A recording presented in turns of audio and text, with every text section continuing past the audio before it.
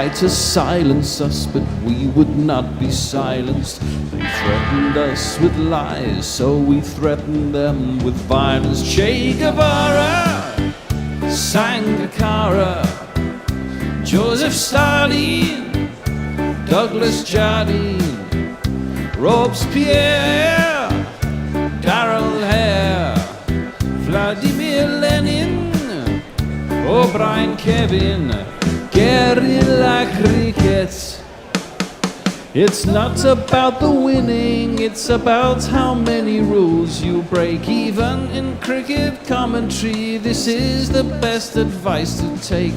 Pick Guerrilla Cricket, it's the finest choice you'll ever make. There's so much more to cricket than rev counters and a slice of cake. At first they tried to sanitize us and clean up our act, but people like it filthy, and we know that for a fact. Fidel Castro, Lenny Pascoe, Carlos the Jackal, Umar Akmal, Mahatma Gandhi, Well, Sanjay, you might want to come and sit down. Andy, Brendan You might want to Bian, join us because we're about to go on. Austin Ian, Guerrilla Cricket. Stick with us, cause you know we're not the kind of thing that you see on the TV and the radio. So vive la revolution. First they tried to buy us, but we would not be bought. Okay, we were, but then we ran away, and we will not be caught. Would not give up the ghost when they left us all for dead. They decapitated us, but we just grew another head.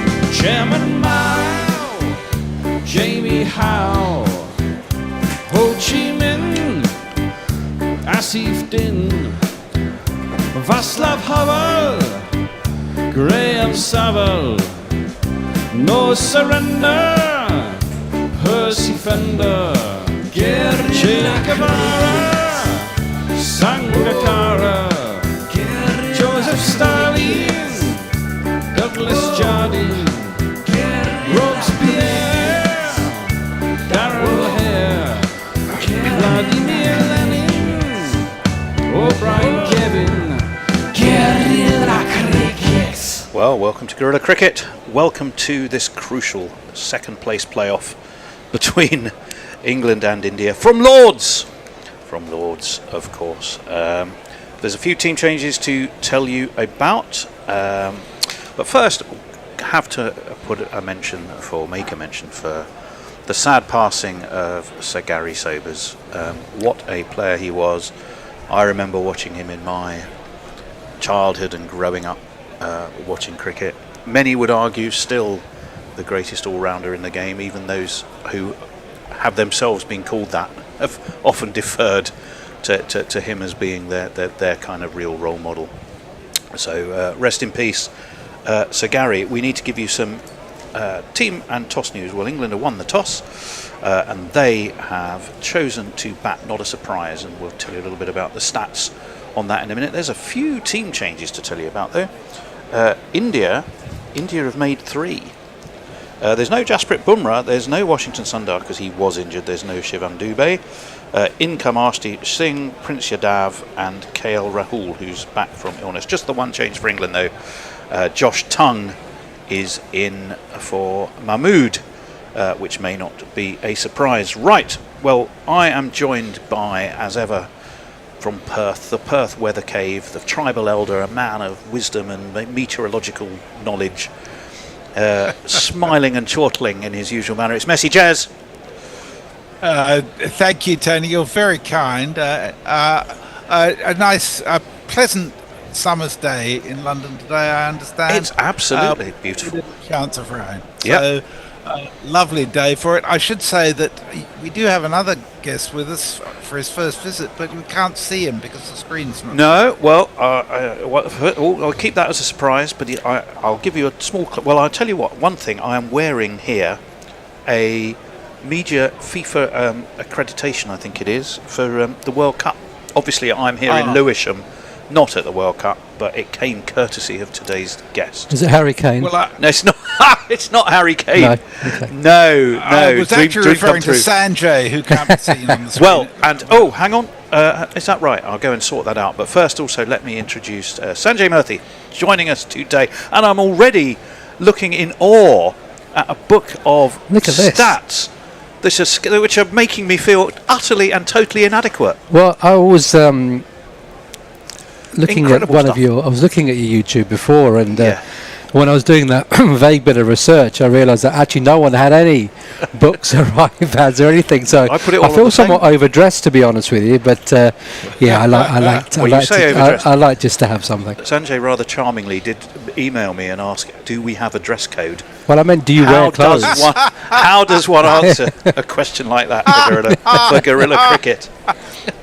Yes, we tend not to wear dresses. It was the it was answer. more of a vest or a t-shirt type of question, to be honest with you. Near enough. Right, I'm going to leave you two to chat because I clearly need to sort out the screen. I should be back in 2 minutes, and there is actually a minute's silence for Sir Gary, and maybe we'll observe that as well.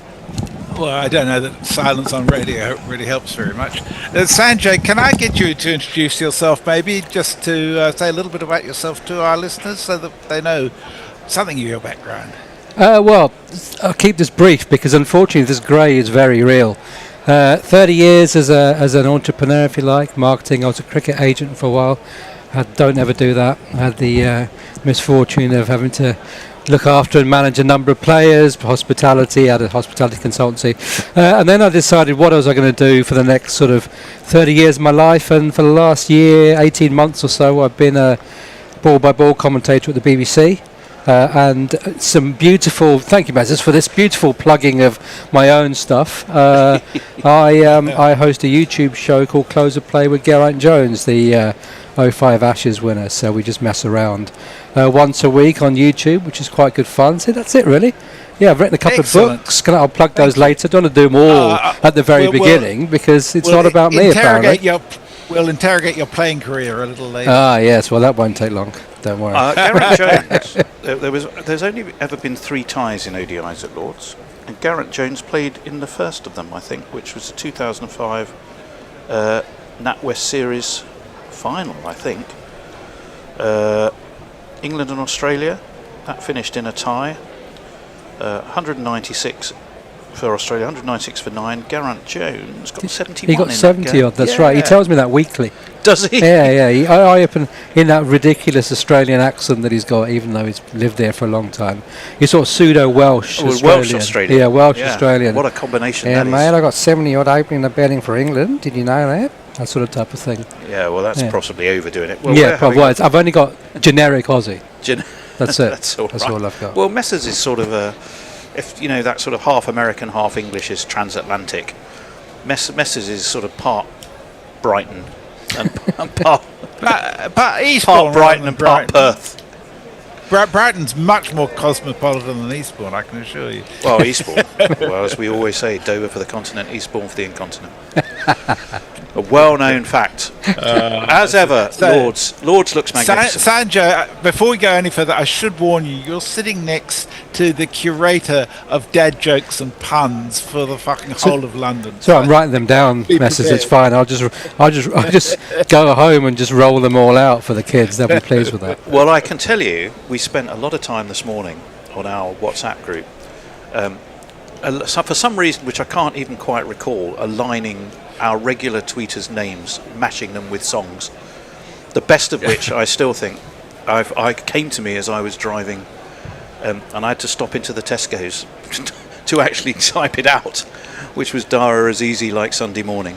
We had plenty of others.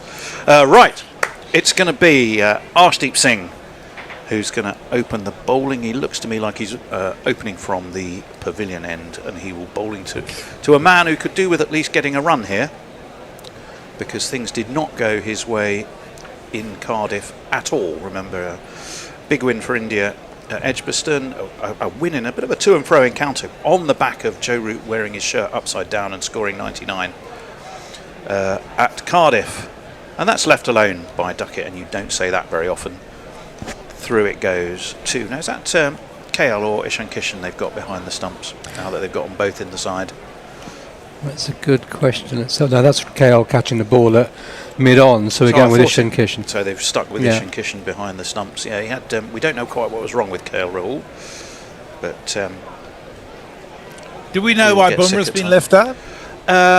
No, we That's a don't. huge miss for India. Well, it is, particularly at Lords, where you'd expect, the slope and a bit of early sea movement.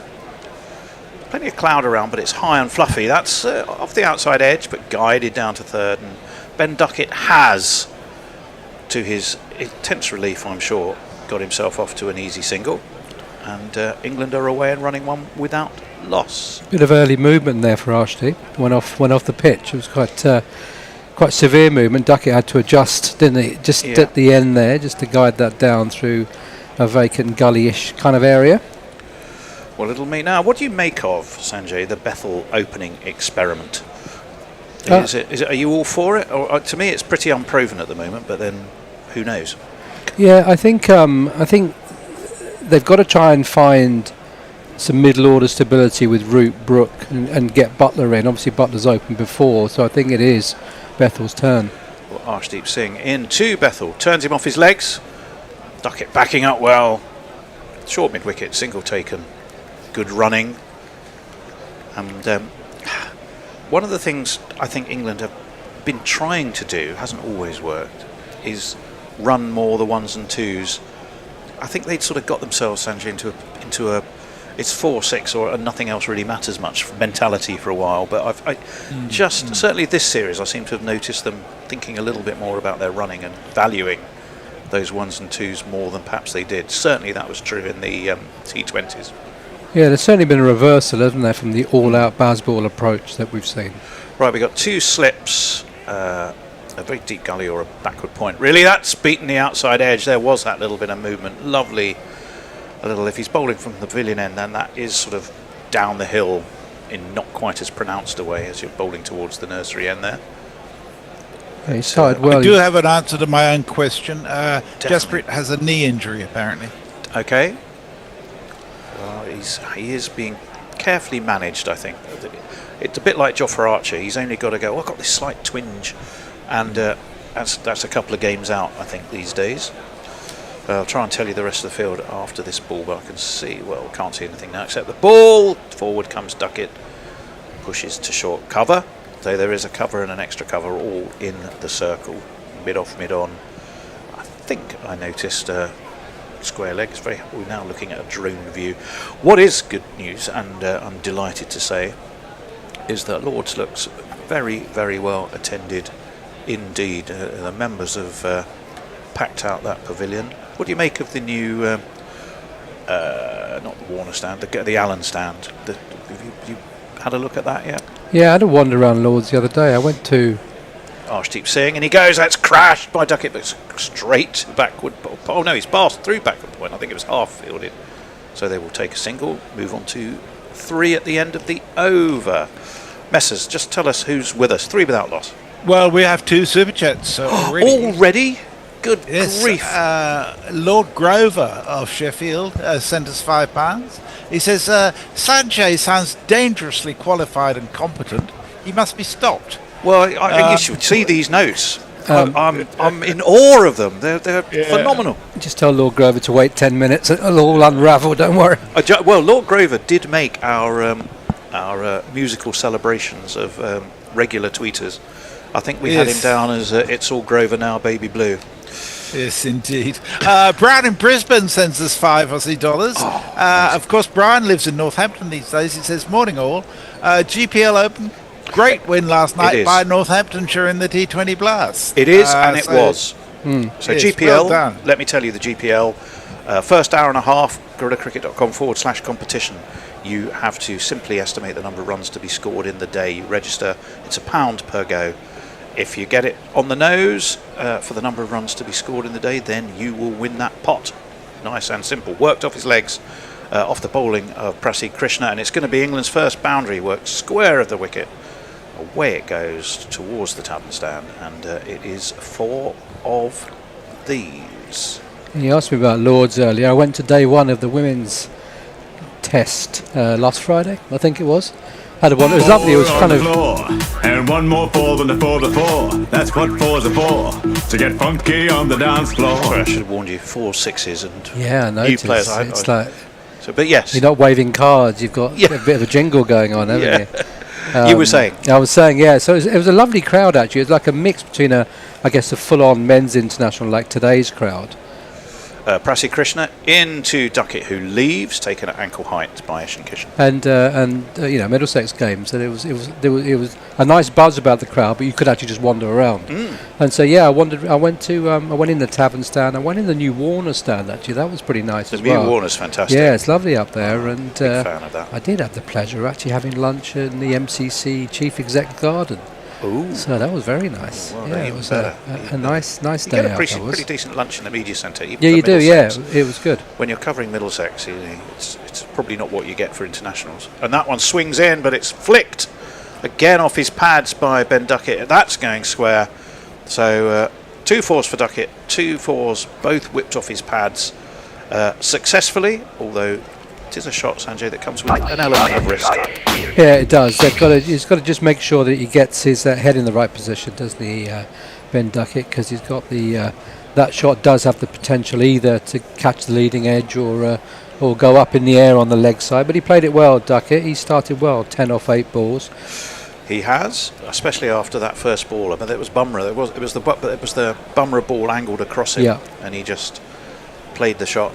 Got lured into it, straight into the gloves of Eshin Kishan. That's how he fell very quickly at Cardiff. In comes Prassi Krishna.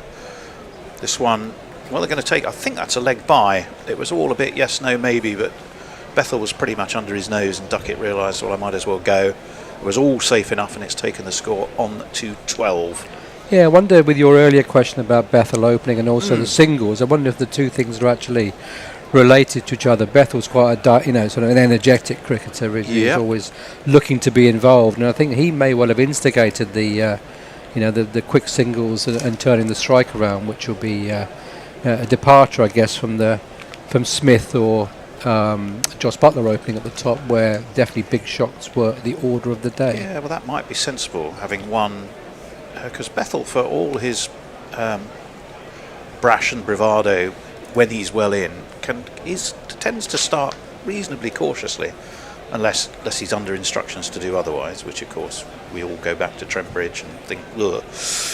Prassi Krishna, well defended, just as if to prove my point, by Jacob Bethel, down to his toes. There is no run, 12 without loss. We're in the second over, of which there will be 1 ball left. Jofra Archer seems to be tucking into an enormous bacon sandwich for his breakfast, unless you happen to know he's vegetarian. What has he got in his hand there? It's definitely it looks bacon sandwichy to me.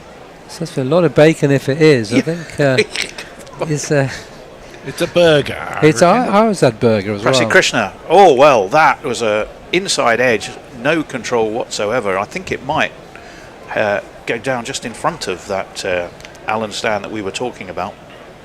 And has got 4 more, but that was under no control whatsoever. Moves Bethel onto 5, Duckett 10, 16 without loss, Messers. We have another super chat Varsity. from Camilla Kutcher, who asked a very, very leading question.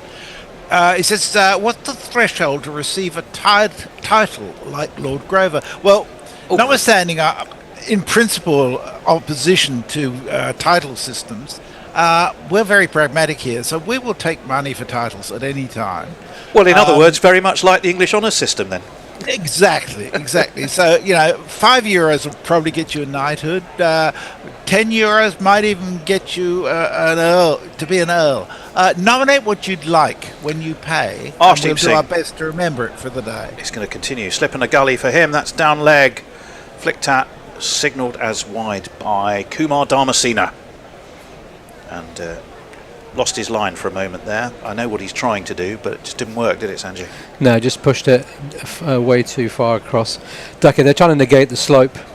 Actually, he's got it to move when he's pitched it up. So I think that's kind of what he was trying to do there. But just pushed it a bit too far down the leg side. First wide of the day, first extra. Well, let's see if he's going to correct his line. In he comes, left armour.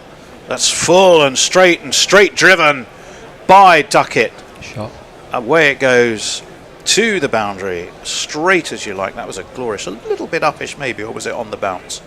Yeah, I think a bump ball. I think he hit it into the ground, and but timed it well. Good shot, Ben Duckett. He's looking in good form, dare I say. And if you kids can't listen, then you bound to see the way you get shot for crossing a boundary, crossing a boundary. All of which reminds me, with new special guest commentators, people all the way from Philadelphia, and all kinds of other things going on. And Harry Kane. And Harry Kane. That's defended by Duckett. I haven't jingled up anybody yet, so here's a bit of Ben Duckett for you.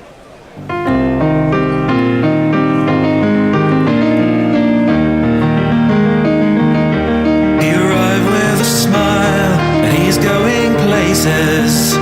He's looking good now, he's in with the aces. He was up at Stowe School playing T20. He might play for England, but he'll still be Ben Duckett to me. Well, he's facing Arshdeep Singh, and that's sort of speared off the outside edge a little bit. It's fielded at extra cover, and he should have taken a single. Yes, he did. England move on to 22. Do you give a shout out for the person or people who made your jingles for you? Well, we do have a number of jinglers. Jinglists. Jinglers, I think. The Mog in Melbourne, Jeff Perkins. Help me out, Messrs. I'm an old man. Richard Peel, Mark Zipp, James Sherwood, who wrote our amazing theme tune. That's Indeed. worked nicely by Bethel's. Half a shout from Arshdeep Singh, but I don't think that had anything going for it. Dave Barrett, of not course, a runner. Men with Van. Men with Van, absolutely. Joffre Archer, when he comes on, you'll probably enjoy. That's, although, haven't we changed that jingle lately? Or is it still the Men with Ben jingle? I can't remember. Yeah, that was. I think there was a bit of bat on that. Bethel was trying to work it to leg, but it's a dot ball, whichever way you look at it. England going along nicely at the moment. Run rate over 8 in the power play. No, they did actually start very slowly, although I think the batting conditions were a little different at Cardiff. That's worked off his leg beautifully. It's beaten the man square, and it should race away in front of the boundary, and it does. So 4 more. Lovely controlled shot. One of these. Jeff Perkins. Giuliani had his reasons for selecting his landscape seasons. There were 4. That was beautifully controlled, Sanjay, wasn't it? It was a lovely shot. It was a great shot. Good head position from Jacob Bethel. I mean, one of the other talking points, we'll hold it. Arshdeep Singh over the wicket. Bethel forward, dabs this just backward of the man who's at gully. There is a man at third, and they will take a single, so he will keep the strike, and we can go back to Messers. So the Super Chats have very much stolen the limelight in the socials this morning, but just to say hello to Sudahu, Jonathan Shawland, Muttley, Mutters, woof woof. Mog, Eric J, Extra Fluffo, Brian in Brisbane already said hello, Leah, and Freaking Awesome. We do have another Super Chat from Mog, who just says, for $10, Hang on, I'm going to celebrate that.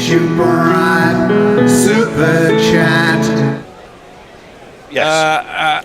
I'll take the title. This is probably an old English of some sort. Sarkisatin.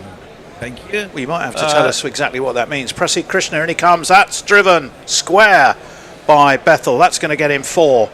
What a lovely shot that was. His timing looks to be impeccable this morning. It's a good start for England. It's a good start for Bethel and Duckett, and it's another one of these. 4 on the floor, and 1 more 4 than the 4 before. That's what 4s are for, to get funky on the dance floor. It's just out past. There's sort of a point, isn't there? Just backward of point. And he just leant into it nice and easy, not trying too hard. What's Prasid Krishna got in response? And he comes. Well, he's got a good ball. Krishna's up. Prasid Krishna also up, but I don't think that there was anything there. It was an attempted pull, possibly too close to his body to attempt the shot he was trying. Bottom edge. Shubman Gill doesn't look too interested in going for a review. I think I think there was just it was a poor shot by Bethel. But I was going to say actually that the pitch looks a lot better than the pitch at Lords actually. And first of all, at Cardiff, you mean? In the Test match. Oh right, the Test match. No, I think you're right. And they're playing a lot further across to the towards the grandstand, the pitch they're using here. And I thought originally that actually didn't bounce that much, but it did. That's steered to back a point now. They've closed a gap there. They just brought that fielder in, so you have a man at point and you have a man at backward point, and they could pretty much reach out their arms and touch each other. Sorry, it's just his hip as it goes through. Yeah. He was lucky not to get bowled as well. It was close on a lot of counts, but yeah, they've just cut that shot off, haven't they? But Prasid is going to bowl outside that off stump, you would think, to that field, and try and induce Bethel to try and just mistime one. A lot of catches. I think Martin Saggers is our other umpire today. That one does jag back in, hits Bethel quite high on the pad, goes away into the offside. There's no run. 31 England have got to. Yes. I mean, what do you make of Tongue in for Saqib Mahmood? Yeah, I think I'd like to have seen James Coles given a go today. I mean, him and Rayan Ahmed, I'm a big fan of Rayan Ahmed. I mean, he gets runs as well as bowling. But yeah, Tongue I think is a good option. I think he's got the pace and the control, and he's developed so much over. Round the wicket comes Prasid. That's driven straight to that ring of, you've got 1, 2, 3 fielders. You've got a very short cover, a point and a backward point, all really trying to block off that favoured angled shot of Bethel. And there's also an extra cover as well. So India have clearly got a strategy of attacking the off stump and cutting off the supply line of favoured places for Bethel to play. In comes Prasid, round the wicket. Beats the outside edge now. That was a corking delivery. And brings a big smile out of Ishan Kishan as he fields. It's 31 without loss after 4, Messrs. Mark clarifies his title. He says Shah Keshatim is king of the universe in Akkadian, which is apparently Mesopotamian. The funny S is pronounced sh, so get it right. It says in capital letters. I'm sorry we haven't had a chance to read out the other stuff. There's so much going on at the moment. David Durrell has also joined us. Welcome, David. He's in Beijing, where he says it's hot. Of course it's hot. As Jay points out, he does tend to go to temperature extremes in his wanderings. And Cop One into that says, hello all, great to be here on a sunny day. I was about to say both openers are quite restrained, but that Bethel swipe may signal a more aggressive approach is starting. Going just south of 8 and over is not too bad. There's a slip. Arshdeep Singh's in. That's a little bit uppish as he turns it off his hip. Duck it. Backward of square. They should comfortably take one and bring Bethel back onto strike. Oh, leg by. So we talked about that. The other one I think is an interesting discussion point from an Indian perspective is Rohit. To me at Cardiff, Sanjay, he kept playing a shot to try and pull or hook balls that came onto him far too quickly, even before the one that got him out. Seemed to play it at least 7 or 8 times. He's trying to play a shot just not to play. So I'll just hold that thought for a second. In comes Arshdeep Singh. A little bit inside edgy, but gets it away square. They may be able to come back for 2 if they're sharp. Fielded by Bra. And yes, they do. Score moves on 34. Yeah, this is the summer of oldies, isn't it? With the Football World Cup with Messi and Ronaldo and stuff. And Rohit's 39 now. And I think maybe just some of his former glories are fading. I mean, he looked very sort of uncertain and defensive also at Cardiff. He got 26 or 47 balls, and it's just not the dominant Rohit that we've seen in the past. Arshdeep Singh in. There's some chortling from Messrs in Is the that background. the old comment? Yeah, it is. Us old grey hairs. Yeah, well, I'm counting talking myself about in how that, old don't these worry. youngsters are. Well, exactly. Yeah, that's the worry, isn't it? You look and go, crikey, he's that, and he could be my son. Yeah, that's the concern. But yeah, 33 one-day hundreds. Rohit Sharma. He's been a heck of a performer over the years. But the young guns, and that's the thing with the IPL, isn't it? It's producing so many players. To a certain extent, India have got a treasure trove of young batters coming through. But what about the comment that they haven't really done the hard work? Arshdeep Singh up onto his toes, nicely steered down to third. He will get a single. The score will move on to 35. Yeah, I think that's without loss. That's a good point, Messrs. I think because they don't play anywhere else, do they? We were talking about this. I think I mentioned my podcast Close of Play. I'll do that again recently. John and I were talking about that because they don't play overseas. The only time that these young Indians go and play overseas is when they're playing for their country, because obviously IPL, then they don't play in other franchises. So yes, they don't have the glut of cricket that some of the other guys have got. Arshdeep Singh, in he comes. Oh, and that wasn't discomforted. Duckett maybe just bounced a little more than he was expecting. It doesn't seem at all sure. It was a proddy attempt at a forward defensive. No harm done though, and it's 35 without loss. Rohit Sharma and Virat Kohli have played about 600 one-days ODIs between them, let alone all the other stuff they've played. So that's a heck of a lot of cricket. That as Messrs says, that these younger guys aren't going to play anywhere near that number of games because they don't. A, there's a lot of them. And B, also India, they won't be playing as much cricket because they don't play, around the world. That's nicely worked away by Duckett. He's got that through square. 3 fielders are enthusiastically converging, and it is not going to make its way to the boundary. It should get him 2.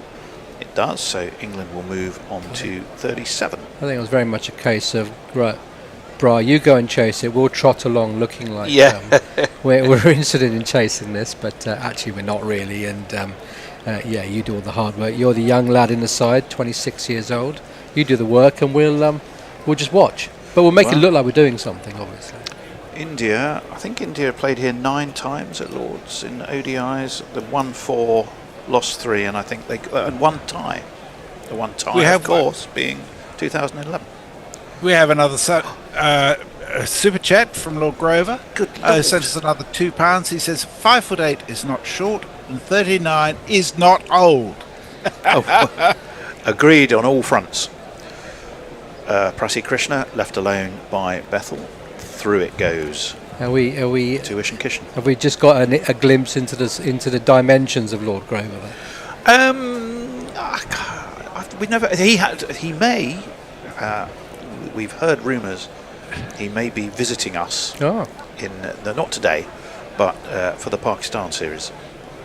So we're all definitely Messrs can tell you, but I think he had to sign. He would be about 5'9", I'd say 5'8", 5'9". Didn't you have to sign an NDA before you sat down and had a few beers with Lord Grover?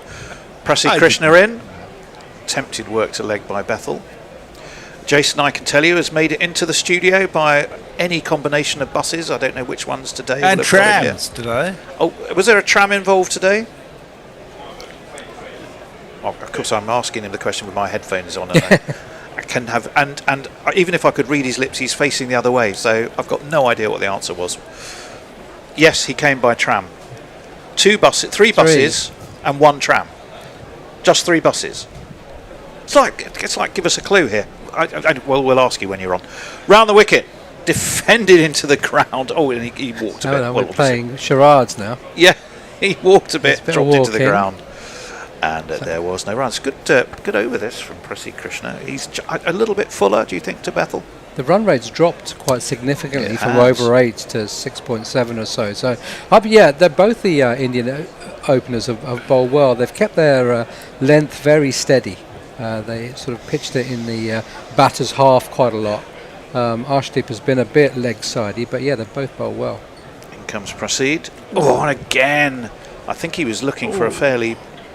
What is he trying to pivot? He's asking for a catch there. It's bump ball, from another planet. Yes, it was played into the ground. Saggers doesn't look too impressed. Martin Saggers has got the look on his face of a school teacher who's going, you really think you want to do that?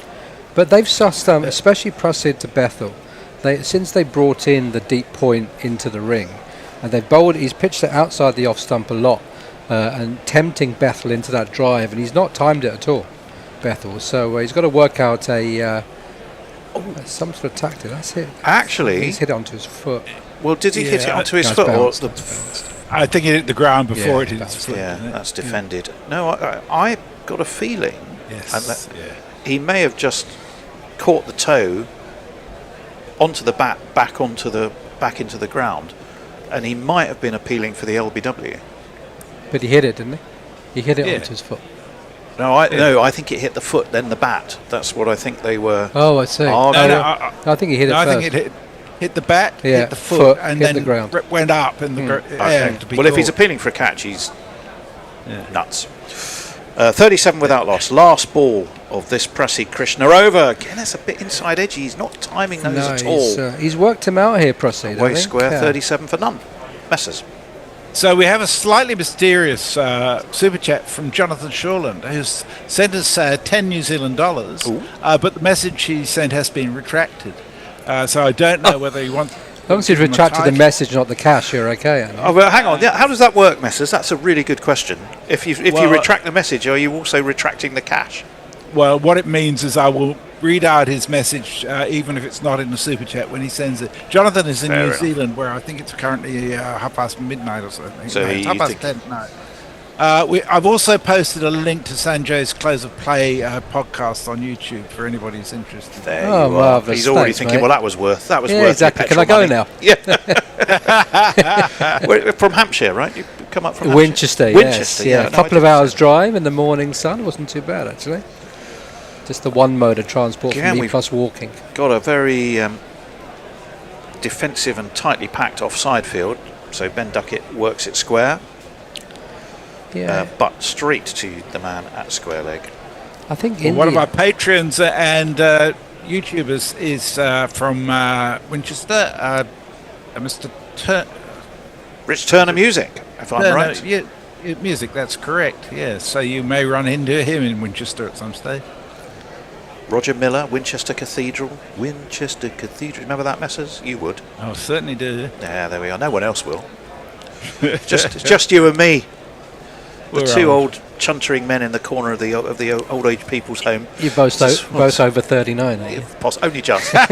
Just a Worked bit. square, single taken, and we'll bring Bethel back onto strike. Duckett 18 off 17, Bethel 17 off 21. It's been speedy enough, but the run rate, which was going along at the best part of 8, has dropped to 6. But I think India have sort of got into their work and have, possibly dropped pace a little bit, but in favour of being just more nagging and accurate in their lines. This looks only a couple across from that test match pitch, and I wonder if... Round the wicket, Oh, dear. and that's speared away down leg. Kumar Dharmasena. Oh, it's going to be 5 then in that case. 5 wides, not great. And that will help England's run rate substantially, and we'll give it one of these. Yeah, it's interesting to see. Not. Sorry. 4, 4, 4, F-O-R. Interesting how this pitch plays, is what I was going to say. Because I don't know who will be happier, actually, with at the end of this power play.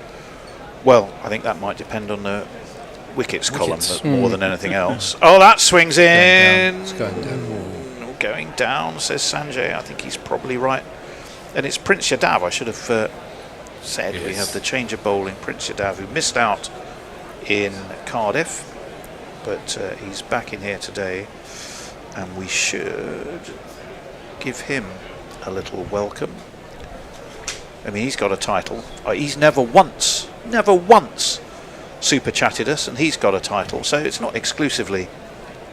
I don't think he's here. Come on, Bear. I'm trying to look for Prince Yadav, and he's not here. I'll have to find him when I get a moment. Up onto his toes goes Bethel. Out to extra cover. There is no run. I don't think he played at Edgbaston either. I think the last match he played was one of the T20s. I think it was one day. He's played a couple of one days you before. are right. Let's see if I can find him. taken 3 wickets in his 3 matches, Prince Yadav. I looked him up and I thought Prince might be a nickname, but it's actually his actual name, which is good going, I think. Yeah. And he comes, he's got a bustly run, that's for sure, and that was again gone down leg, and again Kumar Dharmasena says, really, have I got to do this again?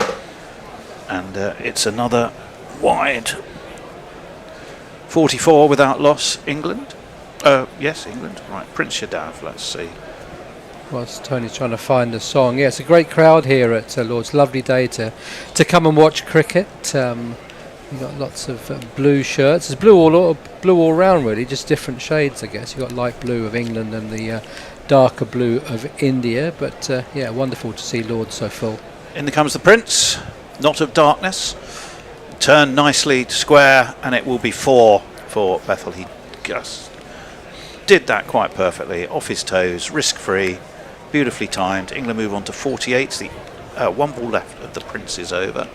Does Messers go with the sort of the Andy Zoltzman sort of approach? Can I just ask him questions about things like how many Princes have played cricket, that sort of stuff, or are we strictly on the...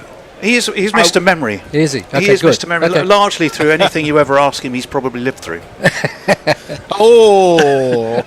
I'm only 75, Tony. It's not that long.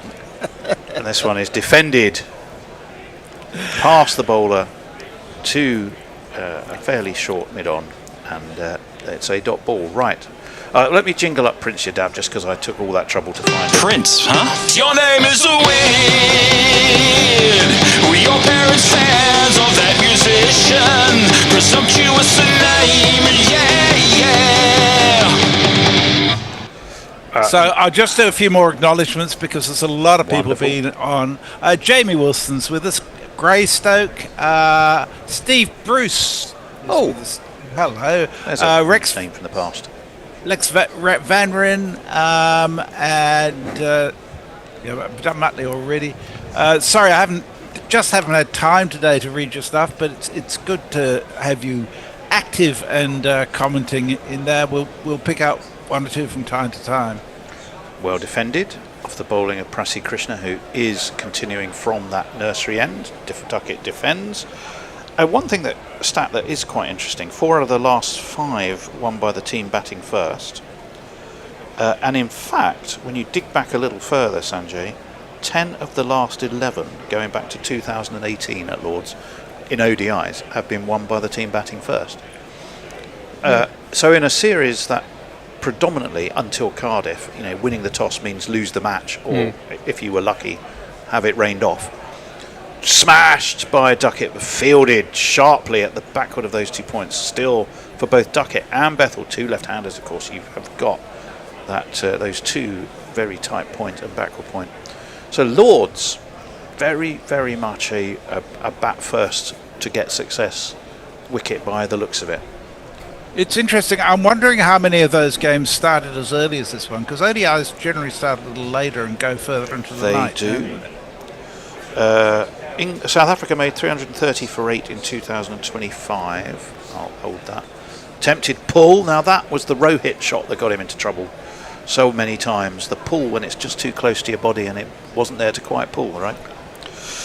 312 for 5 was England against Australia in 24. 311 for 9 England versus New Zealand in 23. 246 in 2022 was what England got all out against India. 247. So their overall average first innings score in the last 5 ODIs is 289. For those of you doing the GPL, and if you're not doing it, why aren't you? What's the pot, Messers, on the GPL, by the way? It was 73 quid the other day. I'll have a look now. Well, have another. Hopefully it's gone up. Get on Board, which is a fabulous album by Rai Kuda and Taj Mahal, if you ever get a chance to catch it. £72 it is. It is still 72 quid. Well, there we go. Yeah. Right, Prassi Krishna is heaving his shoulders, having a think about how he's going to tackle Ben Duckett. I would say bowling full is the answer, and he does, and he swings it into Duckett, who again I think was looking to work it square, and it ended up going straighter than planned, which meant he probably got a little bit of a leading edge Bit of shape in. Plus, it's quicker than he looks, Prasid. That was at 92 miles an hour, exactly. 150 clicks nearly. Yeah, 92 miles an hour and swinging. That's that would possibly explain why that run rate has dropped to the level it has. It's 48 for England, but, and I keep saying but, crucially, touch wood for an England fan, no wicket. Oh, that was a ducket, wafty swing. Through it goes to Ishan Kishan, and the Duckster, as is his wont, having played a full shot, practices it about 3 or 4 times. It's like a golfer who's sent one flying off into the trees and then stands on the tee and just plays the shot, just to think, what did I do wrong? Yeah, just to show what could have been done properly if he'd have actually tried. Yep. Yeah, we got 1, 2, 3, 4. There is a third man. There's a deep backward square on the leg side. That one's wide. Ishan Kishan takes that. He just likes an puts his appeal hand- as well. I really have, at least it's a fairly restrained one. Who am I thinking? Who's the Sri Lankan wicketkeeper I'm thinking of? The Jack in the Box. Yeah, jazz hands. What's his name? Dick Weller. Dick Weller. Dick Weller and his jazz hands. Right, 48. Without Okay, loss, that was a maiden over. It was. Jonathan Shorland is back to us with another 10 New Zealand dollars, Oh. and he's very specific in his demands. Okay. He says, can I buy the title, The Viscount Shorland? I look down at the barons and I look up at the earls. I know my place. I think we've... Well, just for to keep a referencing record that. Yeah. in the studio of the people who have bought titles, the Viscount Shorland should be put on a sticky note so that future commentators will know how to refer to him. Viscount Shorland, I will remember. Thank you very much, Jonathan. We appreciate that. It was worth that, just to recall. It was that was the week that was, wasn't it? That when that first appeared. It was my Ronnie place. Barker, John Cleese. Cleese. Pretty sure it was Ronnie Corbett, Yes, it was. and yes. they all got shorter. So Ronnie Corbett will have been on the Yes. shortest end. Prince Yadav down leg. Bethel started to think about it and made the wise choice to let it by, and it will be a wide. Probably smart. Who else was? Tim Brooke Taylor? No, just the three of them. That's all it needed. Was it just the three? I'm of upper them? class, I'm middle class. I'm Oh, that's right, 3 of them. Yeah. So Oh, I'm Cleese, sorry, I'm lower Barker, class, I think. Corbett. Yeah, there we go. Bowling from the pavilion end, both the Compton and Edrich stands look very nicely packed indeed at Lord's. That's gone on leg as well, but this time Bethel, it was nearer to the leg stump.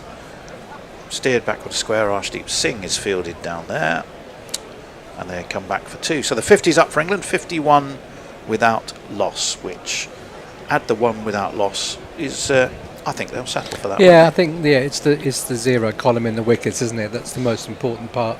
Setting a good platform, Duckett and Bethel here for the other guys to come in. They've obviously got the explosive Brooke, Butler, Curran can bat, Will Jacks. So there's a lot of batting to come for England.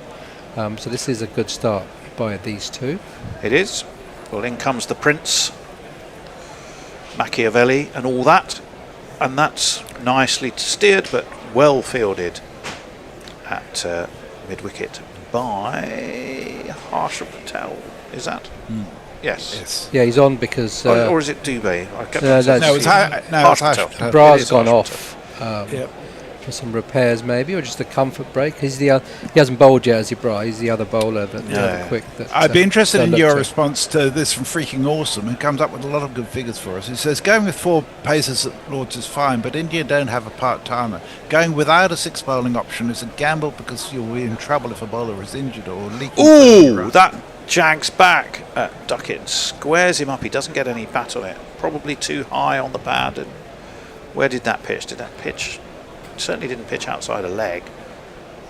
So that must purely have been on height. Yeah, but it did jag back in. 52 England without loss. Duckett going nicely. 18-24 for Bethel. Yeah, that's a good point there, because they've got Aksar as a spinner. There's a sole spinner in this side, which is quite surprising that Kuldeep Yadav didn't get a call up today. He sort of got big raps from Ravi Ashwin, hasn't he, to say that India should treat him better. But Well, they say Lords is not necessarily kind to spinners, but No. that might not be so true in white ball cricket. That's nicely worked to leg. fielded at short mid-wicket. They do take a single, but they'd run well. Or did they not run well? I think they did. No, they didn't run. They didn't run.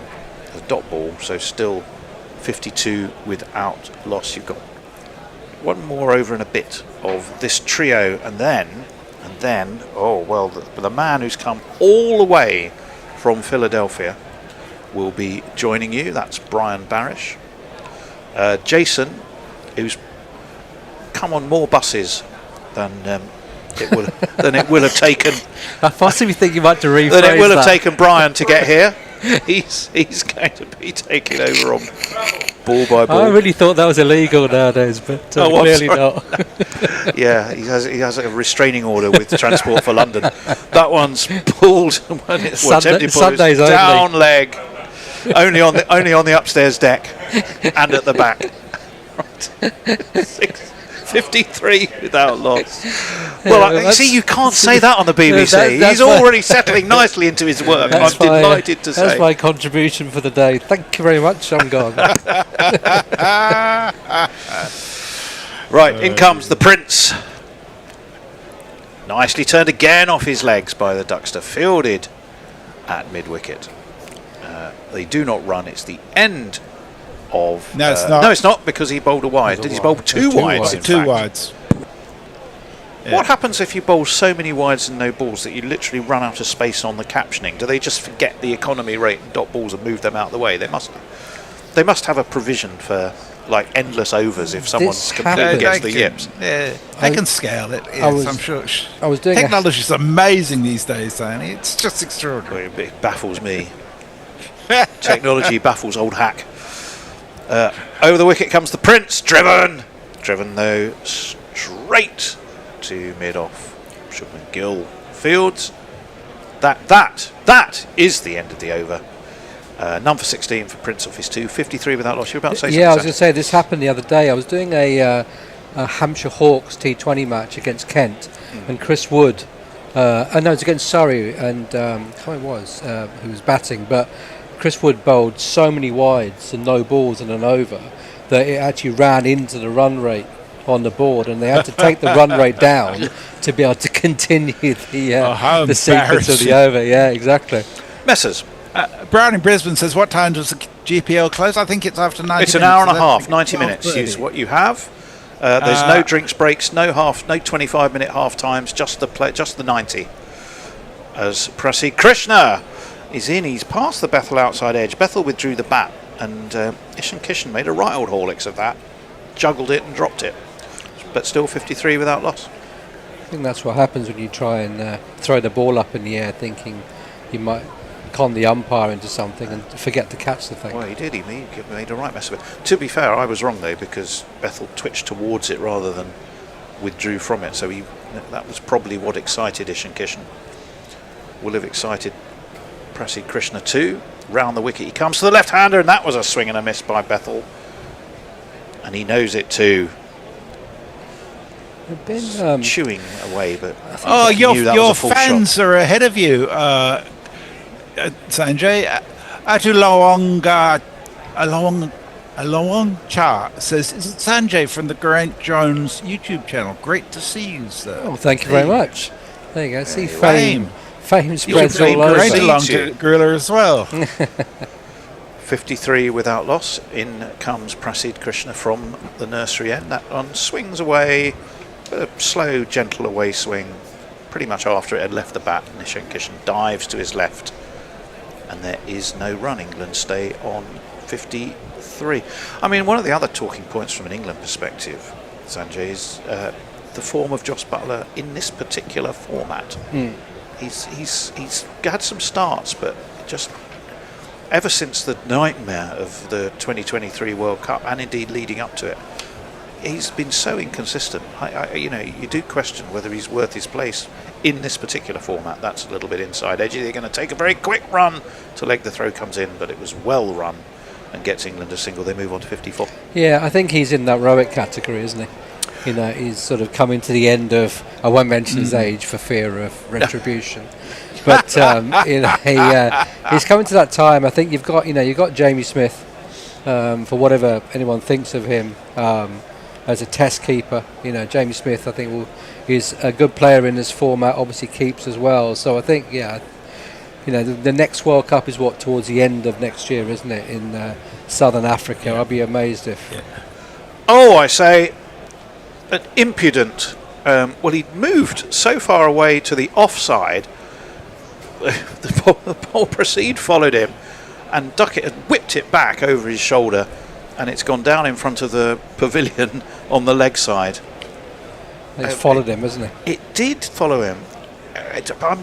Did he kind of he shifted the shot he was going to play almost mid-stroke, I think. I think that's good. It's unlucky, very late. Prasid, I think, because I think he's seen him go, and if you look at his wrist, he's angled that down to following. He's tucked him up. Has Prasid, and Ben Duckett, yes, does get it down to the boundary. It could have easily flown up in the air.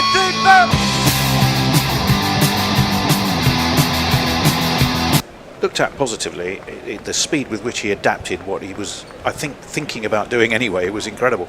That's beautifully straight driven, but the half take a run, realised two fielders were converging from mid-off and mid-on, and safety was a better course of action. It's 58 without loss after 10. We are going to have a change. We're going to welcome Jason. We're going to welcome Brian from Philadelphia. And I can't remember who else. There's a super chat just to finish this session from Jay Grover of £5. Says, he's given Joss Butler an extra S. Stop it, Jay. Joss Butler needs to be in a secure facility because his eyes scare me and he will kill again.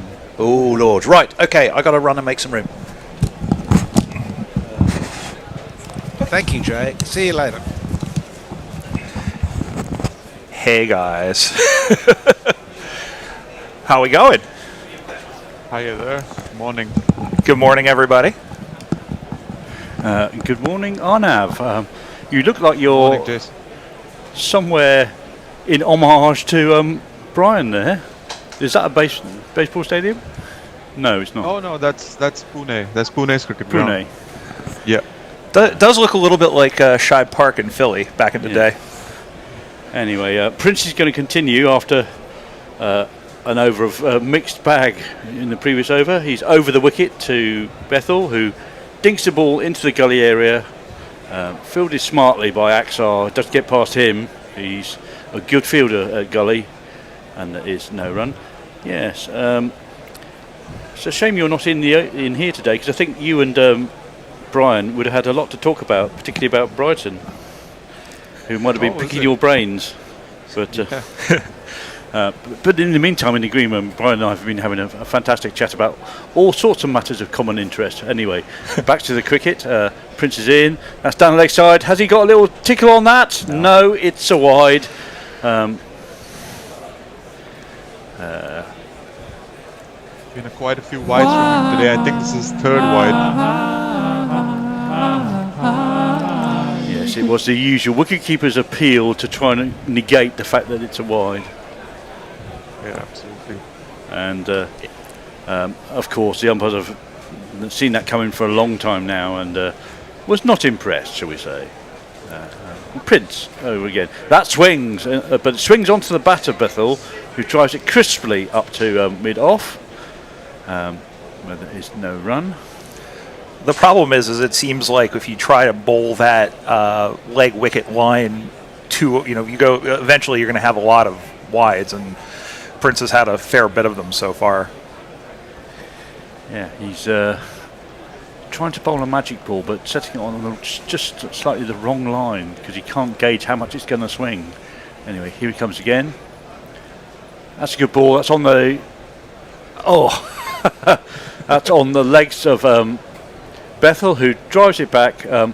Yadav fields in his follow-through, has a shy at the stumps because Bethel's out the ground, and Bethel has to do a smart dive to get back in. I think he would have been in any case, but ended up with his dignity on the floor, shall we say.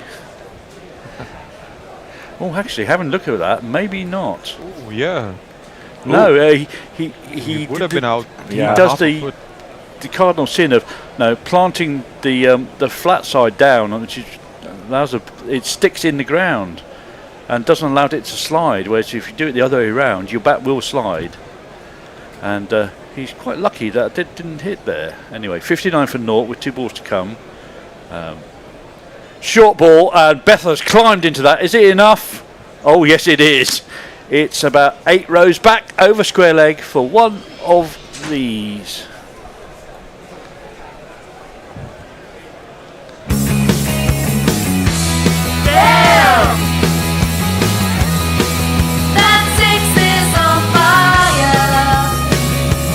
Not really the place to bowl to a left-hander in general, and Bethel in particular, who's absolutely clobbered that. And no shade at all to the women's game, but this is 50 overs of, oh, go ahead. That's wide, and Bethel chases it with his hands and feet. Another wide. And the umpire says, no, that's not playable, have another wide. There's this 4th wide of the innings so far, just 2.4 overs. Yeah. I mean, he had a pretty good start to this series, and game by game, he's just degrading his reputation very slightly. Oh no, do not think. I think he's just still finding his feet, especially since it's his first overseas tour. Driven, is that caught? No. It's a good stop again by Aksar at sort of gully-ish point area. And that is 1 ball to come. The thing with this bowling lineup today is that obviously without Bumrah they're going to struggle to contain England's scoring, and as you can see it's already the case. Well, it's a good start. I mean, just into the last ball, the 11th over, and 66 without loss, and the without loss is probably the most important statistic there. That's short again, not quite so short as the last ball, but Bethel has again climbed into that and punched it over mid-wicket onto the floor. Couple of bounces for one of these. There's not one boy for me, I must have 2 or 3, I need 4. That's the end of the 11th over, and they're 70 for naught. Brian. Yeah, we got a couple of super chats in. Jay Grover has given us £2 saying, just because Brian Isman. Thank you, Jay. And to Mog, who has given us 10 dollary dues or dollar bucks or whatever you want to call them in Australia to help defray the cost of Brian's travel. Hi, Brian. Dollaroos, I think, is the best answer. Dollaroos, yeah. And then nice. Somebody told me to apply for asylum while I'm here. I was going to say nothing against the women. I've now watched 50 overs of cricket here in England, and that was the first 6 I've seen. As we see more conversations between Kumar Sangakkara, Nick Knight, and I think that's Clive Lloyd sitting down. Probably about their old mutual friend Gary Sobers. Anyway, Arshdeep is in, and that is manhandled somewhat ungainly by Duckett into the leg side, but there's no one anywhere close to him, and takes a single. Yes, I think it looks like Clive Lloyd is giving audience to all the other people about Gary Sobers, which I wouldn't be surprised, because the man was an absolute legend and will be very sadly missed. Yeah. Fantastic play. I mean, obviously he's one of the greats, and he's not only that, but just listening to a lot of his stories and just listening to the tribute that they had was fantastic. Oh, the Michael Holding tribute is great. Yeah. Arshdeep, that's a better ball on off stump. Bethel just plays that with a straight bat under his eyes, back down the pitch, and there is no run. Yes, I mean, it's amazing when you consider he came into the side initially as a slow left-arm bowler and batted at 9, and then 2 years later he's now batting at 3 because of his ability, and he came in at the age of 17, and his first Test 100 was the almighty 365 not out, and he played for 20 years. Yeah, well, that's what he did in those days. Yeah. Arshdeep, that's onto the legs again of Bethel, who works it around the corner, and they're very quickly through for 2. That's very good running. Both Bethel and Duckett are quick between the wickets, and they made that 2 look really rather straightforward, Arnav. Yeah, we've seen this for the second time today. There was one shot earlier when they placed it in a similar place on the field and came through for a quick double. I think India's fielding has to be a bit sharper to avoid that. As we watch the person who is not in the field of play today, have a nice little cup of something beyond the boundary rope. Arshdeep in, short and well ridden by Bethel, who gets up on his toes and even off his toes to knock that down into the leg side to just around about square leg and a mid wicket in fields. It's 174 for naught with 2 balls to go in the 12th over, sorry. I think they've sort of found a length that troubles Bethel with the ball pitched outside the off stump and bouncing towards his chest. Yes, kind of makes him struggle. Krishna in a couple of overs before, he had Bethel on toast with the rising ball just outside off stump. Didn't get an edge, but was very close to it on a number of occasions. Short and anything short of a leg is very short. So Ben Duckett, who just works it around the corner, helps it go down to square leg. Takes an easy single. As we see Rohit with the black armband. Who's the black armband for, Arnav? Do you know? Sobers? Yeah, so the entire it is for Sobers. The entire team's wearing them. It's a great gesture. There was a picture that BCCI posted on their Twitter with the team lined up and all of them wearing the bands. Good. I like to see things like that. Driven very nicely by Bethel. That's a beautiful shot. Yeah. He just walked into a full pitch ball by Arshdeep, punched it down the ground.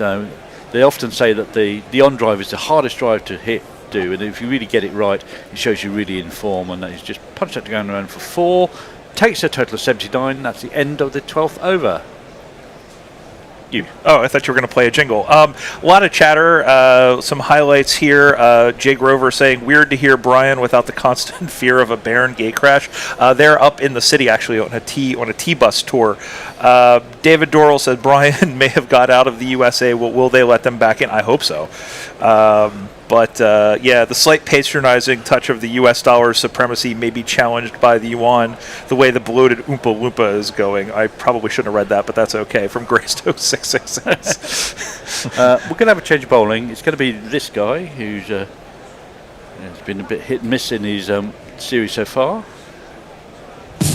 And I said, hey. And his first ball is rising on Duckett over the wicket and just knocks it down, but can't get a single. It's Gurner. I will say it's been a very eventful. We've been here since Wednesday. It's been very eventful. Gareth Sobers passing away, getting a new prime minister tomorrow, and England being in the last 4 of the World Cup. It's all happening. Well, I mean, I'm still amazed at what happened last night. I mean, I have not seen any of it yet, but what a match! It's just. I listened to it because it was so absolutely late. Bonkers scoreline when I saw it this morning. So short and wide and cut very nicely by Duckett, who hangs the bat out of that really and lets it glide off the bat down to fine leg. And the fielder tries valiantly to dive and save the 4, but can't manage it. And if you kids can't listen and you bound to see the way you get shot for crossing a boundary, It's kind of like a scything up and over motion there by Duckett. Pretty safe as long as you manage to get it wide of the fielder at third man. That's a better ball by Bra. Angling in on off stump. Duckett defends, which is not something you have to say very often. And the ball trickles up to mid off, and there is no run. Scores now 83 for naught. Batters have been really smart with their shots so far, especially Duckett. He was the one who started off scoring fast with 3 or 4 boundaries in the first couple of overs. It's slightly un-Duckett-like, lower than 100 strike rate at the moment, with 28 off 34. Another good ball by Bra, attacking off stump, defended by Duckett with a punch to mid on. And it just seems like it's a really good batting day. Like, it's nice and cool. Like, I know somebody was mentioning something about how well the pitch has been, and it's actually different than from the test match, from the women's test match last week.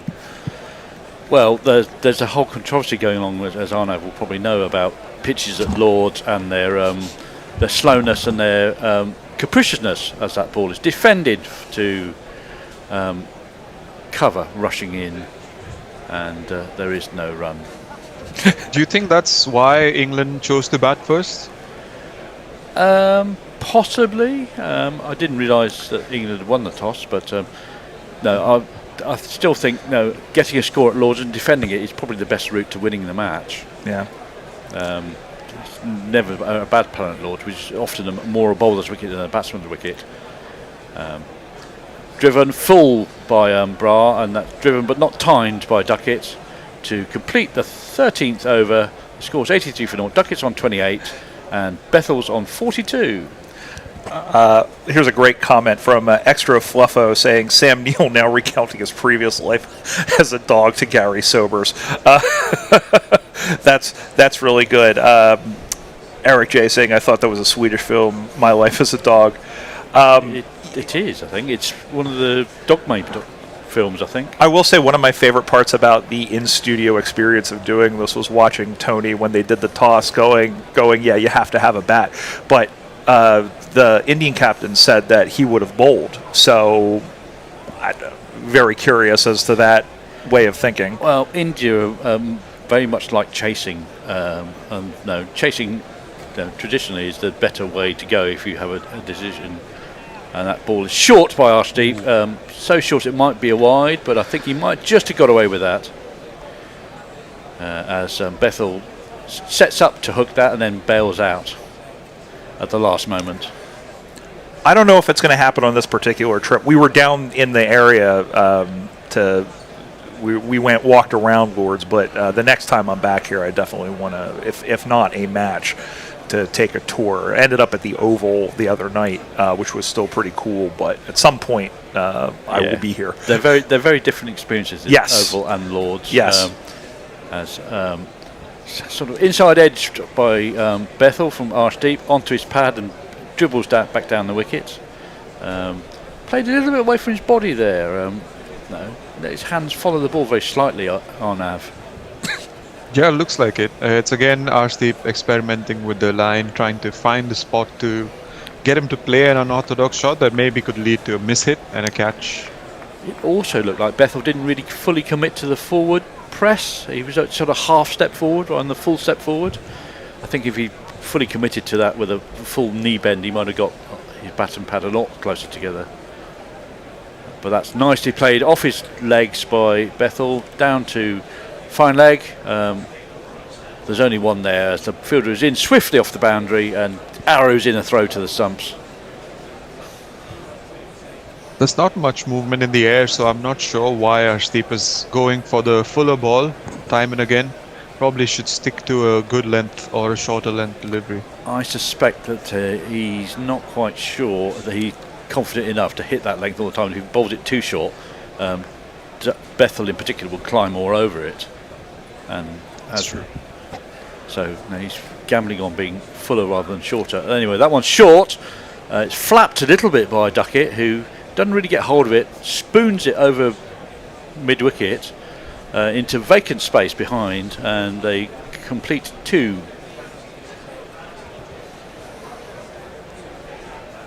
That's right off the toe. He's very lucky there that doesn't go straight up in the air, but completely mistimed as a result.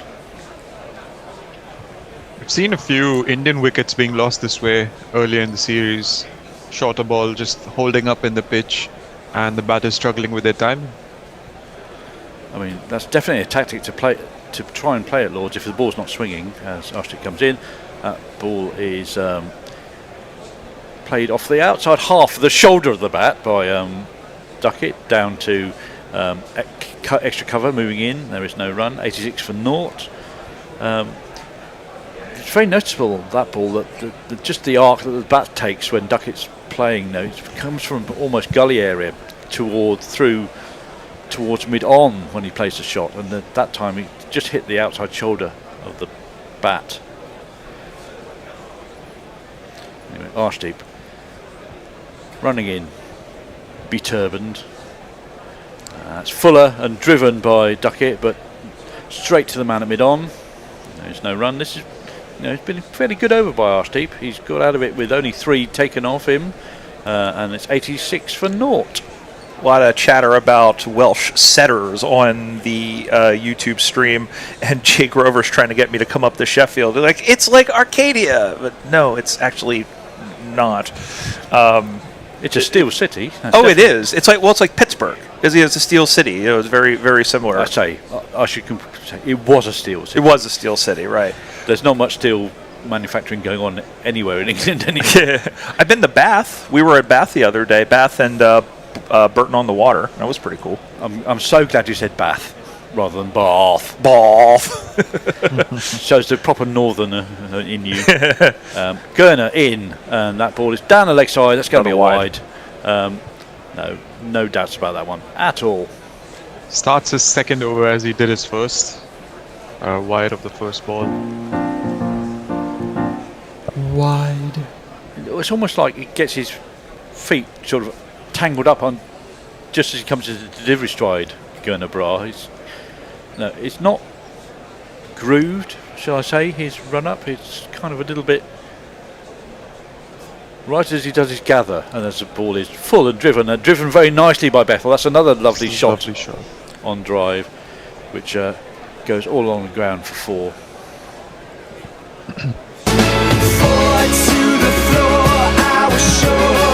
Moves the score to 91 for naught. Bethel seems to have a very good balance at the moment, having often been got out before he can get going in a match. In the most recent ODIs, he looks more composed now. That's a round the wicket and a good ball by Bra. Again, he takes the outside half of the bat and the ball squirts into the offside, and there is no run. That's 12 wides now. They have not had a whole lot of success bowling towards the leg stump. They seem to be missing a lot of it. And then there was, I mean, there is the infamous Lord's Slope to contend with, and if Gurner Bra is his first tour, that may well be a factor in he's not been able to decide the right line. That's short by Bra, chopped down very neatly by Bethel, down to third man. I mean, it's defeated many more players who've played an awful lot more games at Lords than Bra will have done. And as you said, the wides, so it's also the bowlers, right arm bowlers that are bowling from around the wicket that are struggling with it particularly. Maybe better off bowling over the wicket. Letting the ball, taking the ball away down the hill if you're bowling from the pavilion end. That's driven very nicely by Duckett. He's chopped that down into the ground, and he's threaded the needle through extra cover and mid off to the boundary for 4. There's not one boy for me, I must have 2 or 3, I need 4. Lovely shot. Just got enough weight moving into the ball. I mean, there's not much forward movement, but there's just enough, a hint of putting your weight through the ball there, and it's nicely timed. It's 13th 4 of the innings between these two. And they're just finding the gaps. Well, they look really comfortable at the crease, don't they, so far? Yeah. Bra in, last ball of the over, and he's gone over the wicket, and he's tucked Duckett up, who just defends the ball. That's the end of his over. Maybe he should continue doing that, Gurner Bra. There's another ball left. Yeah, one ball left. The first ball was a wide. Thank you. But yes, I think this over the wicket tactic, certainly to Duckett, is a better one than trying to come around the wicket. You really need to be able to move the ball away from the left-hander to come around the wicket and have any success.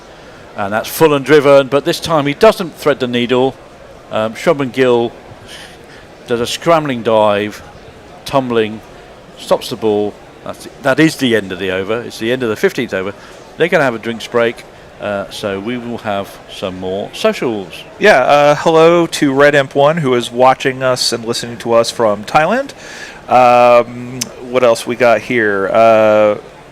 lots of talks about Mick or Mac means son of. Fitz as well. Yes, Fitz for the Irish. Yep. Yeah, that's kind of about it in terms of chats. Of course, if you want to give us a super chat and give us a donation, that's well as well. Also, the GPL is still very much open. It is for another 20 minutes, maybe 20 minutes or so. Yeah. I put my 10 quid in when in Rome or when in Lewisham, I guess. Yep. Good. Thank you very much. I don't know what the total is. £78 last I checked. It was a rollover of 72, and 12 entries. Yes, yeah, there were 2 entries when I put my 10 quid in. So I've come awfully close in the past. Yeah, I've come very close in the past. Maybe today's the day. That would really be something to see in the studio. Is if you take home the big booty. Well, there was one test match a few years ago where I was nervously listening to it while I was strolling around in IKEA with my wife, my daughter, and I think my mother-in-law was there too. And everyone's looking, going, "Why is he so excited about something he's listening to?" Like a random in Conshohocken, Pennsylvania, like in random, and there's this guy like getting excited over a cricket match, which, by the way, I don't think was terribly close. I think it was headed towards a draw, and whatever it was, and I was like 1 run short. It was maddening. But anyway.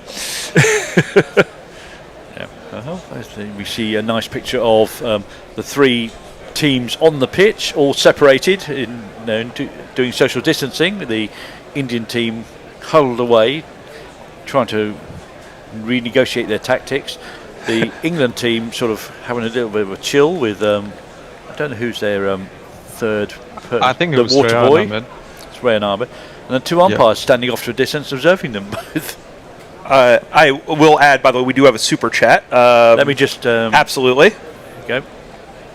YouTuber super chat.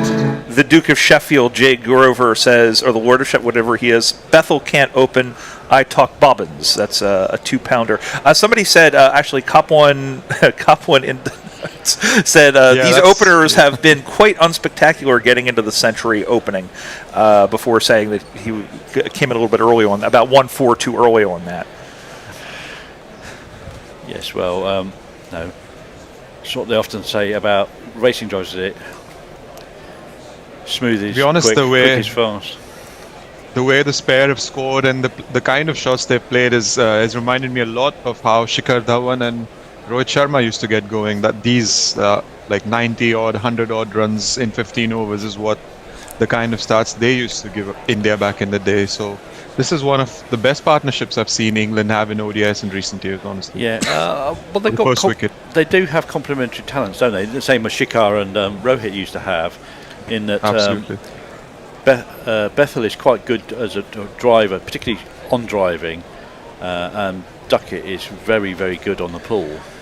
So they've got one short guy and one slightly taller guy as well. So they mess up with your lengths a little bit. Not quite as much as Crawley and Duckett used to mess up the length of bowlers in Test matches, but it is something to consider there. Anyway, we seem to have finished our rehydration break. Pause de hydración, as they say on Telemundo. And Bethel is facing up to Arshdeep, who bowls and it's onto his pads. He just dinks it down to the leg side. The Bear will be happy because there's a short mid wicket there, and there is no run. Sad to miss the Bear today. It's a shame. Well, Bear doesn't do Sundays. Well, he does remote Sundays. Yes. I'm sure Tony had to call the Bear to get us on there. He did. I think there is a non-zero chance he may stop by, but I don't to see me. But I wouldn't make a special trip to see me. Sundays are for family in Bear World.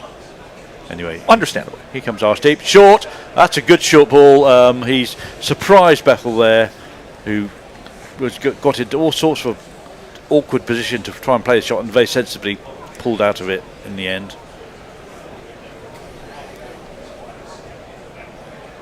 Yeah, he was in no position really to take that one. It was only ever going to go up.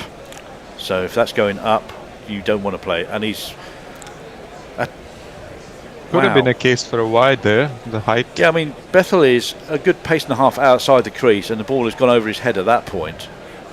So, yeah, he might have gone away with a wide there. That's a good ball by Arshdeep. That's attacking the top of off stump. Bethel just dinks it down into the offside, and there is no run. There are 2 milestones approaching fairly shortly. England might be getting 100 for naught, hopefully, and also Bethel might be getting his 50. And now I've jinxed them both. So Arnav will be very happy for. Happy for who, sorry? India, that I've jinxed them for the 2 milestones I've just mentioned. Short, and that's, he's not got hold of that. He's got lucky though. It's gone over the keeper, down to fine leg on one bounce, over the boundary. It is Bethel's 4, it is the 100, it is his 50. Both of them in one ball. 2 milestones in one ball. There we go. What jinx were you talking about? There's not one boy for me, I must have 2 or 3, I need 4. So Bethel 52 runs of 51 balls with 8 4s and 1 6. Very nicely done, and hopefully long may it continue when I find the right jingle. in play. Where are we? It's milestones, isn't it? I'll do it after this ball. A good riposte by Arshdeep. That whistles past the outside edge. Bethel covers up and plays the line of off stump, and the ball just snakes away very slightly. But here's the jingle I would have played. Don't stop just cause you got to 50. Don't stop, treat it as a start. You can use this to get a better score. The first 50's done, the first 50's done. Ooh, don't look back. And Arshdeep in again. That's a much better shot. There's a quick signal on. Duckett's very quickly through. The throw comes in, misses the stumps, but Duckett, I think, would have been safe anyway. Very good calling by Duckett there, because I think he probably called Bethel through for that. As we've watched another legend of the game in the stands, Brian Charles Lara. They're all out today to come and watch the match at Lord's. Was that Sunil Gavaskar with him? I didn't see. They only showed us about 2 seconds. I was in between the run-up, I might add. They picked the worst times to do this. Yeah. It's like, how can we sneak in something else when, we have a change of bowling at the end of that over. I'll get ready with the jingle whilst you do some socials. Yeah, Greystoke is saying that if I don't win the GPL today, I've been consulting with Todd Blanche, who said I can sue for $10 billion US. It's going to be an unnamed bowler at this point. He's going to getting ready to bowl his first ball. He is a left arm spinner to a left arm batsman. He's bowling round the wicket, and the first ball is dinked very neatly by Bethel over the keeper's head. It's running very slowly to the boundary. They will just stop it. That's a somewhat very lazy piece of fielding on the boundary, but it's just enough to do the job, as he almost goes over the boundary with the ball in his hand, and they've taken 3 as a result. And this is the an easy 3 at that. Seemed like they just ambled through. Yeah, but did play it into wide open spaces, and the so-called bowler is berating his fielders as a result. It's this guy.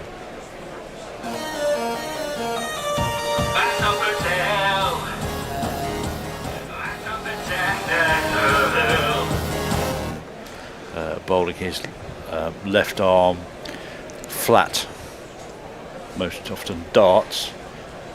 Again, that's on the legs of Duckett, who just tries to work it to the leg side, but it's straight to square leg, and there is no run. I thought I was in New Jersey for a second. That's the sort of thing a slow ball off of it rolls through the long grass, like, because it's a public park. That's better by Duckett. It's a very similar ball, but he's worked it wide of the fielder, allowing the single this time. 105 for naught now. it is nice to watch on a proper cricket pitch because, to quote our very own Messi Jez, the ones I call have more dog than Lassie in them. And Bethel rocks back and whips that through square leg to Arshdeep Singh on the boundary. And poor old Ishan Kishan almost got his knees, well, not even his knees decapitated, his ankles decapitated by the ball that hit the rough wicket ends and just shot straight along the floor. And this is all very similar by Axel. He's bowling very metronomically to a line and length, but the ball's being picked off at the moment. They're working it very neatly into the little crevices round the corner for another single. So that's 6 off the over with 1 ball to come. 107 for naught. And clearly not much purchase in the pitch as well to try any spin. That's a better ball. That's straight to mid-wicket, who flings the ball unnecessarily back to the keeper. And Bethel has to take evasive action. That's the end of the over. Yeah, just talking about, Jay Grover was talking about the popular Tudor pub game, Shine the Ball on a Ducat. Yeah, just some random stuff about here. We've got Henry VIII's Antrax. Jay Grover talking about his reputation entirely traduced by acting me like an utter something. Yes. Yes, so that's what's happening on YouTube. I'm going to check some of the other social medias as well, but yeah. And Gurnall is going to continue. He's 0 for 14 so far for his 2 overs, which has had balls of excellence mixed in with balls of blindingly mediocre, shall we say. And that ball is whipped off the middle stump, which is too much to the leg side for Duckett. No, we need to be taking off stump for Duckett. It's a single to Duckett. He's on 37. He's slowed down quite a bit and allowed Bethel to sort of take the initiative of scoring runs, hasn't he? Because Bethel's still going over a run a ball rather. Yeah. And seems like the primary scorer in this partnership so far. Duckett is cruising along at about 85 runs, 100 balls, 37 or 47 at the moment. And that's an edge. And round the wicket by Gurnall. He's taking the outside edge, but it's died just in front of Kishan. He's diving toward first slip, and the ball's beaten him and gone to the boundary. Unlucky Bra. Actually, no, that's gone straight off the hip. I thought it was the outside edge, but it's cut off the hip and gone a rate of knots. I'll just take this opportunity to say I'm quite surprised that with Rahul in the lineup, it's still Ishan Kishan with the gloves, because when Rahul's on the field, you'd expect him to be the primary wicketkeeper. That's driven aerially, but there's nobody at the gully area to which that went. Down to Arshdeep at third man for a single. Slight victory there for Gurnall. That was not in control, and had they had a catching fielder, that would have been out, but of course it's a one-day game, so no. Duckett and Bethel have earned the right to push the catching fielders away. Over the wicket to Duckett, and that's nicely just played Joe Root style down to third man with an angled bat. And another single, so that's 7 off the over so far, 3 off the bat, 114 for naught. You said they've earned their right to push the field back, but don't you think they haven't played as many shots, as many aerial shots as they usually would? Been quite disciplined with that. Yeah, that ball is again heaved through mid-wicket, angling down the leg side from around the wicket by Gurnall, and Bethel just hits it off in front of his hip down to square leg for 1 run. There's been 9 dot balls only in 111 deliveries so far. Sorry, 107 deliveries so far. That's really quite impressive. Quite strike rotation, which means that the bowlers don't really set up and get a chance of several balls at the same batsman, as this ball is again chopped down by Duckett to third man. And that's the end of the 18th over. It's 116 for naught. Oh, we have a couple of super chats, Jason. Excellent. Bring up the jingle. YouTube Lovely. Brian, super chat. All right, Brian in Brisbane has given us $2 to say, greetings to Brian, great to see you in person. Great to see you. From one Brian to From another. one Brian, as they say over there. Jay Grover, I'm going to read this. I don't know if I should. For £2. I can say non-sing twat waffle. This changes everything. Anyway, he also said, Brian, you really want to get back to the U.S. No, I honestly don't. I'm enjoying myself here. It's fantastic. Eric J said, coast to coast or Brian to Brian call. And there's a couple of other questions in here. We'll get it. I missed that. Any spin in the wickets? That's what we want. Find out when us England get chance field. Sure. No. His first ball from Axar is arrowed into off stump, and Duckett just drops a bat on that, and he goes to mid wicket, and there is no run. Doesn't seem to be doing much, the wicket. No, it's not. That's Nothing wide of leg stump, and Duckett is swiftly on the sweep and controls it very nicely. Fine. Down to the boundary. 4-1 of these. It's Nissan She. It's Nissan She. That's just money for a rope to Ben Duckett, who's possibly one of the best sweepers in the England side and possibly even the world. No, he's got a free rein to hit that anywhere he wants almost. He just needs to. It was quite a bad ball, straight on his legs. That's better. It's more flighted by Axar. Duckett times that nicely on the sort of check drive, and it's well fielded at mid wicket. I'm going to say last call for the GPL, by the way. And that's much the same, but this time it's just slightly wide of the short mid wicket, and Duckett trots through for single. 121 for naught. Axar not quite his usual parsimonious self at the moment. He's gone for 11 off 10 balls. That's again on leg stump, but Duckett plays off the back foot through square leg this time. We're up to 83 pounds, the pot on the GPL. Well, hey. Last ball of the over. Swept again by Duckett. This time straight to the fielder on the boundary, which looks like it's Rohit Sharma. And thrown in. That's the end of the over. 123 for naught after 19. Another super chat. YouTube Brian, super chat. Jay Grover has chucked us another £2 to tell us Modi and Trump are nonsing twat waffles. Yeah.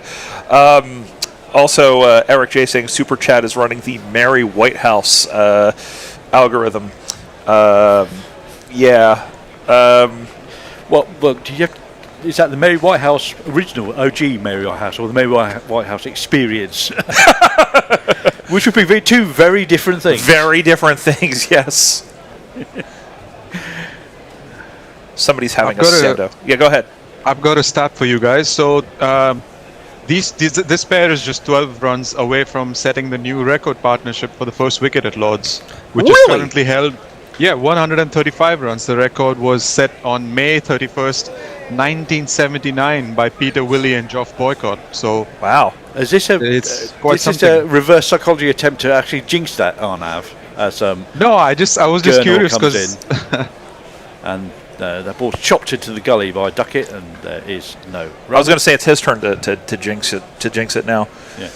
I mean, if jinxes worked, sport would be so much more enjoyable for commentators' viewers. curses do occasionally work, but it's more a case of you being unlucky in what you say at the time. My mate Joe Hickey, who calls a lot of the games on the west coast of the U.S., he's known for that. He did it like twice in 5 balls during what I think was the MILC final this year. There's a famous YouTube video where Shane Warne is on comms with Mark Nicholas at the same time after this ball.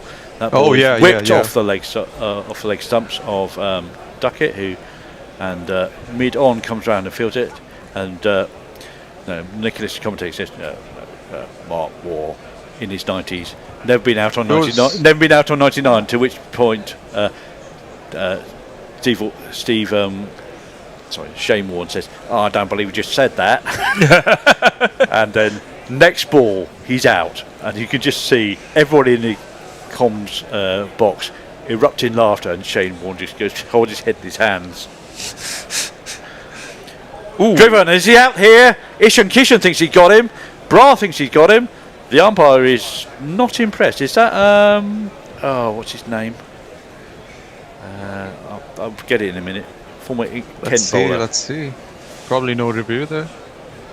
Well, the timer's going. I think they're going to let one gun slide by. Yep. I said this to Bear in the last ODI that whenever Ishan Kishan is excited, you better ask other fielders because he goes up for everything. That looks more like bat on ground as the sound as the ball goes past the outside edge.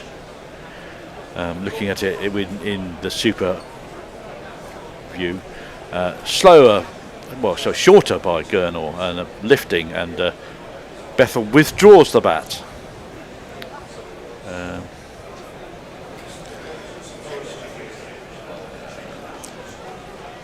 The second place partnership is held by two guys who might be commentating on this match, Nick Knight and Michael Atherton, England versus West Indies in 2000. Yeah, Martin Saggers, is that who you were thinking of? Martin Saggers, that's exactly right, the Kent seamer. Yep. Had a brain fade there for a moment. As I might not know much about the game, but I know how to research stuff. And Gurnall around the wicket, into the vacant mid-wicket area by Bethel, who trots down for a single. One more ball in this over, one more ball of this triumvirate.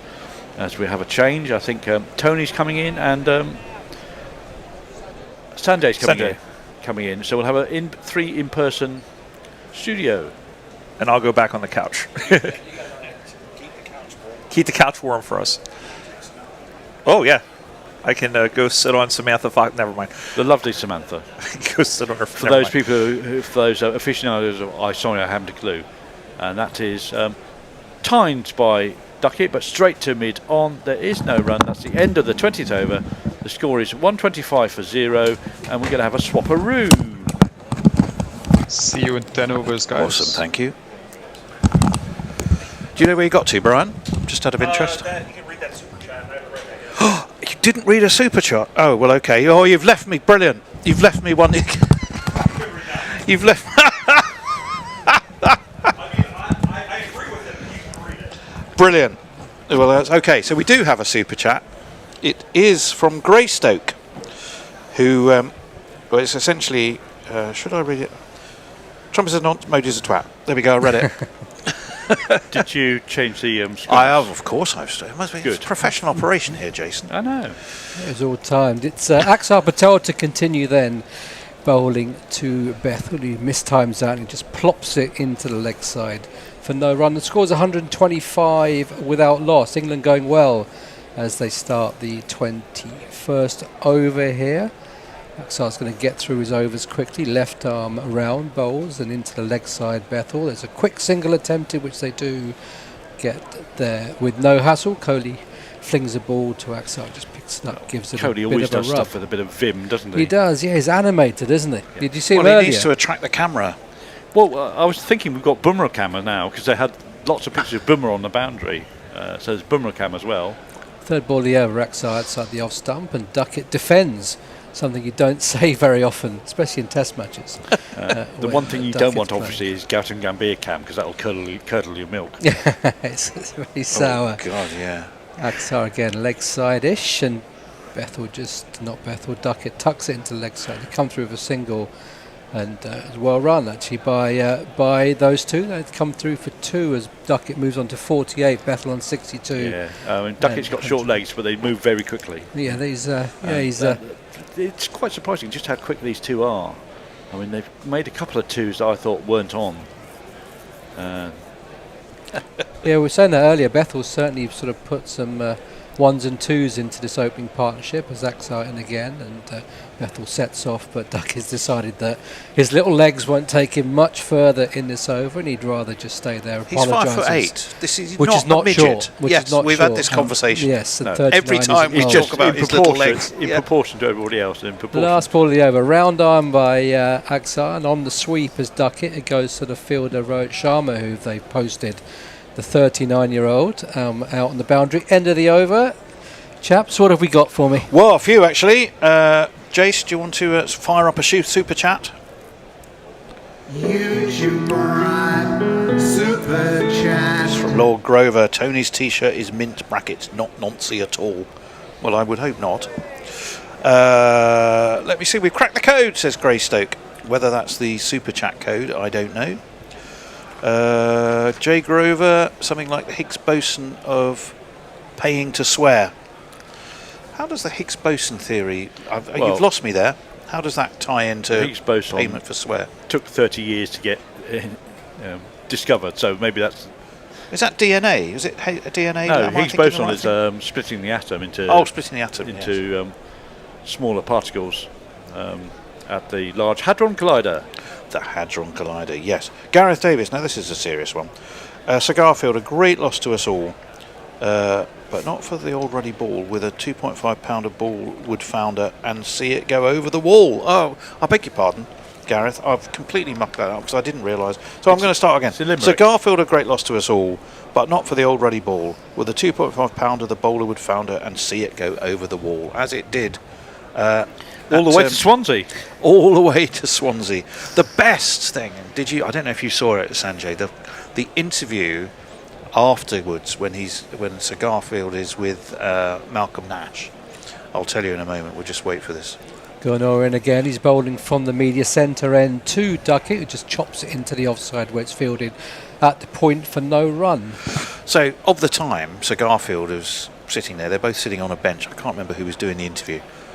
And he was speaking in very much Queen's English, was Sir Garfield, because he was on the telly, I guess. But every time the camera would just move to him and they'd talk to poor old Malcolm Nash, who's saying, well, I haven't really bowled much left arm spin, blah, blah, blah. I'll finish the story in a minute. In comes Gurnor again, 6'5" of him, and this time Duckett chops it into the offside. It's going to run down towards the boundary where Arshdeep Singh is fielding, and Duckett comes through for 2. He moves to 51, Bethel on 62, and England 131 without loss. Well batted, Ben Duckett.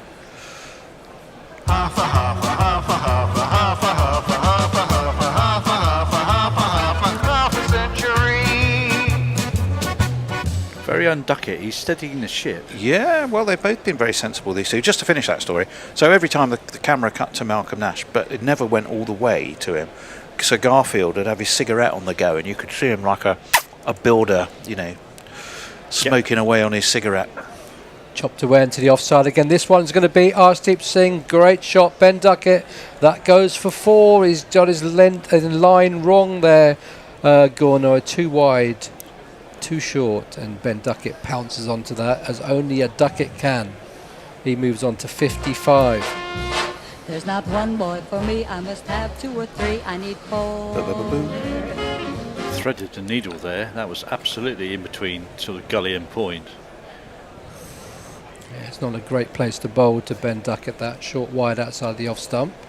Left-hander shot that. Well, they had that umbrella field just to square and backward a square, but for both Duckett and Bethel. Short this time from Gurnor, and this time he just flaps it into the leg side where it's fielded by the substitute fielder, I think, and very much goes through for 1. The so-called topspin swat. Flappy, I think we could describe that as being. I mean, he did well to keep it down because it's much easier to get it in the air rather than down to the ground from that height. Yeah, there's a big height difference, isn't there, between the bowler, who's about 6'5", and Duckett is about 5'5". It's last ball of the over then. It's Bethel facing up, and it's Fuller this time from Gurnor, and Duckett into left side. Off the boundary comes the substitute fielder, and they run through 4-2. End of the over, 137 without loss. Duckett 56, Bethel on 63. Right, finger poised, Jace. 2 super chats. Not 1, 2 super chats. Oh, we'll have to have a longer one for that then, I think, to cover them both. Let me get that one. Super chat cash, super chat cash, super chat cash.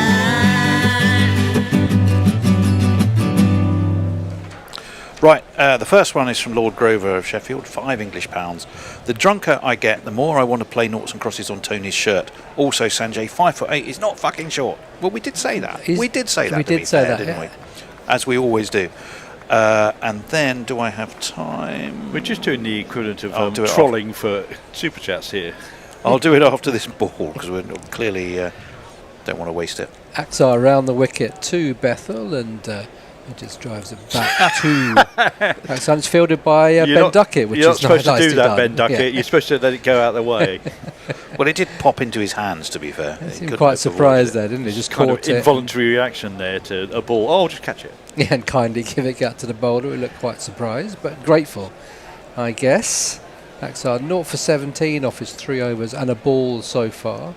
Grips it. In comes advancing Bethel, and he hits that high and handsome. It's gone all the way into the pavilion for a 6. Great shot by Jacob Bethel. He moves to 69, and in the power play 2, England are 143 without loss. Let's talk about 6. Let's talk about 6. How far back did that go? Oh, nearly took a... Nearly took out an egg and bacon on its way down. Yeah. It'd be a cracked egg. Yes.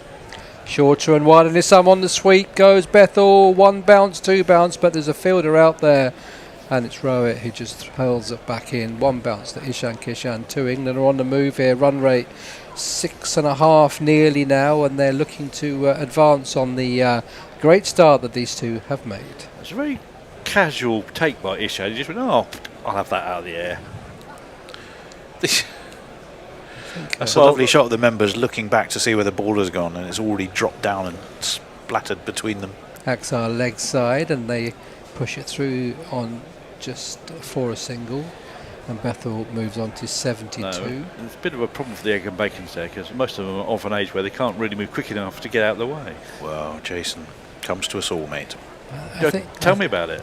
We're going to get another message, aren't we, from well, I've still got a super chat to do, but with Axar on, you don't get a lot of time. No, he gets to his overs quickly, doesn't he? And on leg side again, seems to line he wants to bowl here to Duckett on the sweep, and comes round and fields for just a single, and Duckett moves on to 57. Bethel on 72.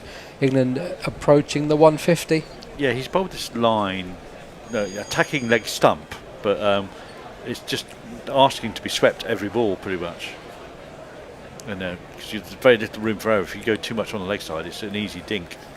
Just pushes that cross Bethel this time, but still moves it into the leg side where it's fielded for a single, and that's the end of that Axar Patel over.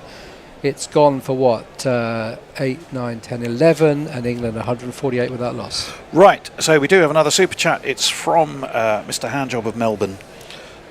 Also, apologies for letting Pauline Hanson out, and into your already beleaguered with Dipshits Nation. P.S.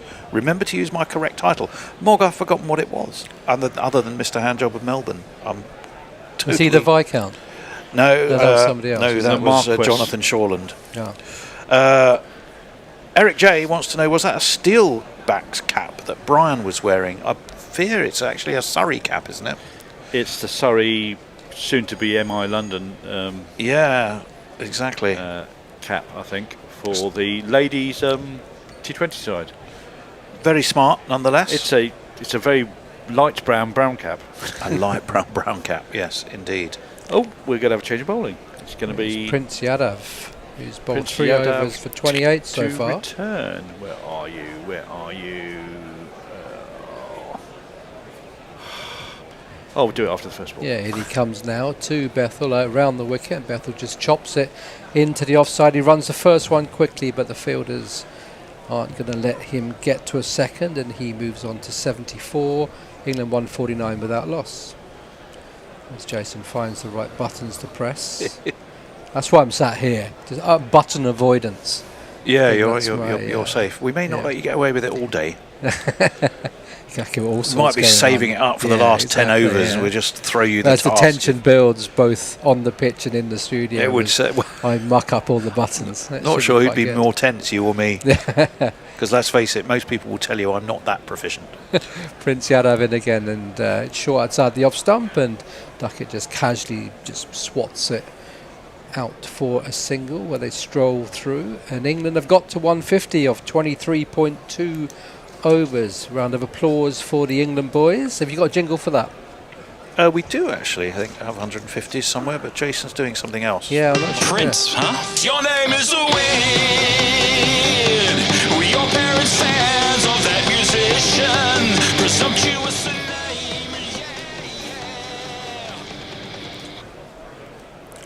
Yadav in again to bowl to Bethel, and he just defends on the offside as a fielder close at point, and no run. England's 150 came off 23.3 overs, so the last 50 runs off 8 overs. So fairly steady here still England. It's that old school T20 stuff where you get to, you get to score to 30 overs and double it. Is the way England seem to be going. Yep. You want to talk old school stuff? I'll tell you something interesting in just a second. Looking forward to that as Prince Yadav comes in again, bowls on the leg side, and might be a thigh pad here, might be a leg bye. Let's just look at what umpire Sagsy does. Bethel shaking his head, which suggests that that is exactly what it is. It is a leg bye, and England 151 for no loss. So we found that interesting fact? No. No. So talk amongst yourselves till I do. What, you mean amongst all your hours and hours of preparation, Tony, you've not found the interesting fact? Or you've found so many interesting facts that you've buried Not sure which fact. I think I have found it. Bear with me. So Yadav again bowls a bouncer, and Duckett hooks this, so he gets some control on it, but doesn't really time it as it goes out onto the leg side, and yet another single. England dealing with singles here. Yes, I have found it. Okay. We really need an interesting fact jingle for Tony. Yeah. Well, it relates to India and England at Lords in ODIs. But I'm not sure I have time. But I could tell you at the end of this over. Yadav again, last ball of the over, short, and Bethel climbs into that. It's going all the way to the boundary, is it? There's a field by Aksar Patel, and it just about gets there. Bethel doesn't time that, but he does get enough of it to beat the on-rushing fielder who was in that sort of shall I chase it, shall I not chase it sort of thing. And there you go, England 158 with that loss. Tony. It's me, Sanshi. It's me, Sanshi. Yeah, right. So very quickly, in the first ever ODI between England and India at Lords, 1975, was the Prudential World Cup. England won by 202 runs. They made 334 for 4. India's chase, they got to 132 for 3 off 60. This is the infamous Gavaskar one, isn't it? So Gavaskar made 36 not out off 174 balls in a run chase trying to get to over 300. I feel I should know that in the back of my head, but when I read it I thought, what? In a run chase? Different times. Very much so. Eric J wants to know, I think it's a Higgs-Boson reference, something about standing in a box. That would be Schrodinger, though, Aksar to Duckett, who reverse sweeps that all the way for 4. Good shot, Ben Duckett. He moves on to 63. And England 160 without loss. 2, 3, 4. Oh dear. 4. I see. It's the first time I've seen the reverse come out from Duckett. I'm not sure he's played one before. We had this sort of strange, rampy sort of shot thing that he played off Prince, off Kuldeep, no, who was it off? Prasid Krishna, wasn't it, earlier? And this time Aksar bowls, and Duckett just sort of gets in a bit of a tangle, really, and we're not sure. Tried to go for the power sweep, I think, and he just smashed it into the ground rather than getting the power into the Advances down the track now, does Duckett, and he's got hold of this, has he? But there is a fielder posted out on the long-on boundary, and Rohit Sharma prevents any further damage. And poor poor Rohit. Duckett's chuntering. He's been removed from the firing line at square leg now with too long on, which is where where all the rest of the balls go often. Again, Duckett, this time Bethel advances, but defends instead for no run. 161. What do we think of this? Getting towards the halfway point here. I mean, no wickets down. You're very tidily placed for. It's a licence for everyone else to tee off at some point if they get in. Well upwards of 300, obviously. Axar in, just into the leg side, tucks Bethel. They're certainly watchful here. Bearing in mind they've been in for 25 overs now, they're still very watchful. The odd shot where they advance down the track and play sort of more attacking shots, but fundamentally working in singles here as Duckett moves it into the leg side where Arshdeep fields. It comes off the boundary for 1 run. End of Axar's 5th over. He's gone for 35. England 163 without loss. Lovely. Gareth Davis says Jay knows quite a lot about nonce, but never accuses of ponce. He's seldom afraid of chasing a maid, but only doing it once.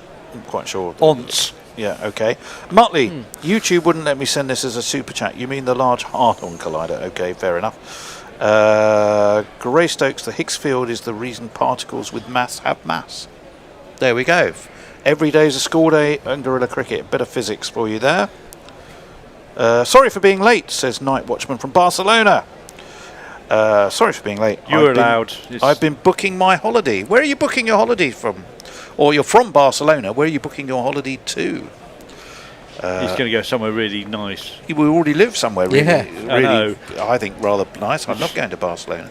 It's Prince Yadav then to Duckett bowls, and Duckett works in slots with a tumbling stop there by KL Rahul, who stops any sort of danger of a run, and the score remains 163 without loss. England looking for a 300 plus score here. You would think. That was very wicket keepery by KL Rahul. He made sure they got everything behind it, and there's no chance of it sneaking through.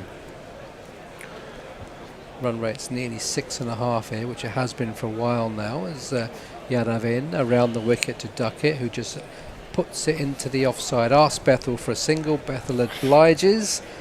Duckett moves to 66. England 164 without loss. Thing is just to keep it ticking, isn't it? And well, that's the it. BMOs. He's going to come on to my 2 dubious stats, which most ODIs are won by the team that scores the most singles. To which the response is and most ODIs also won by the team that hits the most sixes, the West Indian way. Well, this is forget about the singles. Both can work. Prince Yadav again bowls leg side, and Duckett just tucks it to KL Rahul. They're bowling well to their field, India, and they have been. I mean, the score it's interesting. This 164 without loss. You'd think that's a great start, which it is. But India haven't bowled badly, and England haven't been overly attacking either. No, they just picked off runs. And they scored lots and lots of singles. They've never allowed the bowlers to bowl 3 or 4 balls consecutive with the same batsman, which is which is where they start to build pressure. So it's really quite impressive from that point of view. Joe Root was saying we're learning as we go on ODIs, considering how many ODIs he's played. Outside the off stump is Yadav, and quite respectful there, Bethel. Just I'm not defends. sure Joe Root needs to learn much about No. ODIs. Well, I think he meant as a team, as a collective. in which case that might be true, because in reality, I think he's always had a tempo and a technique that's suited to ODIs. Yeah, I think he has as well.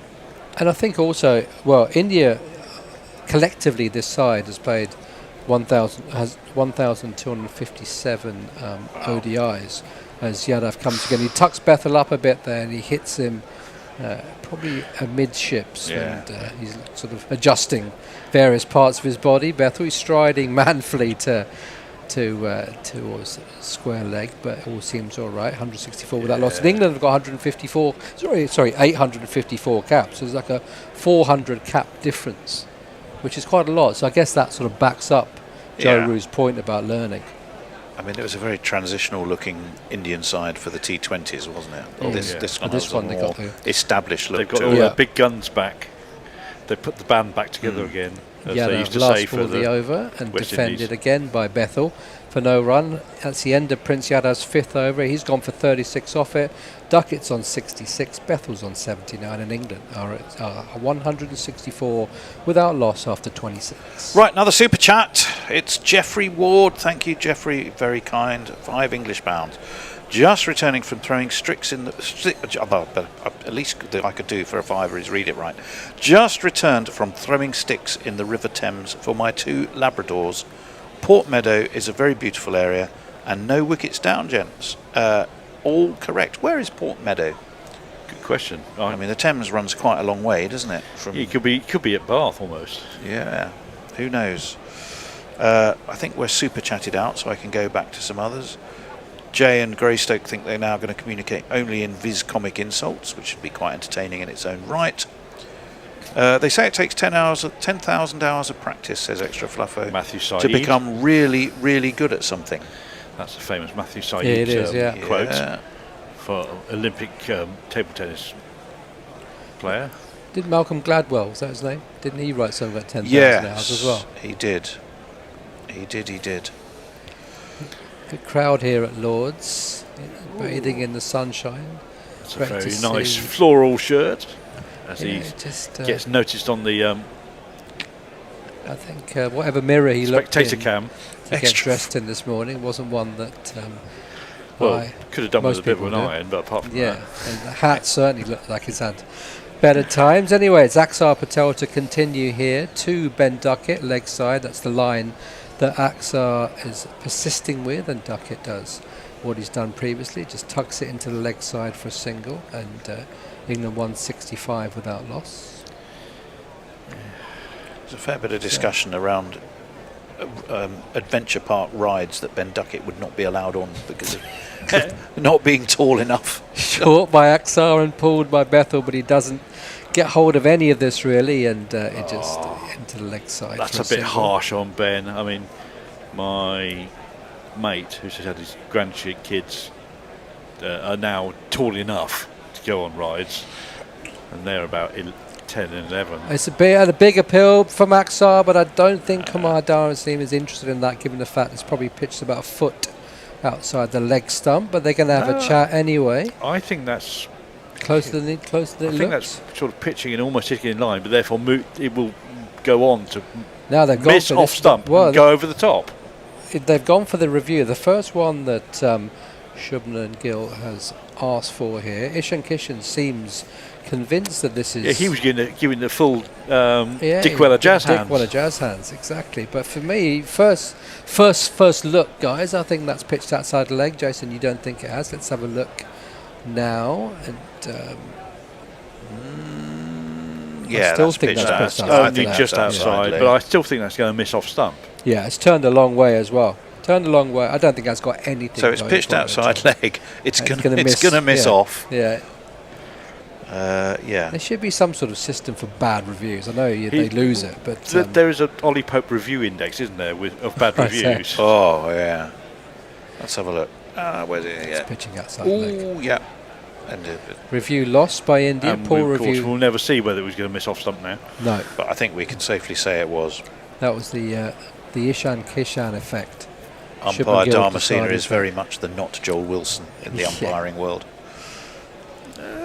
Yes. Now, when he first started, he had a pretty poor reputation as an umpire, but he's rebuilt it over time. There's time for Joe Wilson yet. Axar again, reverse goes Duckett. It's up in the air. Kishan has caught it. Has he? No, he's dropped it. Oh, he spilled it. He spilled. He got there, I think, and he's hurt holding. himself doing it as well. Yeah, he's holding some part of his body here. I think it's a couple, certainly 30 Well, seconds that Ishan that's Kishan gonna- won't look back. That's going to be worth Fondly. a couple of jingles. I'm going to play this one for Ishan Kishan. Oops. Or not. Or not. Yeah, that's the case. Lucky they've got a reserve keeper on the pitch in KO Rahul. What on earth were you playing at? That's for injuring himself. Or Brian was saying shoulder, but it looks to me like what's the bit under the arm that he's hurt? What's the muscle that's sort of under This your one. armpit? Yeah. Latissimus dorsi. You're just saying Oh, it's- Latin names now for. So that's So Duckett got a top edge. He then hit his own shoulder. Good attempt by a shot. Good effort. I mean, he's pulled it. He's stretching for it. It's That's under why. his arm. Some sort of dorsal, interdorsal, dorsally. Ian Dawson. Ian Dawson. Ian Dawson, Finn. Yeah, I mean, Richard Dawson, who's in the frame for. Well, yes, because everyone's ruling themselves out, aren't they? Yeah, they are.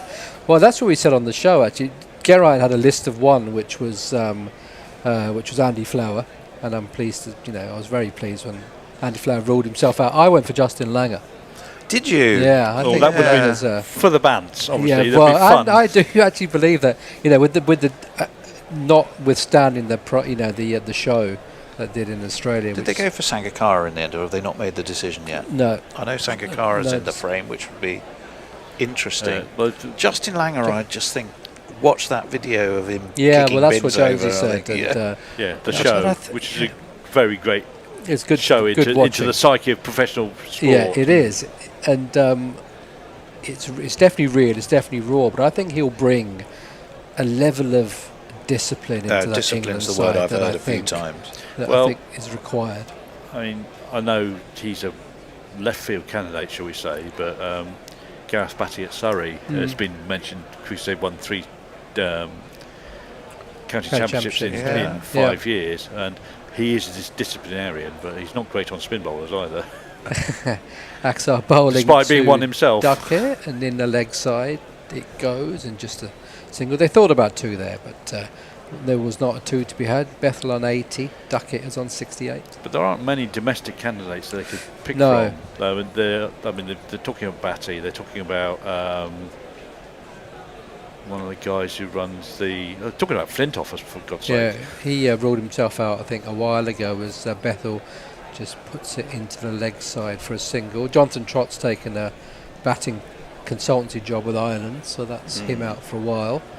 Who else is in the frame? Maybe our listeners can help us. Ryan here. Campbell at Durham. Yeah. Dawson, definitely. Dawson. There's a Cricket Info article with about 10, BBC article with about 10 potential candidates that they went through, and they are now all putting crosses against them. Darren Lehman's a name that's come up as well. Was Dizzy on it? Yes, he was Dizzy on I it. thought he'd be on that list. Obviously, he's coached there with Yorkshire and with Sussex before.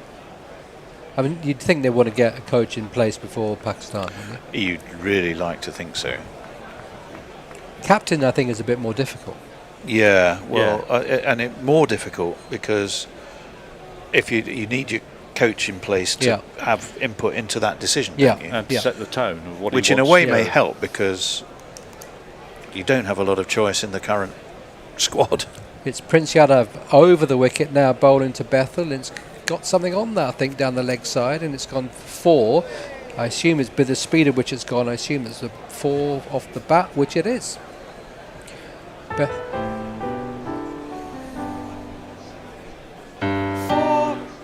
I mean, one option is always just ask Ruti to have one last radio, I think, to see you through the Pakistan series. I suspect that's a sensible choice. There's a bit of a gap then to South Africa, isn't there, and Bangladesh, and then the Ashes. There's a one-off test, isn't there? There's down in Melbourne. Right, Prince Yadav, what can he do now? Can he get his line right? Is he bowling to Bethel? No, it's down the leg side again, and it's going to be given a wide by the umpire, which Sagsy does with a very stern face. Martin Saggers, normally a jovial character. Yeah, he keeps his smile behind gritted teeth on me. He does. Well, that's the 150 years test. It is, it's in March. Are they still insisting on that being a day-night, or have they moved away from that? Not that I know of. I think it still is a day-night. I think that is shocking. Yadav to Bethel, and he just defends no run. Yes, from a purely logistics point of view, that screws you over horribly, doesn't it? Well, it's not even that. It's. But it. I think it's unfair on the game. It You're reduces celebrating the game to a contest of who can get the right to be in the right place at the right time with their innings. Yeah, which I think is the wrong way to celebrate 150 years of the Australia and England rivalry. And it means that it gives Australia an advantage. And you won't get the chance to have a third one in a row that's won by 45 runs. Outside the off stump is Yadav, and he's flayed at that Bethel. There was an aerial for a while in the offside. How many Rohit Sharmas are there on this pitch? Because now he's fielding at a deep point, and Duckett is on strike. And Bethel just gets clearly a single some off that. Indian cloning factory where they're churning him out. Or multiple Rohits. Do they think it's his last game at Lords, and therefore they're manoeuvring him around to different places to enjoy a view? We've got Rohit Cam. It's following him everywhere. Duckett on strike then to Prince Yadav. 3 balls left of this over. In he comes. Full and all inside edge and nearly chops it on, but it's going to roll all the way down to the boundary where there is a fielder positioned, and Duckett just gets a single off that. There's been a number of inside edges and mistimed shots. But Tony, what do we call that? Is that the Vatican slice? Vatican slice, I think. Sorry, drive. Let me. Can I do a quick super chat, and then I can. It's the amazing J. Malcolm Gladwell is a twat waffle, but he paid us 2 fabulous English pounds for the privilege of saying it, so I've said it. Prince Yadav again outside the off stump and defended by Bethel. There is a fielder at backward point, no run. What was the most famous first book that Malcolm Gladwell wrote? Anybody in internet marketing should know. Yeah. I can't remember the name of it, even though I've read it. And I've probably read it as well, but as soon as I give you the title, you will know it. 175 without loss. It's like quick question answers. They're very easy if you know the answer. Last ball of this over, full, nearly it was a full toss. I think attempted slower ball by Prince Yadav. Yeah, but it's nicely bowled. Bethel doesn't do anything. The tipping point. Tipping point, of course. Bethel was looking like he wants a single for something that happened about 3 minutes ago, but that's the end of the over. 175 without loss. Keeper's gloves. Yeah, exactly. Yeah, I'm not sure what he was thinking there.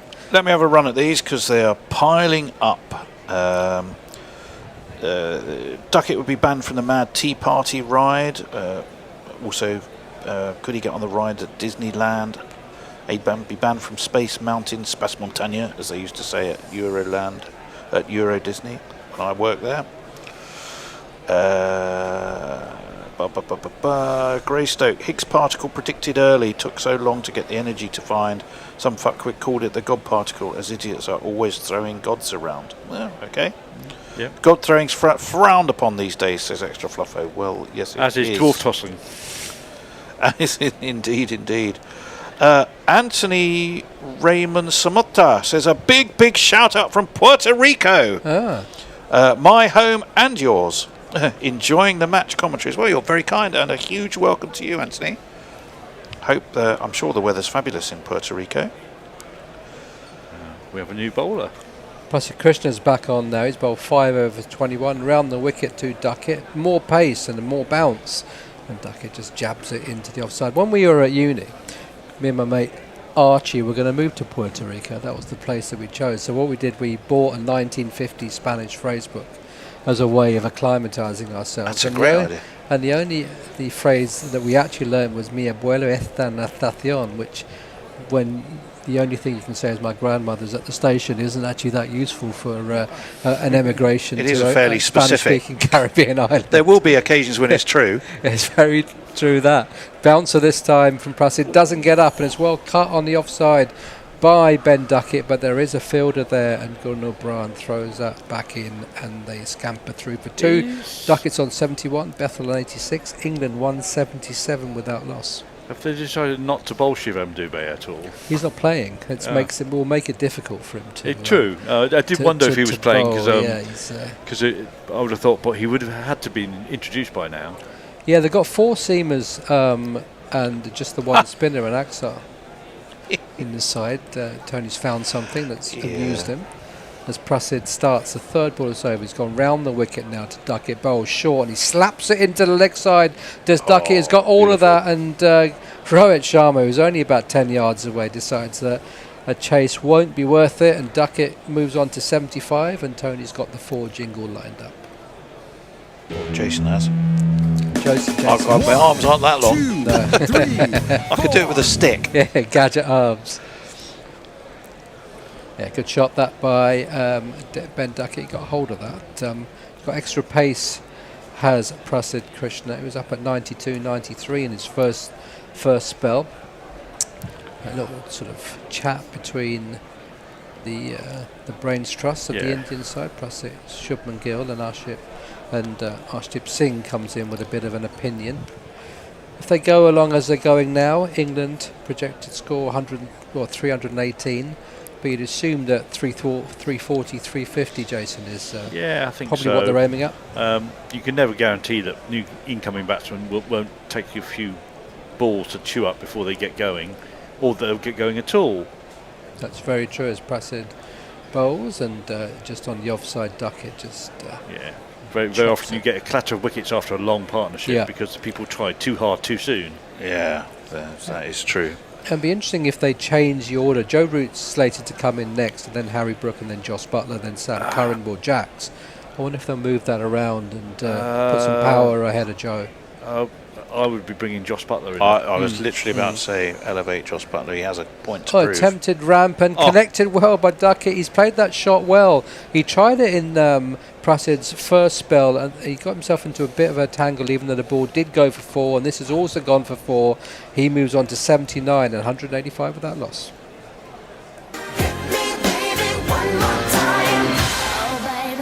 In terms of the accelerators, I think I'd go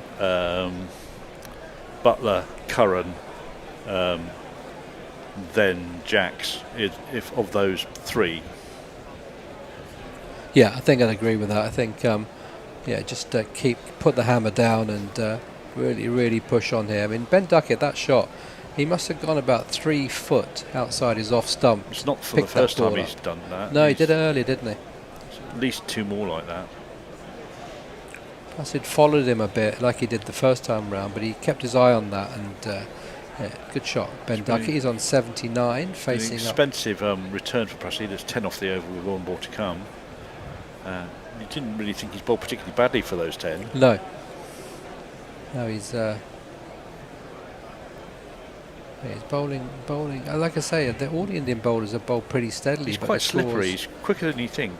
185 loss. So this time he pushes it through, and Duckett goes for a pull and nearly gets a top edge through to Ishan Kishan, but extra pace there from Prasid. I mean, that was the effort ball, I think, as England finished it over on 185 without loss. Right, well, the thing that made me chuckle, our friend from Barcelona was planning his holiday. Jay Grover says everyone from Barcelona should come to Sheffield on their holidays. Call it a change of pace and aesthetics. Well, it would be. I'm not quite so sure of the Gaudian architecture of Sheffield, but there we go. No, I think it's saw what's the right word for it? The 60s concrete chic. Yeah. Extra Fluffo says it's a mad world. Phil Silvers, says Eric J, who was also Sergeant Bilko, wasn't Phil Silvers? Sergeant Bilko, yeah, I thought he was. I wish they still showed Bilko on the Beeb. There we go. Indeed. I'm just spinning through. Rex Vanuren.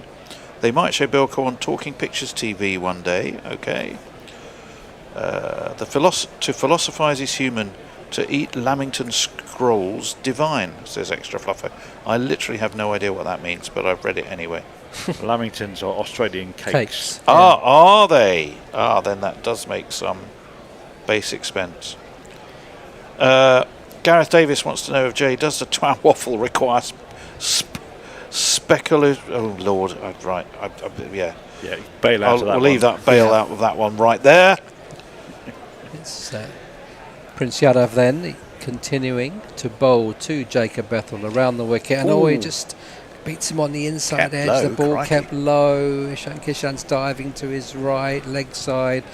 Yeah, it was not sure if he signs of this pitch playing up, or maybe a slower ball. It might be in the block hole, might be a slower ball. Let's have a look at this. Out of his hand. No, it's a normal it's a delivery. proper ball, and it just didn't get up. Just didn't get up. Yeah. This was the big problem in the New Zealand Test, wasn't it? Yeah. It was.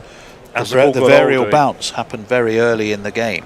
And this pitch looks about 2 down from that Test side. He's got an edge on that as well. Bottom of the bat. In fact, it was Bethel, of course, who got the ultimate scut. Bethel down the track now. Prince Yadav over the top. It's running down to the boundary. 4 runs, Jacob Bethel. He moves on to 90. Good shot. Advanced down the track and just timed it beautifully all the way to the long off boundary. England 189 without loss. Now my innings going. Great guns. I hit the ball. 4 runs. I hit the ball and it went for 4 runs. He's very good on his feet, Jacob Bethel. He looks right when he advances down the wicket. You don't feel he's going to miss it. You don't feel he's going to walk past it necessarily. Prince Yadav again round the wicket, full and nearly into the block hole, but well dug out by Bethel. Just chops it down 2/3, and they just wander through for a single. Bethel was looking for 2 like he always does, but he moves on to 91. We can have 79. Changeover at the Well, end. we are. I've just What is realised it? I might have done something a bit daft because I've put Arnav on with Messers and Brian, which would mean Brian is now left with the controls. I'm not entirely, judging by the face he's pulling, I'm not sure he's 100% confident. I'd rather Let him rather go. you than me, mate. It's I tell exciting. You. Yeah. Okay. Well, I can give him a brief tutorial. Short from Yadav and Duckett up in the air. And 1 bounce, good fielding on the boundary by Gunnar. He's a big man, but this will be reviewed. Did he have the ball and the boundary? I think he's probably all okay there. I think he got rid of it before his feet went over the boundary, but it will require a review to confirm that. He's putting his thumbs up to say that it was all right. Let's have a look see if he's right. It's a good stop by Gunnar because the ball was travelling. He's released the ball well before he it's a good piece of work. makes contact. He was confident, the big man. And that saves a certain boundary. He's got good feet for a big lad. Yeah, good feet for Peter. Yeah, it's Peter Crouch-esque. Duckett on 81, Bethel on 91. A ball shy of the end of the 30th over, and England 192 for 2. If you double this as you're supposed to, it's a big score as Yadav again and defended by Duckett at the end of the over, 192 without loss. I think I'm on my way. I think we are. Brian off. is going to come and take my Brian, place. Brian needs to go in there. Are you going to give it a go, Brian? The man's a fool, but we love him. No, it's fun. I mean, fucking up on jingles is part of the initiation process. Right, it's not okay. Well, you're the jingle man. He has to do the various things. Jason's organising a brief tutorial. I'm going to have to let Arnav. Arnav's there. Good. Tony, I was trying to ascertain exactly where we were on the socials, and it seems to be quite a long way back. Would that be fair to say? There's so I'm not sure whether we have done this super chat from Jay Grover at £2, which is Twat Waffle My Story by Malcolm Gladwell. Thank you, Jay, as ever. Freaking Awesome says this is the highest opening partnership at Lords in ODIs. The previous highest was 135 between Jeff Boycott and Peter Willey against the Windies in 1980. Sorry, Messi. We've got the first wicket. Got the first wicket as Bethel pulls, and Rohit Sharma completes the catch in the deep to break the partnership. 192 for 1. And here comes the jingle. Let's go. The crowd says, Holy crap, I did it. That's a nice one, Seamless, Brian. Seamless. Well done. Everyone in the chat, let's show Brian some love as we have the first breakthrough for India. Just adding on to Messi's point, this is now the record partnership for the first wicket, 192 runs, surpassing Peter Willey and Geoff Boycott's effort against Australia in 1979. As I said in the previous stint, it could have been the highest partnership for any wicket at Lords had they surpassed 226. So, Arnav, is Freaking Awesome your YouTube handle? No. Oh, I thought because you seem to know that backwards. No, I actually mentioned that in my previous stint, so I was counting down, I was hoping they break the record for the overall partnership, but honestly, we can get into socials. We can continue because there's a bit of a break. Okay, well, I'll go a bit randomly because there's been a lot of stuff and it's hard to know exactly what's been read and what hasn't. Night Watch from Barcelona says, I'm off to Cornwall. I hope there's not too much of their famous liquid sunshine. Some Seattle flavor. And Jay Grover, God bless you, Lord Grover, sent us £2 for Brian's jingle genius. So that will get a super chat jingle if Brian can find it in marketing 2, I think it is, Brian. Here it is. Oh, that's the full one. Hang on. Super chat cash, super chat cash, super chat cash. Holy crap. You can tell this man's a professional. He's doing a much better job than I did on my first time with the jingles. James Armstrong's with us. He says, greetings from somewhere due west of Maribor. Middle of fucking nowhere, but at least the salamanders are interesting. Salamanders and cricket, interesting combo. Where is Maribor, by the way? Is that Portugal?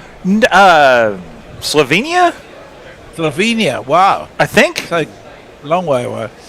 It was under Shaw's with us too, and he says, ironically, Park Hill Flats, Google it, famed for an Arctic Monkeys video and me living there, is now a heritage site. We have a new batter, real quick. Let's see if we can jingle him up. Wow, there we go.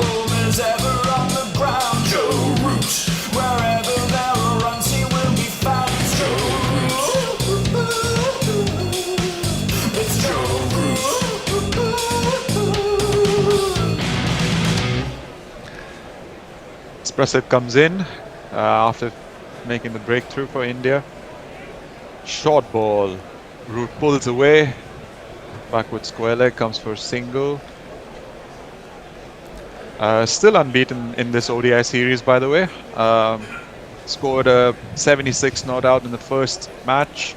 99 not out in the second match, which England ultimately won. And gets off the mark with a single now. Who's comfortably been England's best batter in this series, but the opening partnership today has shown that they've sort of been on the back burners and finally formed their level today. As Prasid comes in to duck it, punch towards point, it's a dot ball. Hi, Massey. Hello, Brown. It's very good to see you again, my friend. Likewise. It's been a minute. I apologize for that. Life's been busy. I get it. Well, when you take on the whole of the AFL in the USA, you've got a big charter. I'm in between 2 tournaments. Last weekend I was in Minneapolis. I get home on Wednesday. I turn around, go to Oregon next weekend. Wow.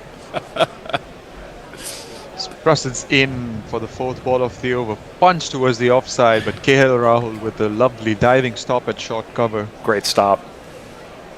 Would be a bit of a surprise for quite a few viewers that despite him being on the field, that Ishan Kishan is the man behind the stumps. Yeah. His shoulder's okay, apparently. Because he landed very awkwardly. Yeah. That was a good dive. Yeah.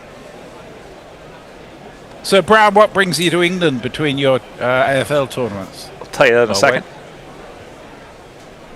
As this one's punched the backward point, dot ball. Go ahead, Brian. Our nephew graduated from Aberystwyth a couple of days ago, and the family decided that they were going to come down to London for holiday, so we decided to come over and meet up with them. Brilliant. They just got into London last night, and we had to scramble to find a place that would seat 11 people and also would allow a 6-year-old in there, and we found a random Italian restaurant right not far from Liverpool Street that was kind enough to take us in. On a Saturday night. Wow, you're lucky. Absolutely. Another one, punch towards backward point. Dot ball to end the over. 193 for 1 after 31 overs. Messi.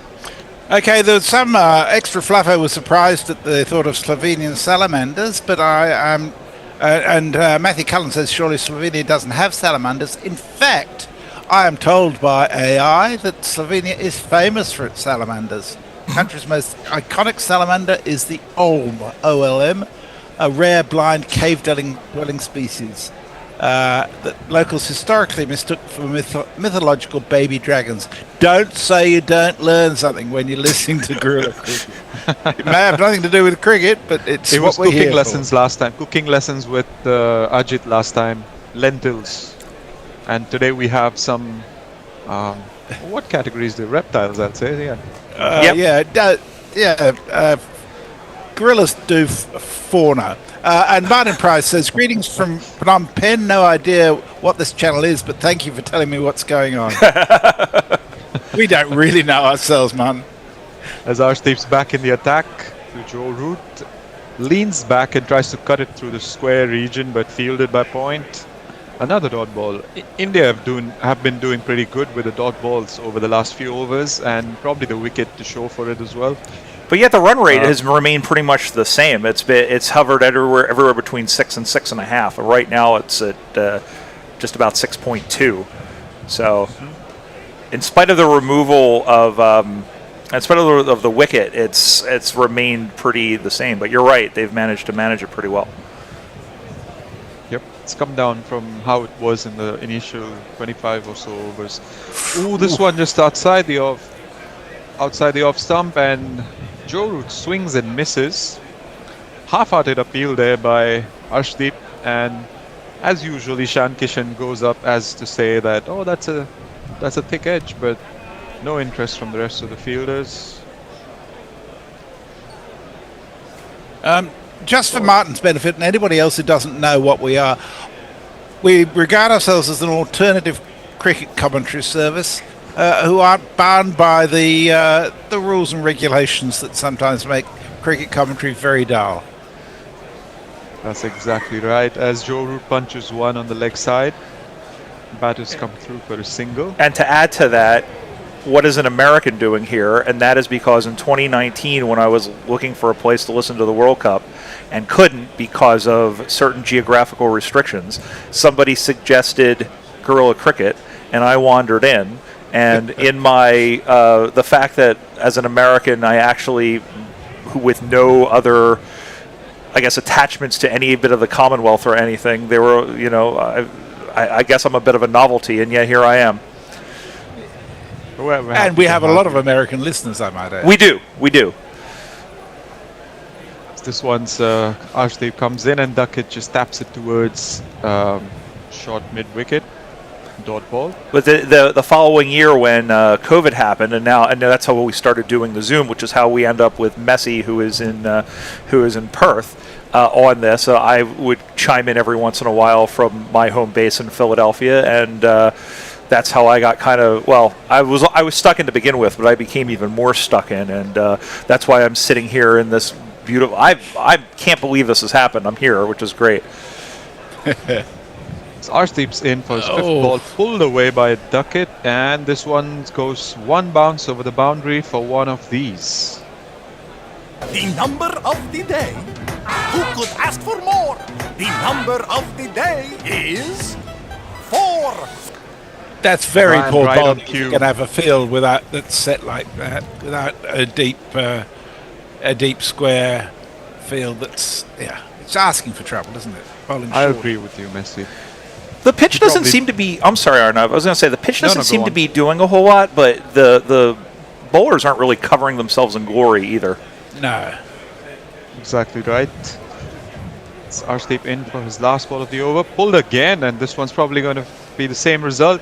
Couple of bounces over the rope. Second boundary of the over. 202 for 1 after 32. There's not one boy for me, I must have 2 or 3, I need 4. Brings up the 200 too. Yes, absolutely. Indeed. So In just quick time. to finish off explaining what we are, Martin, that jingle is something you'll never hear anywhere else. We like to do that, but the single most important thing is we like to involve you, the listeners, in it, so that you'll feel you're talking with us around it. And which is why we read out as many messages as we can, although we obviously have to miss quite a lot. But it's great to have you as part of this process. And again, it was how I ended up here. So, Eric J says Brian has an excellent broadcaster's voice. Would love to hear him say "ball game" Bowl game. Ball game, yes. Brian is a professional broadcaster, I should add. Go ahead, I'm sorry. What's that, this ball? Sprasit is in for his 8th over.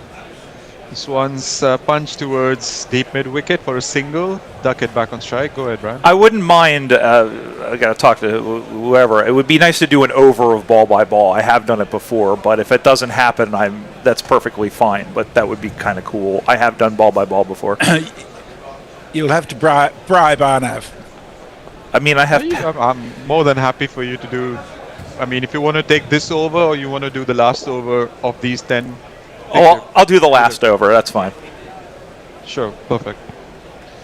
As this one, Duckett just taps it straight back to the bowler for a dot ball. I can't believe I'm saying this, but Duckett's defensive shots today and his temperament in terms of preserving his wicket and building an innings has been impressive. Because I think he's one of the best shot players in this English side. If he adds a defensive game, he could become one of their most important batters for this phase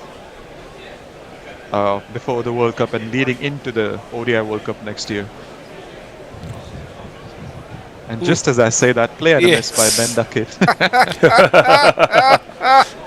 That was inevitable. The jinxes is on, yeah. Jinxes are finally working. Actually, I have a question for you, Brian. Since you mentioned you're from Philly, do you watch the Sixers a lot? I would say a fair bit. Not as close as I do the other Philly sports teams, but occasionally, yes. Fair enough, because I'm a Boston fan and they took Jaylen Brown, so I wanted to know what your thoughts are. We eliminated you from the playoffs, and then we took your best player. Yeah, that's pretty good. Ouch. As this one's punch to the offside by Duckett towards point. Batters come through for a single. I don't know. There's always a lot of optimism around the Sixers. Everybody's like, "This is going to be our year," and then they do. But the fact that they got beat by the eventual champions. I think the fact that they took what it was one. I think they took one game from them. Was like a huge. We were celebrating. That was our NBA Finals basically. So. Oh, the series against Celtics was a pain. I mean, Paul George completely locked up Tatum and Brown. I've got to stop you both. I insist that we try not to talk about soccer. I also insist that we try not to talk about basketball. Messi, I'm just trying to find common ground. Common ground. The first time. Oh, that's an LBW appeal, but looks like the impact was outside the off stump from first impressions as the batters come through for 2 runs. Yeah. Will they review it? Bit of iffy looks all around. Shreyas Iyer, Prasidh Krishna, no interest so far. Looks like they're going to let it pass. I will say, Messi, not to get off on it too much, I was able to, I don't know if you heard, but I was able to get to all 6 of the matches in Philly during this World Cup, which was pretty great. That's well done. That must cost you a few, Bob. We're just looking at the... Ooh. Thick inside edge there. Yeah. Good decision by the fielders not to review it. Root survives. And the last ball of the over is defended. 4 runs of the over, 206 for 1 after 33. So we have 2 super chats from Jay Grover, both related to Brian. Oh, okay. He sends £5 and says, if Brian can come in from Philadelphia, I really have no excuse after listening to Sofa Days, as long as Not Fred isn't there. You get on better with not Fred these days than you used to, Jay. And then he says, another £5 for Brian to get proper hammered and sing Take Me Out to the Ball Game. Probably a bit late now, but Guerrilla Cricket is horribly sober. Super chat. Oh, sorry, Messi. No shipping unlike the bucket hat. Sorry, I accidental there. As we had the chats, we had a replay of the last ball of the previous over. There was a bit of discussion again for an appeal, but the impact was outside the off stump. So it's a good decision not to review that. So basically, he's giving you're to have £5 worth of booze, Brian. See if that gets you pissed. I mean, to be fair, I don't need to be drunk to do that. I will happily do that with that. I don't know that anybody else wants to hear that, but.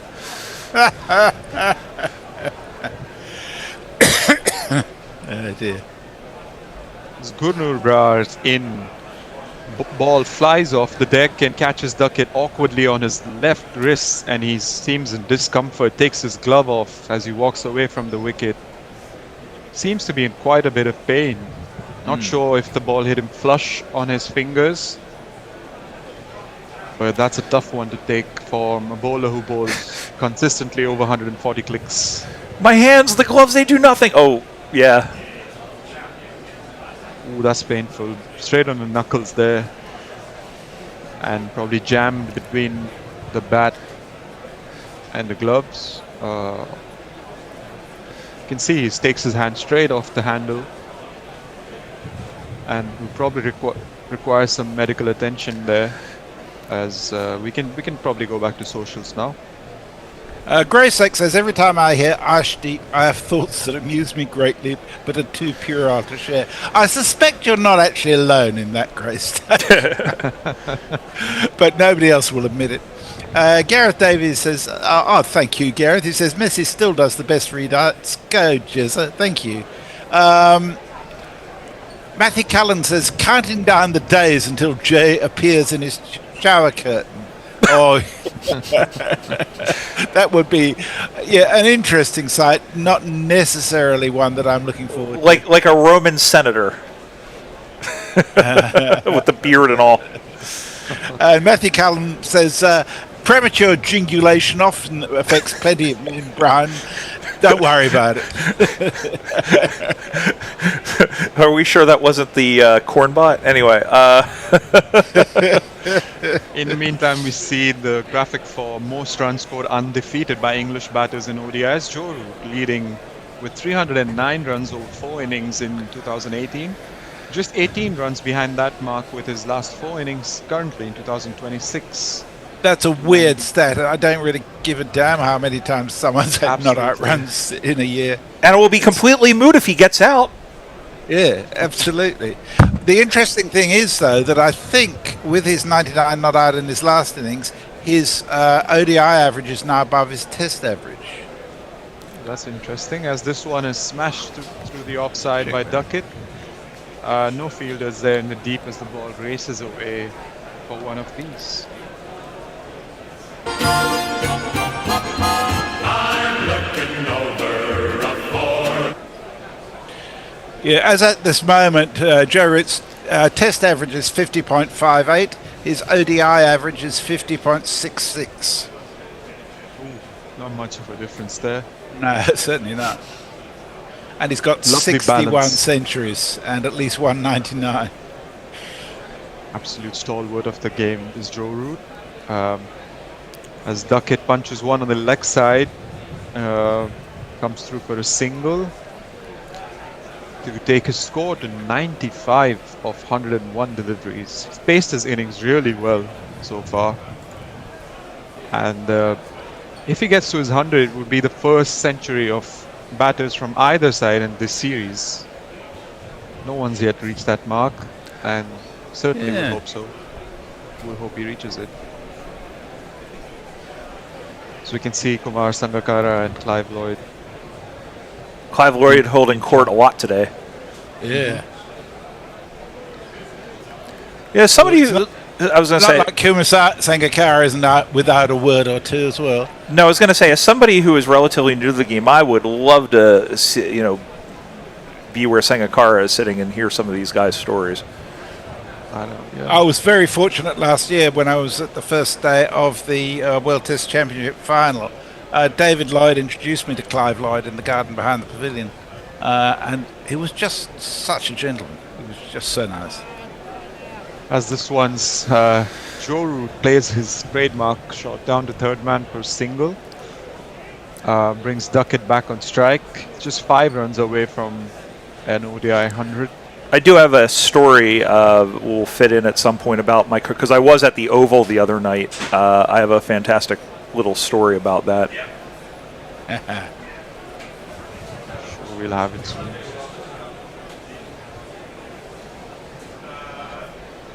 Ben Duckett has 3 ODI 100s so far in his career. Inching closer towards the 4th. This one's tapped to... sorry. Was this one tapped to the offside for a dot ball, end of the over? Over to you, Messi. Gareth Davis has some more poetry for us. He says, it's clear that the gorillas are drunk. Their brains are all in a funk. The sofa looks flat. And what's that with the hat? Even Arnav is in outer space. That's He good. was on a roll in the second ODI. Brian, you should see some of his work from the second ODI. Unbelievable stuff. He mentioned all of us, including the other people on the chat and all of us in the studio and who were on stream. That's brilliant. Tell us about what happened at the Oval, Brian. So I went for the women's last final, and I was all decked out in Philadelphians gear. That's the minor league cricket team that I commentate for normally. And there was a gentleman who spotted me and asked was asking about it. And when he heard that I was an American, and he was a member of the Surrey Cricket Club, and brought me into the pavilion so I could see in that, which was pretty for like about 5 minutes, which was pretty neat. But it was neat. It was a fantastic experience. Somebody described it, and I think it's accurate, as the Fenway Park of cricket, and I think it was. I think that's a pretty good. I will get the words at some point. Other than it's the people's ground. Yes, it really is. I will get to words at some point. I'll have to settle for us walking around the outside yesterday, which was pretty neat. And my daughter was like, "I don't want to complain." It was 6 years old. And I've been walking around. I don't want to complain, but how big is the stadium? Yes. So Akshar Patel back into the attack. Joe Root punches one to long off for a single. Yeah, we were up at Abbey Road yesterday, so that was pretty cool.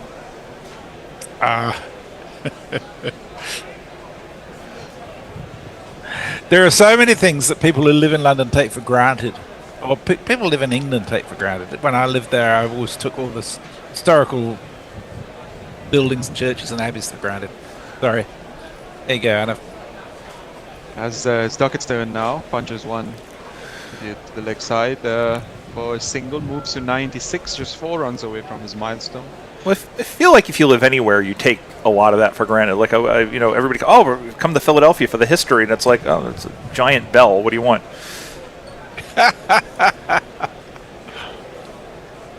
Runs keep flowing here for England as two batters rotating strike really well. Duckett helping Joe Root ease into his innings. And Joe Root returning the favour by helping his partner inch closer to his milestone 100. Akshar in for the 4th ball of the over. Dot ball this time as captain Shubman Gill fields and returns the ball to the wicketkeeper. It's still a run of ball. Absolutely. He goes through his overs really quick, doesn't he, Akshar Patel?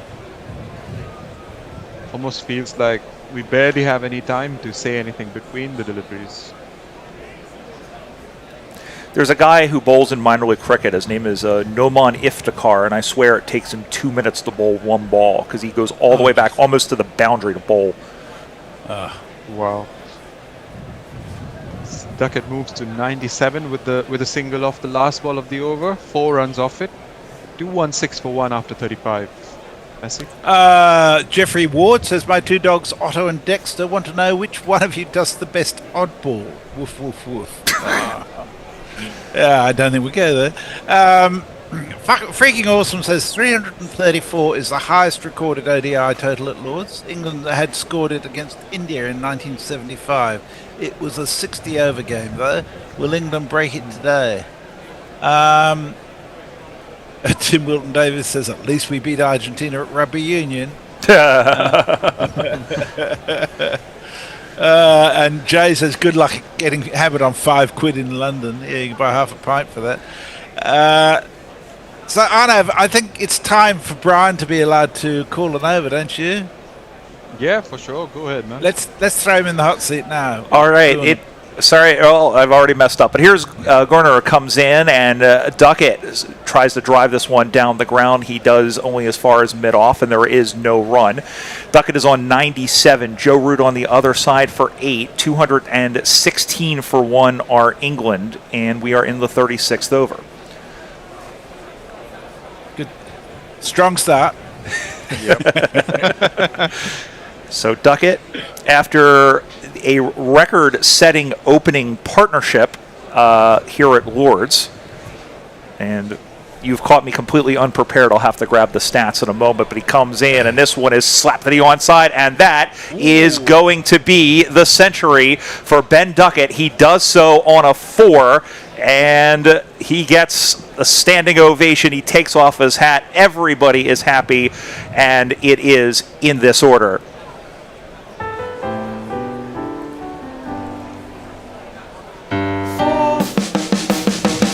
20, 30, 40, 50, 60, 70, 80, 90, 100. Congratulations, Brian, sir. You are Brian's a centurion.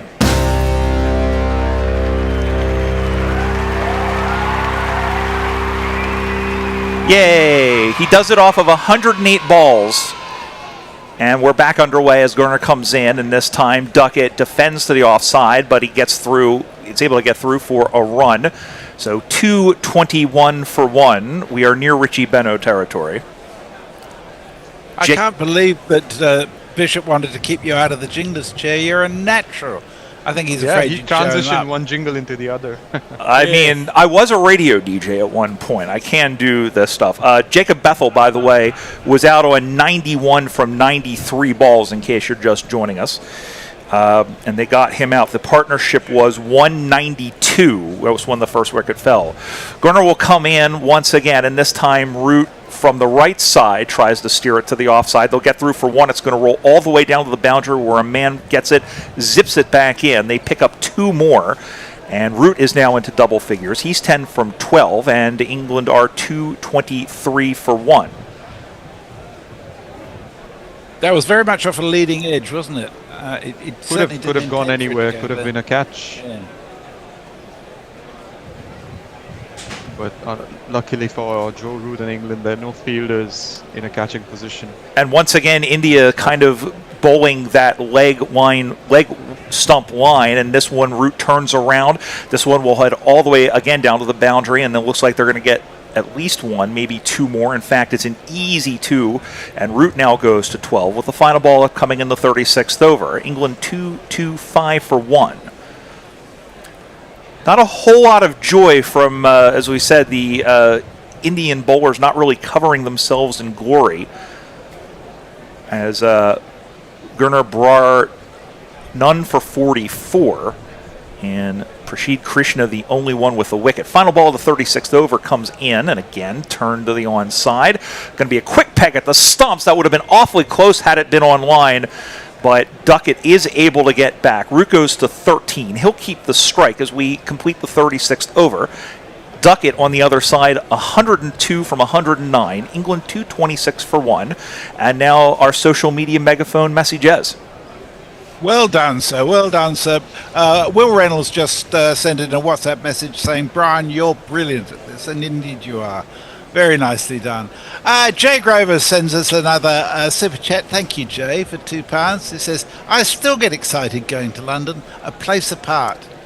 I know what you mean. Yeah, it is an event, isn't it?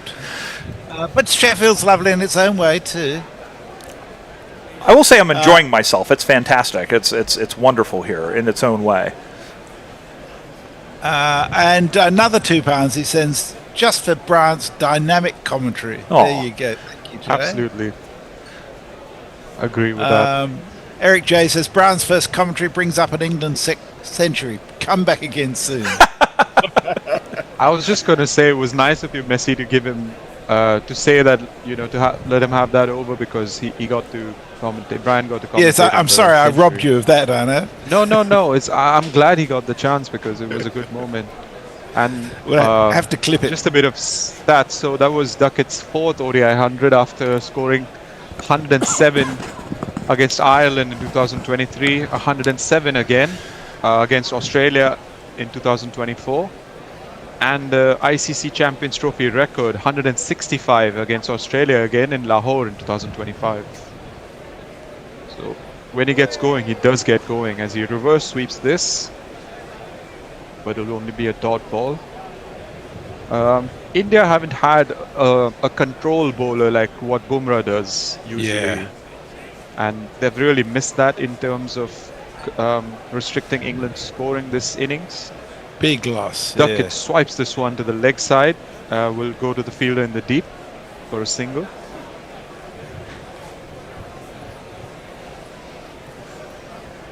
Brian, so who's your favorite cricketer on either team currently?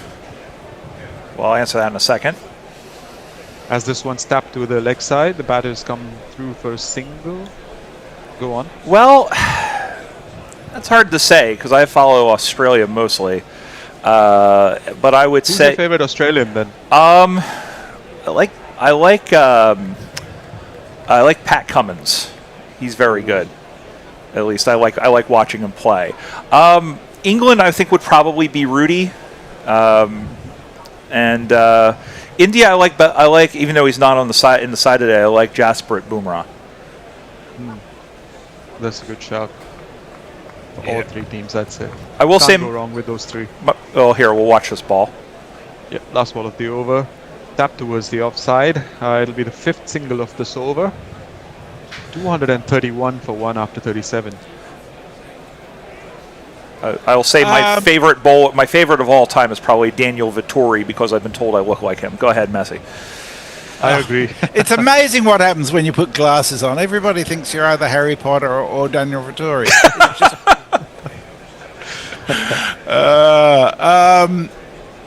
Tim Wilton Davis says that with the size of Haaland, who should be opening the bowling for his country of birth, he'd make a great fast bowler for Yorkshire. Brian's... Oh, sorry, I've done that one already. Greysock says, now I've purchased cashews, my inner calm is back. Oh. Tim Wilton Davis says, apparently being well hydrated makes you considerably calmer. As Root steps into this one, drives it down the ground, fielder giving chase, will stop it. Batters should come through for 3 runs. Seems like they will, and they do. Scoring has been pretty good so far, and running has been pretty good. It's the third triple of this innings so far. As Root moves to 19. That's a combination, and loath am I to bring baseball into this, but I feel like triples in baseball are very similar. You have to hit the ball to the specific part of the field, and there has to be good running, and we've seen that, as you said, 3 times. Now, I'll ask you a question about this in a minute. Oh, this one swung, catches the top edge, and flies over the wicketkeeper for a boundary. This is an awkward one, that.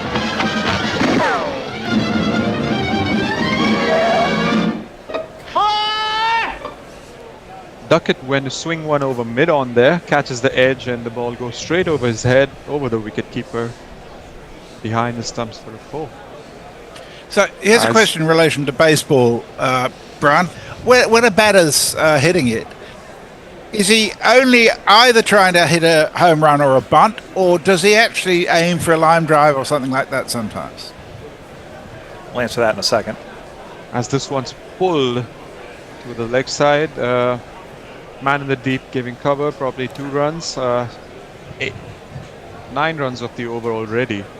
Gurnu has been pretty expensive. Sorry, Brian. No, you're fine. It depends honestly on the situation, because like if you're down 5 runs or something, a home run isn't going to do. You need base runners. You want to try. You just want to get on. So a lot of times, but it also depends if you do already have base runners on, and you know if you're sitting on a particular pitch. Like a lot of time, like even here, it's kind of similar to that. Yeah. As Duckett swings one over the offside, over the infield, and this one's going to race away to the bound. Nothing the fielders can do. 1, 2, 3, 4. So his previous 300s all came off of a strike rate greater than 100. This is his first 100 with a strike rate where he reached the 100 mark with a strike rate less than 100, but he seems to be catching up now. So my prediction has now become 360 plus. And it's a very big possibility of that happening with 12.2 overs to go.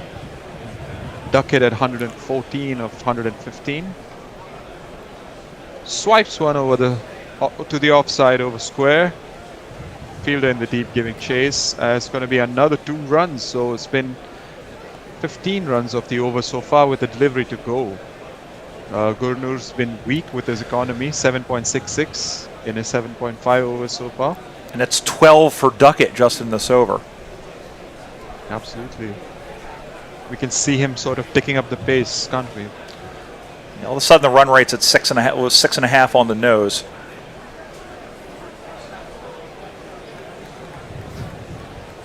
Gurnur comes in for the last ball of the over. And this time swung the leg side by Duckett, and it's going to race away for another boundary, the third of this over. 19 runs of it. 250 for 1 after 38. Wow.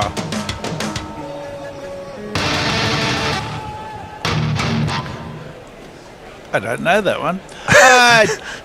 Joey Grover says, yes, Sheffield should be measured against one of the world's historical and cultural capitals, if only because we have Hendos, the makers of superb sauce, of course. Does London have Hendos? I think not. Gareth Davis says, when Rudy's in charge of a bat, he makes a bowler look like a twat, whilst the occasional inside might fill you with pride, he can leave with his wicket. He can leave with his wicket intact. Sorry about that. I shouldn't have done it without pre-reading. There's speculation as to whether there's a Hendos on the moon or in Athens or Laos. So yeah, everybody's getting slightly pissed. There's none in Philly. Yeah, but Tim Wilton Davis says Trump should build a wall in the north to keep out the polluted air. Yes. I hear he's going to nuke Canada because of the pollution. Oh. Yeah. As Akshar's in for his 9th over, into Joe Root, who sweeps the ball towards the leg side. Fielder in the deep covers. Batters come through for a single. You say that, Messi. It's not only is it 20 degrees warmer back home, but we are getting a lot of that coming downwind from Canada and Philly. Yeah. Ooh. Yeah. Ooh, as this one takes an inside edge as Duckett tries to cut it to the offside. Bottom edge and almost played on to the stumps. Batters come through for a single. Takes Duckett to 121 of 118. Akshar in for his 3rd delivery of the over. Punch to the offside by Joe Root. Rohit Sharma in the deep. 3 singles of the first 3 balls so far. I understand what you say, Brian, but generally speaking, a leader of a country is more expected to offer help and sympathy rather than get angry and offer to punish people for having fun. Oh, he's being a complete D-bag about the whole thing, and honestly, like it should, like whenever there's an issue in the U.S., Canada and other countries come to our aid, and the fact that he's being the way he is, I strongly disagree with. I'm just saying the weather is better over here. We're very lucky at the moment, and hopefully it will have dissipated by the time we go home. Fingers crossed. In the meantime, Duckett steps down the track and just punches one back to the bowler. 5th ball of the over, Duckett punches one to the offside, straight to captain Shubman Gill. Another dot ball. Akshar's been decent in his last couple of overs, 17 dot balls so far in his 8.5. I think India will probably look to bowl him out before the 40th over, rather before the 41st over. And this one's punched to the leg side. Another single, 4 of the over. 254 for 1 after 39, Messi. Jay says, Brian, I shall send you some Hendos. I don't know that you need to, Jay. I think there's still a bottle of Hendos sauce in Guerrilla Towers from when I visited last year. I'm pretty sure it's there. It's still there. I was going to say, I don't know if it's any good. Is it still any good if it's a year old? It keeps for decades, believe me. It's it's like Worcester sauce, you know. It never ever goes off. Mike Crushburns Like Hell is with us. He says, hello, Gorillas. Who is this new face in the studio? This game is a runaway win for England. Let's go home. The new face in the studio is Brian Barish from Philadelphia, who's commentated with us before, but he's actually in London, in Guerrilla Towers, which we think is fantastic today. And I thank everybody for their hospitality, so that's really cool. And for those of you interested, Brian is the voice of AFL in America. What's your official title? The communications officer. I'm the media manager, but I like communications officer. That sounds a little bit more official. Okay. Arshdeep in for his 8th over, 45 runs conceded, no wickets so far. Ooh. Slower short ball. Duckett plays it to the leg side, pulls it, and the batter is contemplating a second run, but rightly refused by Joe Root. Could have been a risky one there, with the ball being thrown to the wicket keeper. I might have to posit that as a title change. I might come with a little bit of a pay raise too. Yeah, as you said, communications officer seems just a bit more like a formal. I feel like I should have a badge with that. Anything that says officer. Yeah. As Arshdeep in for the second ball of his over. Punched to the leg side by Joe Root. Batters come through for a comfortable single. You'll be interested, Messi, speaking of that, the guy who, there's a gentleman who actually created an AFL program in the USA before I got started. His name is Bill Robert. He actually is in Melbourne for the first time in Australia. A couple of his home club in Boston chipped in for a all expenses paid trip for him, and he actually was sitting up in one of the, I think the Triple M box yesterday, which was really cool. Oh, good. I hope it was yesterday, not today. It was a shit game today.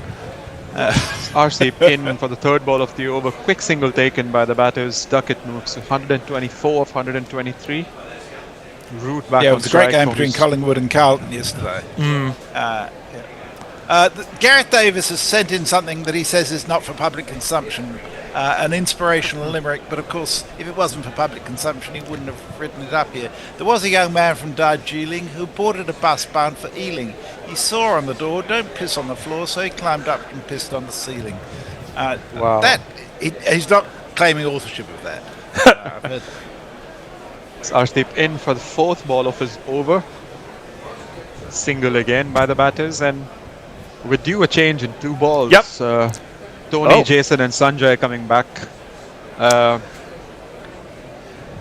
Well, end the first innings with you all. Well, we started the jingle off on a good note. The jingle computer is restarting on its own, so there will be no jingles for the next 2 balls at least. All right. Well, we started the session with a wicket too, as I recall. But maybe we should finish it with one. Hope that happens, Messi. And this will... Yeah, sorry. This is a bit of a Yorker attempt, I would say, by Arshdeep. Duckett watchful and punches it to the leg side. Batters come through for a double. 6 runs of the over so far, 1 ball to go. One last super chat from Jay Grover, sends £2, says Hendo's not allowed in Australian customs, give it to Brian.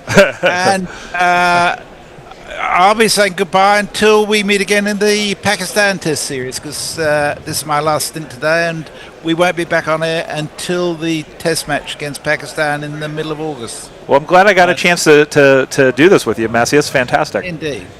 Arshdeep's in for the last ball of his over. Another slightly slower ball, but Duckett manages to navigate that quite well. Comes through for a single. 261 for 1 after 40, and I'll see you on the other side of the break. Indeed. See Thank you you all. You're going to need something happen with this. By the way, Grey State Jason finishes and off. Sanjay will take over. Tony will be on ball by ball. Okay, I'll do one last tweet. Grey State says, Messi, tell me about it. We Tigers fans are still drinking. If you're a Tigers fan, I think drink is the only answer, Grey State. It was a miserable, miserable match for you guys today. Just awful. See ya.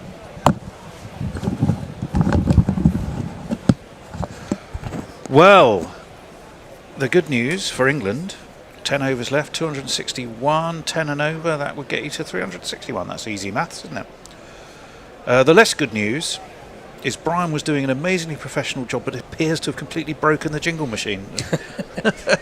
And he's frantically sitting there. This one's pulled away by the Duckster to backward square. Axar Patel does the fielding, and they come back for 2.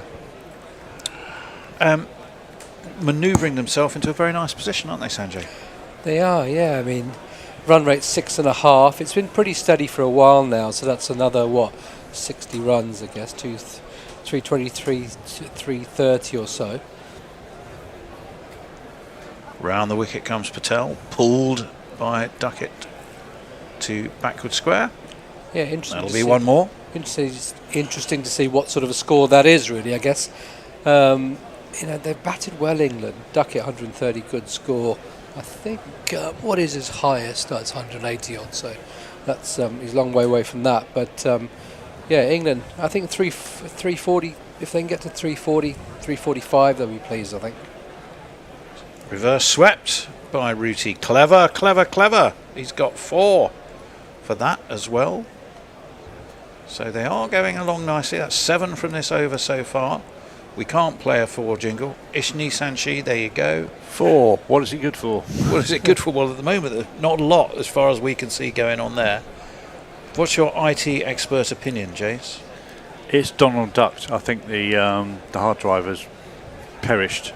Oh my lord! Because it fails a hard drive check in the BIOS, so it's not recognising it at all. I've just tried to reboot it to come straight back to the same thing. Do you want to call technical support? Yeah, I might call technical support and see if we've got another one we can set up in its place. Because I think that's the only way. Well, that's another reverse sweep from Root.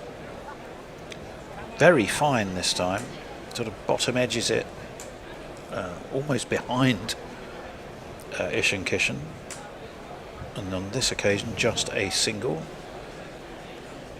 Still 8 off the over, 1 ball left. Ben Duckett facing, he's on an amazing 130s. Batted, what's his highest? 100, didn't he get 180? 182. Yeah, I thought it was something in the 180s. Yeah, he just beat the... Don't want to jinx the lad. The, what's his name? The Jason Roy record, didn't he? And that one is nudged forwards. Single taken, he's going to keep the strike. It's the end of the over, it's 274-1. Jason, you can't really read any social media. Do you want to have a go for us? There's nothing there, is there? Or there isn't, you just get rid of the ad. Oh dear, oh I see. It's all there. Oh, it's loads. What was the last thing that... I can't remember. No, and I have a quick look here. Let's have a look. Twat Waffle My Story by Malcolm. Did we do Twat Waffle My Story by Malcolm Gladwell, Brian? Yeah, we did. Then we got to tipping point, didn't we? Have we done Take Me Out to the Ball Game? Those two Brian super chats. It's not the 7th inning stretch yet. Did you do the Brian? Did you do the ones about Philadelphia? There's a couple of super chats. One about Philadelphia and one about taking me to the ball game. Have you done all of those? Messi was doing them, yes. Okay. Jay Grover excited about going to London. You should have done. Yeah, just pick a place and go from it. I mean, Yeah. I can do those. 'Cause you can't do anything on the jingle. Yeah, you do that. All right. That's good. There you go. I'll go back to summarising. Yeah. Poor lad. 3. And we'll get the bear to So we've had Brian. Okay, so here's the most important technical question, Jason. Is it something?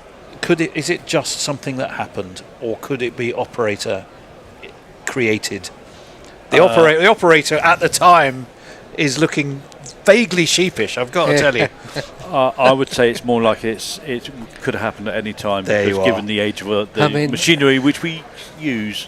270 for 1. This is why we always need your amazing help on Patreon, for which there are any number of benefits, and I'm going to tell you more in just a moment. Over the wicket comes Prince Yadav, pulled by Duckett, pulled square. There's a man there who will just get a single. They come over here, break our IT. They come, exactly, that's right. They break our IT. Outrageous. It's our lax immigration policies. Freedom of movement. Let anybody in nowadays. Let these Americans into the country. They Sabotage. Complete havoc. And just walk away like nothing's ever happened. It's the straits of the jingle computer which are going to be negotiated over for years to come. Prince Yadav, over the wicket he comes. Forward comes Joe Root, just dabs it, thinks about a single, changes his mind because it's gone towards gully. And again, there is no run. What do you reckon they can get to, Sanjay? Well, There's so many wickets in hand. Well, I think that's the thing. I mean, 340, 350. But the interesting thing is, how are they going to get there? Are they going to? Is someone going to tee off? Because there's so much power still left in the sheds. There's still Brook. There's still Jacks. There's still Josh Buttler. Sam Curran can hit a long ball. So there's enough firepower there. What are England going to do? And it's tactical now, isn't it, in terms of what are they going to do to get to that 340, 350 mark? It's going to be interesting to see if one of them starts to tee off. I guess we're going to find out in the next few balls. We are. Joe Root, well, he's clearly looking to get on with it. He leans into this. Well, he drives towards the onside. Virat Kohli fields with a skipper hop. His job of steadying the ship is effectively redundant now. He needs to hit out along with all the others. Well, what did England lost 5 in 20 odd balls, and was it the first game at Edgbaston? I mean, they have a capacity to collapse, as we know, but then so really does every side, if one is completely honest. 132 for Ben Duckett. I was looking up his stats. I had them earlier, and then I got distracted by broken jingle computers. Short, Duckett pulls, extraordinary pull shot. There is a man down at deep square. We know already it's Axar Patel. It's a funny shot, that, wasn't it? Because it didn't seem to get up as much as he wanted, so it ended up being a sort of a flat And it was pull. a slower ball from Prince Yadav as well, only 67 miles an hour. So I think that sort of fooled Ben Duckett as well, expecting one to be normal pace. Did the lack of pace also contribute to the lack of bounce, I would think? Yeah. Well, he's going to be bowling from the nursery end. There's still a lot of cloud.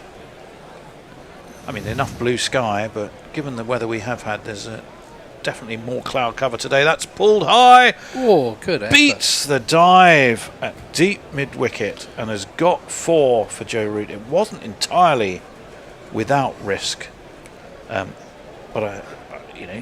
it wasn't actually a chance either. It would have been one heck of a catch. Yeah, I don't think Rohit Sharma was that keen to. He didn't have to move very far, maybe about 10 yards to his left. Watches the ball all the way, and he did. Throws in the crowd drive at the end. He dived hands down. There's a handstand there. He didn't want to land too heavily, so he put his hands down. So he never really had any intent of catching it. That's clever from Joe Root. Sort of squashes this down to third man in front of the Allen. It's like a hockey shot. It was. It was. It's the end of the over. It's 278 for 1, and we can go to Jason. Let's see. Hard drive kaput, that's a rare occurrence, says Yankee 7000. Jago says, I demand tech support's response is played live in the studio. Well, tech support has been messaged. It simply says... To be fair, I have an update on the machine, which is, I think it went into trying to apply updates, so I've just done a hard reboot and turn it off and on again, as Yankee 7000 suggested in the IT crowd. And it's going to do some updates, and then hopefully we'll be talk with Jason. Hopefully it will work thereafter. I can give you my 1, 2, 3, 4. I sent 4 words to the bear. What do you think they were? The jingle machine's effed. Near enough. Jingle computer is fucked. You're not far wrong. That was my 4-word brief to the bear. Yet to get a response. There may be jingles back by the end of this innings. Probably will be back by the end of the start of the next innings. Under promise and over deliver, Jace. You know that better than most. I said there may. It doesn't matter. You've sown the seeds of false hope. And we all know in cricket. Sorry, Jace.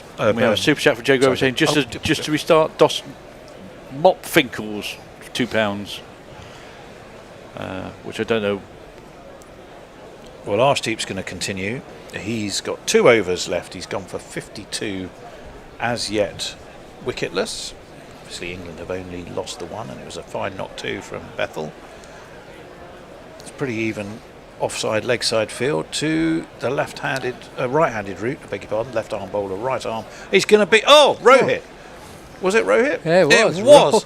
Well, having poo-pooed his attempt at a catch, on that time he flung himself to his right like a goalkeeper at his near post, and it was a terrific stop, wasn't it? Adding to your dad jokes, we could sort of go with Roe hitting No, that doesn't work. I need to have done Row it in my hitting head. the deck? Row hit, no. It was going to be row hitling back the ears, I think, is what I was trying to say. I quite like that. Yeah, Row hitling back the ears. it would have been good if I'd have done it properly the first time round, I'd have thought. Oh, waited for it. Rather the old tennis ball bounce.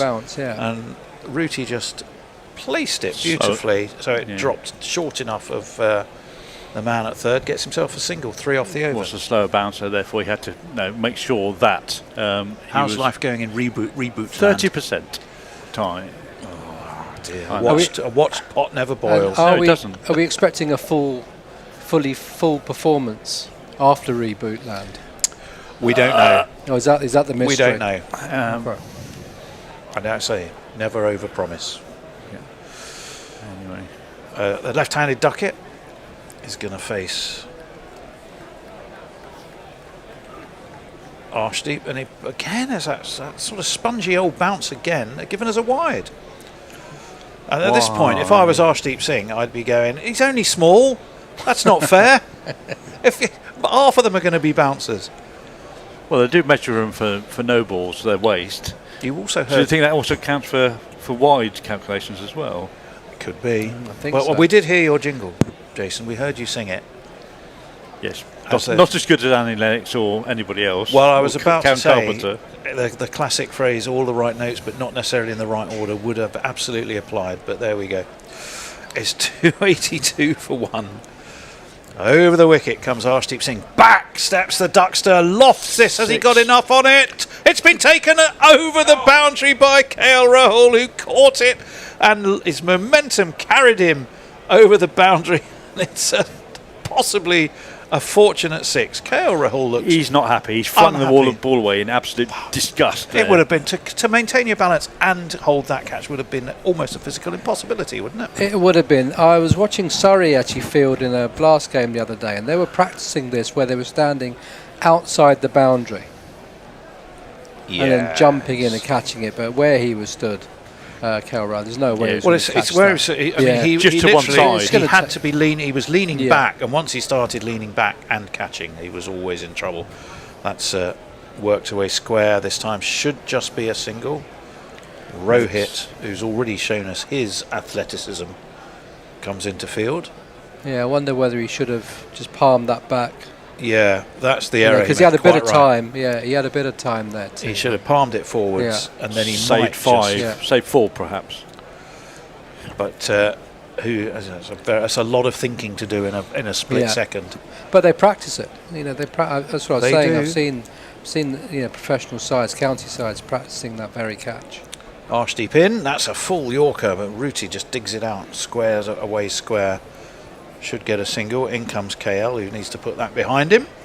Fields that one competently enough. Our score ticks on by 1 to 290 for 1. Jason, what percentage have we reached? It's 100, but it's been on 100 for a while. Oh, I suspect that means... So it's actually applying updates now, and then it will go into the login screen once it's completed. Well, fingers crossed, of course. It could have done that in the boring middle overs, couldn't it? Could have done that overnight. Then it would have been perfect. Right, 140 not out for Ben Duckett. Isn't that the highest score against India, did I see? High score at Lords in a one-day international. Oh, well, good for him. Beating Viv Richards 138. There were some greats in the crowd, actually, Eddie. We saw Sir Clive Lloyd, Brian Lara. We saw Lord both of them, but I didn't see Sir Viv. Anyway, they were all there at Lords on Thursday, as I think I told you before, for the launch of the Sir Clive Lloyd Healthcare Foundation that helps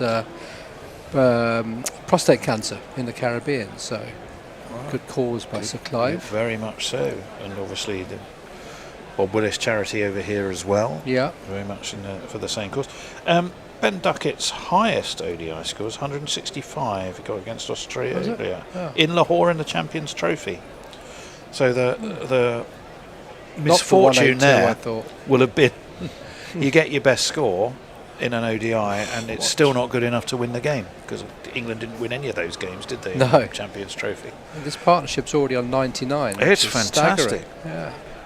99 is what Joe Root got, of course, at Cardiff. 99 runs is this partnership. I've got support for Cam Binface. 99p, interestingly enough, is the price that Binface's policies say all 99 should always be sold at. That one's worked away. Square by Duckett. Walks a single. It's actually a leg by, says umpire Saggers. It's a bit like Poundland, isn't it? Trade Descriptions Act. Not everything's a pound. Well, and it should they're all in 99p, but not everyone's a pound. I agree. Yeah. Some of them are 1.99 or more. So it's a sound enough policy, I think, that one. As is guarantee to build at least one house or one council house. Fair enough. The one I particularly like, and I'll hold the thought, is Prince Yadav is in. It's short and it's waited for by Joe Root. Almost because it's slow bounce, wasn't it? Yeah, he almost had to adjust his shot. I think. Pulled square to Rohit. They take. I think they should have just taken the one. Current run rate gets them to 338. If they can, 6 will get them to 333, which is lower. If they can get to 8 and over, 346, they'd have to get past 360. They'd have to be going at 10, which would be excellent, but a big ask. Oh, he's caught and bowled. Again, it was a slower ball bouncer, but it absolutely spongy sit up and hit me. And Ben Duckett, well, give him too much time to think, and that is often the danger. And I think he was caught in two minds, and he ended up just lobbing it back to Prince Yadav, who says thank you very much. And we have a wicket. Ooh, that's encouraging. Hello. Got to give credit to the bowler there. He tried the ball before. That sort of slower ball, throw it into the pitch, tennis ball bounce, and this time Duckett was onto it and he just mistimed it, went straight back to the bowler, took a good catch, nonchalant, and Ben Duckett well batted, 141 off 135 balls. Well, I'm not sure fourth one day 100. Yeah, it's fantastic. I'm not sure I could have bowled the ball. I could have taken the catch though. I mean, you'd be hard pressed to drop a catch. That simple, unless you're Mike Gatting, right. wherever Fingers crossed. Oh, look, hello. We need to. You silly Jason, boy, what on earth were you playing at? Much to the relief of Brian, who isn't going to have to have his trousers down and get a jolly good walloping for misbehaviour. It looks like we might have the jingles back. Well, they're going out in the studio. The question is, are they going out on the stream? So if someone could tell us that they heard that. Are you going to retract your message to IT support, or are you going to leave it as it is? I'm going to wait until IT support. I haven't even got back the traditional, thank you for your call is important to us. Or, what that? I'm only on a 4-inch screen. The famously. 4-inch screen. Invisible Bob Harry says- Brook. Go on. Oh, gosh. That's right, here's a test. Let's jingle him up, shall we? Yep, Harry Brook, Harry. Oh, it's a great jingle as well. We need to play this. Oh, the ball, he tries to slug it, but gets out like a flog. Oh, if Harry only had a brain. And when he gets out to the middle, all their plans turn into piddle. If only Harry Brook had a brain. Possibly harsh of a man likely to be England's future captain, but there we go. 293 for point. 2. At some point, yes. Well, we were debating that when that point might be a little earlier. And I think Sanjay and I both felt it may, wait for the coach before you make the captaincy decision now. That's full. Harry Brook is going to get away off his first ball. Let's push this towards short mid-wicket and gets himself a single. If Brook does Brook things in the remaining 6 overs, this could be very entertaining indeed. And stays there for any length of time. That ball was so slow and so short from Prince Yadav that Ben Duckett actually changed the shot halfway through and still managed to spoon it back to the bowler, which is quite impressive. Yeah, we were debating whether Joe Root should. Prince Yadav again. Oh, Rooty, has he got away with that? He has. Now, again, it's the slower ball. Yeah. It's the quicker ball, but bounces. And the bounce is so spongy that Joe Root, I think, started off attempting to pull that, ended up it was like a horizontal ramp, wasn't it? It was an extraordinary shot. Well, he tried to helicopter it, and it turned out to get an outside edge down to third man. Well short of third man, obviously aerial all the way. So the balance of this pitch is not easy to read, No, Sanjay, I no, don't it's think. not. And that's, It's, England might be quite happy about that. In comes Prince Shadab.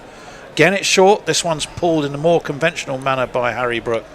Rohit. No, is it Rohit or is that? Yeah, it's Rohit. It is Rohit. Yeah.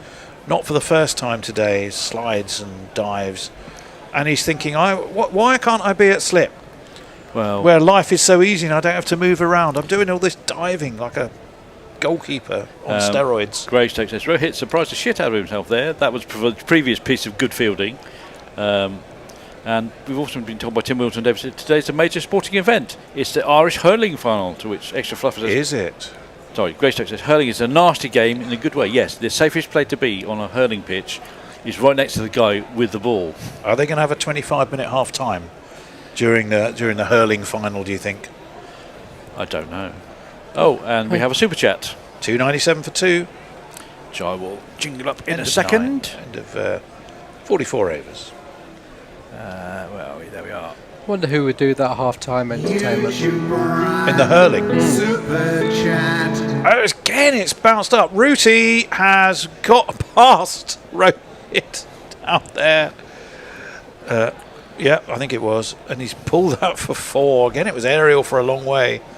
You just wonder if a more alert fielder might have got moving quicker on that and seen it coming. Am I being unkind? Yeah, I am. Yeah. It's far too far away. Well from done, Joe Root, for waiting and then smacking the hell out of it, because that sat up. Well, that's what Ben Duckett you- should have done.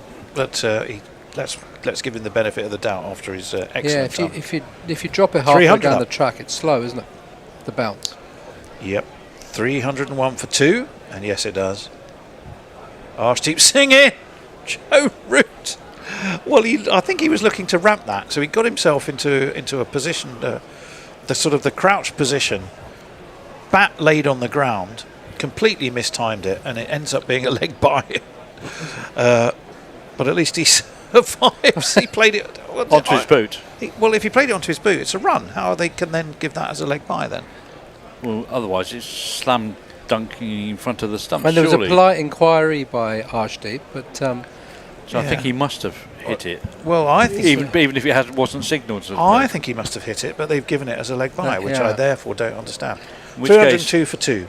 They should appeal before the next ball is bowled. Arshdeep Singh, left arm, over the wicket 2. Harry Brook, there's another bouncer. Over Harry Brook's shoulder, but not given as a wide on this occasion. Just a dot ball. Well, it's a definite tactic, though, Sanjay, isn't it, here? They're looking to cramp England for room. Yeah, I think they know that England like to hook and pull, and that they've got men in the deep. Well, I mean, then here's another question. You're putting your men in the deep knowing this. Is Rohit your first choice of bloke to put there? No, they got him and KL Rahul out there. Which is an odd choice. Yeah. And that one's turned away square. See, I think that's a little bit. They do take a single. It was Arshdeep Singh himself who had to run across and field for himself. And score moves on to 303 for 2. It's almost as though, so KL Rahul, normally a wicketkeeper, they left that. Rohit, normally in the slips. It's almost as if they've been thinking, right, well, now we're not going to have any slips because we're under the gun. Where do we normally put these people? And they stick them in the deep, which is like old school thinking, right? Surely you start to think, are they going to be the most mobile fielders to take catches if we're going to drop the ball short? That's pulled square by Root. Yes, I always have a problem Down to with KL this. Rahul, takes a single. Because the tradition in recreational cricket, you put the most inactive fielder You hide at people long in leg the or field. fine leg, exactly. which is not a position where you put a mobile fielder. They need to be running around. Especially if you're going to bowl it short. Yeah. If you pitch it up and you've got fine, you can have your more mobile fielders closer to the bat, stopping singles and preventing twos maybe. But if you're going to drop it short, I mean, let's not overstate the case. Rohit is fit enough bloke. That's not really got hold of at all by Harry Brook. It drops just short of extra cover, but again the ball didn't come onto the bat in the way he was expecting it, did he? And they've cheekily taken a single whilst They have. the fielder was messing around with the ball at his feet. 305 for 2 after 45, Jace. Super chat from Jay Grover. Thank you, Jay. Sends us £5, saying, hang on, being a lord, I might have to sit next to both of them. I officially renounce my title. In other news, Farong says Bangladesh need 144 in total to win the series against Zimbabwe. Right, it's going to be Gernal Bra. We have confirmation from Banana Brooks that we did hear the jingle. So excellent. Well done, Jason. And Eric J says it's a good time for Brook to come in. Yes, but he's not quite firing on all cylinders yet. I shall just message the bear. Jason has unfucked it. Relax. It's still a little not bright. Back steps Harry Brook, followed cleverly by Gernal Bra. Harry Brook ends up shoveling it out to extra cover and taking a single. Bring Joe Root, who has cruised. I think cruised is the right word, isn't it? It just seems to be so easy. He plays on a different pitch and on a different I've always called ground. them ghost runs because you don't see them, and then you look up and he's got 45 or 70 without looking like he's done any work at all. No, it's that's why we have that saying. You look up and Joe Root's on 30 something. Gernal, that's it's revamped, reverse ramped. It's beaten the two fielders who were close in down there. Is it going to race away to the boundary? Yes, it is. Down the hill it goes, and it gets Joe Root 4 more. So yeah, good attempt by Arshdeep there, but the ball rolling down the hill towards the pavilion beat him, and that's the thing about Joe Root. Doesn't ever seem to be playing any extravagant shots, but with that famous phrase, Tony, when you look up Joe Root's on 30, he's on 49 off 30, off just 38 balls in England. Yeah, 310 for 2. But the thing is, what he can do better than others is adapt his mode to the certain situation. Whereas you sense with some of the players less experienced, shall we say, we'll wait for Gernal Bra. That's turned off his toes beautifully by Joe Root out to mid-wicket. They'll take a single. Some of the less experienced players will go attack, attack, attack, attack, attack. And they can't throttle back, throttle up again in quite the same way. It's like one mode of approach. But that, incredibly, is yet another 50 for Joe Root. It's quite 76 at Edgbaston, not out. 99, not out. So if you add 76, 99 and 50, that's his average so far for this series, which is not bad, is it? In comes Gernal Bra, back steps Brook, I beg his pardon. And again, it's that spongy old bounce. Steered around the corner to deep backward square, and they'll take 2. And I shall celebrate Joe Root's 50 with this.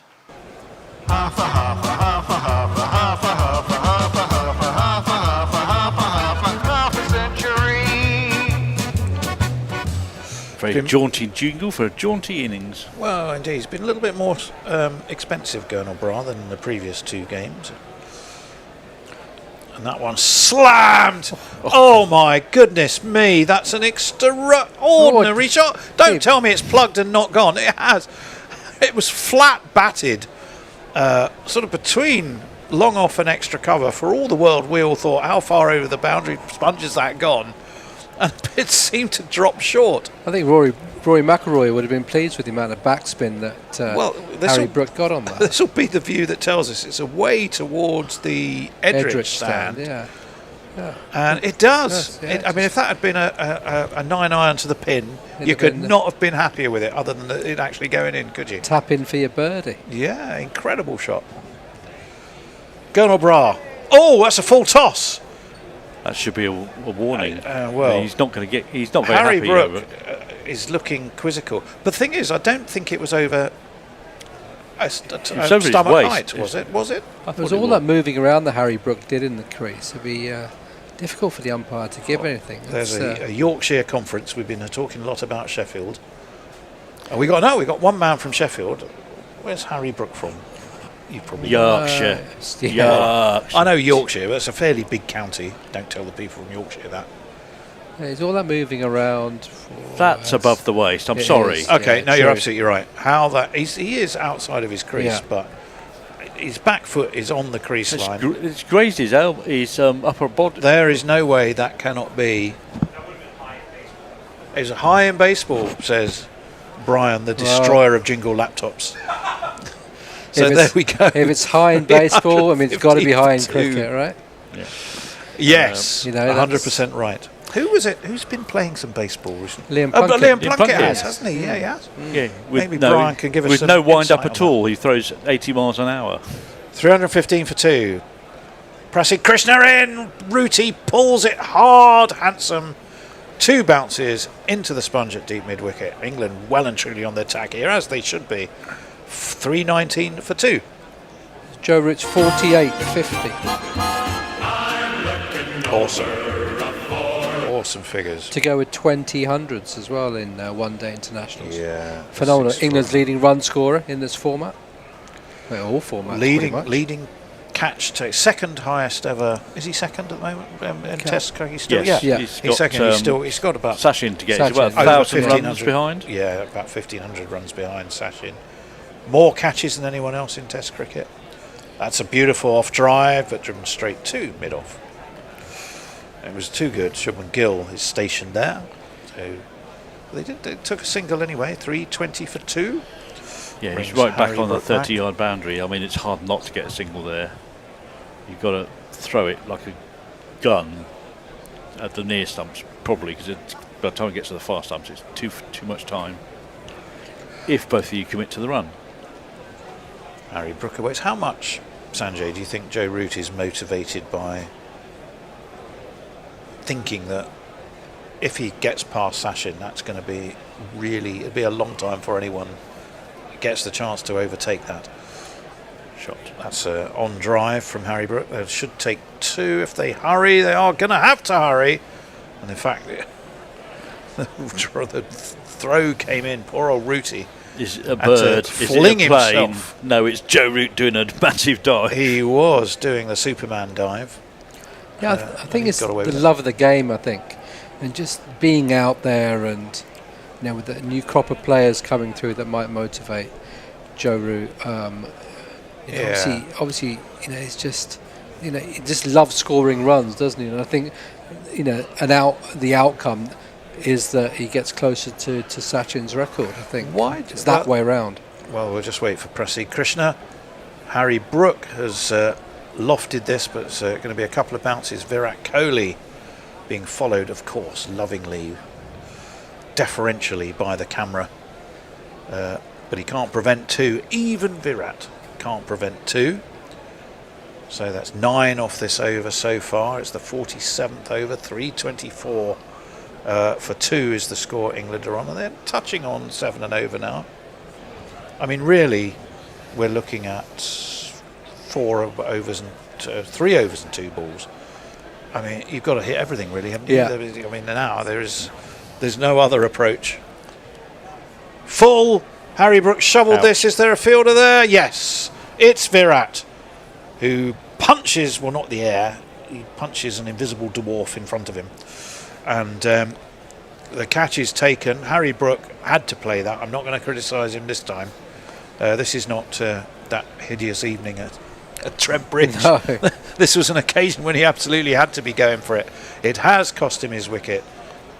So Prasidh Krishna has taken it. Virat Kohli has comfortably taken the catch in front of the pavilion. And there's a little bit of theatricals to delight his fans. So 14 off 12 for Harry Brook. Harry, don't worry about that, son. No one is going to have a go at you for that innings. I quite like the invisible dwarf punching analogy, I think. The poor old Ben Duckett, he's out and he's been... he's very visible, though. Yeah, he's suddenly back in the frame again. But, Harry Brook, I mean, that's the... You know, just a shot he had to play. Ball was there to be hit, just didn't connect with it very well. But that should bring in, you'd think, Joss Buttler to add more firepower to Let me get through a couple of messages. There's various talk about famous politicians that have been on Test Match Sofa and also Guerrilla Cricket. Yeah. Jay Gover says, were about to say I'd vote for anyone who's been on GC. Then I remember Matt Bill Hancock. Cash, Oh. comedically drunk, and Matt Hancock, pathetically anodyne, have both been on. So no. Is there any recorded evidence of Matt Hancock doing it? I mean, I know I'm not saying he didn't do it. I know Yes, he it's did. all embargo. It's all sofa stuff, I think. But does it exist somewhere? Have we got the evidence of Matt Hancock? Talk to the bear. Okay, I'll ask him. When he's calmed down. No, he's very calm. I think he's either being dragged out shopping by his missus, Or he's very calm because of... or he's got a massive doobie in the garden and he's quite happy chilling out. Been faced for president, says Rex Van Ryn. Yes, he could do with helping our friends across the Atlantic. Anything, literally anything, is an improvement. Jacob says... Which I think is Brian's acknowledging, so we're gradually feeling a bit less angry about the broken jingle machine. Oh, well, poor Joss Butler attempted to start with a reverse pull, and he ended... If he hadn't reverse pulled it and he didn't just dab the ball, it would have ended up in the same place. Yeah, but well there we done. go. It was like playing swing ball. He's kept the strike somehow. Let's watch this. Oh no, we're This watching is- Harry Brooks' wicket actually instead. Yeah. And Virat's... It is difficult. Invisible It is difficult. dwarf punching. There he Yeah, goes. there you Where's go. it? Look at it, There you it little is. bastard. Oomph. There it goes. Whereabouts on the invisible dwarf do you think you're hitting? I don't know. I think that's a right. No, it's a right cross to the jaw. I think. There's a jaw, yeah. Okay. Yeah, I think it would have been lower face. Poor dwarf. Definitely not the top of its head. No. Yeah. Right, Gernot Bra is going to continue again. He's bowling his last over. It's very full, clever too. And Butler will get a single, shovels it to mid-on. I will get a couple of super chats in very Go on quickly. then. Yes, please. YouTube Brian, Super Chat. $2 from Big Brain 61 for the Jingle Repair Fund, established 2026. Is that you?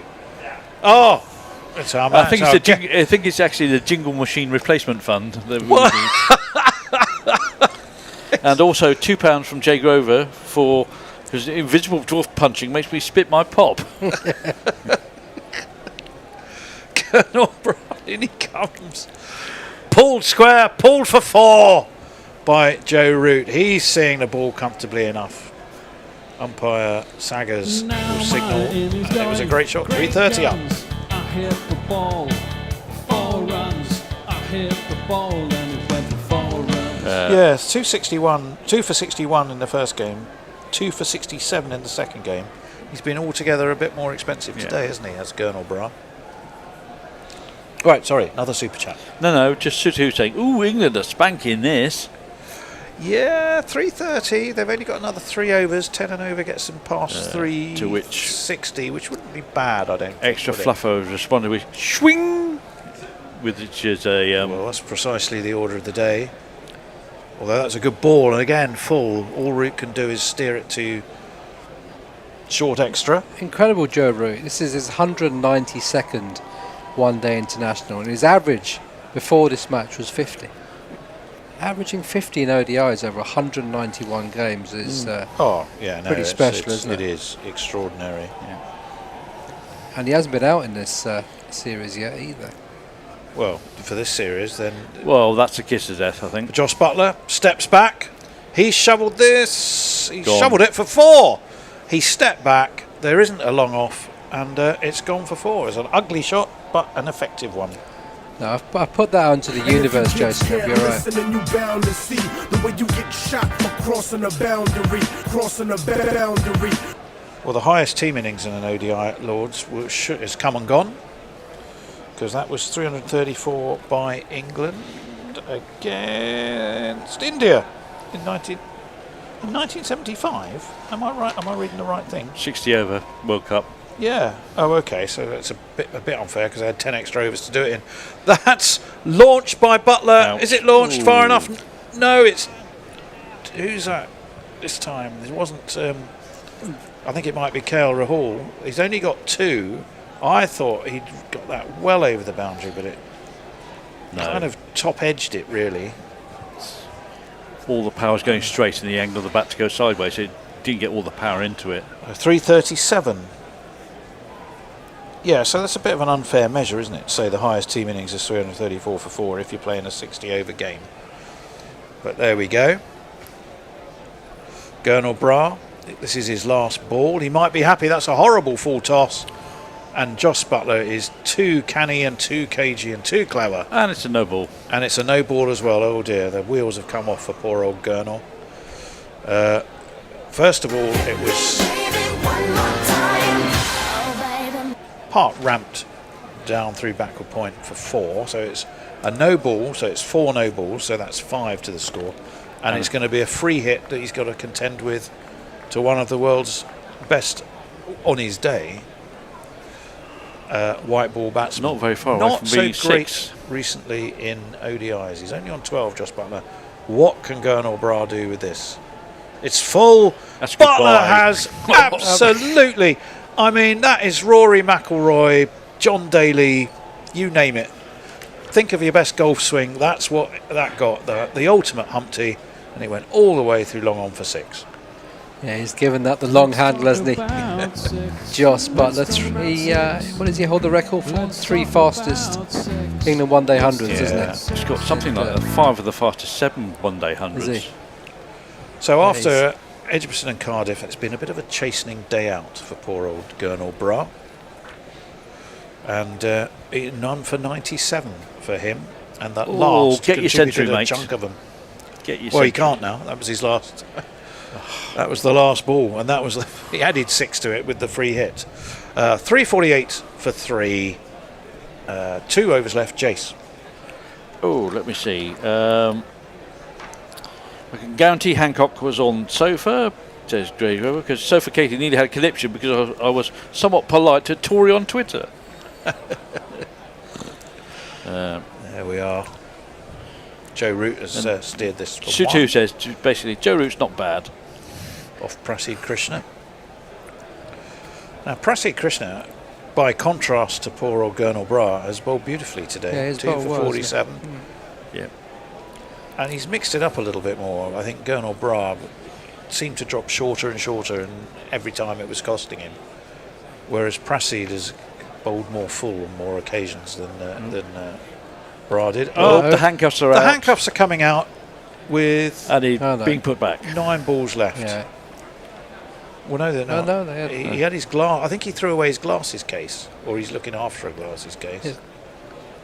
Slot bowling. There is the I think that's the magical problem. slot. Yeah. And it's been slotted. And will it slot through the handcuffs? That's the question now.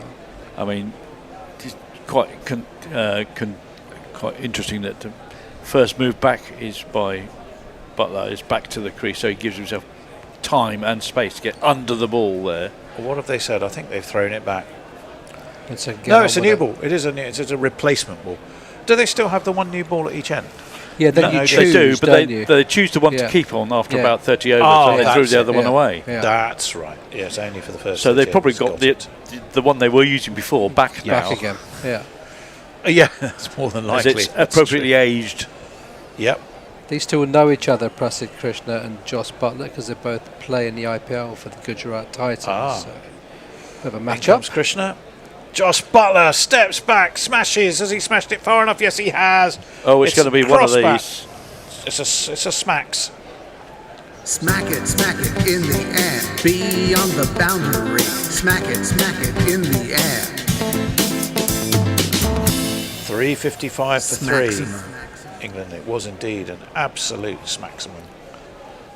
Might have had one or two of the more elderly members thinking about diving for cover, I think, just there. But it dropped short in the end. I think it's Virat Kohli patrolling in front of the pavilion, isn't it? Elderly members. And so that's the great thing, isn't it? Ball goes for 6 to change the field. Yeah. As if anybody was going to be able to stop that or any of the previous shots. But changing a field is what Shubman Gill and Prasid Krishna are This doing. was American football. You just bring on a whole team You of would do, sort yeah, of special- 9 foot tall fielders. You'd have a relief But you're not pitcher. allowed to do Yeah, that. a relief pitcher to get counter the pinch hitter. Proceed, in he comes. Draw! Smashed again by Joss Butler. Have some of them apples. That's gone as well. I think it's gone into the Allen stand this time. It's 6 more. 13 off the over. There's still 3 balls left, and he's giving Prassid's figures a dent. Yeah, it's don't know about the me putting the mockers on Joe Root. I think he put the mockers on poor old Prasid Krishna because he bowled pretty well up to that point. But Joss Butler, like I said, they know each other from the IPL, so you faced him. I'm sure he's done a lot of that in the nets. Yeah, exactly, and he's absolutely teed off. Who's there. the lad down there on the right? That's James Coles. Oh, that is James Coles. Yeah. Okay. The man he's been brought into the squad but Sussex doesn't lad, get a game. right? Sussex and £390,000 in the 100 auction, wasn't it? And he went to London Spirit. That's more than Watford's transfer budget at the moment for everybody. Yeah, for everybody. 361 for 3. Is this the bit where I find out you're a Watford fan? Yeah, it could be. And this is the bit where I tell you I'm a Luton fan. Oh! Here we go. What is going on? You never told me that bit in your phone interview. Fuck me. Prasid Krishna. In he comes. And Joss Butler is so horrified by that appalling news that he's completely missed his shot. Well, I thought as soon as... And it's discombobulated him. Yeah, this is how to put somebody off mid-stroke, as it were. Chuck in the fact that you're a Luton fan Deary me. to a Watford scummer. So God, if I had the wings of a sparrow and the eye of a dirty old crow, I'd fly over Luton tomorrow and shit on the bastard's billow. 361 for 3. I'm joking. Had a mate of mine who was a big Watford fan, and we've been mates for a long time, still to this day. And his 3 daughters were about 7, 8 and about 10. I'll tell you what happened after this. Well, 361 for 3. That's a full toss. Joss Butler's got that away for 4-2. So he should have done, really. It was chipped square. And 4 more for him. 365 for 3, 12, 13, 17 from the over. And 1 ball of it left. So poor old Prasid. Not quite as much shipped as many runs as poor old Gurnor. But he's taking some tap off not Joss far Butler, away. And he has been rather thrown off his line as well, hasn't he? And he was very proud that one day he lined his 3 daughters up. Jason. I was talking to Jason, I'm not talking to you. Oh. Yeah. You like the rest of the story because he lined them all up. All right, 365. Oh, that's a horrible ball. Now, is it wide? Yes, it is. It was. I think he was going for a slower ball. I think he was. Completely lost control of it. And Dharmasina's doing his impression of Christ the Redeemer, basically, because he's standing to all points of the ground with his arms stretched out. It's 367 for 3. And they ran a single as well. They did. So it's 2 wides. Yeah. So what have we got? 12, 13, 17, 19 off this over. He's going to try that last ball again. Let's see what he comes up with this time. Oh, it's a really good ball too. It's an in-swinging Yorker on off stump. But Root has not only dug it out. It's that hockey shot again. And it was that hockey. It was the hockey shot. Arshdeep Singh. There was a point probably about 5 yards short of the boundary where he realised I'm wasting my time here. I could have told him that 20 yards beforehand, the way he was labouring after it. So anyway. I'll have to keep counting these as I go. 23. 23 off the over. Prasid finishes with 2 for 69. And it was the hockey shot, wasn't it? It was very clever. Right, you've I'm not telling you. No, Actually, lined his 3 daughters up, and he said, Sanchez, come over here and watch. And he said, 1, 2, 3, and they all start singing, "We hate Luton Town, we hate Luton Town." It's like, yeah, thanks, Whitey. 371 for 3. Extra Fluffo says, Josh is going all Caddyshack here. Yeah. Yeah, he can have a great day, says Frank Rockefeller. Hurrah! Eric J gives us a sense of balance. We're saying we haven't bowled yet. I wasn't aware that they've been particularly slow, but Shubman Gill was getting a little bit stressed there about time. So they may. He wants a Lord's noticeably slow lunch, doesn't he? Oh, well, that could be. Yeah. And I've got other ones to finish off this in a minute. If there are any listeners who are Luton Town fans, if you could just message in to give me some moral support. We don't. We ban them. They're all banned. 371 for 3. That one is driven. driven too long. Aren't we playing each other again next year? We will. No, we're still in League One. We didn't go up. Yeah, we'll like us not be joining you No. next season. You're playing me. Just a next single year. there. Who's me? Plymouth. Ah, yes. Yeah, well. 372 for 3. We both went down together, didn't we? Yes. Joe Root. Mainly because we had the mistake to. What have we started? To employ a certain Wayne Rooney. Yes, exactly. Which yeah. killed us, despite after we got rid of him, we were probably statistically the best performing side. Clebs was brilliant. Right, there is a ring of 6, I think, in the offside. Short and pulled square then by Joe Root. He's going to beat the man at backward square. It's 4 more. Yeah, he's got hold of that, Joe Root. And it's poor old Rohit, who is definitely not looking happy as looking Rohit. to join the Scottish Goalkeeping It's Federation. time to retire Rohit from international cricket. It's probably what he's thinking. Alec Chamberlain, Yeah. ex-Luton. Yeah. Alan Garner before your time, or maybe not. No, He's ex-Luton. Yeah, So we've had a few actually who have done okay for us after the initial period of disliking them. They've come and done well. Prince Yadav. Oh, shot. There's the reverse ramp from Rooty. 4 more. Incredible, It's me, Joe says Root. she. It's me, says At least he's not she. going to be stranded on 99 today, No, he's unless not. something really untoward happens with the Next Prince 3 balls. Yadav's bowling. It would have to be a calamitous spell of no balls. It was outside of Rooty's off stump, and he'd moved across and reversed it. Incredible shot. Staggeringly good batter, isn't he, after all But of it's these so years? deft. It's just so deft. 47 balls to get to 70. Have the Rolling Stones actually got a deal with the ECB? Because I noticed they're appearing next to the ECB logo in a lot of places. Oh, That's pulled. Well, that'd be Mick Jagger, wouldn't it? Yeah, well, exactly. He's as Charlie Watts used to be a big Virat Kohli down at mid-wicket. Just a single. Rooty's going through rehearsing his various... Oh, I've missed the chance to get 99 not out now. Yeah, well, he's what is he on? He's 74. He's not facing the last 2 balls. Josh Butler's on 35 off 11.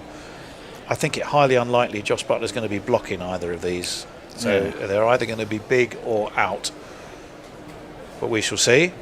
Josh Butler shaking his shoulders. And he's got 4. He's got 4. It's a full toss outside of off stump. I thought it had gone straight to point. It hadn't. It gone backward a point. It's got him 4. It's the wristy shot through gully. 14 from the over.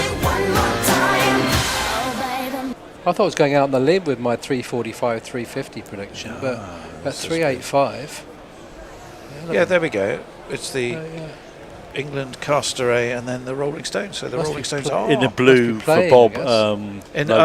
Maybe they're linked to. They've tied it all in with blue for Bob, which would be even excellent.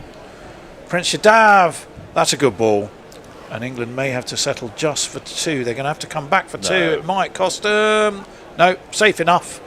So 50 overs completed. They've been eventful. They've been exciting, and they've been very much one to England's satisfaction more than India's. 387 for 3 is where England have finished. Joe Root, yet another masterclass, is unbeaten again. So if we add up his 3 scores, he must be about what's his nearly series 250. Nearly 250. Series average? It's about 240. It's 240 odd, isn't it? So 75, 99, 76. Yeah. And what? Yeah. Uncanny. Yeah, uncanny. 76 Edgbaston, 99 at Cardiff, and this one. Star turn, definitely the Duckster. Corton bowled in the end, but 141 he made before he gave away a rather extraordinary Corton bowl to Prince Yadav. Jacob Bethel started slowly, nearly a runner ball though for his 91 of 93. He was caught by Rohit off Prasid Krishna. Joe Root, as we were just discussing, 74 not out. Harry Brook, possibly the unlucky man, but he came in when England were all out, pedal to the metal. He was caught by Virat Kohli, who celebrated by punching a dwarf. Bowled Prasid Krishna, and Josh Butler, well, the Butler of old, I think we could say, which was excellent to see. So 387 for 3 is where England wind up. Arshdeep Singh was none for 72. Prasid Krishna 2 for 69. Prince Yadav 1 for 79. Poor old Gurnal Brar none for 97. And Axar Patel, the most economical, as you might expect, but still went for 61. So, thoughts? That double it, 192 without loss after 30 overs. We said double it then. 384. They got to 387. They scored 126 off the last 10 overs, England. That's, we were talking about changing the batting order and bringing Butler in, but it proved that actually they'd just got that very, very right. And I think that's, as someone said when they messaged in earlier, we haven't bowled yet. Obviously, India haven't batted yet, but 387. That's a phenomenal. That's a chase. lot of runs Yeah, in any money. Chase. Well, it is. They've got to go some India now, haven't they? And we've also said that the stats massively, massively favour batting first in ODIs at Lords. 4 of the last 5 and 10 of the last 11 won by the team batting first, and obviously England chose to do that. Interestingly enough, Shubman Gill said he would have bowled, but I think he had his tongue in his cheek when he said it. I don't really believe it. Jace, some final messages? Mention of Sophie Katie. It says, Yoki says, where is Sophie Katie? Bring her on here. She is pursuing other avenues in her life. I did have a chat with her last week because it was her birthday. She's in Paris at the moment, so she couldn't come back even if she wanted to. Not that far. Yeah. Jago says, unless you meant Dr. Katie, which is a different Katie. I think Katie Walker was before your time. Yeah, Dr. Katie. Dr. Katie was on in the T20s, I think. Or Mere Katie, as she's otherwise well known. Meerkat specialist. We did have one period, I think, at one point we had 3 Katies on at the same time, which was very impressive and very rare indeed. She caught the Katie, left with We've the got, ball to ride. yes, we have a super chat from Jay Grover saying, Tony, Sanjay fight, mint, who's a top boy? I think it might be a good welterweight match, that. I think I've got more weight, he's got more welter. Grace says, I'm pretty sure bowling in the slot is suboptimal, certainly at the end, yes. What else have we got? Fight, says Invisible Bob. Seems your popular opinion. More super chat from Jago. Monty is a Luton fan, but he sort of banned himself. Oh, that's right. Yeah.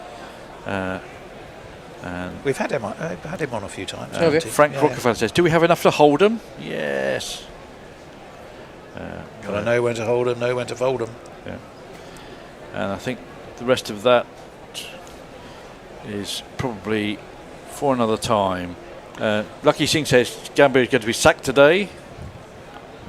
Well, if he has a face like a bulldog chewing a wasp, but most of the time, it's going to be even worse if he gets fired, isn't it? And he also says Butler played a great innings, 42 runs. Root is doing Root things. Yes. Yeah, it was superb. And I think that's enough, and we'll go to the interval entertainment. 387 for 3, and because Sanjay also seems to know Ricky Ponting very well, he seems to be, for a man from Luton, he seems to be very well connected. We thought we'd replay the podcast we did with Ricky, talking about his life, his cricket, his wife and his wine, and many other things besides. So we shall see you after the break. Watch out though, because these breaks tend to be not that long, unlike sodding World Cup half times, which apparently are going to last about 4 hours. And anyway, hurling, see you in a bit. half times. Hurling half time.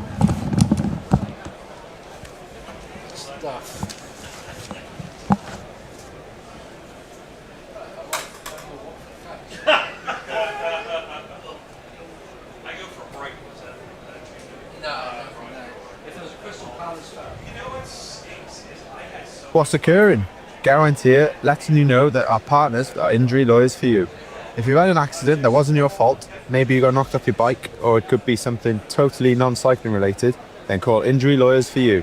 With their no-win, no-fee policy, they are the lion-hearted personal injury lawyers who will fight for you. You can try their 30-second compensation calculator at injurylawyersforyou.com. Now here's the boring but important bit.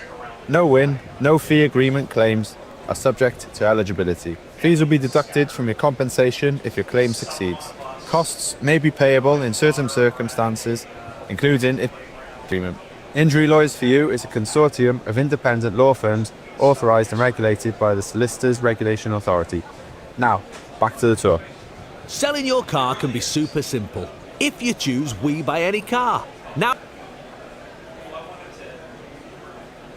any outstanding finance for you. Just bring along your final settlement agreement. If only they could make parallel parking simpler. To the right a bit, mate. Yeah, back a bit. Bit more. Oh, no, too far. We Buy Any Car. Selling made simple. To sell your car today, enter your reg number now at webuyanycar.com. This episode is brought to you by Accenture. When your advertising operations fall out of sync, everything else follows. Spotify and Accenture are working together to reinvent the rhythm of ad sales, using automation, analytics, and smarter workflows to simplify campaign delivery and access better data across the business. The result? Less time spent on operations, more time connecting brands with the moments and fandoms that matter most. Learn more at accenture.com/Spotify-UK. The Bishop and the Bear, the Bishop and the Bear, and to the delight of everyone, they are here to share jokes and rants and guests and things. Who knows what any fun they'll bring? Not affiliated with the Mad Bishop and Bear pub at Paddington Station. The Bishop and the Bear, bats beyond compare, buckets of savoir-faire. The Bishop and the Bear. Which we've just come out of what seems like forever. Yeah, tell me about it. Daily T20 Cups. The Bears had to forsake taking care of the pub to go and make sure our studios ticking, which of course you may recall or not, if you listen to us a lot you will know, is above a pub, which is pretty handy. We can smell the brewery, the beer from the brewery comes wafting upstairs from time to time as we walk in the front door of our studio. Makes us feel quite at home. Do you get some free beer?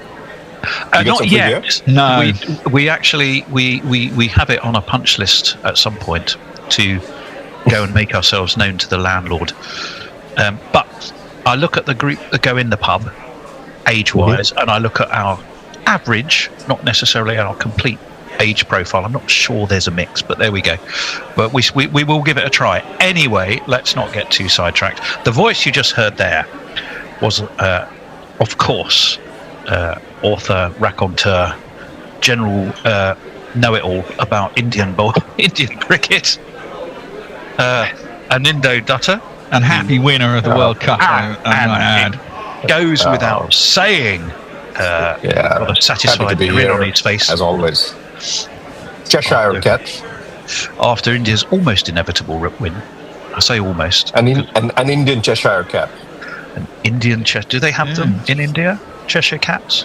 There must be. Is there an Indian equivalent of a Cheshire Cat? Well, that would be me at the moment. Well, yeah, it could be. It could be. What would you like to drink? What can we get you to drink in Indo? I'd like a gin and tonic, please. You're consistent.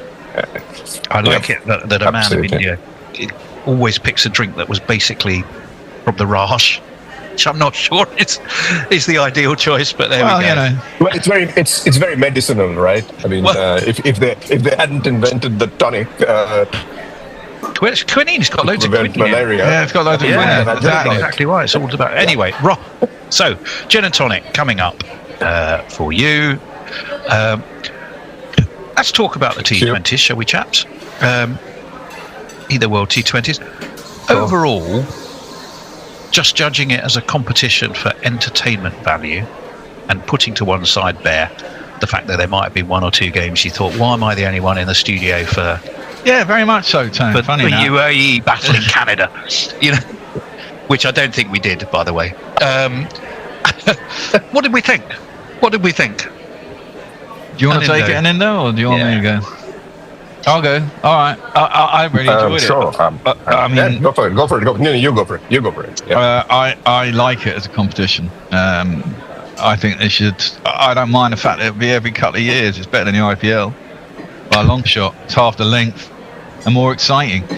It gives you something to actually grab. I mean, the problem, you know, the IPL is the primary, you know, T20 competition in the world, but the problem is that teams keep changing every year, and I don't really have anyone to support. And I think it's probably, you know, obviously in India it's massive, but you know, they broadcast it here and we do a few games and you go, wow, and there's a couple of English players and I quite like watching them, etc., etc.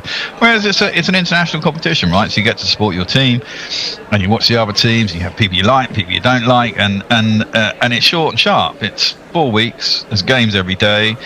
It's a fun competition. I think it's good. I mean, it's T20, so anyone can win. India were favourites, they won, all well and good. I think any one of the teams in the quarterfinals could have won it.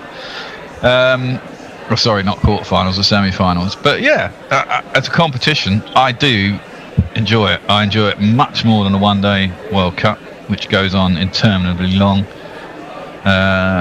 Too mmany games for me. But as an international competition, yeah, I quite enjoy it. I'd go along with that. An Indo, I mean, apart from winning, obviously, which helps. As a showpiece event, how did you enjoy it? I actually liked it more than I thought I would because, honestly, having a World Cup every 2 years is a bit much. And if you go with the number of World Cups that the ICC has, you've got 3 every 4 years, pretty much. And between T20 and ODI. And then if you include the Champions Trophy, you have one every year. So it's a lot of international competitions. But this one, I think, was very interesting because you had some teams you didn't expect to see there. So, you had the UAEs, you had the US for the second time. Italy, for crying out loud. Italy. I mean, Italy was like, when Australia B, but Italy, yeah. Yeah, but I really enjoyed their opening batting, for example. The Moscas. They really, yeah. I mean, they were really entertaining. They were much better than I thought they would be. On the other hand, there were, Nepal for all the pre-tournament hype because they had been doing well over a period of time was, I think, a bit of a disappointment other than the match against England. Yeah. So it's a bit of both. But I think you had a few teams which were a class apart, and that was very clear. So those are probably the teams which went to the semi-finals. So I think you take out those 4, and the others were sort of tier 2. That's New Zealand, South Africa, England, India, and yeah. I think you could probably bung West Indies. West Indies to an extent, yeah. West Indies to an extent, yes. Yeah. Is it not? I mean, to a certain extent, I know, Bear, you say this a lot. Is the shorter the format, the more the likelihood for a surprise. Of course. But is that still absolutely true when teams have become so trained, practiced, and skilled in this particular format?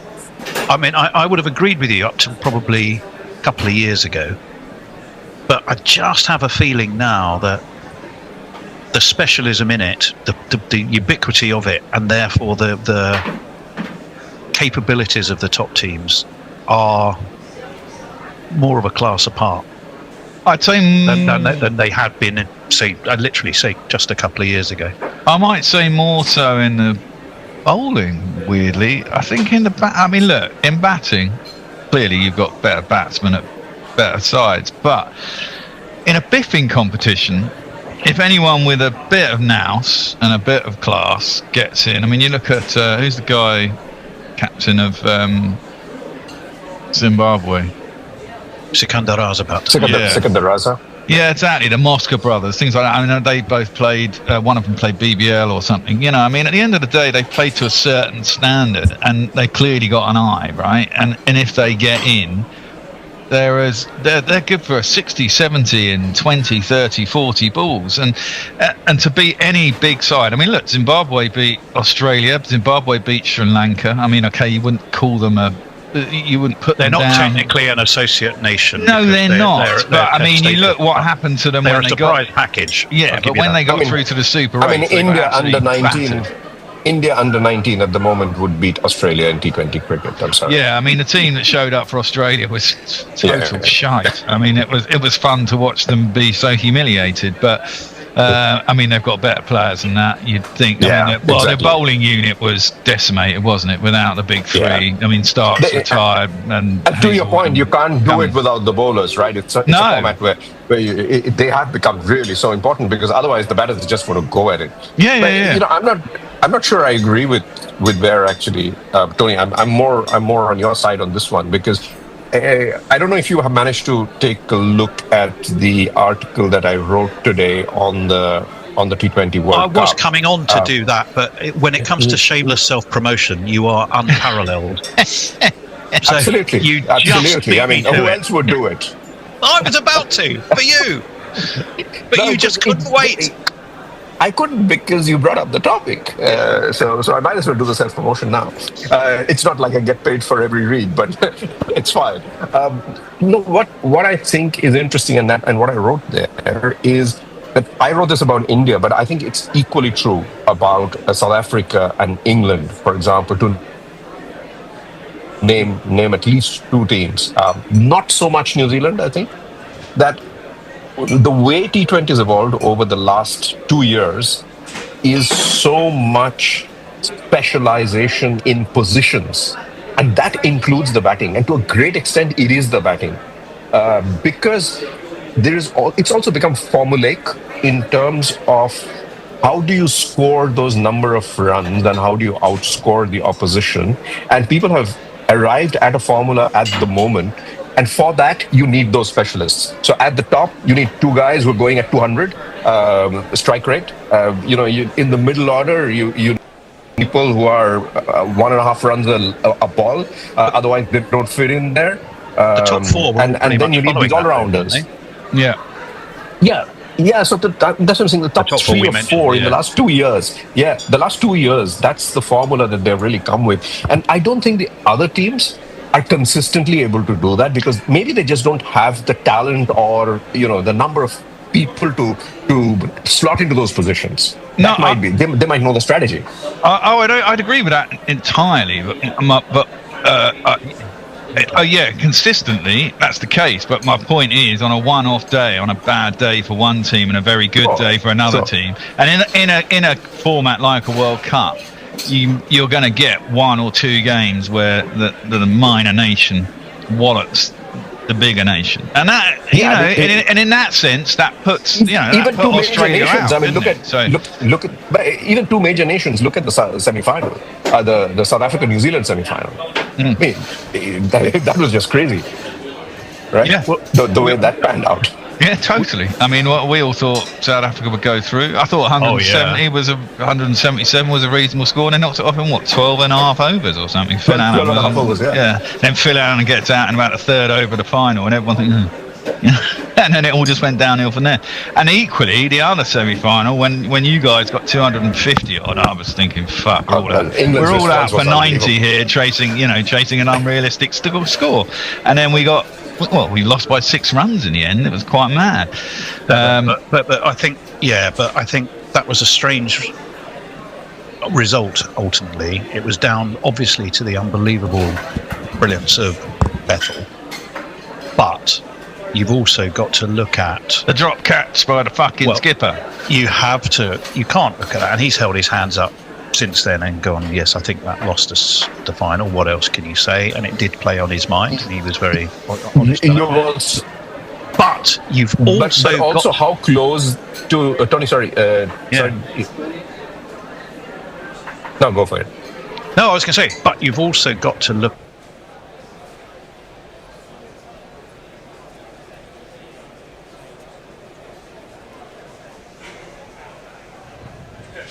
Styles between the two teams was something that everyone's talked about for a long time, and then to see it actually unfold and see two different ways and two different methods sort of come together over 5 days in Birmingham was unbelievably good to watch. Was there a part of you that was pleased to see the traditional Test approach win out over the newfangled approach of Stokes and McCullum?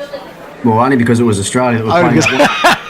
But generally not. If it had been anybody else playing that way against Australia, I wouldn't have been that happy to see it. But I mean, it's refreshing. It's definitely refreshing to see the way that they're going about their cricket, and also listening to a lot of the messaging that's coming out about the way that they want to play. It's also good. But I think what we might see though, I mean, I think England were unsure and a little bit nervous as to how that style was going to go against Australia, and was it going to stand up, and do we need to tweak anything to try and beat this very good Australian team? And I think I think we will see both teams probably make some little tweaks to the way they play their cricket in the second test at Lords. So that's once again what's so intriguing about this series. I think the conditions will be different at Lords than what we saw in Birmingham. England have probably got a few selection headaches they've got to work out as well. There's no way in the world that Moeen Ali can play again after what we saw with his finger. They'll probably talk about their keeper as well. Johnny Bairstow made some errors last week, but I've got a feeling that Brendan will want to keep him in the side because he offers so much with the bat. But England have probably got a few more questions to answer after Birmingham than the Australian team do.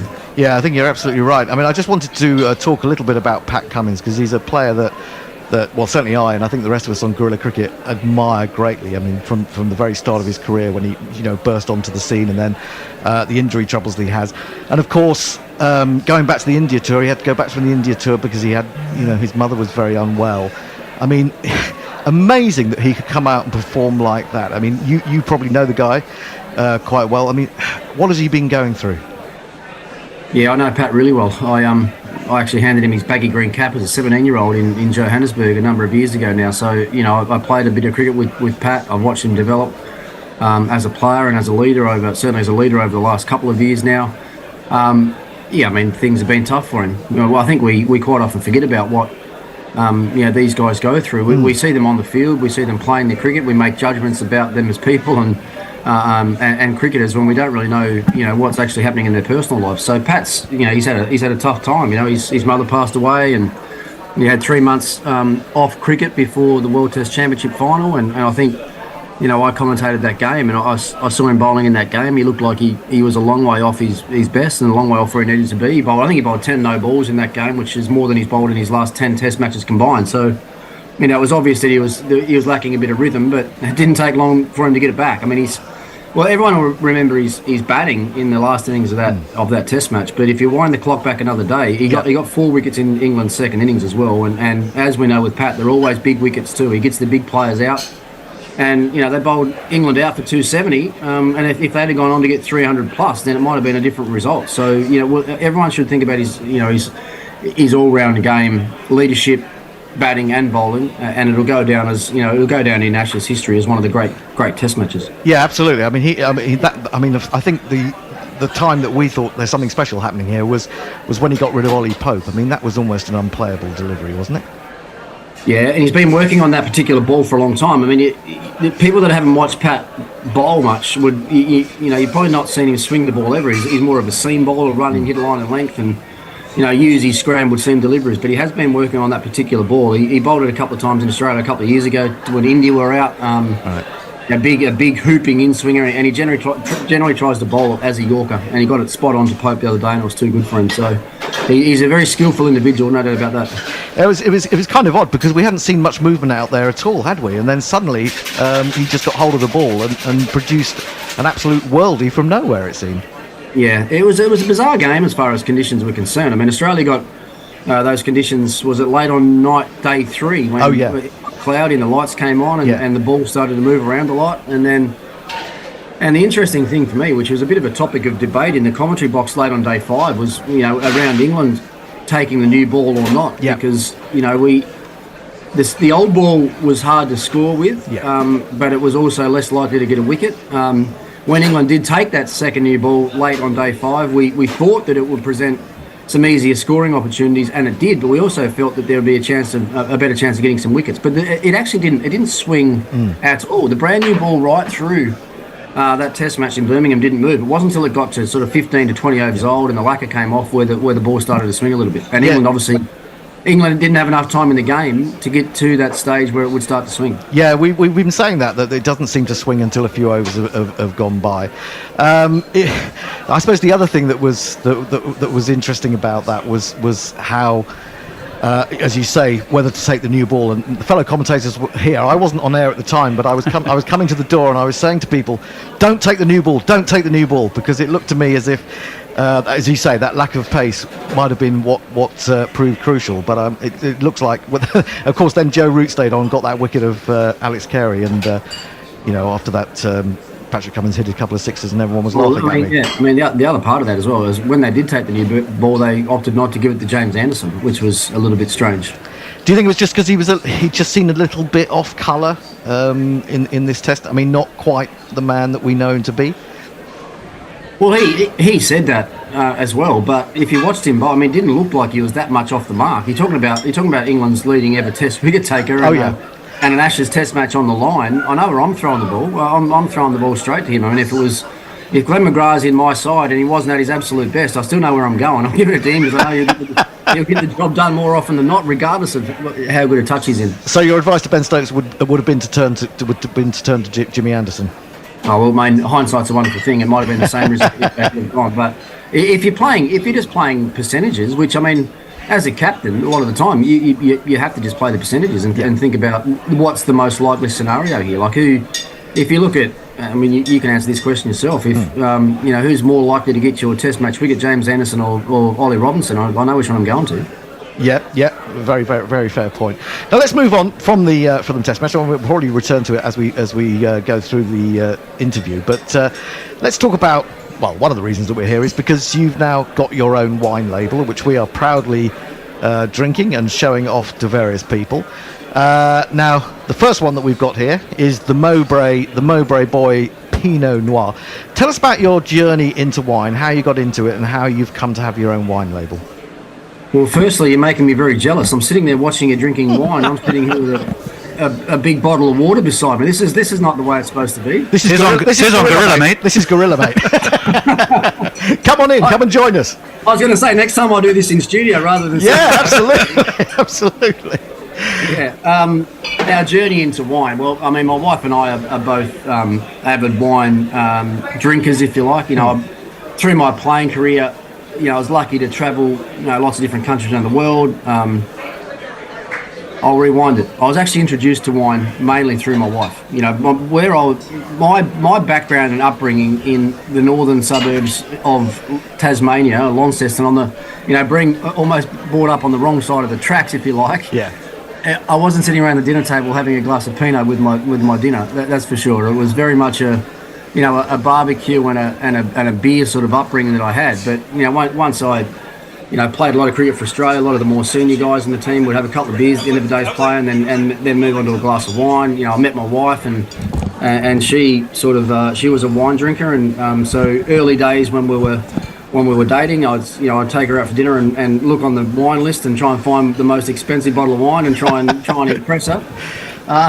And me not knowing anything about it, to be a Margaret River Chardonnay or something, to be a couple of $100 that I'd have to fork out for dinner to try and impress her. But that's where it started. And through the years now, I've been retired. Double check to make sure that we've been together for about 22 or 23 years. It's been a really fun journey to go on. As I said, the countries that we travel to, the regions we go to, sampling different wines from different areas, and then to start our own business nearly 4 years ago now has been an incredible thing to do together. That's the point with this. It's a passion project for both of us. We both love wine. For the first wicket of 192 runs between Ben Duckett and Jacob Bethel.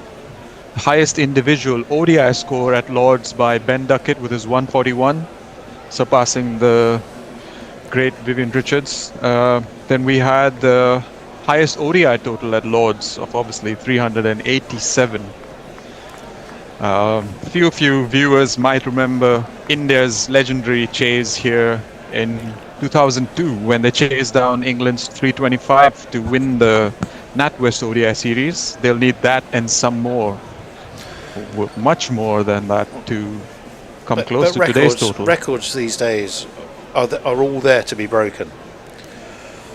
Absolutely. How many times have even in the time you and I, Arnav, you've been with Guerrilla, I reckon we must have watched 2 or 3 games where we've gone, this is enormous, and then somebody cruises the total, particularly in the IPL.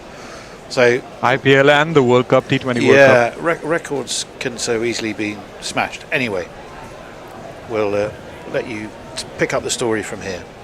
Remotely, I thought you were going to be in the studio, by the way. This is why Paul Bryan was left on his own with the jingle machine, because I thought you'd be here sat next to him. He's already done a better job than myself. We have Jofra Archer coming in for the first ball of his over. almost played on there by Rohit. Tried to defend it, but did not get sufficient contact. Let's jingle him up, shall we, Tony? Yep, here's Rohit. Jofra Archer.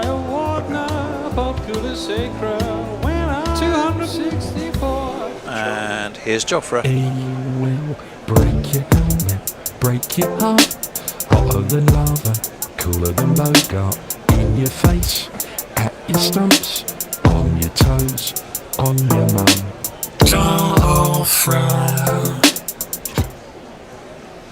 This comes in for the second ball of his over. Again defended well by Rohit. I must say Jofra has one of the better jingles among all of the jingles we have. Him, Shivan Dubey, some really amazing ones.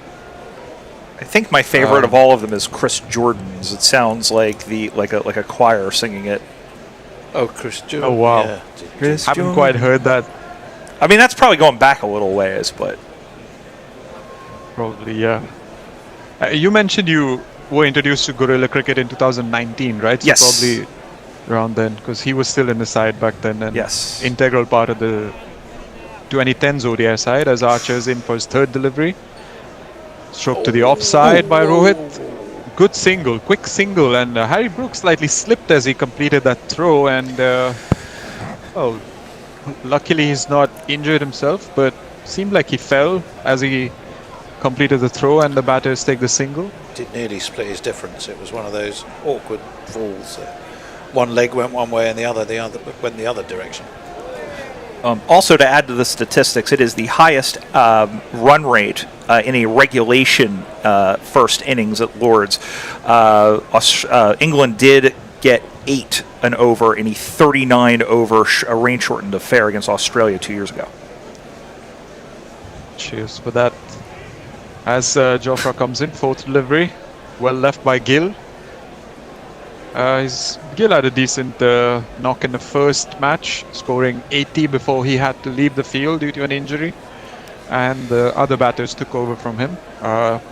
We'll have to do that and more in this match. What do you think, Tony? Yeah, I mean, if you're looking at that score, record score, India needs someone to go a rock around which they can build the rest of the innings. You know, England had 2 of them. Archer in for fifth delivery, again defended well by Rohit. Not too many wild shots in the first over by either of the batters. Seeing what England have done, seeing the kind of partnership they put on for the first wicket, Rohit and Gill will look to follow suit. Even if they get close to that partnership, it will be a good start for India, because they do have a deep batting lineup with both Ishan Kishan and KL Rahul part of the lineup today, with Archer in for the fifth delivery. This is tapped towards the leg side by Gill. The batters will come through for a single. 2 for no loss after the first over.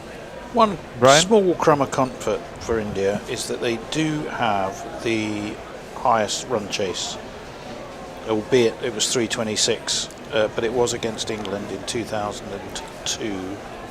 So obviously they won that game. The NatWest final. Yeah. Yep. YouTube is quiet. Should probably shout out Matt. Was it Hattie the Mad Old Batty who said hello on Blue Sky a little bit earlier? So hello, Hattie.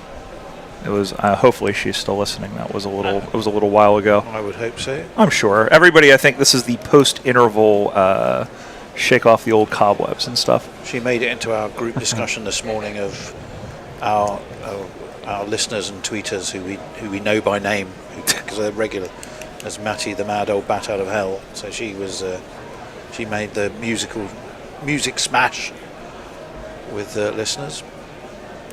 Bowling from the nursery end comes Gus Atkinson, bowling to Shubman Gill. First ball is punched through the offside, found the gap. Batters should come through for a comfortable couple at that. In the meantime, Tony, can you jingle here is Gill Gus. and Atkinson? Yeah. Yep. Gus, the hat-trick son, that's 3 wickets in a row. Gus, the hat-trick son, a bowling impresario. I'll jingle up Shubbers after this ball.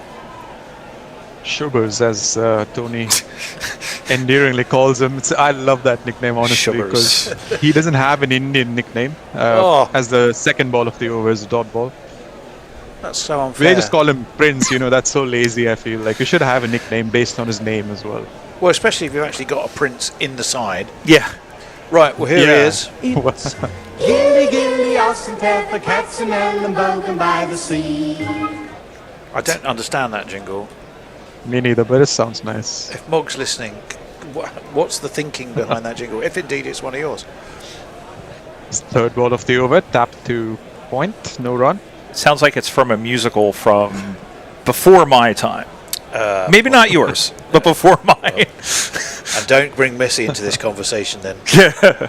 He's not here. We can do all we want. Basically, time is Messi. Yes. If it was before Messi, it's not worth knowing about. Yes. Men were grinding rocks. No one had discovered the wheel. It was the age of the Flintstones. As ball dives off the surface and catches Gill on the arm. We saw one of these catch Duckett in the first innings, but on his knuckles, this one hits Shubman rather on his bicep. Didn't pick that up quite well. Tried to defend it. Well, we but saw couldn't some get the curious bat high bounce, enough. didn't we, in the first innings? Oh, that would have hurt. That's not. It could have nearly got him on those funny bone, which would be really painful. Where's he actually rubbing? I think he's. Yeah, you're right. It's his bicep. Probably his bicep, yeah. But still, the shock is it's probably gonna leave like one of those red spots. I mean, India used the short ball fairly judiciously, but when they did, it kind of, they didn't really get fierce bounce. A lot of it was slower bounce, which England often found to their liking. But this particular Indian team doesn't seem to particularly relish short and bouncy. I mean, who does, if I'm honest? But are there any who are particularly strong against it, would you say? Kohli, maybe? Rohit is usually, but he's not been at his best in the series. Shreyas Iyer he used to be suspect against the short ball, but he's improved massively. And I think Rahul does a good job against short balls. Okay. And he's back in the But side. with the others, it's more about their form. Like Gill, Kohli, Kishan, it's about their form. So thing is, none of the Indian batters have been in top form this series. So let's see how they navigate this innings as Atkinson runs in for the fifth ball of the over. Defended well by Shubman Gill to mid-off. Another dot ball, just 2 of the over so far. They're not getting off to the rocket start and that England did. Yeah, the difference being that I think Atkinson, Tung and Archer have played way more games at Lords and they know how to navigate the slope and this ground and how to bowl on this pitch. Whereas Indian bowling attack had, well, two guys making their debut this series, so they're just figuring out how it plays on different grounds. As Atkinson in for the last ball of the over, punched by Gill onto the leg side for a single. 5 for no loss after 2 overs. Yeah, all quiet on the YouTube front. The other statistic I had for you is that this is the 7th highest ODI first innings, 7th highest ODI first innings at any ground in England. Oh. Well, it would be, I think you'd already said it, this would be the 2nd highest ODI run chase ever.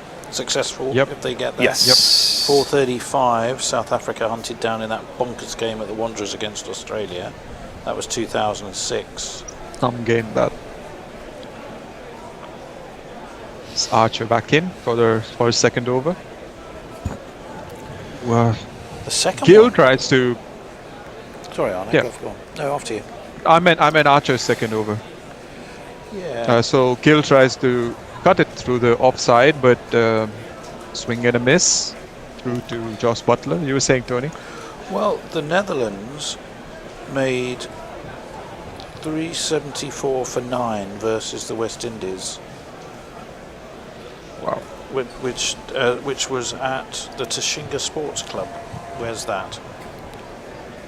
That was I would quite guess recent. Zimbabwe. 23. Sounds Zimbabwe, doesn't Yeah. it? Punch through the offside. That's a glorious cover drive by Shubman Gill. Full face of the bat, and as goes for one of these. Oh, 4 runs. Thank you, Brian. Caught him napping. Caught me napping. I forgot I was into this. There's not one boy for me. I must have 2 or 3. I need 4. We're both doing research here about probably slightly different things. Well, I'm looking at highest successful run chases and ODI matches. Yeah. South Africa 372 for 6 against Australia at Kingsmead. That was 2016. Archer in for the third ball, tapped to the offside, point collects dot ball. So if you had to name the top 4 countries, would you necessarily put Netherlands in the list twice? Admittedly, the second Netherlands, against the West Indies in 223, that was possibly a surprise. But the Netherlands also made 370 against Scotland. Oh, wow. The target was 370, yeah. Archer in for his 4th ball. Tapped towards the leg side this time by Gill. Tried to take off for a single, but was sent back rightly so by Rohit Sharma. Dot ball again. It's easy to think of those as associate members, but I think to use the college parlance, at this point they're kind of mid-majors. Well, definitely Netherlands, you would, I think so. Particularly in T20 cricket. Yeah. They're not test countries, but they're, they're better at like the white ball cricket. Yeah, for sure. I mean, their captain is one of India's coaches, Ryan Tendoskata. Yeah. Mm-hmm. Former captain, batting rather. coach, isn't he? Yes. And as Archer dot ball for the 5th ball of the over, swing and a miss by Gill. He's played quite a bit of cricket for Kolkata Knight Riders under captaincy of Gautam Gambhir. So I guess that's where the relationship between the pair began and has translated to Doskata coaching Knight Riders as well as now the Indian team. Oh, is that sunny? Yep, it is. Swing and a miss again by Gill. Dot ball to end the over. 9 for no loss after 3. Yep, nothing further on YouTube. I was just looking at the GPL just in case anybody cares. The pot is 83 pounds. There is a gaggle of predictions that would have India getting out around 200. I will tell you that with my 10 quid, I would say anywhere between 200 and 300 with a number ending in 5. Would give me some spending cash here in London, but I see you've taken over from the Bear as the chief staker during the games. Well, I mean, when in Lewisham, Yes. When I was doing this more frequently, I was listening more frequently. I would occasionally jump in and do it. Atkinson back in. This one's carved through the offside between the fielders. Rohit comes through for single. In the meantime, we had Yuvraj Singh on screen there. Would like to inform the viewers who probably missed the start that it was Yuvraj Singh who rang the bell at the start of play today. Yes, he did. 2007 T20 World Cup and 2011 Do you 50 think over Stuart World Broad Cup winner sees with him and India. then goes and hides somewhere until he's disappeared? I don't think that affects him much because it was so early in Broad's career, wasn't it? Ooh. That was a lovely delivery. Good length by Atkinson, just outside the off stump. Gill in 2 minds. Tries to block it, but misses altogether. Another dot ball. It's been quite a few of those to start the English bowling innings so far. Atkinson did very nicely at Cardiff, didn't he? He certainly batted very well. But from memory, didn't he also take a few wickets? I need to remind myself what happened in Cardiff. Let's have a look. Where is he? He made 23 not out and took 3 for 50. Third ball is a dot ball as well. Punch to point, no run. But the 3 for 50 that he took punched big holes in India's top order, because it was Shubman Gill, Shreyas Iyer, and two of them did, not so much Prasid Krishna, obviously, but certainly 2 of them were top order run makers. Yep. Atkinson running in, 4th ball of the over. Again, Gill trying to find the gaps on the offside, but a very off-heavy field by England, covering all the gaps, making it hard for the batters to find them.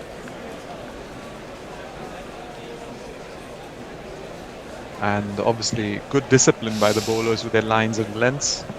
Experience of playing in these conditions clearly benefiting the hosts. 5-man ring on the offside when they're bowling to Shubman Gill.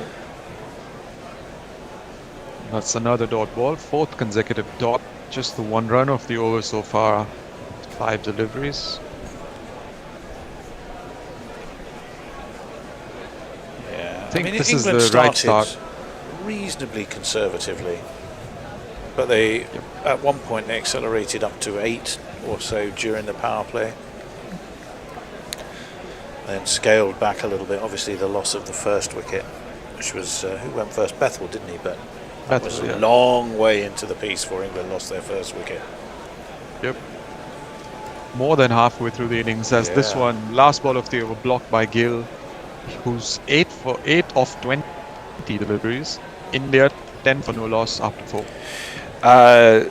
Colin, aka Suitor Who, is chiding you a bit, Tony. He said, now, Tony, getting forgetful of games Scotland has had against England of late. No, it's not just England. I instantly forget all Scottish games in most sports. I just forget Scotland exists from time to time, except for when they show up in Boston. And or you're drinking their whiskey. They do, yes, pretty much. Oh, and Caesar 1534M said, history made again, can't beat England. Oh, just can't beat England, sorry. There was a heart in the way. It's Archer in for his 3rd over. Rohit punches this on the leg side. Batters will come through for a single. I feel like the arrow's kind of been taken out of the game a little bit, but it's also, once I'm sure the acceleration will come once the power play kicks in. Well, we saw it with England, but not only did we see great acceleration, Butler, right man, right time, to really accelerate things at the end there. But Joe Root just showed how smoothly he can change gear imperceptibly, and suddenly he's playing his impish ramp shots and all kinds of things to keep the scoreboard moving at a decent rate. Yeah. 2nd ball of the over, blocked by Gill. 8 from 21. He seems to be sort of struggling to pick his shots and find the gaps. Not even trying for singles, so maybe he should get a move on before he sort of plays himself into a corner and has to try something extraordinary. And England would want that. Early wickets would be the best way for England to take complete control of this match.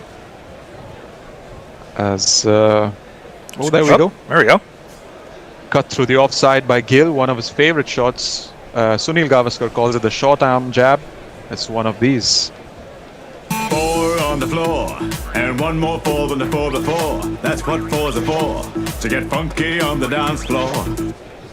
That's going to bring Pirate Bacha to life if he's with us today. I threw the bait earlier, and he didn't respond, so I have to assume he might be otherwise engaged today. No, that's his, he's in a sleeper mode. That's going to activate him. It's like the bat signal. Flying. Ooh, edge and onto the pads there. Getting closer from Archer's perspective, and Gill will consider himself lucky that didn't go through the gap between bat and pad after catching the edge. Quite a thick edge and no appeal from the English fielders. Doink. Yeah, it was a big inside edge, but it was... they don't like playing Archer. Certainly not on wickets that give him that extra bit of assistance. He's a shrewd contriver, as Bennett says. That's punch to the offside and no run again. I was just going to say... Oh, sorry, Arnav, you finish. No, I was just saying England have done great with the dot balls so far. Yeah, I was going to say I think both teams, I mean, India's early doors, but I think both teams have gotten lucky with those inside edges because it feels like they have found the gap in between the batter and the either they've clipped off the batter but basically they've avoided being dragged onto the stumps. We've seen that. I saw that I think about 4 or 5 times in the English innings. Yep, that catches the outside edge this time. Races down to third man. Batters rush through for quick double. That's good running by the pair.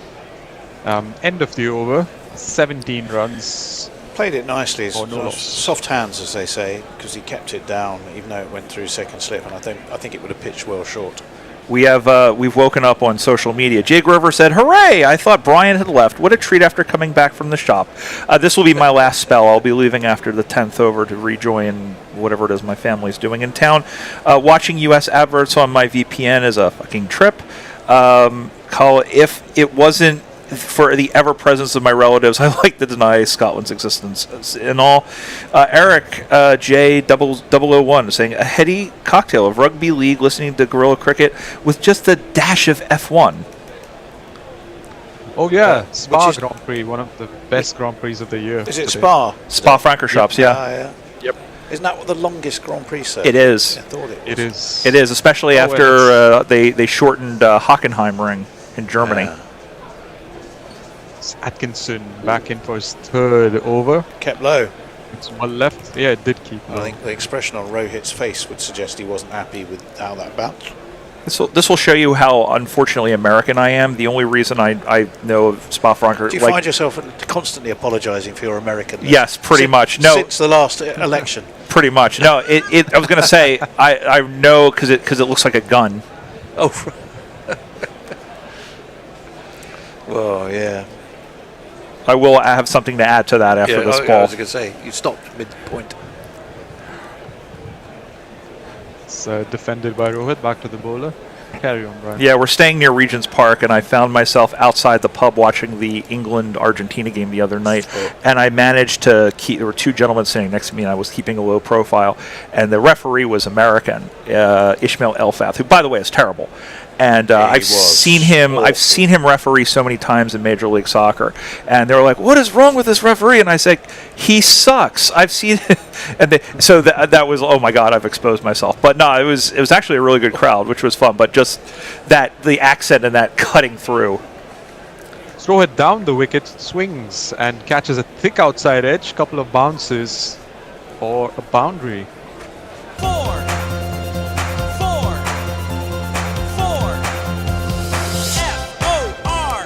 I think if you were joining in with the English crowd criticising a ref that genuinely, I think, either under instruction if you're a conspiracy theorist or through negligence, was letting Argentina get away with near murder, you were probably amongst friends. Yeah.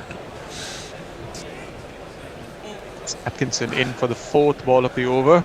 Tap towards the leg side this time. Behind the stumps. Batters come through for a single. There would be. Thought that. Go ahead. Go on. No, you go ahead. No, go ahead. I was going to say there was split allegiances there because Messi is in MLS and Messi's boss David Beckham is English, so it's so whatever that is. But anyway, that's not cricket. Go ahead, Arnav. No, that's fine. I mean, we sort of need to be building up to that final, I guess. Do we? How do we? Well, yeah, do we really? In the midst of this. Oh, hello. Oh. Nope. Appeals for an edge, but again, could be one of those instances of catching the back pocket or some miscellaneous sound. I think it went between. Half appeal. It would have been an inside edge, I think. Harry Brook looks perplexed as to whether he should. Let's have a look. Let's see. Yeah, it would have been an inside edge. Cut. Shubman Gill absolutely in 2. And even Butler's jump started off like he was going to appeal and then changed his mind. It was kind of a half-hearted appeal, yeah. But whenever the batter turns around, I always get a feeling that there might have been feeling something guilty. On it. Yeah, that is true. Because you do feel it most of the times. As this one's punched the leg side, batters set off as if they're going through for 2, and they do comfortably complete 2 runs. End of the over. 24 for no loss after 6. Let's see. You surely mean cast/leads, Brian. Not sure what that is. Brian, if you don't want to apologize for being an American, I'd suggest a wee bit of a wardrobe makeover. Well, I am wearing a... nobody said anything about my Richie Benno shirt. I'm wearing the great man. I figured if I was coming to commentate. Jay says, Carl, I never dent the delusional Scottish self-regard. Brian, the Sixers suck, the Eagles suck, and the Flyers suck. What about cricket in Philadelphia? I'm sorry, the Eagles... The Eagles don't suck, and the Phillies are in the playoff spots. The Philadelphians season, which starts in a couple of weeks, which, depending on how knackered I am, I'll be commentating. The Philadelphians of minor league cricket missed the playoffs last season, and trying to think, they've had a couple of American guys. They had Cornet Dry, who's an American, bowling for them last season. As we continue, Archer in for his 4th over. Rohit again defending. Fielder comes in. No run off that delivery there. I was going to say, we were talking about the Sixers not too long ago. I feel like Philly sports, we're just overachieving ever so slightly to where people are happy. Our soccer team is shit, though. They've won 1 of 14 games, and the manager's already been sacked. You go ahead. I'm sorry. What's that? No, what's that team called? Philadelphia Union. They won. They had the best record in the league. So they would have won the championship anywhere else, but. Archer in for the 2nd ball of his over. Another inside edge, inside shoulder of the bat rather, as batters come. We've got Rayan Ahmed on, and I think Rayan Ahmed is positioned deep on that square leg boundary, knowing how often Rohit has got himself into a tangle trying to play the pull shot.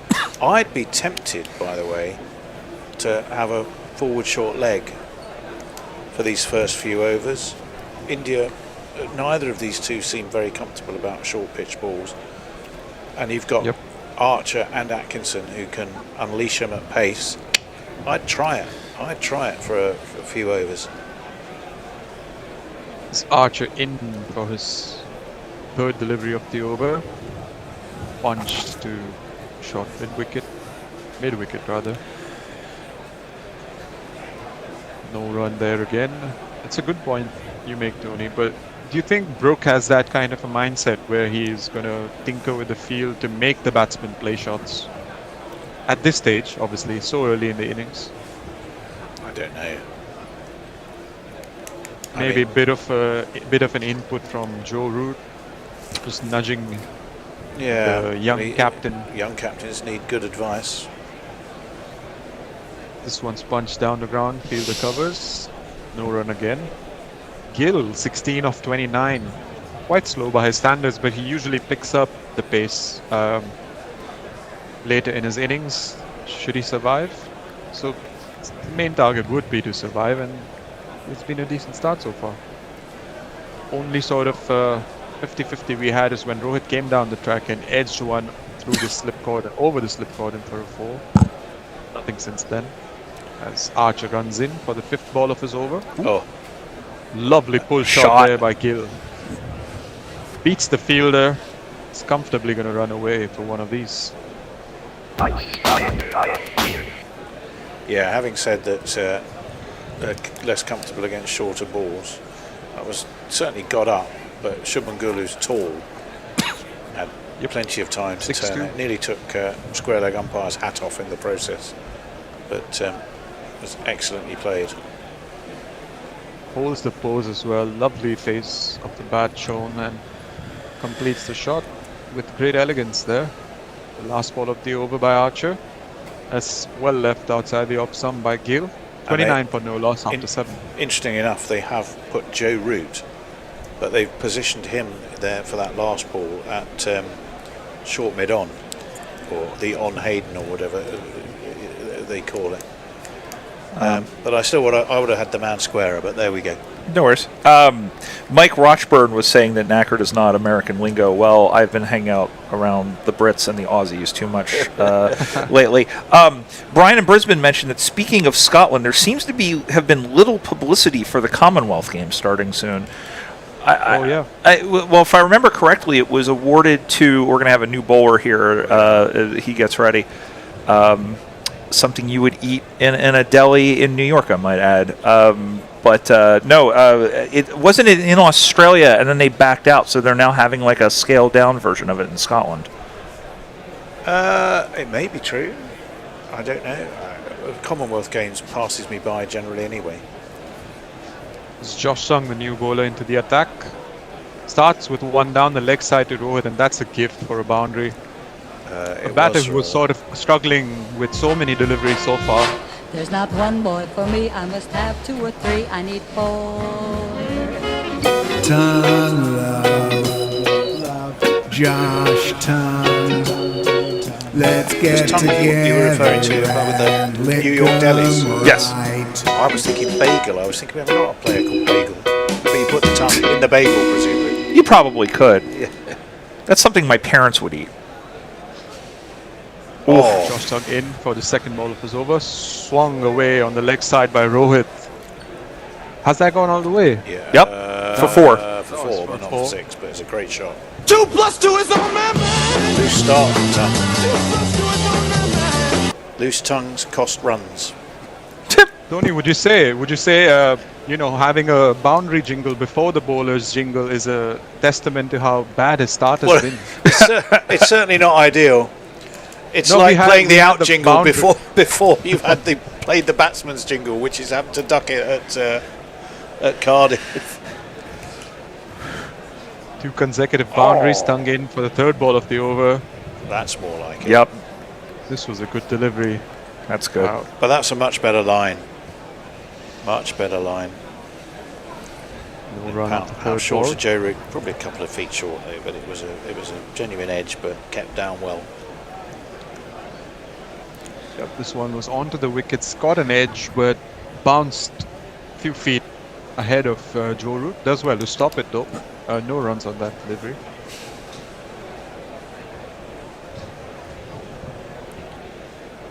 This once again punch to the offside. Short cover collects, no run again.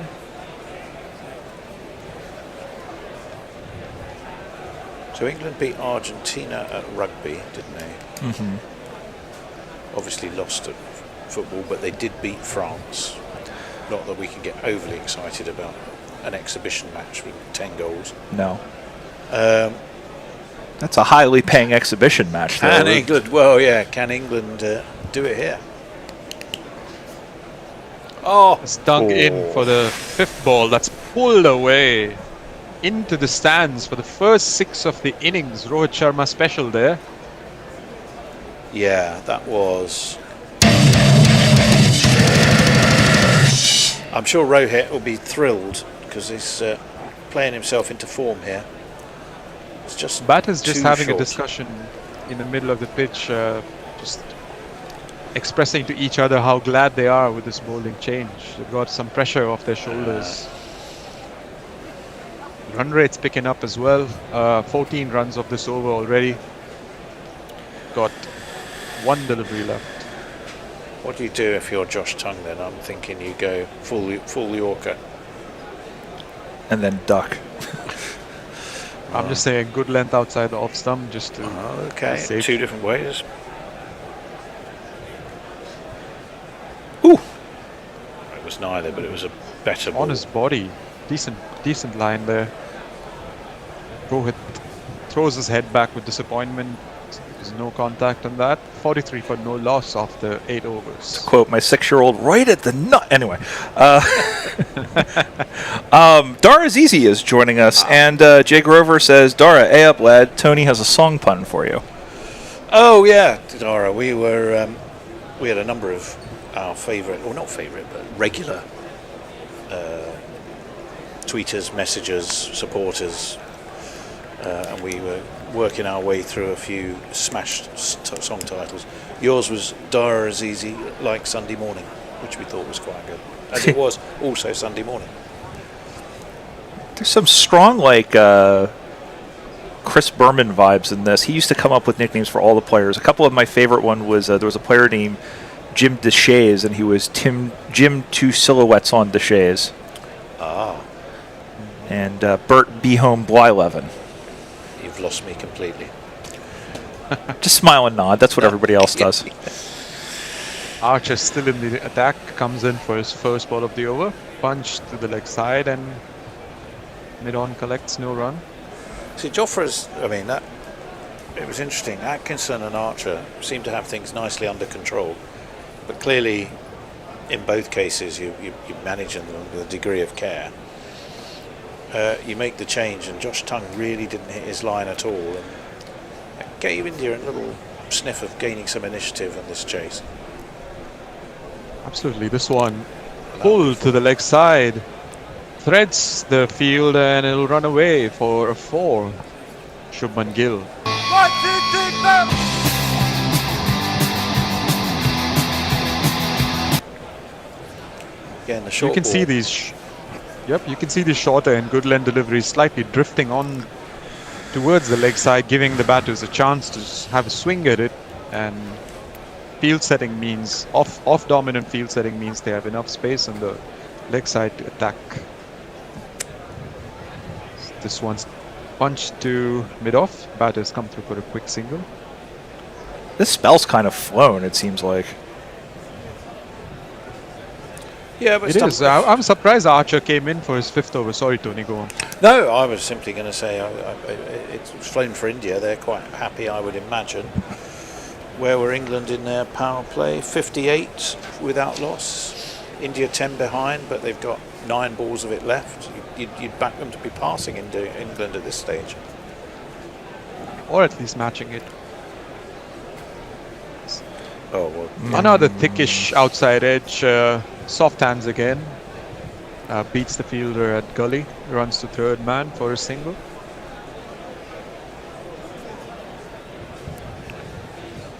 It's Ben But this is a good. This was what India would need, because I think they have enough firepower in terms of batters who can come out and hit from ball 1 later in the innings with a softer ball, obviously. But they've navigated it pretty well for the first 8.4 overs so far. Archer in for the 5th ball of the over. So this one was straight on to the stumps, and bit of confusion there as Rohit has to dive full. Gill has to dive full stretch rather to get back into the crease. Yeah, it was. They both looked at each other. Shubman Gill wanted the run. It was Rohit who suggested no. It was I would Shubman think Gill's it was call, a bit though. of. I think it was an ambitious call, honestly, with Rohit on the other end, because he's not known for quick singles. Yeah, but still, And Shubman Gill's but he is call. known for running his non-striker out, so Gill should be aware of that. Direct hit would have been close. It would have been. But he looked, and that's why I said, oh no, because he looked absolutely stranded. He looked like he was dead in the middle of the pitch. Should be the batsman's call, though. If you played it in front of the batsman, then it's the batsman's call. Last ball of the over, defended. But as an Indian fan, there's an interesting stat that when Rohit got 2 double hundreds in ODIs, right? Both the times he ran out his non-striker out for a single-digit score or a low score, and went on to make 219 and 264. So it could have been one of those. Just on YouTube, we had somebody. Who I've lost. Oh, Marlon Brown was here paying tribute to the late, great Gary Sobers as well. And this is my last over coming up. Before we get lost, I wanted to thank everybody for allowing me to hang out with them this afternoon and do this. Well, thrilled to have your company, Brian. I think you It's should a go long out way with to the come. ball by ball for this over then. Okay. It's up to you. All right. It's a generous gesture. No, for sure, for Very sure. nicely That's done. very nice of you, Arnav. I appreciate it. Well, all right. Tung will come back in for his second over. He is none for 14. India are 49 without loss, chasing down a target of 388. As Rohit stands in, he's on 24. Gill on the other side on 25. First ball of the innings is through and just dabbed at. Trying to get his bat on it. Was played for a defensive stroke, but it goes by everything, and there is no run. Much more the line that Tung would have been striving for in the first innings, I think. Attacking off something that we've just got a little nibble away as well, so it ducked in and just moved it, straightened off the pitch. I'll tell you what, we were saying in the first innings that there really wasn't anything on the pitch really wasn't doing anything for the bowlers in the first innings, and Tungy got a good good little nibble, as you said, off of that. All right, he's back for his second ball. Right-hander going over to the wicket to the right-hander Rohit. Ball comes in. A defensive shot is played as, again, Rohit had to very quickly drop his bat down onto the ball. And there is no run. Great comeback from Tung with a couple of dot balls here. Nice little bit of keepy-uppy as well to field that.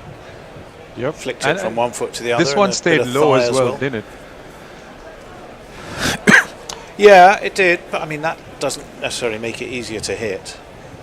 It's the balls that sit up that seem to cost India. Too many short balls that just seem to spongily sit up and wait to be thrashed. This one comes in and try to turn to the onside, but stopped by a fielder right there. No run, so 3 dot balls in this, the 9th over. We are due a change, or the 10th over, beg your pardon, as we are due a change after this one. In the meantime, we have a super chat for you, Brian. Jay Grover sends us £2. Says, "Cheers, Brian. Enjoyed our Ben's headbutt." Yeah, she's enjoying a playground somewhere off of Paddington, not far from where we are staying. As this one again dropped in again, Rohit not getting a whole lot of purchase. He's definitely just trying to. This is definitely more of a defensive posture, which means Tung's lines are very well here. So 4 dot balls in this 10th over. And the score remains 49 for none. Still 339 still to get from the last 242 balls after England put up a record total of 387 for 3. The other record stat I had for you is that is the fewest wickets allowed in any ODI at Lord's by a team batting first. Jason, are you awake? Can you see if Will's at the door? So we've got 2 balls still to come on an absolutely beautiful day in London in St. John's Wood. Yeah. Yep. I was about to say St. Lewisham, but that's not the case. As this one comes in, and again, a little half-hearted swing by Rohit. Again, more of a defensive swing. It wasn't the defensive prod that he had in his first 4 attempts. And again, Tung is able to induce another dot ball. So the final ball of this particular spell upcoming. And it'll be very interesting to see where India goes from here, because England really accelerated the play as especially after that opening partnership of 191 runs, I believe. Tony's got it. Well, I was about to say, barring a mishap from a Tung here, England will be ahead in the power play. And a little maiden over. Yeah, maiden over for Tung. A little sort of a half-hearted appeal there, or just more a little bit of a celebration. But either way, a maiden over by Josh Tung at the end of 10, chasing 388. India are 49 without loss. My thanks to all of you for listening and all that other stuff. And I'll leave you with the next set of people. Did you say 48 without loss? I said 49. 49. Yes. Brian, I'd ask you to wait for just a couple of minutes because there's a few messages for you. Invisible Bob says, "Brian, you are a legend." Gareth Davis says, "The life of Brian." Brian in Brisbane says, "Brian, great to see you and you have your commentary. Enjoy the rest of your trip." And Jay Grover with another super chat, £2, says, "Still time to visit Sheffield." Nah, still rubbish.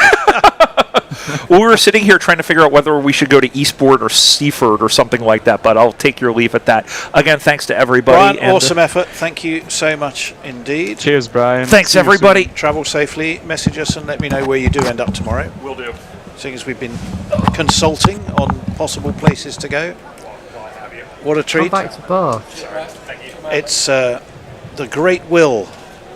All right, how's it going? It's going all right. Sam Curran is new into the attack. It's defended by Shubman Gill into the onside. Joe Root fields, and there is no run as Sanjay from Luton settles into his seat.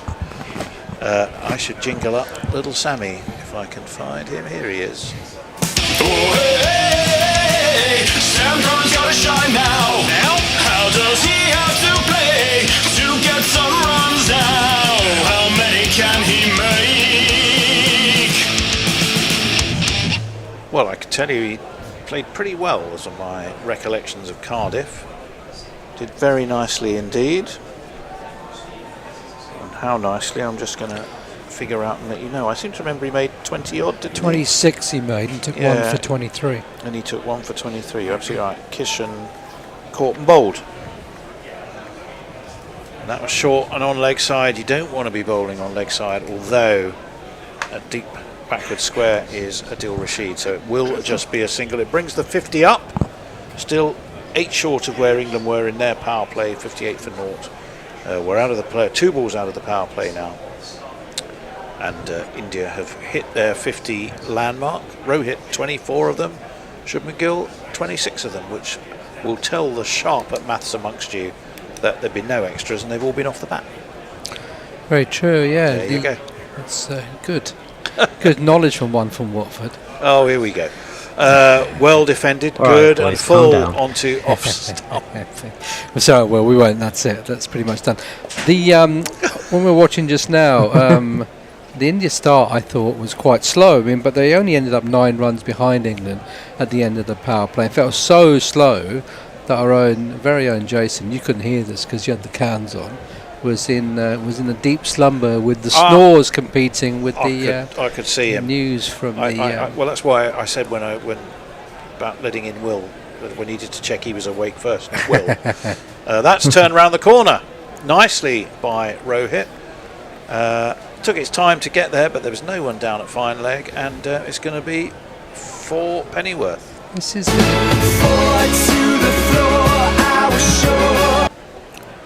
It's down on one I've been knee. watching the All Ireland. Swept it That's away. what I was doing. Is this the hurling final that everyone's Yeah, talking yeah, about? yeah. Limerick are 0-13 up to Galway's 0-8. That means literally nothing to me. 54 without loss. It's a bit like AFL, is it, in terms of how the points are scored? Is it the 0 means goals or something, and halves is the yeah. other bit? Is there something on those Why lines? don't you just say nil? Yeah, pretty much. Yeah. Oh, that's short. Sammy, you can't bowl there, and you can't bowl there to Rohit, who's in fine touch, as he wasn't at Cardiff, probably feeling he has a point to make. He's pulled this all the way, and I think that's India's first one of these. Backward of square, off it went. Don't bowl short. Well, maybe not at Sammy Karan's pace, but don't bowl short and Rohit full on leg. stop. Yeah. I mean, I don't know what the stats are, but he's one of the highest. His average against short ball is ridiculously Coming high. in, much better ball. Rohit defends on the off stump. Harry Brookfields, no run. Yeah, just rocks back either side. Swivels mainly, doesn't it? The Rohit Sharma pull. Don't bowl short to him, or you are going to get dispatched into the stand. But he was getting himself in a tangle at Cardiff so many times for the short ball because he was playing it just too close to his body, and eventually got him out. But he had enough lives getting away with it. Here he seems to have made himself more time, or England are bowling just that little bit too short to give him that time, which I suspect might be the case. Certainly if you're bowling at Curran's pace. Yeah, you need to be. Sam Curran needs to be up there. And as if by magic, there is a map. I swear to God, the Sky commentators listen to us and they go, right, here, quick. This is what the Guerrilla lads are saying. Put up a graphic and we'll pretend we thought of it. But essentially, the graphic proves pretty much what I was saying. His runs have come when you bowled too short. Bowl fuller. Josh Tongue is going to be into him, and there, making the point, is defended by Shubman Gill this time, but it was full and it was straight, and it was harder to hit. 60 without loss. Yeah, these two are a phenomenal pair, aren't they? They've both got double hundreds in ODIs. I think Rohit Sharma's got the highest ever score, isn't he? 264 he got, Well, if they could do that today, then India will be home and hosed. They will be, and we'll be in for a bit of a treat, that's for sure. Well, it'd be interesting to watch, that is for sure. Right, Tongue, and he comes short. Forearm pulled. 4 runs. Do not bowl short. Josh Tongue had corrected and bowled an absolutely superb maiden by bowling full and predominantly on off stump.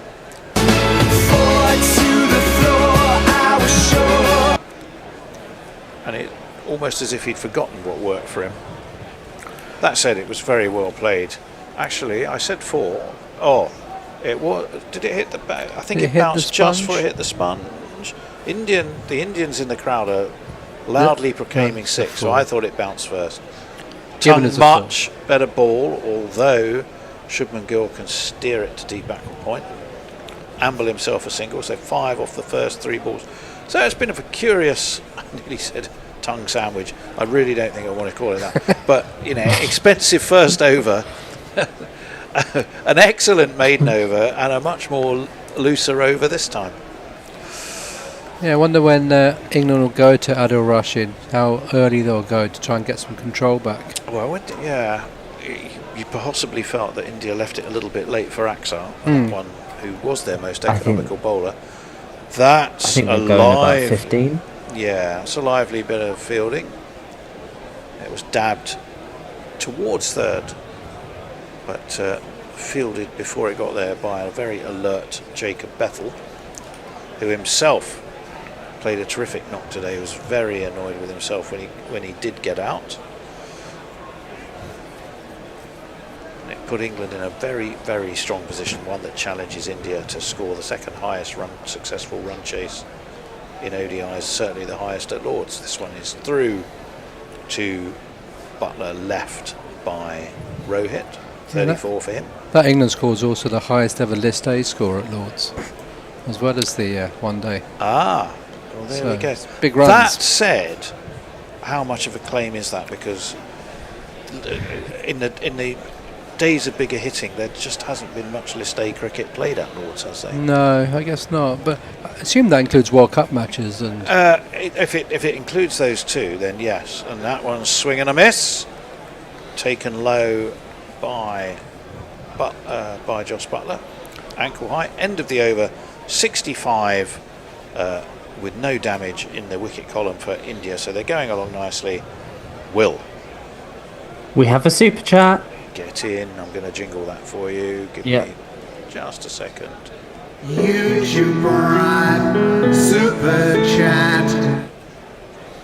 It's Dara Azizi. He sends us $9.99 and he says, "Thanks for the commentary, fellas," which is very kind. Thanks, Dara. I hope he's busily fighting crime. Yeah. I love Dara's kind of crazy stories about kind of like, oh yeah, I've just been into like a maximum security prison and had swabs of a toilet or something. I don't know. There was, I don't know. There were options available, weren't there? Swabs of the toilet. Wasn't going to be high on my list. Well, he's not going to be in, is it New Jersey tonight? In the helicopters and drones and snipers and everyone else that's protecting the Donald. I think Dara Azizi will be safely back at his own base. I hope so. Yeah. Do you know what time kickoff is tonight? 8 o'clock. Sam Curran, expensive first over, went for 11. Just a single off the first ball of his second over. Just steered towards point, and they can easily take that single. Just 81 miles an hour for Sam Curran. I think it's going to be 7:30 this will finish or so. I think this might well go the distance. Well, yeah, that might something on those lines. Listening in the car and listening in second the car, half, second half on the box when I get back. 66. World Cup year, of course. Oh, that's a clever one. That's a slower ball from Curran. He's still going to cost him a single. So it's nicely pushed by Rohit to Archer, who's at long on. Not the moon ball, but definitely a knuckleball. Was it a knuckleball? Yeah, knuckleball, I think. Yeah, maybe a planet of some description. Definitely a slower ball, but picked. I think must have picked that out of the hand, wrote Sharma, because he didn't look troubled in any way, did he? No, I think you're right. Sammy pulling that angry face of his. Down the track to meet him comes Shubman Gill. That's a lofted off drive. It's sumptuous. It's just a couple of feet short of the boundary, but he's still one of these. 2 + 2 is on man. And India sail on to 71, and they will certainly not be thinking that that big score records all round to get there. But they're not going to be thinking that's beyond them right now, Sanjay, are they? No, they're not. They're full of confidence, these Indian batters. They're used to getting big scores, and they know they've got people like Kohli and Shreyas Iyer and KL Rahul, etc., below them. So these two are certainly going to, get them off to a great start. It actually is very similar to the way that England batted, slightly behind in terms of the runs, but fundamentally it's following the same pattern. And so, they're setting a great platform for the explosive batters to come after them. Josh Butler has been brought a helmet as he stands up for Sam Curran, but surely he was standing up for Sam Curran already. Let's see what he does. Round the wicket comes Curran, turned off his legs to mid-wicket Joe Rootfields. Yeah. It's a welcome dot ball for this over, so we've had 6 off the over and 1 dot ball, 2 balls of it left, 71 without loss for India. That's definitely stop Shubman Gill advancing down the track, that Josh Butler standing up. Do you think Sam Curran, Sanjay, does have I'll ask after this ball, as the left armer comes around the wicket to the right-hander, who drives straight to, I think that's probably Bethel, who is in the covers. Do you think Sam Curran is the realistic likely bet to replace Stokes as the all-rounder in the England side? I think it depends on what they go for as the replacement. Are they going for a seamer that can bat, or another of which option? There are a few. Of which there are a few. Curran that would be silly. Nicely round the wicket. They could Gill go steps back. They could go back to Will Jacks. They could. My pick would be Rayan Ahmed. I wouldn't fight against that, especially as you don't have any other real credible leg spinner, because your leg spinner doesn't play red ball cricket. 72 without loss after I've lost how many overs, but 72 without loss is what it is. Right. So Jay said, Jason, are you awake? The start of a guerrilla horror movie. And then he says, I see a very disappointing lack of visible injury and or potential scars on Sanjay and Tony, which means that either they are nesh as fuck or grown-ups or both, which is gutting for Jay, and he said that his money was on Sanjay anyway. Thanks for the vote of confidence. Marvellous. My money was on Sanjay as well, so that's good. Oh, well, that's even worse. Right, 72 without loss. I had the power imbued upon the righteous. So there we go. Number 19 for him. Shubman Gill was having to do a little bit of remedial glove work. James Coles is another option in your earlier question. Who is, of course, well. watching on there today. 72 without loss. Josh Tongue. 2 bad overs and 1 excellent maiden in the middle. This is not going to be a maiden because that first ball has been steered down to backward point. They might have come back for 2, didn't they? Yes, they did. So it's sharp running. Moves the score on to 74, and England will just be twitching a little bit and thinking, a wicket or 2 would be nice here. Because these two looking actually remarkably similar to the start that England that's right. made. And the question is, how are they going to get the breakthrough? Because the quicks aren't doing the job currently. So that's what I mean. I think Adil Rashid might play a role. Adil Rashid is your answer. In comes Tongue. Short, wide, slapped through cover, slapped for 4. What?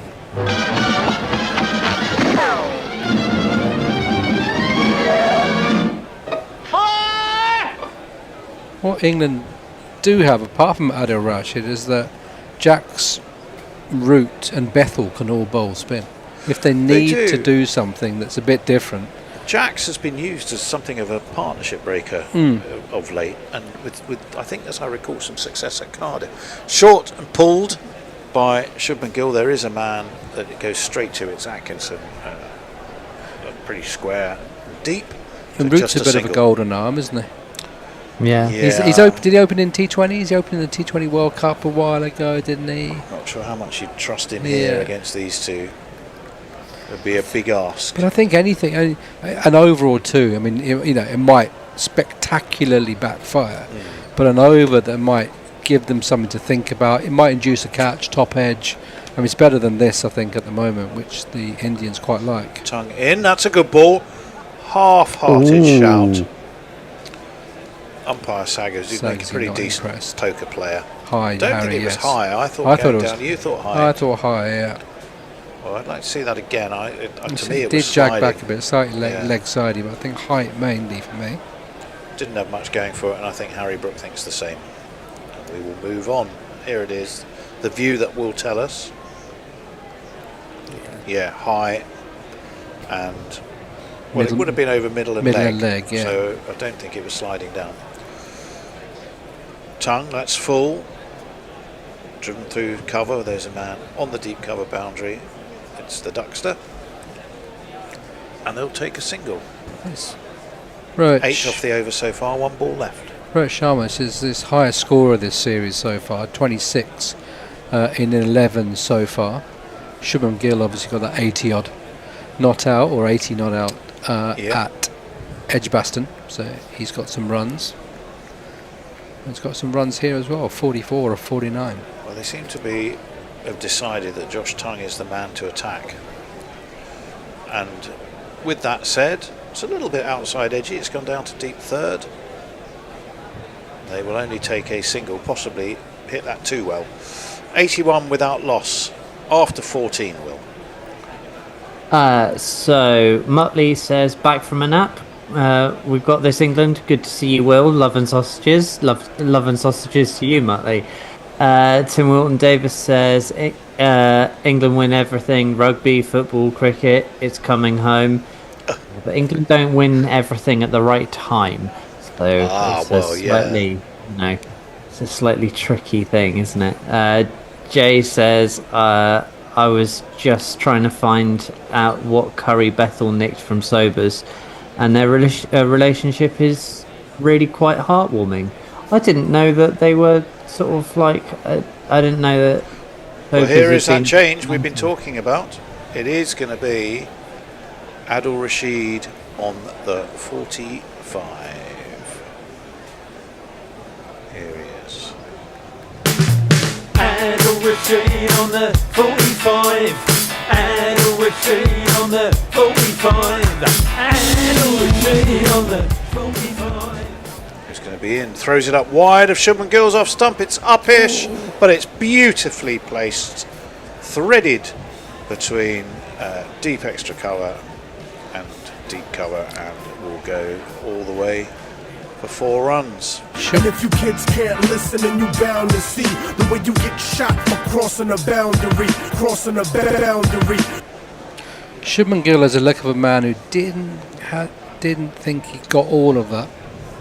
Yeah, well, that's a horrible ball from Adil Rashid. It's another wide, and it was thrown up way too wide of off stump. I think he might have accidentally let go of that. It didn't look like it's an uncharacteristically wayward start from Adil Rashid.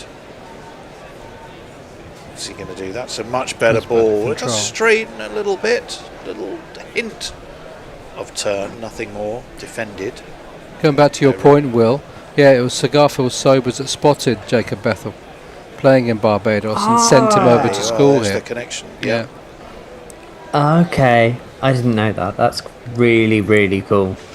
Well, Bethel and Phil Salt, wasn't Phil Salt also Salt. born in Barbados? Joffre, obviously. Thrown up again. That's launched. Is it found the same gap? Same gap. Will Jacks. Will Jacks, very sharp. Very, very sharp. Flicks it to his Surrey teammate Atkinson, and they will take 2. 7 off the over. Shubman Gill's made his 50 to the delight of, as ever, a very well populated Indian crowd. The guy in the middle, if you saw that just now, looked like. Do you ever watch Man Like Mobeen? Yes. Yeah. He looked like Uncle Shady. It's thrown up full, pushed to mid-on. Archerfield's easy single, 89 without loss.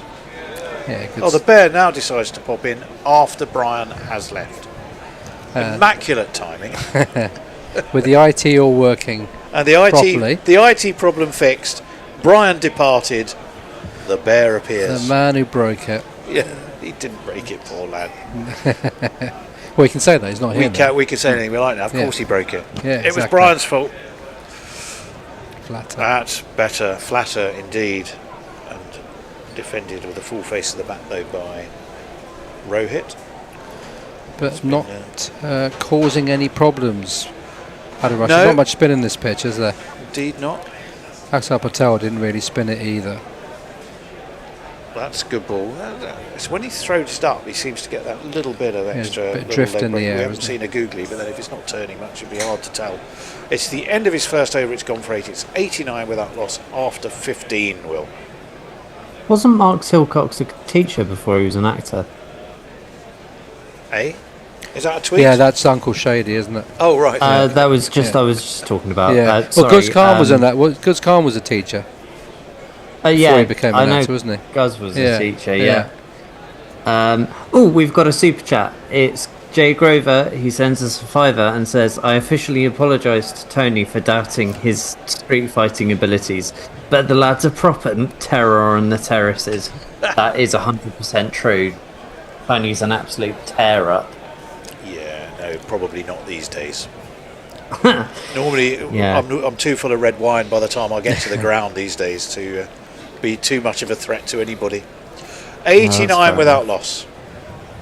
Shug McGill, a splendid 50 from him. He's going to be facing Atkinson, who's been brought back into the attack from the nursery end. That's steered to point.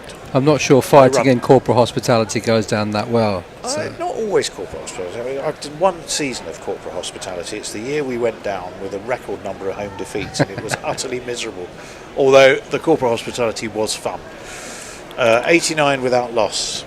Immediately, the replacement of Tongue with Atkinson has restored a little bit of control and order. But only one ball. It's not a big body of work. But that is sweetly driven through cover. It was a gorgeous cover drive, and it is 4 more. I spoke too soon. And if you kids can't listen, then you bound to see the way you get shot for crossing a boundary, What'd you get for the corporate seats at the vicarage? The Elton John suite, you get a very nice buffet lunch. You get half-time coffee. Oh wait, as this one is dabbed tobacco point, no run on this occasion. You get cheese and various comestibles after the game. You get a lovely padded seat, which is your very own one, literally right by where your table is. You pull out the sliding doors and step straight out to your seat, and you get to watch your team play like absolute clowns, and it's horrible. So sadly, my association of my season-long corporate hospitality is one of dismal failure on the pitch. That one is steered again towards backward point. And the players come up for a meet and greet afterwards. 1 or 2 do. You get a celebrity to natter to. Did you ever get Elton? Elton, I have met on a couple of occasions, but not in the only once in a football context, twice in a football context. Oh, nice. But not in corporate hospitality, just through other things. Yeah. Shug McGill, high back lift that he has. Oh, that hurried him a little bit, and he has to jab the bat down on it to keep out Atkinson, who's looked a sharper prospect, I have to say, than Josh Tongue today. Stephen Finn's a Watford fan, isn't he? Stephen Finn is a massive Watford fan. Tall Watford fan. Well, he's a tall Watford fan, yeah. You say that like tall Watford fans are some kind of exception. But I'd hate to be Can you name another one? Well, I don't. Ground. Contrary to what you might believe, I don't know every Watford fan by name. Only the ones I know. I hang out with. Atkinson, driven again. He loves that drive, but this time it's a little straighter than the gorgeous ones he'd essayed earlier. It's the end of the over. It's only 4, which is something of a success, really. 4 from it, 93 without loss after 16. Drinks break, and Will, you have time aplenty to meander your way through messages. Jay says, They used to play golf together. I think that's about Sobers and Bethel. That's lovely. Oh, not me and Elton. No. Not Elton. I don't think Elton plays golf. Tim Wilton Davis says both of the finalists failed to beat Cape Verde over 90 minutes. That is true. Cape Verde should, in my head, are the winners of the World Cup, and I shall make it Certainly so. the team, the surprise package maybe of the tournament, they fit well into that category. Oh yeah, definitely. We've got another super chat from Jay. He sends us a $5 and says, "Tony, these days, tell me more about your street fighting years, thou Paris and Paris ad man Nesh buttered chip thou." This is where Jay wanders into language. I'll take it as a compliment. Never heard the like that celebrity licking muppet. Was that me again? Yeah. Am I in trouble again? Well, I mean, I was about to say that I know Elton's drummer a little bit, but not well. And I don't know whether Ray really counts as a celebrity, but he's definitely. Oh, Ray Cooper. Yeah. He's percussionist, not his drummer. Tony knows him. I don't know Ray Cooper. No, I don't know. My music, I know a few-ish. So nod to musical celebrities. Dave Kelly, who is an awesome slide guitarist with the blues band for many years. In fact, I set him up to do a podcast when he went to Australia with Forthy. What, so Ray? I was Dave Kelly's middleman. Oh, Dave Kelly, yeah. Putting him together with Forthy. That was a great podcast. Ex-members of the Nashville Teens, loosely associated with my family. That one, it was a replay, of course, because I'm in a drinks break. Stopped myself just in time. Anybody else? Sorry, I just... many tourists have died in Cape Verde, says Tim Wilton Davis. They had a food poisoning outbreak there, didn't they? It was horrible. Yeah. And then Jeffrey Ward says, are there any Welsh settlers in Cape Verde? It's not Cape Verde, but there is. It's Argentina, isn't it? There's that weird bit of Argentina that there are loads of redheads and Welsh people. Isn't that where McAllister's name comes from? Yes. Alexis McAllister is Welsh background. Second, I think it's the largest Welsh population outside Wales. It's definitely the largest Welsh-speaking population. Oh, is it? Okay. Wales. Okay, yeah, sure. But, I suspect there's also a fair few suspiciously blonde Aryan-looking folk. Yeah. Couple of generations on from with a really good art collection. When their family first went there, Yeah, and lots of jewellery that just turned up. Oh, 93 without loss. Adil Rashid is doing his incredibly now familiar warm-up routine, tossing the ball from hand to hand. Is he going to do his pre-run-in cough? No, not this time.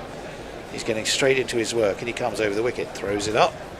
Beats does Rohit. It was just a forward prod into the offside, but it beat the man at short cover and will get him a single. Yeah, they need to go at 8s, nearly 9s, India. They're going at just shy of 6s at the moment. So, again, as I've said before, very similar to the England innings, where there's a really big platform being laid for an onslaught later on. They've got the experience with which to do it. Yeah. One of which would be Ishan Kishan. But Ishan Kishan appears to be doing a Yoda impression up there, sort of wrapped in a towel and looking like he's dispensing some kind of wisdom to whoever it is. That's more Morning Morkel, isn't it? Yeah. That's slapped straight to cover this time by Shubman Gill. No run. Maybe had a shower during the interval to get himself ready for whenever he needs to bat. It's likelier than your previous. What, he's doing a Yoda impression? Yeah. Yes. Oh, no, that straightens. That's a huge shout. That's Adil Rashid, I don't think the umpire's given it. Yes, no. Oh, you've got to go up for that, haven't you? A question of where it pitched. Did it pitch outside leg? Yeah, that's what I think. I think Adil Rashid is saying that, Skip. I think it was pitched outside leg. Josh Butler doesn't seem to know. No, it's pitched outside. Harry Brook has decided he doesn't want to burn one on that. Let's have a look if we're right, Sanjay. Ooh. I think. No, I think the thing is, I'm not sure it touched anything. Didn't touch anything. You're right. It didn't pitch outside leg. It did. It was a conventional leg break. Yeah. But didn't hit the pads. I don't think it hit anything. Okay. I don't know. So Whatever, we all not correctly out. move on. Rashid in. There's that drive again. Just But straight to Harry Brook at mid-off. No run. what there was turn, There which was we some haven't turn. seen a lot of in this match so far. So that's good signs for Adil Rashid in England. Yeah, because he's only bowling his second over. It gives him 8 more, and there are other spinners to call upon. That's dabbed to mid-on. Archer races in. They take 1. The score moves on to 96. Right, this is what's going to tell us. It pitched in line. The impact was in line. It's missing. Missing. So there was weird. some impact. Yeah, there was some impact. But it was the degree of turn Yeah. that actually cost him. Ooh, There again stayed is low. that bit of turn. It kept low as well. And it was sort of a funny little shovelly shot that tried to compensate, can only push it to cover. It's the end of the over. None for 10 for Rashid off 2, so pretty economical. Certainly if he can keep that up for 8 overs, India will be in some trouble. 96 without loss after 17, Will. Jay says that was the most abusive tweet I've ever sent without swearing. I'm proud of you, Jay. I'm very proud of you. Was that the one up to me? Yeah. And then from Jay. I'm always so nice to I him. know, it's so I'm always so nice to him. What thanks do I get? It's also because I'm new, Dogs you abuse. see. Yeah, so you get away with a lot, which you shouldn't. Yeah. Atkinson back into So, the attack, and then- defended, no okay. run. Carry on, Will, you're all right. David Durrell says, I'm getting deafened by the Bishop's name dropping clanging away. That's very true. I've done a bit as well, it's fine. But mainly to make you look better. Yeah, 96 without loss. Gus Atkinson is bowling to Rohit, who's looked at more his old self, I think we can comfortably say today. In comes Atkinson from the nursery end. There is a shot that got him into so much trouble so many times at Cardiff, but he plays it lower, swivels, turns the wrists more, and looks a lot more comfortable doing it. I think he was trying to overhit those at Cardiff, and that's what quite kept possibly, getting him into difficulty. I don't think there's a lot of pace at Sapphire Gardens either, so I think No. struggling to maybe contend with that, and therefore by inference trying to hit the ball too hard, but the ball's obviously coming through to his liking today. Well, that one got him a single, so Atkinson's going to be bowling to Shubman Gill, who's down the track, swing and a miss. And when they connect, you go, whoa, look at that. And when they miss, you go, whoa, look at that. Because that was a horrible shot, to be honest. If that had been it out, yeah, it's not a million miles dissimilar to the way Josh Butler got himself out in Cardiff. And it was just a couple of steps forward, a wild swing. Butler, of course, got bowled through the gate, but the head was all over the place. The swing of the bat was late, and it was just generally messy. That's full. Attempted swing again to leg, unsuccessful from Shubman Gill. It's good over this from Atkinson. England getting back some real control here, Sanjay, that they were losing with Josh Tongue at the wheel. Yeah, he's looked dangerous, Atkinson. This is his second spell, and he's bowled well. But that previous shot where Shubman Gill danced down the track, I don't know if that was just the ball or whether that was a sign of renewed intent by the Indians to get on with it because they're behind the rate. Well, they are right. Atkinson over the wicket. He comes. That's short of the offside. Just half a cut, but cut straight to cover. So 5 balls from Atkinson this over, just the one single to show for it. Signs in more ways than one that India are well aware that they need to be cracking on with things. Yeah, he's got some. Even though we're seeing an improved version of Rohit to the 2 previous games. Yeah, he's got some wheels, hasn't he? Gus, he took 3 for 30. Well, the answer for Shubman Gill, it would appear, is a new bat. He needs a new bat. Which one? If the one you haven't got isn't working, let's choose another one. Yeah, it's the batter's version of the ball not going through the hoop, isn't it? Yeah, he was looking at the bottom of his bat. One. Well, they look similar. Yeah, What same. do you think? Different? Same Stickers, Well, just feels a bit different, doesn't it? I went to the Apex Cricket Festival at Millfield. What was it, 2 or 3 weeks ago? And there was a bat manufacturer there that's just had MCC approval for a composite bat. It's got no wood in it at all. Oh my lord! Right, Atkinson to Gill and his new bat. His new bat defends the ball straight back to the bowler, and it's been an excellent over from Atkinson. Not a maiden, but just the one from it. India 97 without loss. The run rate's at 5. The required rate 9. They need to start closing that gap a little bit. Will. So Cole says Alexis McAllister is Scottish, not Welsh, he thinks. And he said you should see his uncle Carlos that played for Boca. He looks like Archie Gimmel, bald top with We Archie. We Archie. We Archie. Adil Rashid.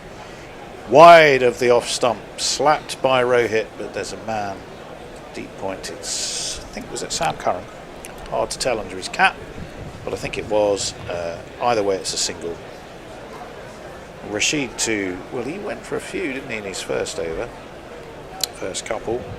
First over more. He seemed to find his range much more in his second. That's a good ball too. And Shubman Gill pushes it down to Archer at mid-on. And Rohit, without actually doing anything illegal, just stayed to watch long enough to make sure that Adil Rashid couldn't get in the way of fielding it. And you can't tell me that wasn't deliberate but smart. Kind of combination of both. 99. Oh, that's thrown up. Swept by Rohit. Is it swept all the way? No, because the Duckster and his little legs come thundering around to field square, and it is just a single. But the single does bring up the 100, and Yoda Kishan raises his hands as well, as we see on the balcony. Score well, run rate high must you, he says, as this one is a little bit uppish back to the bowler. So dot ball, 3 singles and a dot ball off this Rashid over, 100 without loss. India 57 for Gill, who's left the charge, but a better model of Rohit today. 288 to win, remember, is the target now. 388 it was, or was it, if we're doing Ish and Kishan. As this one cut, is it going to reach the boundary? No, and they'll come back for 3. Score moves on to 103 then.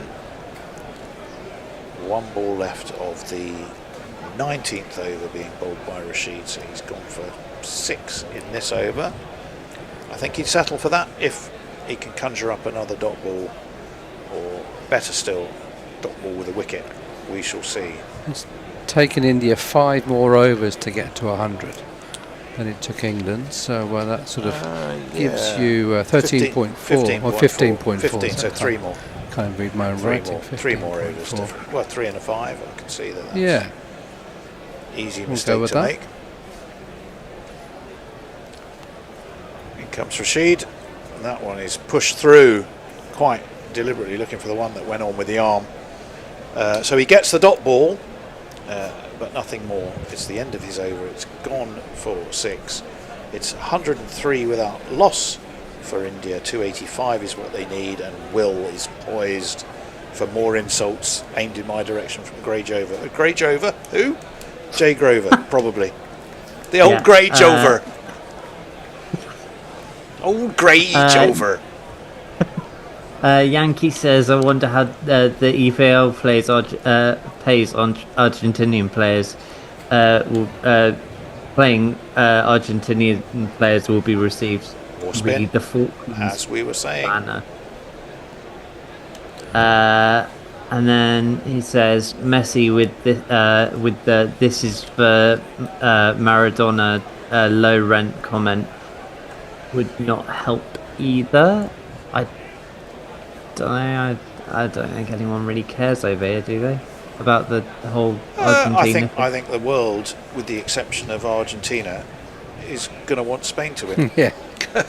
Yeah, I just mean the whole England Argentina rivalry. Will thing. Jacks anyway into the attack, and I think he did get a little bit of turn there, didn't he? Because it rather flummoxed Shubman Gill, who was looking to push it to leg and ended up squirting it out to short cover. There was no run. I'll jingle up Will Jacks, but he does whip through his overs fairly quickly. Back step Shubman Gill cuts, and he's going to cut that. I think for 4 it'll be a heck of a chase for those little ducklet legs, and he's not going to get there. So it's going to be a 4 first. There's not one boy for me, I must have 2 or 3, I need 4. Off this man. It might be Will Jacks, maybe it's Will Jacks, it's probably Will Jacks, yeah, it's Will Jacks. Yeah, Ben Duckett. Fine effort, but it never looked like winning that one, did he?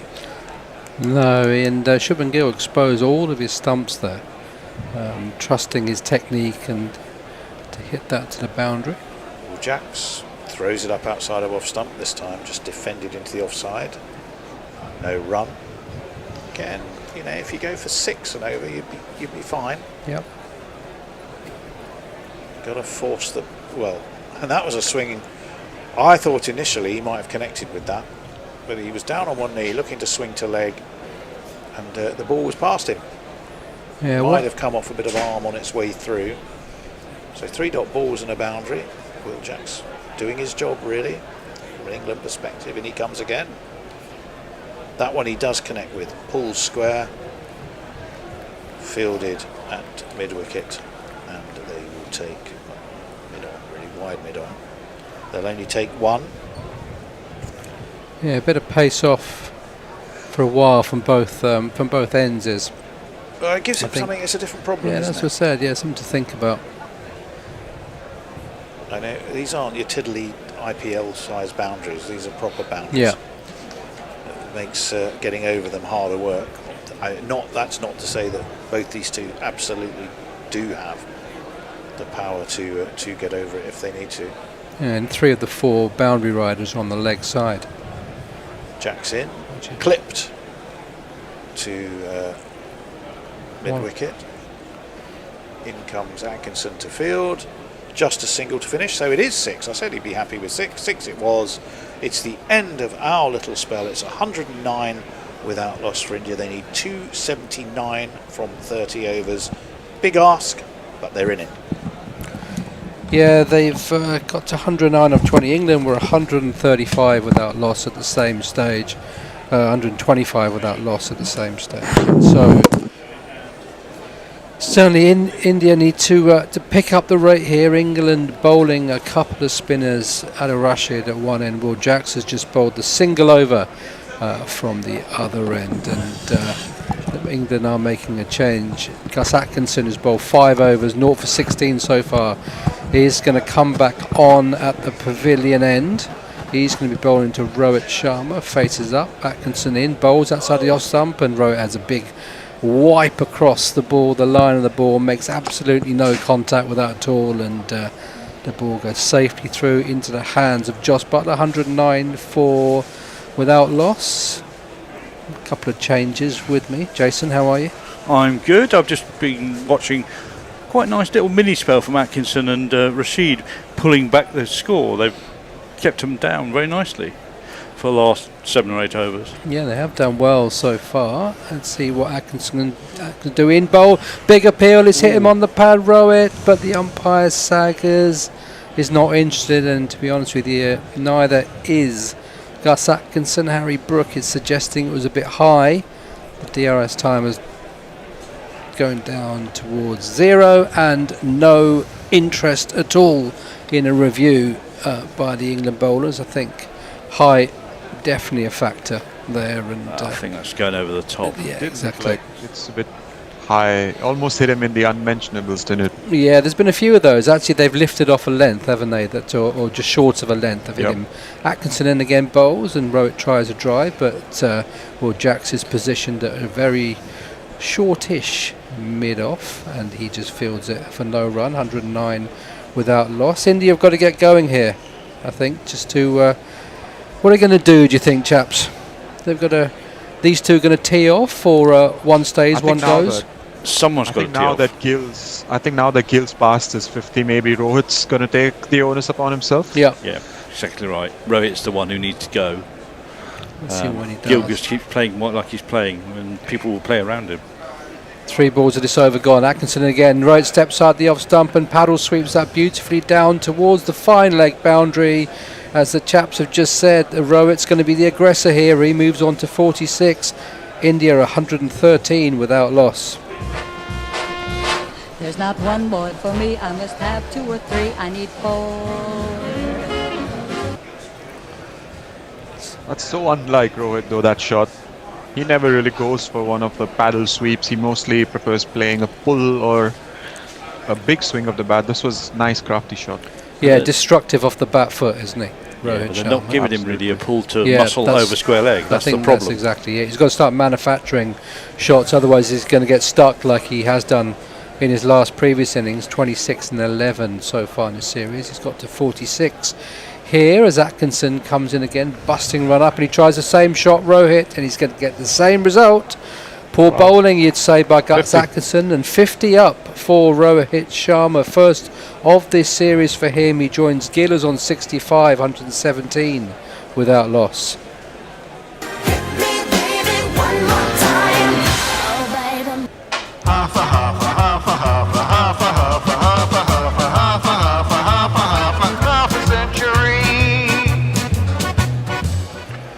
Runner ball 50 for Rohit Sharma. I think Gus Atkinson needs to sort his line out here in the last ball of this over. He's up to the stumps and he does sort it outside the off stump, and he cramps Rohit Sharma for outside the off stump, and the ball goes through to Will Jacks for no run. End of the over. What have we got in the socials? Did we have this super chat from Jay Grover? Or shall We've had a few. Which was the last one you've got? Slagging off Tony. Oh yeah, that's it. They've all been slagging off Tony. Yeah. Yeah. I mean, that's basically been Poor it. guy. Yeah. Let me just see what else we've got. Yeah, what do we have? We had Archie Gemmell, we had that one. We had... Do you have the one about the Spanish are the only ones who get annoyed about the EPL? No. Just jealousy of the money from Sutuhu. No, we haven't had that one. So let's go with that. And Yankee 7000, I wonder how the EPL playing Argentina players will be received. Read the Falklands banner. Well, there have been great Argentinian players in the Premier League before. Jack's in, and Shubman Gill just advances down the track, but doesn't make any... Has no connection on that at all, no run.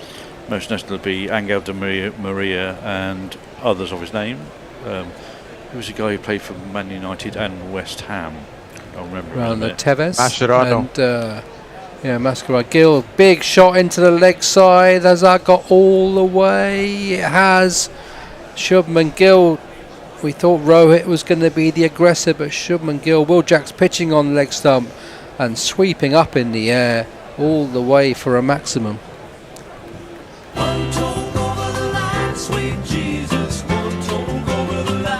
Yeah, perfectly set for the slog sweep. You couldn't really...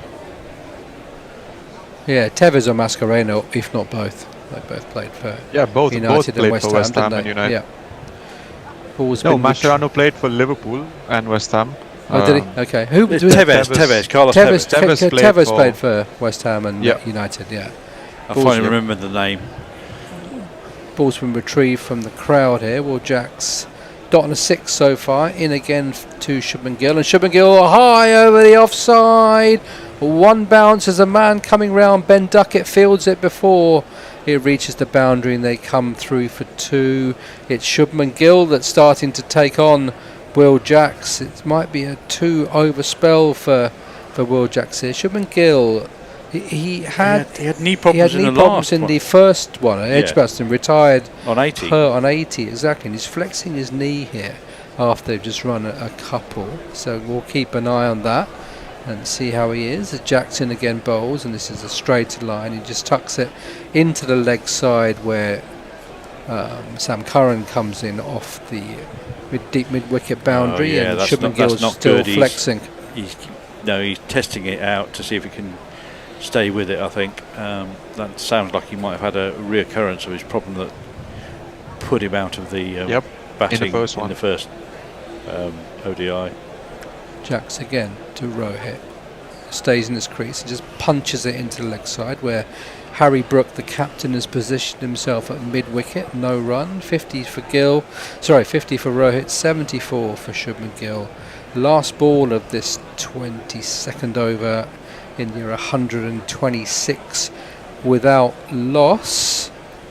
Jacks is going at 8s at the moment, which is still under what India need to get to England's total, and Jacks bowls, and probably not what Shubman Gill needs. Rohit Sharma into leg side, set off for a quick 2, realised that Shubman Gill probably wasn't going to make it, and they slowed down halfway. End of the over, 127 without loss, Jason. Apparently we can have that super chat, so I'll do it now. YouTube super chat. Jay Goer says there's £5 saying slagging off Tony is like punching the top boy on the first day of prison. You eliminate the threat. PSA, if you ever go to prison, do not do this. It ends badly. So yes, and he also said there's another super chat to enforce me reading that. What else have we got? Tony should pick up Bishop like message like a baby Lamine Yamal. Between Jason snoring and Bear swearing, we're having a sonic smorgasbord today. Just you were, yeah. It was. Oh dear, I am sorry. There was. I didn't think I quite nodded off that quite so much. I did close my eyes briefly to get a quick rest. Rohit, you need to go. All right, says Metal Guru. And we need a hydration break, said Tim Wilton Davis. Well, we're going to get a hydration break. While Shubman Gill chugs away at some stuff, presumably electrolytes to get rid of the cramping that he's getting in his leg. Yeah, you're not missing anything because the physios are on to treat Shubman Gill here. And Jago says, we do not talk about Tevez in these parts. Traitorous hammer sucking missing link like snot goblin. Tell us what you really think, Jay. Snot goblin's a good one. I like that. Yeah, it's one of those portmanteau ones where you pick two completely random words, put them together, and come up with an insult. Yeah. Any others that we know of that we can come to mind? Cockwomble was always a good one, wasn't it? Remember that was a Cockwomble. Cockwomble, yes. For people who didn't like Wimbledon players. Yeah. Ben Duckett's score today, 141's the highest ODI score at Lords, beating Viv Richards' 138, not out, 1979. It's your opponent England. I assume was that a World Cup? Neil Johnson, I was there for that. Oh yeah. 1999 against Australia. They were winning, but they ran it. Zimbabwe. Zimbabwe were winning. Yeah. Australia scored 285 with a Mark Waugh 95 ball century, and Neil Johnson was taking them towards victory but slowed up to get his 100, and that cost them the win eventually. I think they were about 30 runs short at the end. Shubman Gill is going through a whole series of exercises on the floor. He's had stretches on his back now, throwing his legs from side to side. He's up on his feet, walking towards the crease to resume his innings. Incidentally, for those people who do like portmanteau words, they need to listen to, I'm sorry I haven't a clue, and the Uxbridge English Dictionary, where they give alternative words for previously well-known English phrases. And you'll get some great ones out of that as well. Interesting. Michelle Pfeiffer says 2 hydration breaks to the 25-minute half-time show. Yes, well, we know what that's going to. We'll know what's going to happen tonight about that.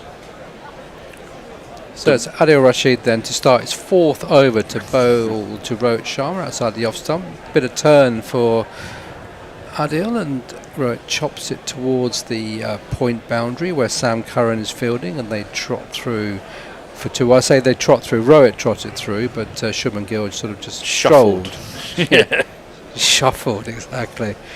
Through for 2. 53 for Rohit, 74 for Shubman, 129 without loss. There's Adil Rashid. Throws it up in the air and Rohit Sharma on the sweep. One bounce for 4 on the leg side. Lovely shot. 57 he goes to.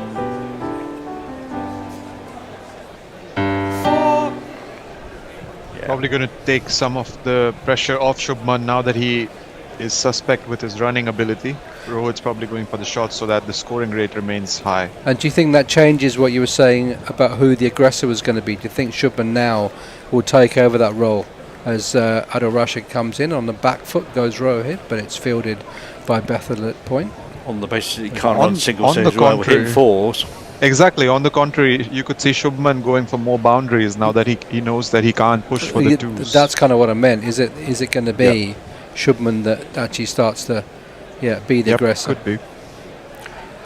In comes Adil Rashid onto the leg side. It's a poor ball and Rohit tucks it, but luckily there is a fielder there and Gus Atkinson prevents any run. Rohit throws his head up in the air, just disappointment in terms of missing out in one that was really was the hittable. slider, but it was poorly directed, and he fortunate I think that he hit Gus Atkinson just behind square on the leg side. Rashid tosses one up in the air and Rohit this time on the offside just pushes it where Sam Curran is fielding, and that is just going to be a single, which does bring the stricken Shubman Gill on to strike. He's on 74. India 134 for 4, leading another 254 to win with 27 overs left. Economy rate of Rashid is 6 as Shubman Gill goes up in the air, and there's just short of Rayan Ahmed, who is on as a substitute fielder. Not sure who for, but one of the bowlers. I haven't seen Jofra for a while. It might be him, but Adil Rashid head up in the air. Maybe he's bowled for that, but he doesn't get it. Anyway, end of the over, 135 without loss. What have we got? Muttley says, hello Muttley, woof to you. I thought Jason said pork manto just then. Well, you were thinking about sausage, weren't you? Shitweasel was a good one, says Invisible Bob. Someone give Gil some pickle juice, says Shining Knight. Miami's humidity causes a lot of cramps, said Tim Milton Davis. Shite Hawk was big in Ireland, says Invisible Bob. Shining Knight asks, is Duckett actually good? I hear lots of criticisms about him throwing away his wicket. Well, he got 130 odd today. So 141 he got, didn't he? Highest score at Lords. It isn't Jofra that's off because he's coming on to bowl, replacing the 2-over speller Will Jacks. And Frong asks this question, who wins this match, having dialed in after watching the Bangladesh match earlier? Blair's with us. She says, I'm back, and I took photos of the cemetery that I'll post to the Discord. Jofra Archie then to Shubman Gill bowls. It's just outside the off stump, and Shubman Gill just paddles it on to the offside, where it's fielded by Ben Duckett for a single. We had the record for the top partnership of 192. This is now the second highest partnership for the first wicket, overtaking the 135 that was the record before this. So we've had that record broken twice in one match today. Yeah, records falling at Lords, which is nice for Lords really, after the furore after the test match, for them to come back roaring about the wickets. Exactly. It's played all right, this track so far, as gives himself some room, does Rohit, puts it up in the air. That's probably gone all the way for 6. Oh no, it hasn't. It's bounced for just before 4. I think the way he got hold of that, it had gone all the way, but misdirected bouncer. It looked like it was going up, but they actually just went flat, I think, to the boundary. Oh, well, there you go. It's me, Sanshi. It's me, Sanshi. Actually seemed like a top edge. Oh, it was top edge, up in the air. That's why I lost the ball. But I thought, with top edges generally with that straight, you'd think they got 6 over them anyway. Archer in again, bowls. It's outside the off stump with a flash outside the off stump by Rohit Sharma. Misses it. He just goes down on his haunches in disappointment at missing out on one from Jofra Archer there. 140 without loss. So 2 records broken. Well, the question is going to be, will India have got to get to have got to break a 3rd record, haven't they, Arnav, in terms of if they're going to win this match? How are you feeling about it? They're going to have to channel the energy from that 2002 final and try to bring that vibe back into this match. Archer in again. This is on the stumps, beautifully clipped through the leg side by Rohit Sharma. The ball's travelling up towards the grandstand, and it reaches the boundary now for 4. Jofra Archer straying. He's gone for 9 off this over off 4 balls as India reach 144 without loss. You were saying, Anna, you got a channel. 2, 3, 4. Yeah, just the spirit and the energy that helped, was it Yuvraj Singh and Mohammad Kaif complete that chase against England in 2002? Just bring that again back. bowls, and this time it's up in the air again. One bounce drop short of Will Jacks, who's fielding at a squarish fine leg. Jofra trying various things to induce a missed shot from Rohit especially, but just gets a single off that with the last ball of this over to come. India 145 without loss. As I've said a few times so far, chaps, this is very reminiscent of the England innings. Solid foundation being built, albeit they're slightly behind India, as in comes Archer again, bowls and takes a hand off the bat, this time Gill, as he flaps it into the leg side where Will Jacks does the fielding. End of that over, 146 without loss. Jago sends us something to Will about the rubber bandit. Spastic Hawk alludes to the term. Yes, the rubber bandit's great. Anarchic Irish band. Horse Outside is an absolute classic. There's also some various comebacks about the personal comments about Tevez, which I will skip over. Where next do we go to? Absolute graveyard for bowler, says Ghost Rider. Yes, I tend to agree with that. Although the ball's not started to misbehave because as it got a bit softer, which it did in the first innings. So there's time yet for that to happen. Adil Rashid then to start his 5th over, bowling to Shubman Gill outside the off stump, and Shubman's looking for a wide. I think he's given a wide. Yeah, Kumars. Davasin has given a wide. First ball, not the start that Adil Rashid wanted.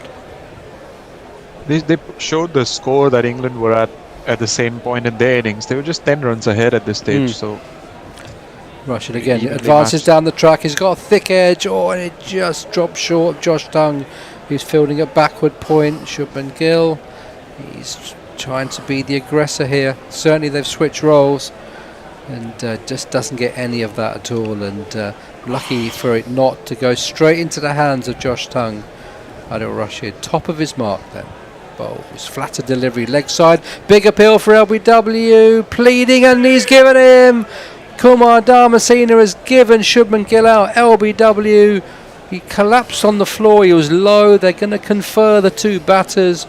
What's Rohit going to say? The DRS time is down at 5, 4, 3, 2, and he's gone for it. He's gone for it. Like the most. Oh, those half-hearted. Yeah, it's a very half-hearted. Yeah, he looked like one of those. Yeah, it looked like he was taking his gloves off, but yeah, he's gone for the appeal. I think he said you may as well have a go. Yeah. Look at this, but I'm not sure about it at all. Yeah, given the umpire's already given it out, so umpire's call is obviously not going to go in his favour. So the replay we have now, it's pitching in line, it's straight and that might just be height. Height, and also what? I mean, obviously it hasn't hit. It's obviously hit pad because of the half-hearted appeal, So but it's close to the gloves. It's close to the bat. It's gone past the bat, no spike. It's now approaching the gloves, and there is no spike, and it's hit him in the mid-drift, but he's on his knee, on his back knee, in front because he of was leg trying to Could swing, be umpire's call, which went out. against him, didn't it? Yeah. So it's hitting, I think. It's a question of height.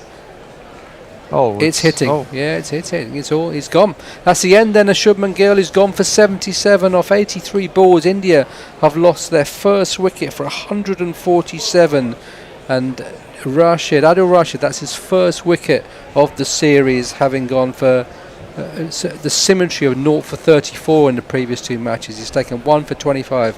Arnav, how do you feel? I think it was a bit of a silly shot.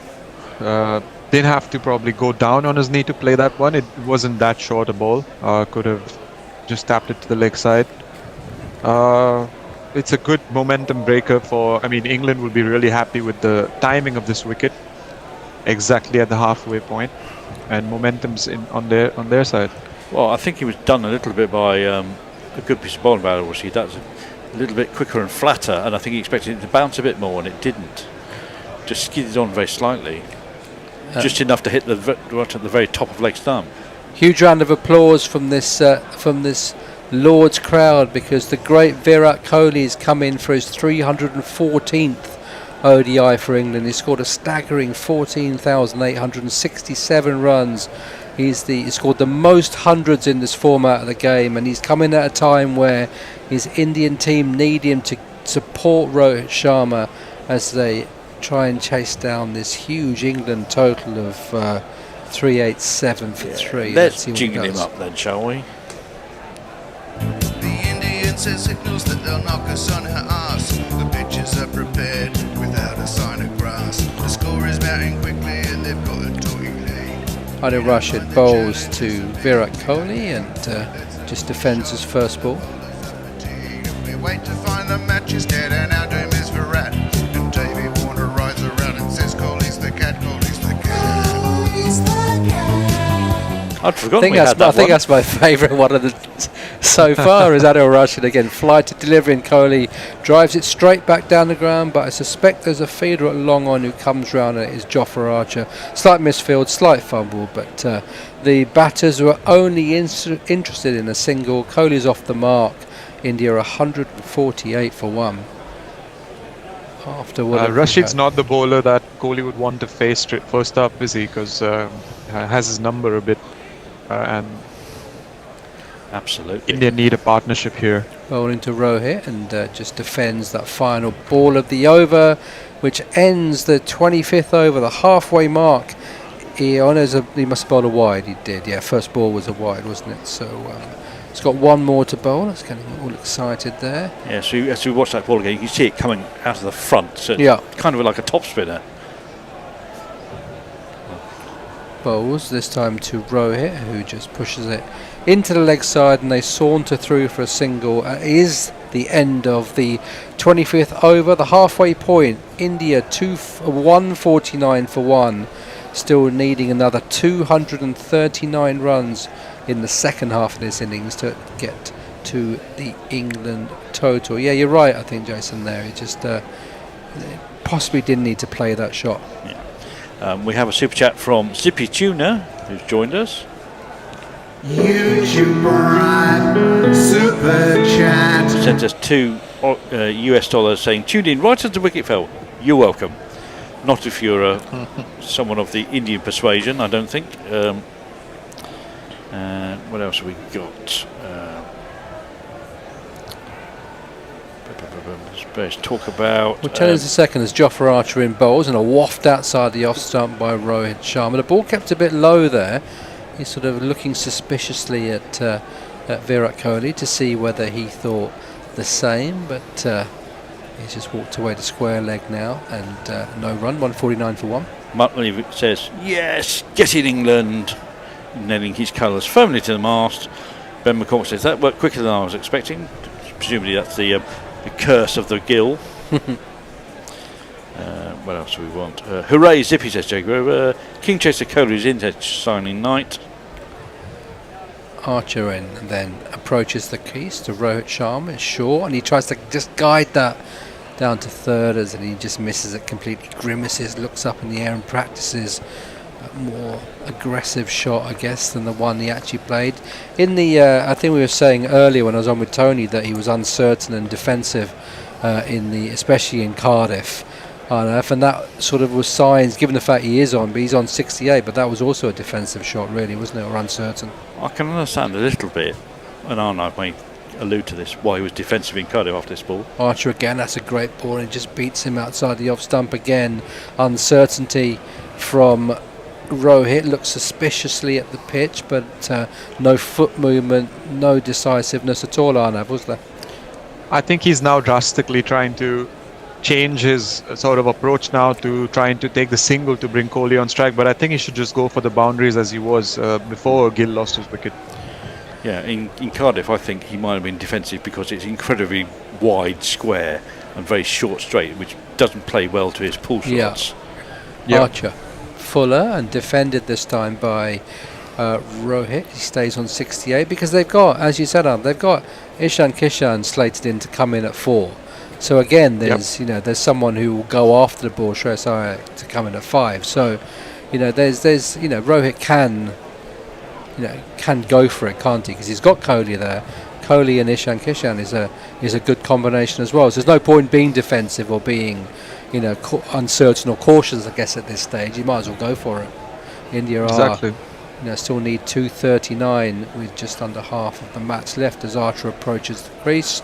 Bowls and a flashing drive outside the off stump, a valiant dive. I think it was Bethel at point, but he doesn't get there, and Adil Rashid runs round and they just get a single as the 150 comes up for India off a ball shy of 26 overs, and that was a chance, Arnav. It was, I would say a half chance because he was like parallel to the ground when he dived, but it was in the air for quite a while, and would have been some catch if he did make it. False shot from very Rohit much Sharma. a West Indian slash off the back foot. It was, wasn't it? And no, fortunate for him, it was dipping as it got towards Bethel, and just eluded his desperate outstretched hand.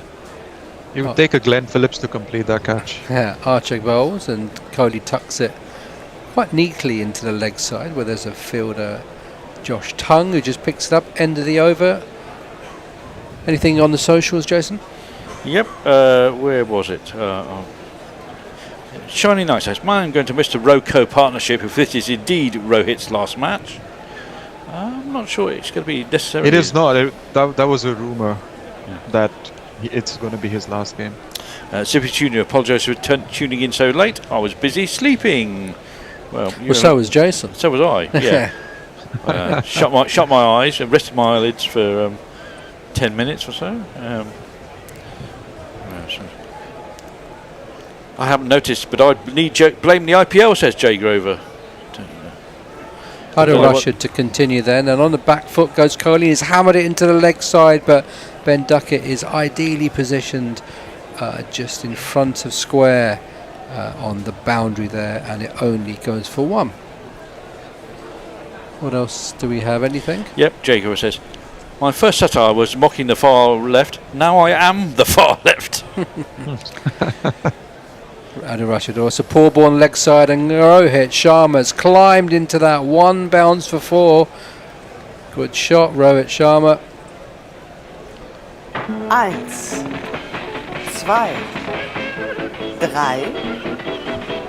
2, 3, 4. Yeah, that's his famous pickup shot, isn't it? That just lifts it over square leg. This is what I meant. Rohit should just go after deliveries which he sees are hittable rather than trying to force a single. This was a good shot. Adil Rashid outside the off stump, slightly shorter, and he rocks away onto his back foot. Rohit Sharma cuts it, but Sam Curran is patrolling that boundary, and the ball rolls to him quite nicely, and he fires it back, and Rohit goes on to 2. He moves on to 75 of 71 balls as India move to 158 for 1. Yeah, they've got to find a place to bowl to Rohit, haven't they, Hanav? We can talk about that a bit more. Force him into a shot that makes him loft the ball. Could get a catch. Into Rohit comes Rashid, bowls, and he just tucks it into the leg side again. Duckett off the boundary. Yeah, because famously very good off the short ball. But I guess you got that pickup shot as well that Jason alluded to. Yeah. And a slog sweep and a nice cut, so there's not many areas where you cannot. Rashid flights it to Virat Kohli, drives it firmly down the ground. That's gone all the way for 4. Archer can't get there. Good shot from Virat Kohli. We've talked about Rohit Sharma a lot, but let's not forget the guy who scored 7800s in this format. He's got some runs previously, got 65 in the last game, didn't score that many 5 at Edgbaston, but he's in a bit of form, and if he gets going, I'd have obviously ominous as Rashid in again, flighted and cuts away Kohli, but we know that Sam Curran is out there, cuts it off the stumps, And that is the end of Adil Rashid's sixth over. He's gone for 1 for 40, and India are 164 for 1. I'm really not sure he picked that last ball, because I think that one was. It was really close. It was a a bit of a risky Google, and it's a bit too close to be cutting right off stump. Yeah. He's either really confident or he's seeing the ball really well. GPG says it's okay, even as someone on the far left, but easy and fun to satire. Splitters.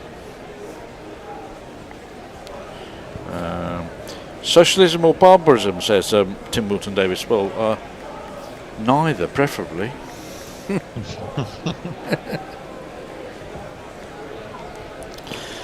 Shining Knight says, I was centre left, but the Overton window has shifted so much so I'm now apparently far left. Lol. It'll be Virat Kohli then to face up to Jofra Archer, who's 8th over in bowls, and he just jags up a bit at Kohli. He sort of tried to dance before the ball was bowled, but the ball just hit him on the gloves and trickles into the leg side for a single, and he moves on to 9. India 165 for 1. This is just notice that this is the 8th over. They burned up a lot of overs of Archer up top. They may come to rue that towards the second half. Yeah, they've got who they're keeping back, sort of Tongue's not really bowled. Curran and Atkinson. Yep. Atkinson's bowled well so far. As Jofra Archer, that famous run, powerful outside the off stump, but he just hangs his bat out. Rohit Sharma, the ball moves off the track and just into the gloves of Jos Buttler. That's just a glide with no attempted footwork, wasn't it? Yeah, and just left him on the pitch a bit there as well, and just followed the ball with his hands, and again. It just seems strange since Shubman Gill has gone, Rohit Sharma's gone back to that uncertain defensive mode, whereas when they were together, as a partnership, they were both quite confident. As he moves down and he throws it up into the air, there's a man there always beating the man running in at mid-off, Harry Brook, and they come through for a single. He's trying everything, Rohit Sharma, to sort of get himself out of this rut that he's in, and Jofra Archer will feel unlucky there. Seems to be in a tricky mind space where obviously they don't want to lose Rohit because it would mean 2 fairly new batters at the crease, but also that they don't want to fall too far behind the required scoring rate. So I mean that was right off the toe there, so I'm not surprised he got no distance on it at all. Yeah, he doesn't want to chew up any balls here as Archer in again bowls shorter, and he just dabs it into the offside behind square. Very Joe Root kind of that late cut shot that Joe Root plays so well, and he just sauntered through for a single. He moves on to 79. Kohli is on 9 and 168 without loss. That's the dilemma, isn't it? You're a set batter, you've got 79, but then you don't want to chew up balls and get further and further behind the required rate. Yep, exactly that. And he finally got this shot right that he played in the last ball after about 4 times swinging and missing. Let's see what Virat Kohli can do here. Just shoulder, shakes his shoulder, gets himself into position as Archer bowls, and a leg side hits him on the pad. There's a big appeal from Jofra Archer, but didn't look that convincing. And looked too high for me, and possibly outside the line. Outside the line, too high. Brook is asking questions. The time is ticking down to 6 and 5, but I think Harry Brook has given up. He's not getting any support from any of his teammates there. I think even the keeper and the bowler put the appeal in, but they weren't convinced particularly. Just looked leg side. Now look at Jos Buttler's position. He's already he's made it half a step to the leg side already. Yeah. So I think it was pretty made. Helped Martin Saggers in his decision making there. Ball left then of the 28th over here at Lords, with India looking to get another 220 runs. Virat Kohli smashes it into the leg side. There's no fielder there. It runs towards the Mount Grandstand for 4. Great shot. Virat Kohli, let's not forget about him. He's on 13. India 172 for 1 hour. That went like a tracer bullet. Yep, apparently we are in the Jamie Overton window, says Tim Milton Davis. Michelle Pfeiffer reminds us that Australia v Bangladesh in Darwin, a top end series, Starts in about 3 weeks. It's already hitting 30 degrees centigrade here, midwinter. George McPherson says, come on, England, we need wickets. It is very true. That is exactly what's needed. Well, England, 3 wickets? And in succession. So that again, Arnav? And wickets in succession, yeah, and not just, yeah. Yeah, England only lost 3 wickets in their 387, so wickets are obviously hard to come by. We've had 550 runs for 4, effectively, so far in 78 overs. So you can see it's definitely a batter's game, this. So it's a question of, can India get that combination right of getting going. No, they're going at 6.14. They need nearly 10 and over. Josh Tongue is coming back on. He's gone for 7 so far in his 4 I think they might overs. go after him. They've got to go after somebody, and it's Josh Tongue's turn. He's going to be bowling from the pavilion end here at Lord's, with the slope going across him from his right to left to bowl to Rohit Sharma, who's on 78, bowls short, and Rohit Sharma just pushes it into the offside, sets off for a quick single, but Virat Kohli correctly tells him there's nothing there, and the score remains 172 for 1. He's absolutely static at the bowler's end. So if Rohit can run, he's perfectly entitled to run, but he's going to find no response. He might find 2 batters at the same end, which certainly has happened in my batting career a couple of times. It's happened with these 2 as well, honestly, at the crease. Let's have a look at Tongue. Big, strong run up. Short, pulled into the leg side, Rohit Sharma, but who is that as well? Jack's fielding on the mid-wicket boundary. Don't bowl it short, Will Jacks. Josh Tongue, sorry, because Rohit Sharma will climb into you. Kohli will be on strike. So these 2 have got history, have they?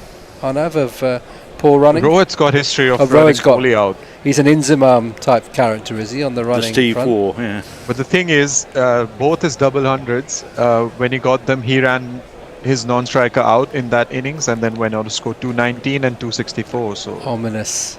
Tongue in, bowls, and just on the inside edge, Virat Kohli, inside edge onto his pads. He tries to set up for a single, but Rohit Sharma didn't want one. There was none there because Josh Tongue was quick to field off his own bowling. So that's ominous. Yeah, 2-8. He got 2 double hundreds, did he? Yeah, he's got 3. He's got 3. That's what I thought it was. 3 actually. Yeah. But in 2 of those, the run-outs happened. Oh, okay, against fine. West Indies and 264 against Sri Lanka. Of course, the next man in, Ishan Kishan, is the other guy that's got a double hundred. He got 210, didn't he?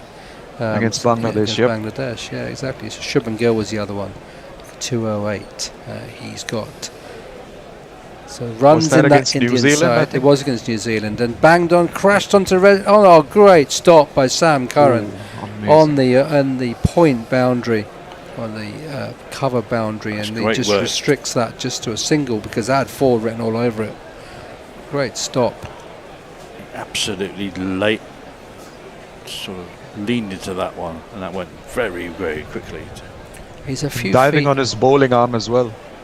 Yeah, a few feet in off the boundary, Sam Curran. We've seen actually balls up in the air that you think are going to one bounce skid on for 4 plugs. So maybe that's why they're just in off the boundary here. It's Tongue in outside the off stump, and Kumar Dharmasena gives a wide. Yeah, I wonder why that's why they are off the boundary, because been quite surprised how the ball is plugged here at Lord's. We've had obviously a really hot, dry summer so far, so you'd think that everything would be, the outfields would be fast, but they've obviously watered it. That's what's done it, I think. It's the additional water after it's been rolled and cut that's allowed it to soften up just a little bit to deaden the power of shots. Tongue in, full, and that's up. Huge shot by Rohit Sharma. Don't bother running for that. That's gone all the way for 6. Fantastic shot, very reminiscent of Jos Buttler when he came in. It's exactly the same shot. It went in the same place, and Rohit Sharma, who we've been saying has been uncertain and defensive, has moved on to 86 of 78 balls. And is this the start of the charge, Arnav? Let's talk about Looks 6. like it. Let's talk about 6. Let's talk about 6. Let's talk about 6. He picked that one up so early, head down, and perfect timing. You get it over the mid, long on boundary. Last ball from Josh Chung outside the offside. Repeat of the shot, but this time it's straight. This time it's over the offside. Two successive sixes by Rohit Sharma. India are on the charge. He moves on to 92 off 79 balls. India 187 for 1 of 29. Jason. 5, 2 sixes in a row. 2 sixes in a row. 2 sixes in a row. Where were we? As long as Kohli's in, India have a chance as Shining Knight. I still have India as favourites, says Ben McCormick.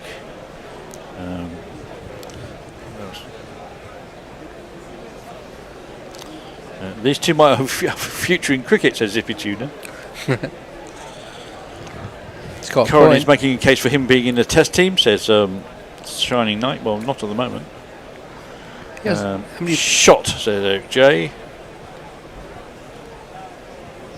Yeah, I think Sam Curran, he hasn't bowled that much. He's only bowled a couple of overs, I think, so far. It's probably time for a bit of that sort of lower, skiddier sort of left arm. Left arm obviously being a change as well.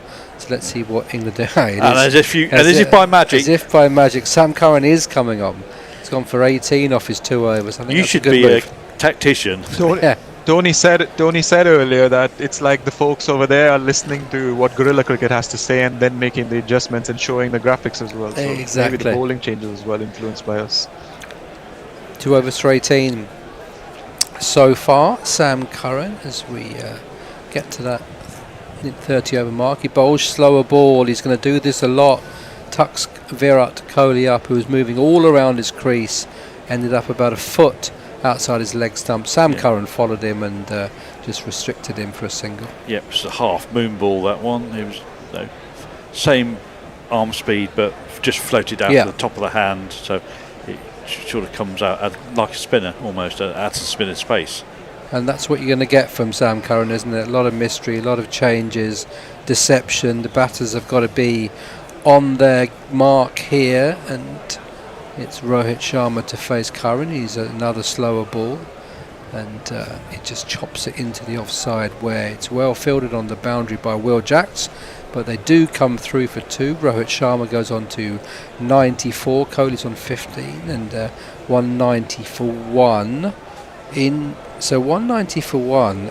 England were 192 for without loss at the end of the 30th over. So this is game on here. India have caught up. They were behind the mark at the first 10 and 20 overs, but they might well be ahead of the mark here as Curran, and again a slower ball again, and this time Rohit just turns his bat into the leg side, but he does get something on it, and they trot through for a single. He practices a more aggressive shot on the leg side. Yeah, they definitely had a very good 5 overs, if not a very good 10 overs from 20 to 30, which has made the difference between being behind and being on par with England at the same period. Yeah, there were 16 behind England at the 20 over mark, and they're going to be a few runs ahead on the 30 over mark. Yeah, 50 miles an hour from Sam Curran. This one's a bit quicker on the leg side, and Virat Kohli tucks in, pushes the first single hard, but so the fielders coming in quickly off the boundary, well fielded by England, and restricts Kohli just to 192. So that's what England were at the 30 over mark, but the only difference being that India has lost the 1 wicket of Shubman Gill, but still you've got a set batter in Rohit, the dangerous Kohli, double 100 in Ishan Kishan to come in, and then Shreyas Iyer. This is going to be a fantastic finish here at Lords, as Curran again, slower ball outside the off stump, but this time Rohit Sharma was waiting for it, and he just cuts it in front of square to Will Jacks, who gets it back in. Just another single with a ball left of this 29th. Interesting approach here. He went 80 kph, 80, then 75, then 135, and then back to 77. Yeah. So, well, it's kind of working. They're only getting a single at the moment. Yeah, he's only gone for 6 off this over so far to Virat Kohli. Sure, and this time he just advances down the track. He doesn't get all of it, and it's bumbling its way towards Will Jacks, who fields it. Yet another single. So I'd say that was no boundaries in the over. Means a good over from Sam Curran. It goes for 7. He's bowled 3 overs, and he's gone for 25 India, 194 for 1 after 30. And Came we on. are due a change. I do We believe. are. Change. Yep. I believe I am off. You're off. I'm joined by Arnav and Will. So if the bear or Switching over to Tony socials now. could change the screen. Hello, Will. How are you doing? I'm good. How are you, man? What do you reckon to this? Good, And we are, as we stated, England were 192 for 0. India are now 194 for 1 after 30 overs, just ahead of England at the 30 over stage. I would say that. I don't know. I mean, because I'd say that's pretty much bang on. Kind of, it could go either way. Yeah. But I think probably India had a little bit more from the pitch.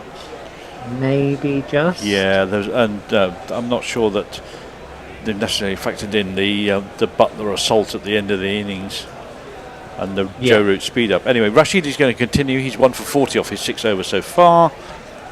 Skips in, whirls away, allows Kohli to rock back and push the ball out to long on where Jofra Archer fields.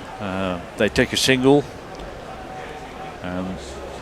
Yes, I mean, it's up to Rashid really and Jacks to bowl their overs in as economic a fashion as possible, because they're the ones I think who might well be targeted by the Indians.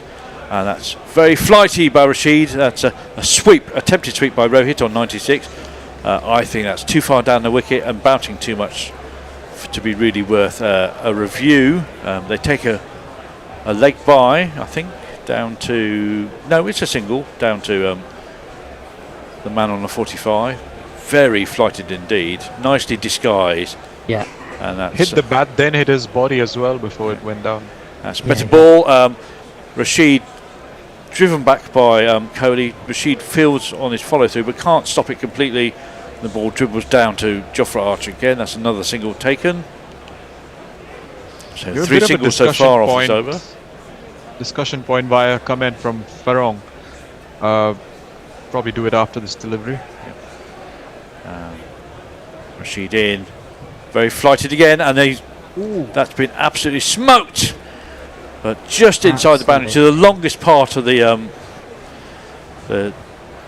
It's his 100. It's gone for 4. It is Rohit's 100 off 84 balls. There's not one boy for me, I must have 2 or 3, I need 4. And he gets this one. 10, 20, 30, 40, 60, 80, 90, 100. Congratulations, sir. You are a centurion. Yes. Off 84 balls with 68 in boundaries. And he's straight into his work again, refocused. Just punching the ball down to Jofra Archer. So 9 off the over so far. 8 off the over so far. With 1 ball to come. And that's India's 200 up, 202 for 1.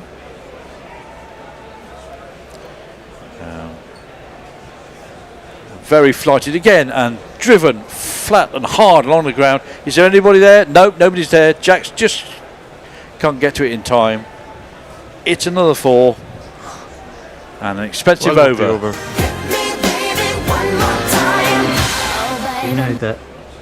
You know that there's absolutely nothing in the pitch for a bowler when Rash is getting absolutely smashed to all parts. Yeah. So Farong says this: since the game was devised, players are taller now. So should the stumps be increased in height and width to give some balance back to the bowlers? He says they should try it in T20 first and see how it goes. It's an interesting idea. Or you could make the ball smaller, but it would travel further, potentially. Yeah, true, like a golf ball. I think I mean, not that small, but yeah. I said something about that on the WhatsApp group. I don't know, a couple of weeks ago. I kind of said, "Oh, is it time to stick a 4th thump in or something?"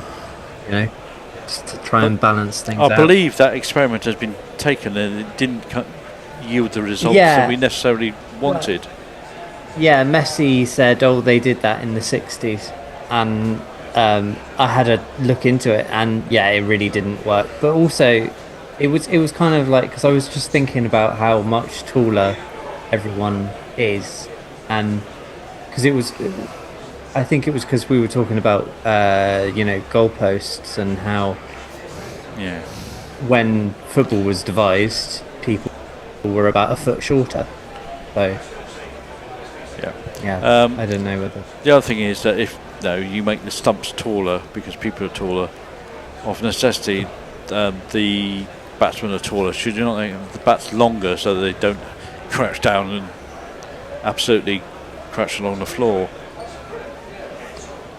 that is I think it's that thing of like, once you start kind of fiddling with one thing, then you have to fiddle with everything, and then it's kind of like, where do you to stop? be fair, they've already fiddled so much with the one-day format and also the T20 format that no. Yeah.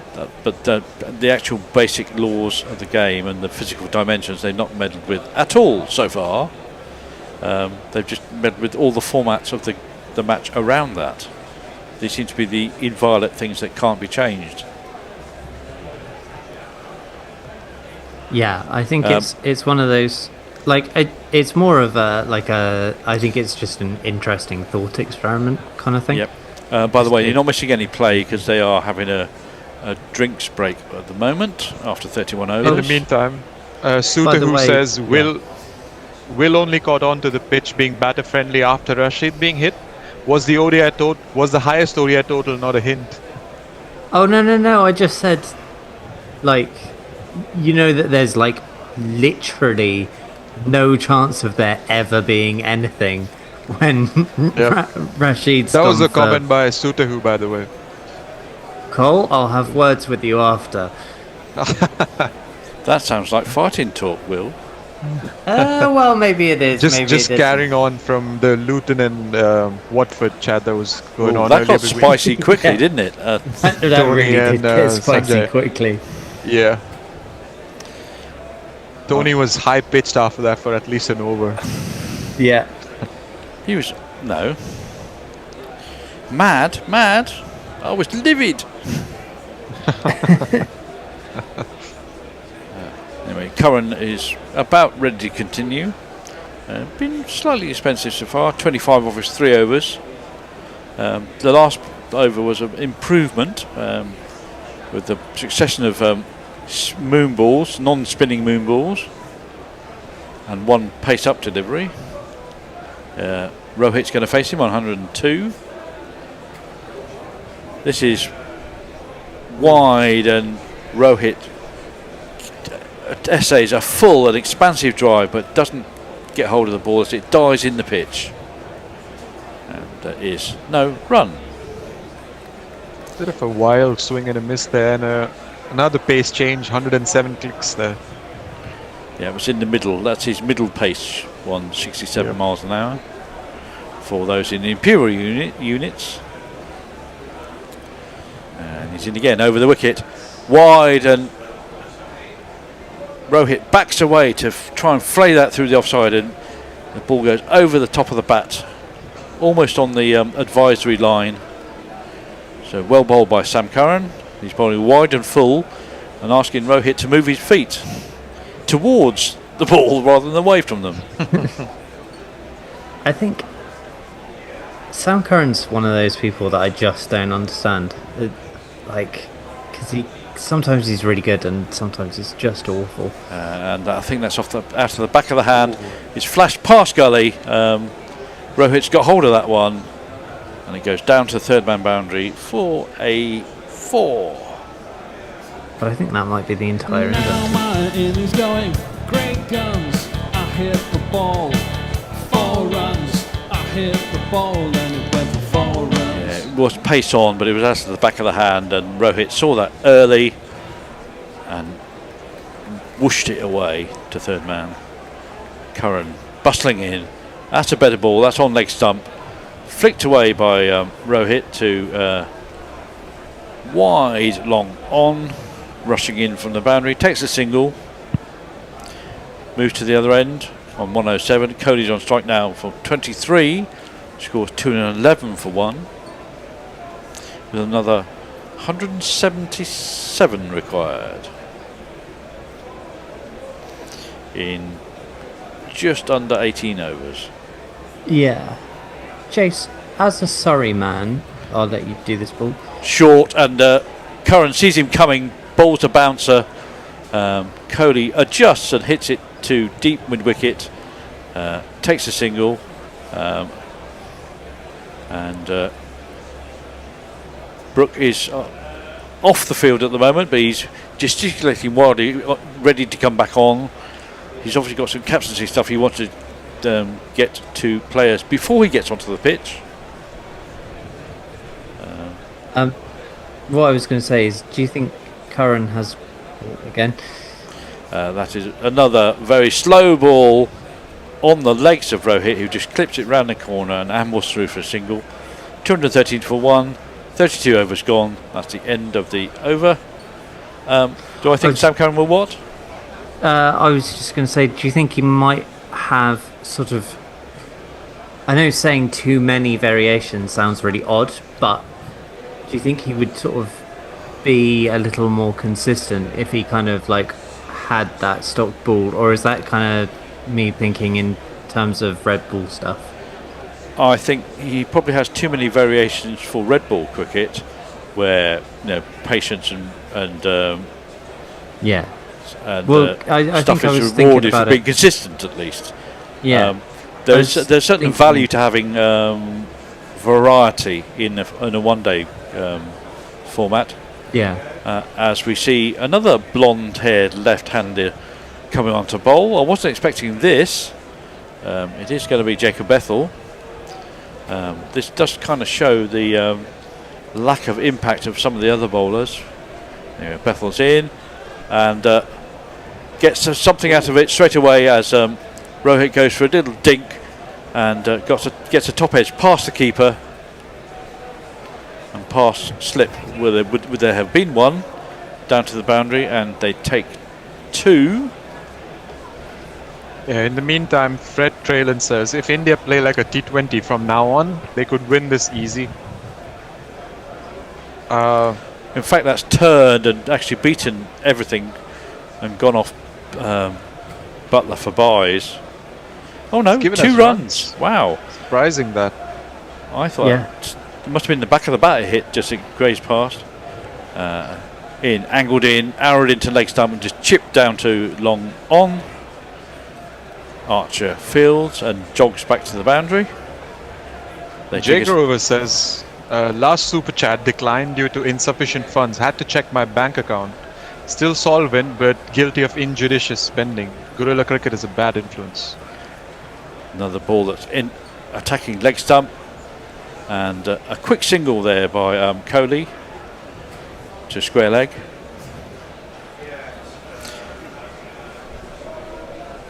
Well, I think the plan here is to make them run every single pretty much and try and avoid giving them boundary balls. That's off the outside edge. It's short of the man on the 45. Short third man.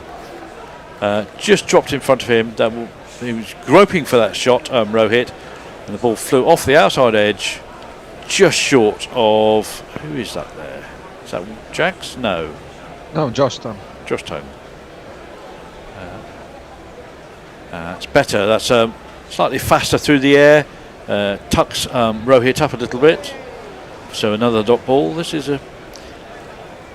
been a good start so far for Bethel. 4 off the over so far, and 1 to come. Wide, and that might be a wide indeed. Yes, it is. Just a little bit too wide, and it's gone over the blue lines as Rohit sort of stretched for it. So we have to bowl that one again. Disastrous one though. And that's a nice ball outside off stump, caressed away, but only to point. That's the end of the 33rd over. Score is 218 for 1. Over to you. Hooves says, Bethel. England have given up. Have faith in your bowlers. They're better than Bethel. Well, after the way he's bowled his first over, I think he might have changed your mind a bit. Yeah. I was going to say that he's been pretty tight. Yeah. It's been controlled, which is the one thing I think England wanted. They wanted to get control back. Yeah. Yep. As we see the rest of the chat is all about politics, so I'll let you carry on, Jason. As we see the worm on screen, and it's just above England's worm so far, but it doesn't show the quite sharp incline at the very end of the innings. As Curran's in, that's in the block hole and nicely bowled by Curran, and Cody just digs it out, but can only push it to mid off, and there is no run. Yeah, so I was thinking about because there's been a lot of talk about Sam Curran coming in as the Ben Stokes replacement, and like his bowling just seems very variation. He won't heavy. be the impact player that Ben Stokes is, I don't think. No, he'll be more a traditional third or fourth seamer. Okay. Who will bowl 10 to 15 overs. He will be the one that comes in, because I can't see a like-for-like replacement for Ben Stokes, and that includes Sam Curran in the list of players. So you then casting around about the next best option. Yeah. And advances Kohli, tries to smack the ball through the covers. The ball whistles past the outside edge and goes through to Butler. There is no run. Personally, but the one thing that Curran does is he does balance the side in the same way that Ben Stokes balances the side. And that may be worth its value. It allows you to have an extra batsman or an extra bowler without disrupting the side significantly. Yeah. Because if you don't do that, then you have to sort of completely change the entire structure. Oh, it's the moon ball, and it's gone up in the air, and he's got lucky and found a hole. That went off the outside edge by Kohli, skewed up towards point, but short of the man on the boundary, but far enough away from point and extra cover that none of them could get to catch it. And he trots down to the other end and thinks himself lucky. I love the moon ball. It's my favourite thing that Sam Curran does. Anyway, here comes Curran again, blonde hair, and another slower ball. This one's been collected by Rohit. He's made sure he's got all of that through extra cover for 4. It's a good shot, that. Yep.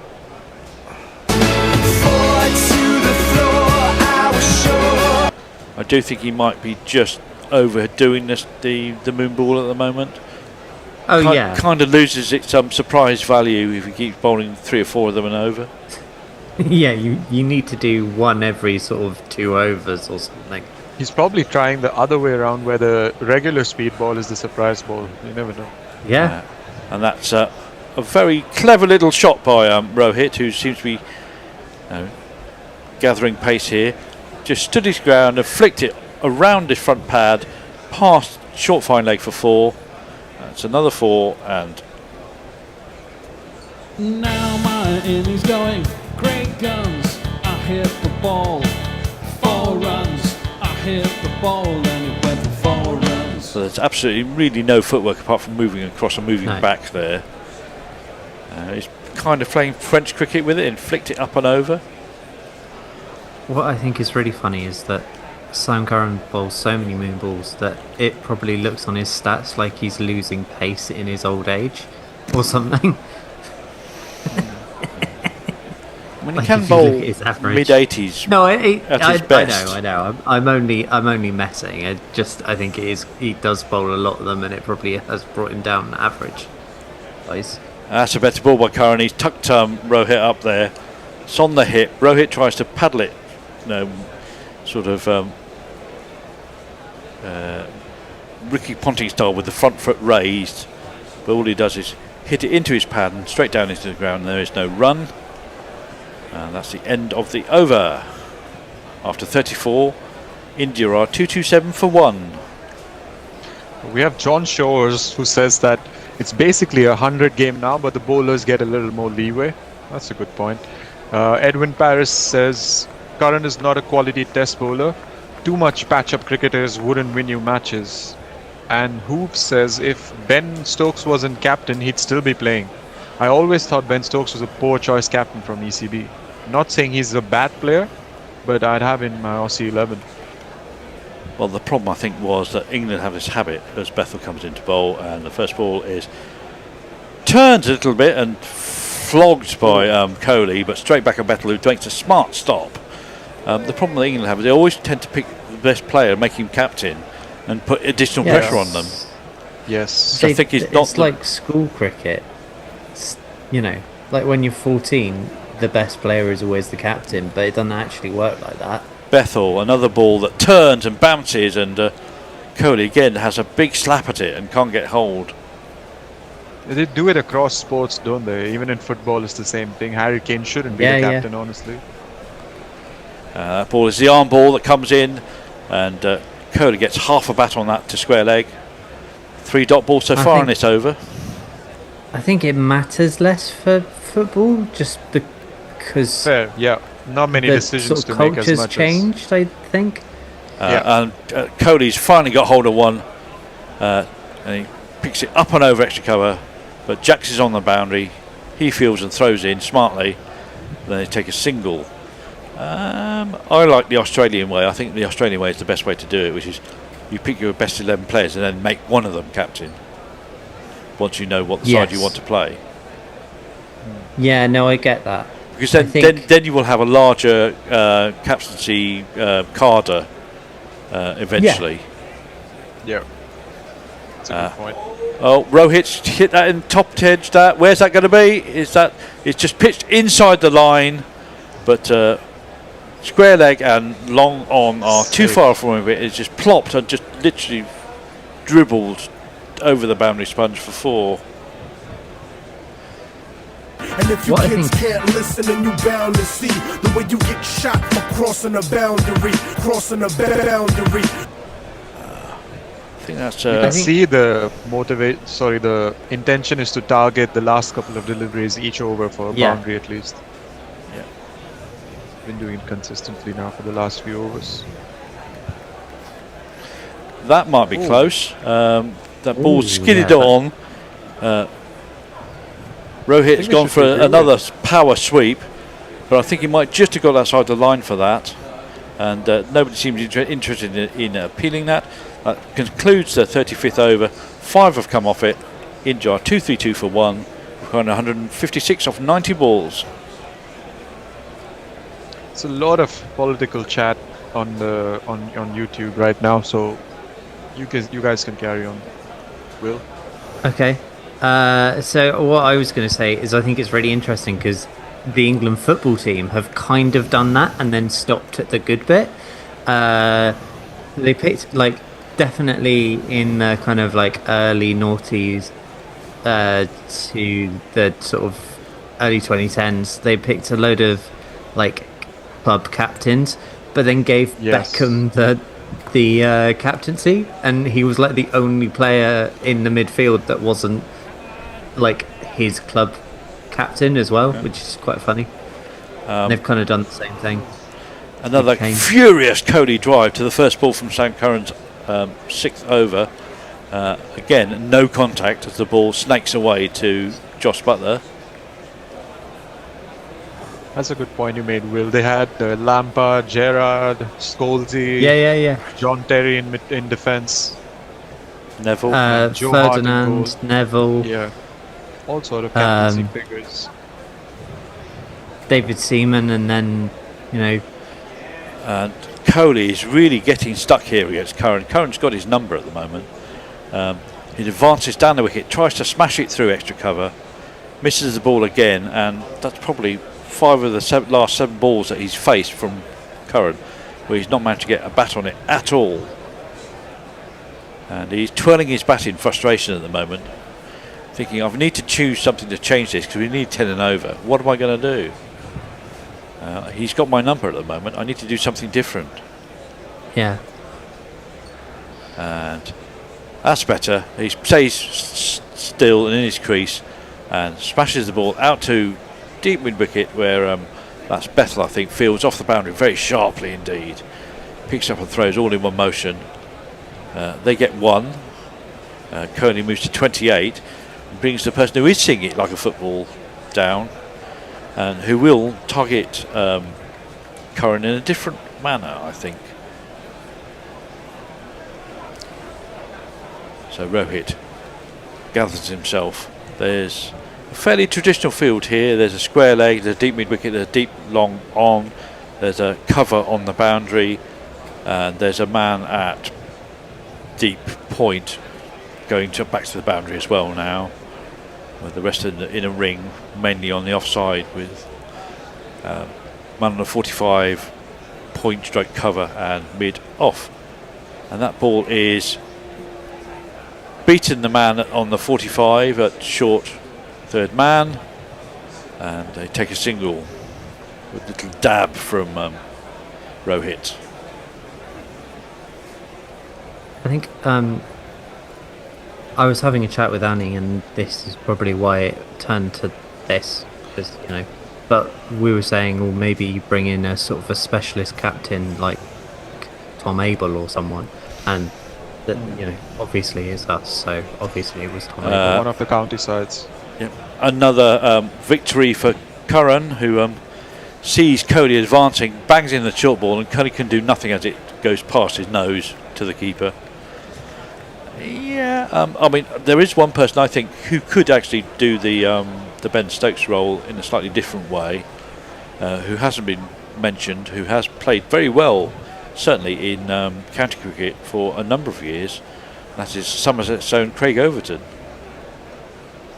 I'd love that and hate it at the same time, because we'd be screwed, but it would be brilliant. Yeah, as the ball is hit off the back foot by Cody, he does connect with one. They take two to deep extra cover. That concludes the 36 over. 236 for one. Can we have the super chat jingle? We have a super chat. We may. Yes. Marketing. There you go. YouTube Brian, super chat. Brian in Brisbane sends us $5 Australian and says, given all the playing breaks and the coaching messages coming onto the pitch, do you really need a proper captain? Does the captain ignore the coach? Some food for thought there. What do you guys think? I think he can be overcoached, and I think that can extend to in the field of play sometimes. I think the coach's best work is done before people get on the pitch, not necessarily when people are on the pitch. Because as I read that message, the only thing I could think of is how much influence Ashish Nehra has when Gujarat Titans are playing. Sorry, Will, go on. Oh no, I was gonna say, like, I wasn't gonna use Gujarat as an example, but I was basically gonna say the same thing. Like, there are people, like, particularly in the county game, that like the captains are the captains, and you can really see it. Like James Vince.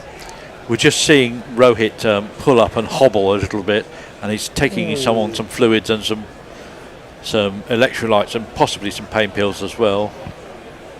Do they still do the pickle juice thing? Whilst they do the brains trust of Brooke, Bethel and Root are having a discussion about what to do, where to bowl, and more importantly, who to bowl it to. Root's giving the benefit of experience to Harry Brooke there. Anyway, they've all dispersed, and play is about to break out again as Bethel gets ready to come in. Rohit's ready now, and that ball is short but digs in the pitch a little bit, turns a little bit, and Rohit half times that back just past Bethel to long off for a single. 237 for one.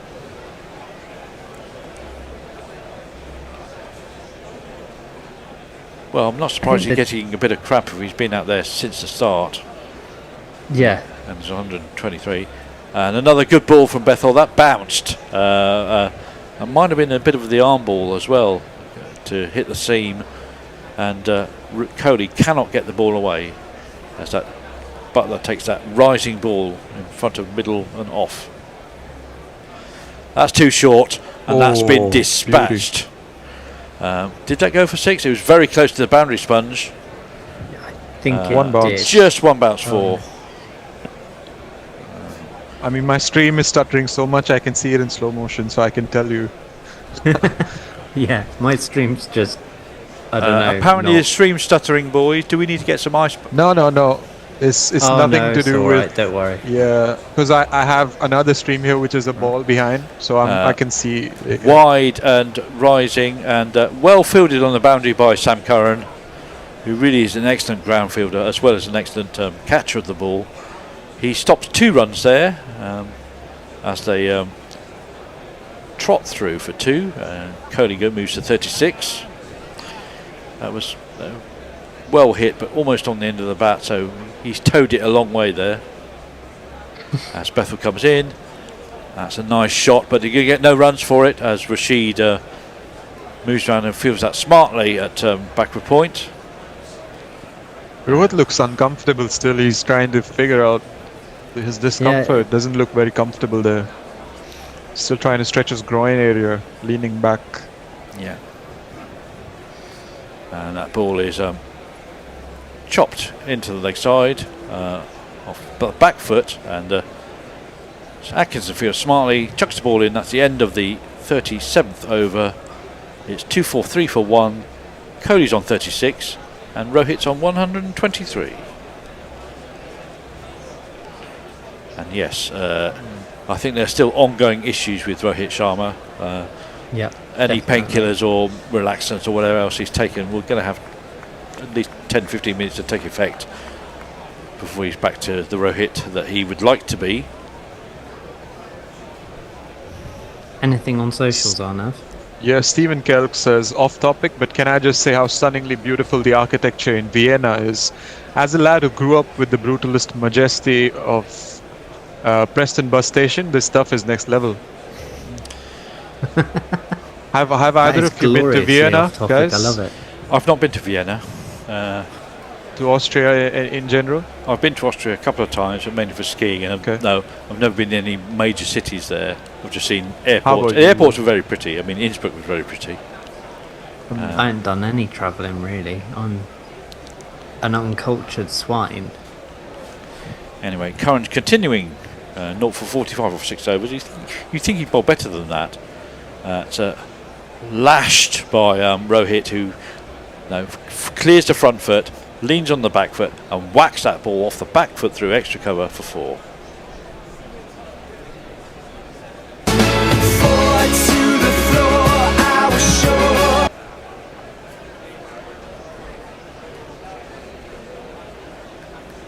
If who's saying that, look at Shubman Gill. He has become a better player as a captain. Since he took over, his batting has improved through the roof. I agree. I think responsibility sometimes another brings the best out of moon ball, very wide, almost on the advisory line. Rohit flays the bat at it, but can't get any power into it because it's right on the toe and goes straight to point. And there is no run. So 141 off 76. This rate is rising. It's nearly, well, certainly above 11, nearly 12 now, I think. Nearly 12, yeah. This is exactly at least a boundary per over and obviously And, few singles. yeah. So this is the death of 1,000 squeezes, perhaps. Another moon ball. Rohit's picked that up. Where's that gone? He's put it into space. Shit. And Bethel feels That was it, bare. drops it, recovers it, and throws it almost all in one motion. You might have heard the green room, Tony exclaiming there, and all that gives them only 1 run as a result. Some very sharp reactions by Bethel there to make good his mistake as he knocked the ball out of his hand with his knee as he gathered it. Oh God. But yes, making Rohit run all these singles is not going to help his groin much. No. Maybe that's the And main I plan. think we've got a different tactic here because Curran Butler is now up to the stumps to Curran, and the ball is skewed off the outside half of the bat to deep extra cover where Jax fields and lopes in and lobs a throw back, and it's another single, but the single's not enough. They're going to need to do more here. Yeah. But India on the verge of 250 for one. But they are setting themselves up for possibly a charge. 12 over thrash, needing about 130. Yeah.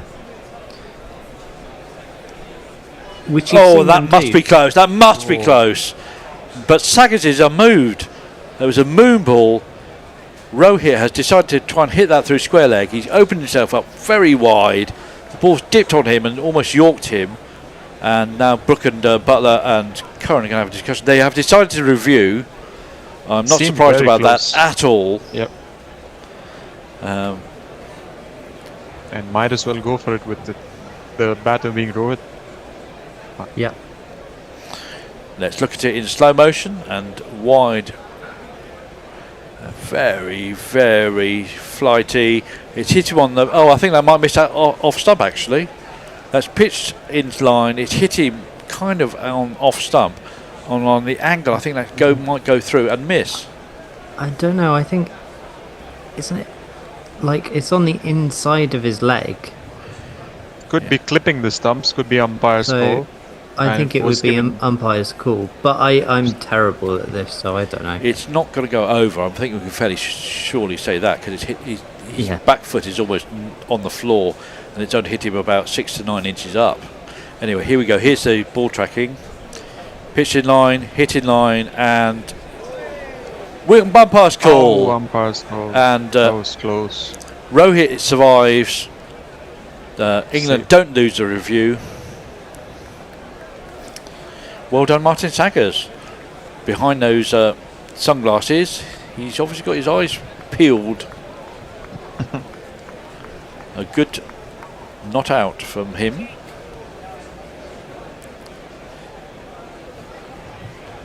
So Curran trudges back, thinking about the last ball and what he's going to come back with as a response. Doesn't have to be much, Sam. You're bowling well. You only had 6 taken off this over. You don't need to come back with an instant response. Anyway, he bowls a slow pie. That's a moon ball that's too slow and gives Rohit time to step away and whack the ball over wide, long on for a 1 bounce 4. And if you kids can't listen, then you bound to see the way you get shot for crossing a boundary, crossing a boundary. It's almost bowled onto Rohit's bat there. Anyway, it's 2-5-3 for 1 at the end of the 38th. Brian in Brisbane asks, with Duckett off the field, who's the replacement? Is it Rehan? We've seen Rehan Ahmed before, but we also saw Brook off the field briefly, then directing traffic before we came back on. So I'm not sure who is permanently off the field now. But apparently, if Duckett is off the field, then maybe Rehan's on for a longer spell. Anyway, Bethel is going to continue. That's into the pitch and punched out by Kohli down the ground to Jax for a single.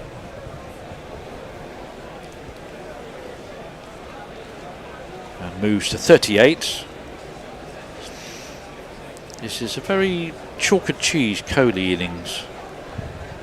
Yeah. Really needs to flick into something more than second gear at the moment.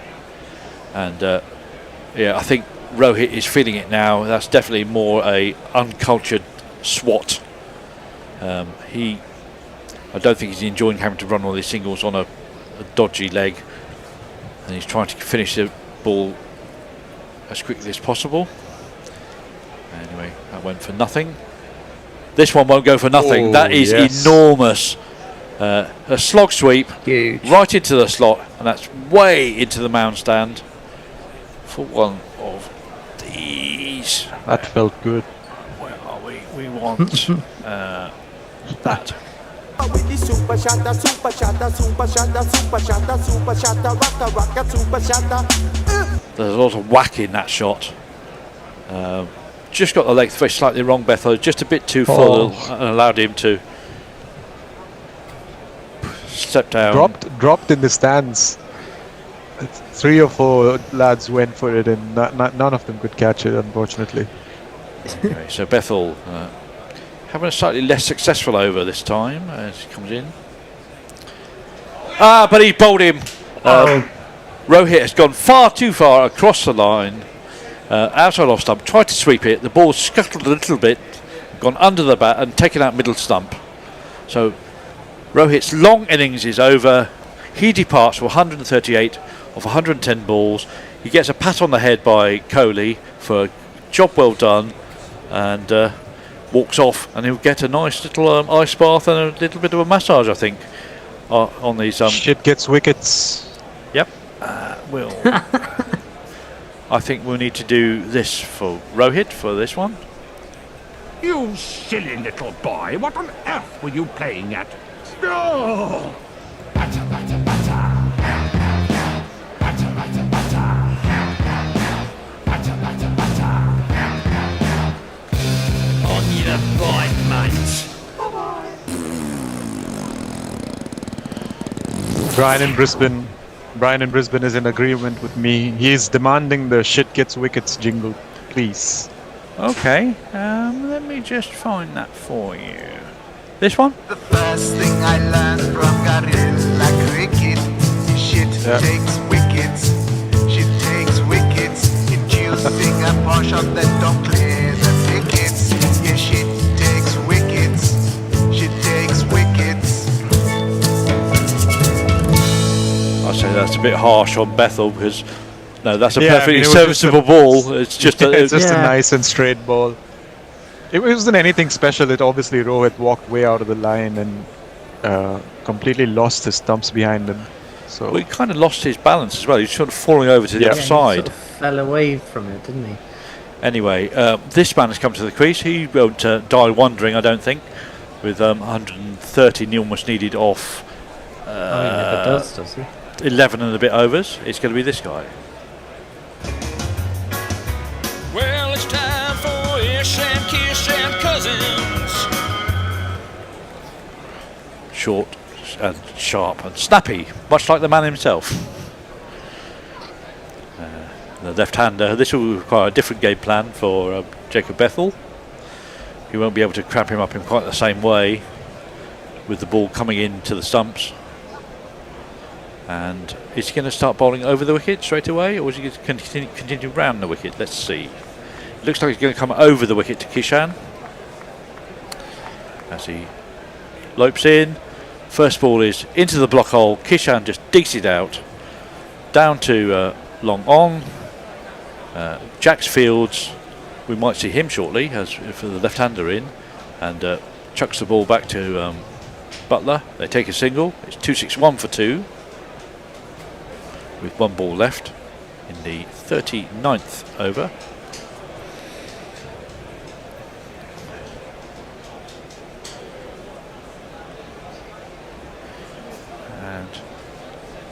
And that's slapped and just short of Jofra Archer.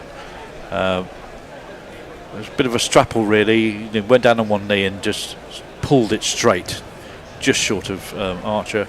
They take a single. Kohli keeps the strike. And that's the end of the over. Are we due a change now, or is it after an over? After one more over. All right. Yeah, it's just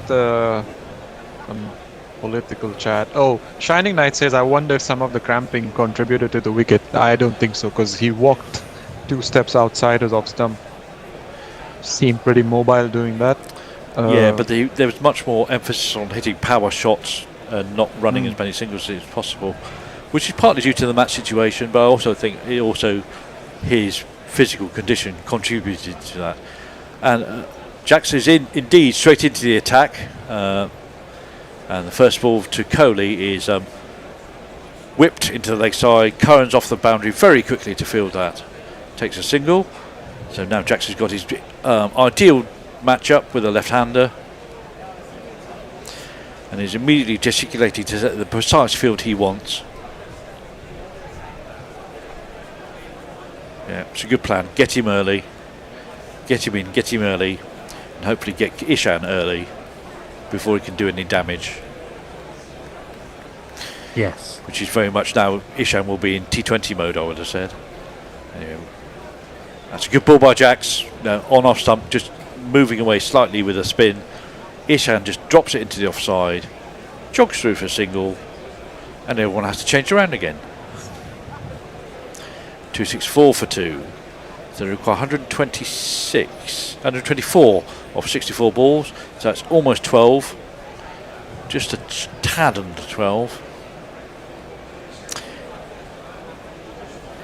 And now we'll get to the point where every dot ball will be worth its weight in gold, and the run rate will jump accordingly. Yes.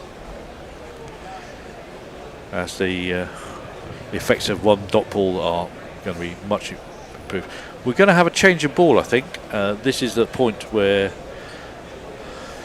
the umpire is coming out with the box of spare balls. I think this one has been declared unfit for whatever reason.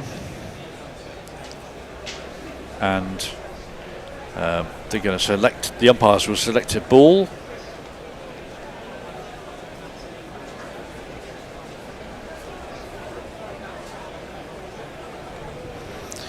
As we watch that wicket again, quite round arm from Bethel. I didn't realise that at the time. No, he really did pivot over his front foot, and it was really quite a lower and skiddy trajectory. Anyway, the umpires have done their business with the ball. Umpire Saggers is jogging to his end with the replacement.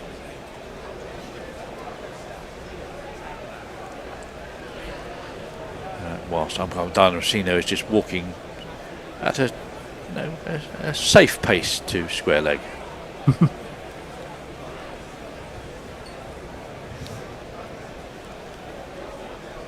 So the brains trust of McCullum and Truscothick there. I mean, look, that's too short. Kohli has punched that away, but no, bowling into the deck generally means you're only going to go for 1 or 2 at the worst. And if he continues to do that, they'll have a good result.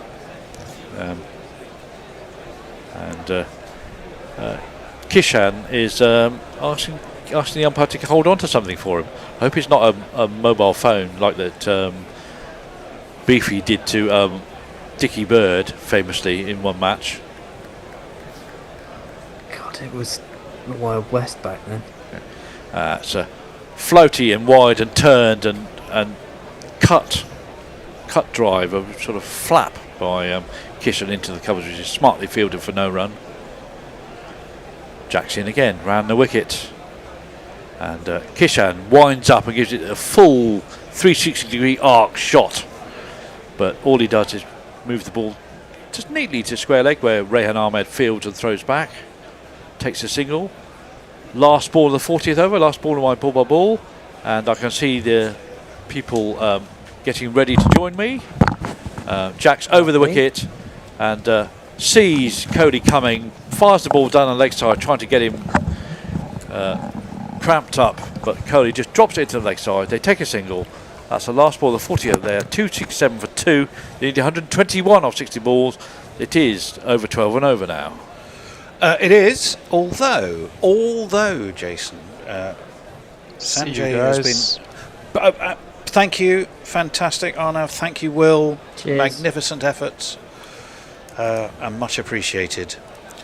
Right, 267 for 2. Bethel's going to continue. Kohli 42. Ishan Kishan new to the crease on 3. But Sanjay, you were looking at the progression of the worms.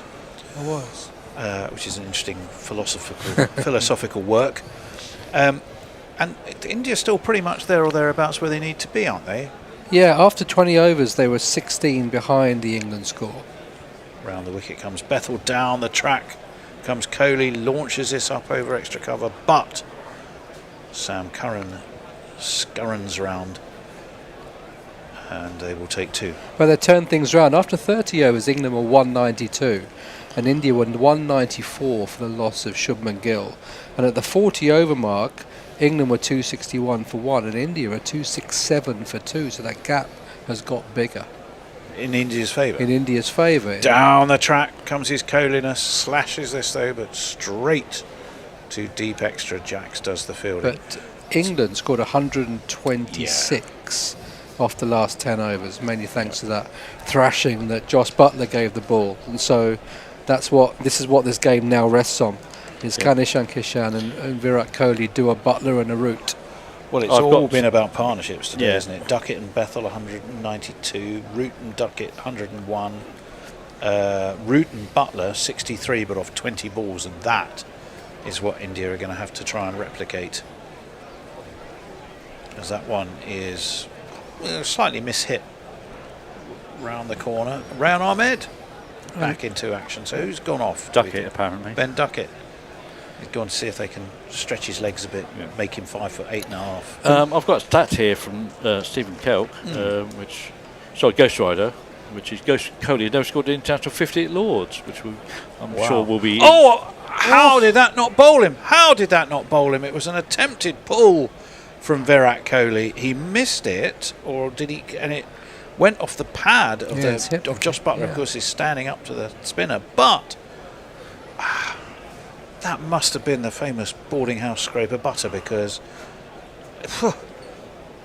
we'd be lovely to see that again if we might. Mr. Director, thank you very much. 116 or 56, which again is eminently doable with their power for sure. And it's similar to England in terms of the established batter is Kohli, the more experienced of the two, as Joe Root was for England, and he got a banger in Buttler and Ishan here for India. So this is set up nicely for. What was the Rohit Kohli partnership? Rohit and Shubman Gill were 147.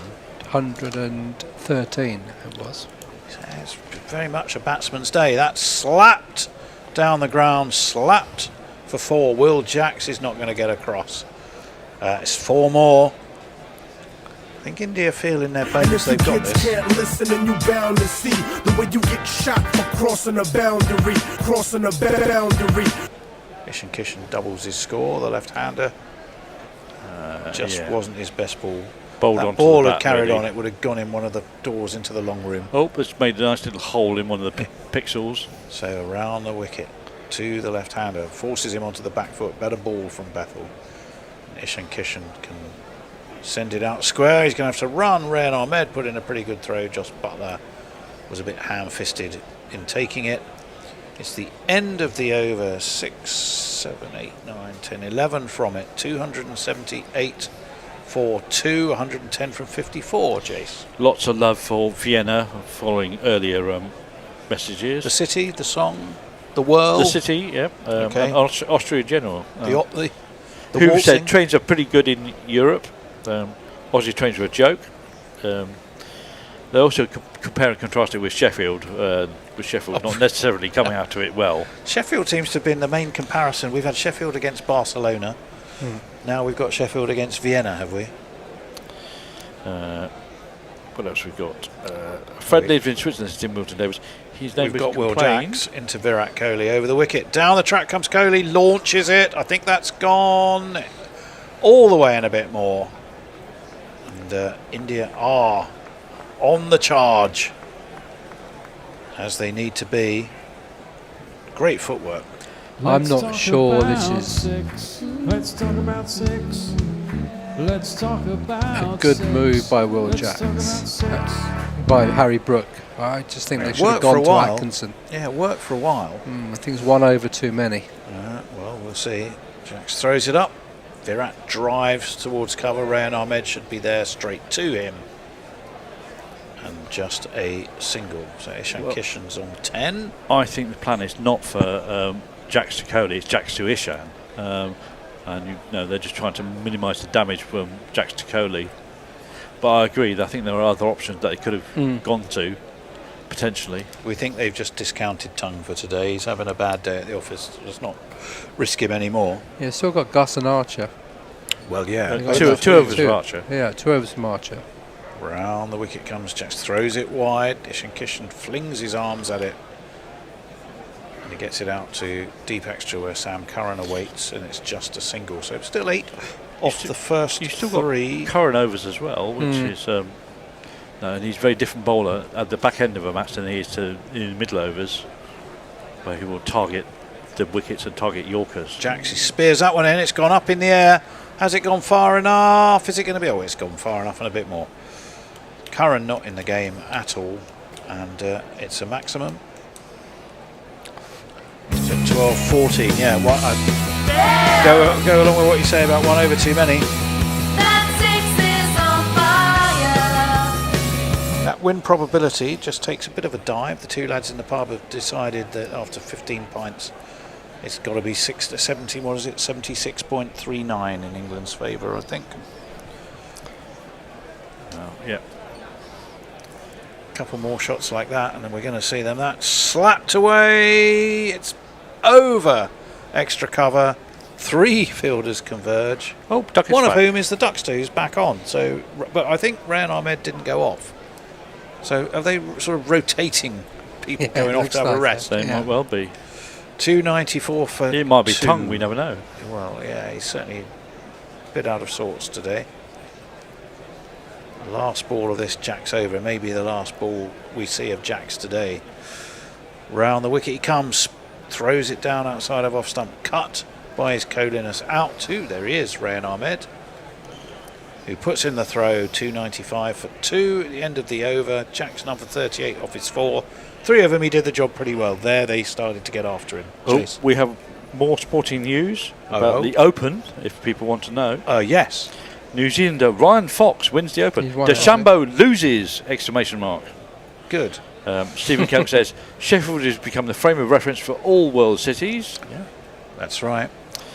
Yes, well, that won't improve DeChambeau's mood, particularly after the 2-shot penalty he had at the end of the second round. Did he lose by 2 shots? I don't know. England were 278 for 1. England are 295 for 2. So comfortably ahead. When you look at it on that metric, what is it in terms of runs per over that they need to be looking at? Still about. Well, it's going to be Jacob Bethel. Short and wide. Oh, that beat Kohli. Did he get an edge? It doesn't matter because Josh Butler's iron gloves. I think that's a bottom edge into the ground. He'd 2 a ball from here. Yeah, well, that's still strike rate of 200. Yeah. That's after a big over of about 17. Bethel in. Cut by Kohli, straight to Rayan Ahmed, the bouncy puppy, who flings in a throw. He does give golden retriever vibes, doesn't he? On occasion. He does. It's like he hasn't been let out for ages. First thing he needs to do is have a quick pee up against one of the floodlights, and then he goes hopping around. He didn't get anything on that. I think he's always part of the England party and rarely gets the game. Yeah. That's the problem. Yeah. And when he gets out, even to subfield, he genuinely looks like, yes. If he had a tail, it'd be wagging like crazy. That's pulled. And he's there again. And he's going to put in the throw. And he sort of scoops it to Sam Curran. They come back for 2. Josh Butler asks the question. It's a fabulous piece of tandem fielding. It was terrific tandem field. Look at that little smile on his face. He gets to run around and chase a ball. What never know. puppy doesn't want to be doing that, eh? You could have Mike Waugh syndrome where he's not even the best player in his family, potentially. It's a with good throw. Farhan Ahmed. Yeah, Butler asked the question, but he was well homish and Kishan. Well, if you're not going to give him the benefit of seeing the ball from square he legs. does amble it. He ambles a bit though, doesn't he? He only realised towards the end. Interesting. Yep. Although it was a long old throw and it was running out of steam, wasn't it? 298 for 2. We're going to get it confirmed on a big screen. What we already knew, that's not out. And we will continue. 90 from 45. The equation coming round the wicket or coming over the wicket. And bowls, that's a beauty. Because he saw where Ishan Kishan was trying to manoeuvre himself to step back outside of off and followed him and thudded the ball into his body. Fired in a very quick arm ball there. So, smart thinking from Bethel,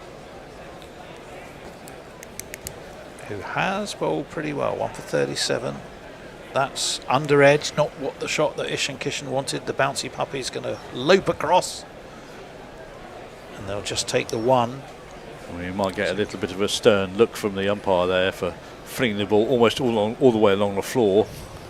Well, you're trying to rough it up a bit. Yeah. Make it softer, than travel so far. Every trick in the book, I'm sure. Round the wicket to the right-handed Coliness, who cuts, will keep the strike. Out to cover.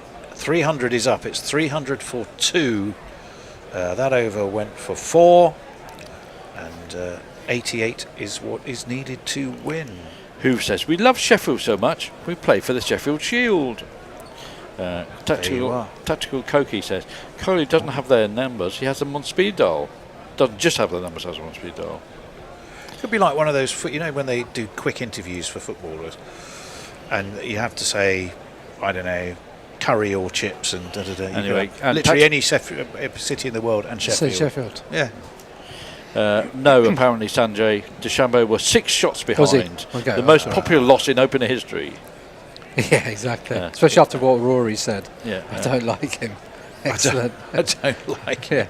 That's very nice. Right. Well, Sam Curran. This is He's going at 8, Sam Curran. Interesting. But he's bowling. He has been bowling okay, but he's going to come under some serious assault now, I think, particularly from Ishan Kishan. Their actual overall run rate is 7, and the required rate is 12, which is still that tour ball you were talking about. So that hasn't changed. Still tour ball. 300 for 2. Sam Curran's going to be bowling to his Coliness, who slams this down the ground, all the way along the ground. It's going to be fielded, though. They should only get a single. They do. Will Jacksfields, who was doing pretty well up until that last over, and then they really took it to him, didn't they? Yeah, went for 17, didn't he, off that last over.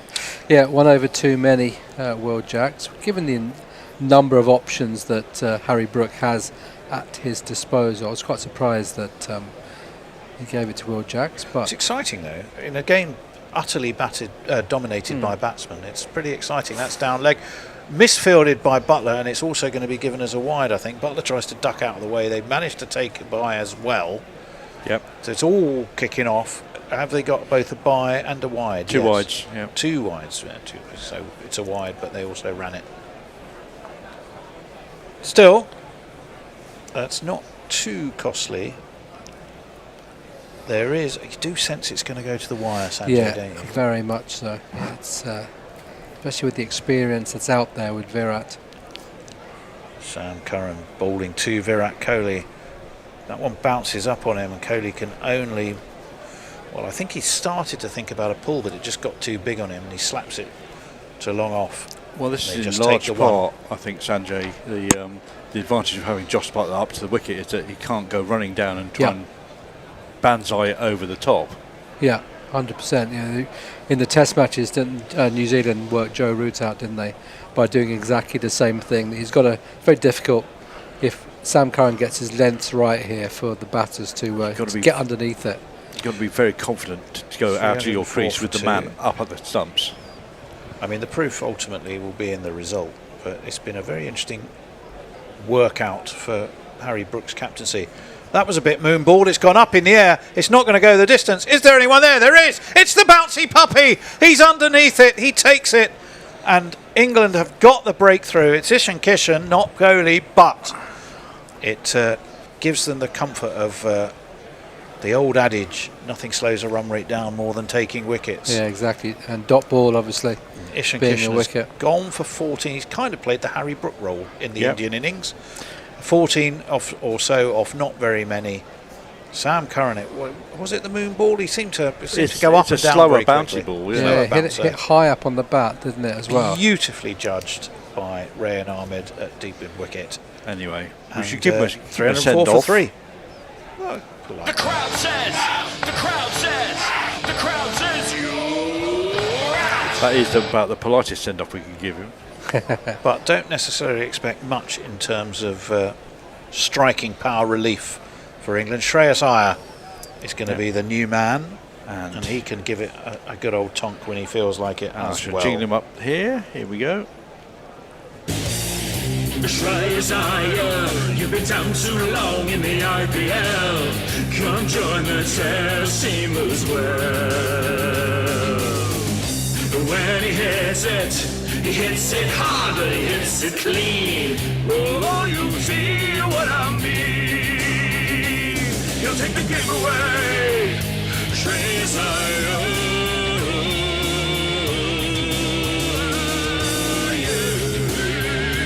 35 and 66 scores so far. He was run out in the Edgbaston game. I'm wondering why he got the hair metal treatment there.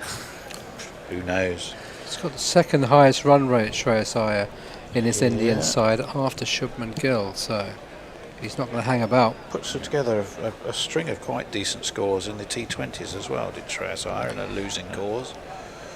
So Sam Curran, good over for him. Rather disappointed probably with those 2 wides, but 2 singles and a wicket is not at all bad, and that's going to be a dot ball because Shreyas Iyer, I think, was looking to steer into the offside, got a bit of an inside edge. Which is why I think that he's chosen to bowl round the wicket to Shreyas Iyer to have the ball coming in to cut his options in the offside. Highest score, Bristol, he got 80 not out, didn't he? He got a big old score there.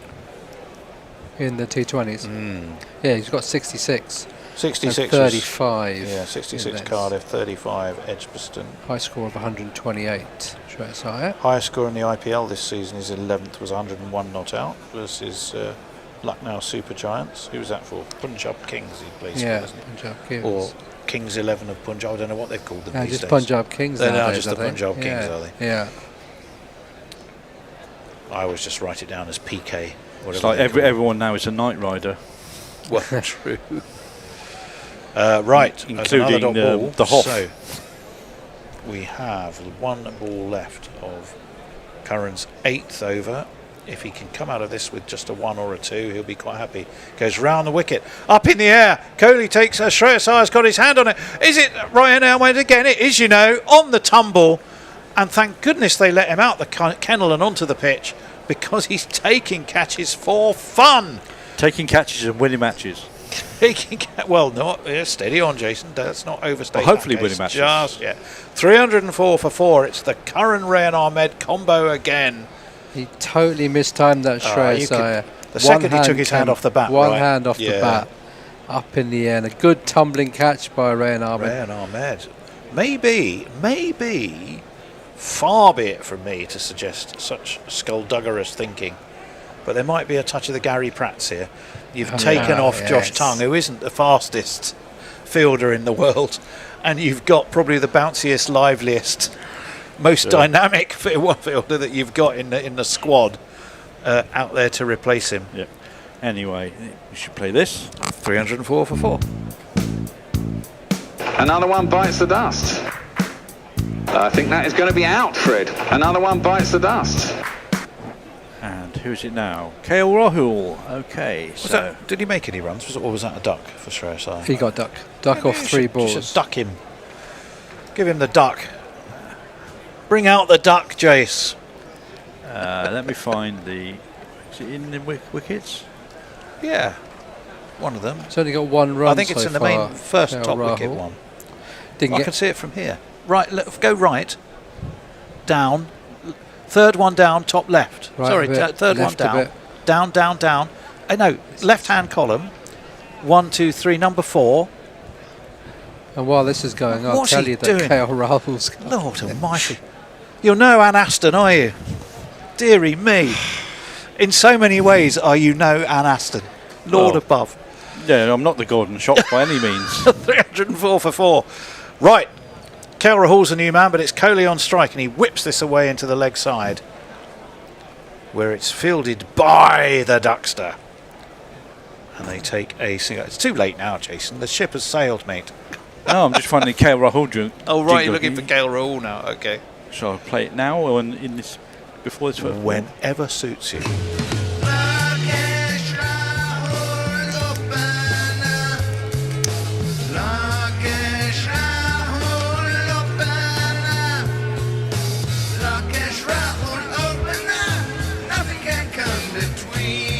Well, Bethel being Morgan is Sergeant Pepper period.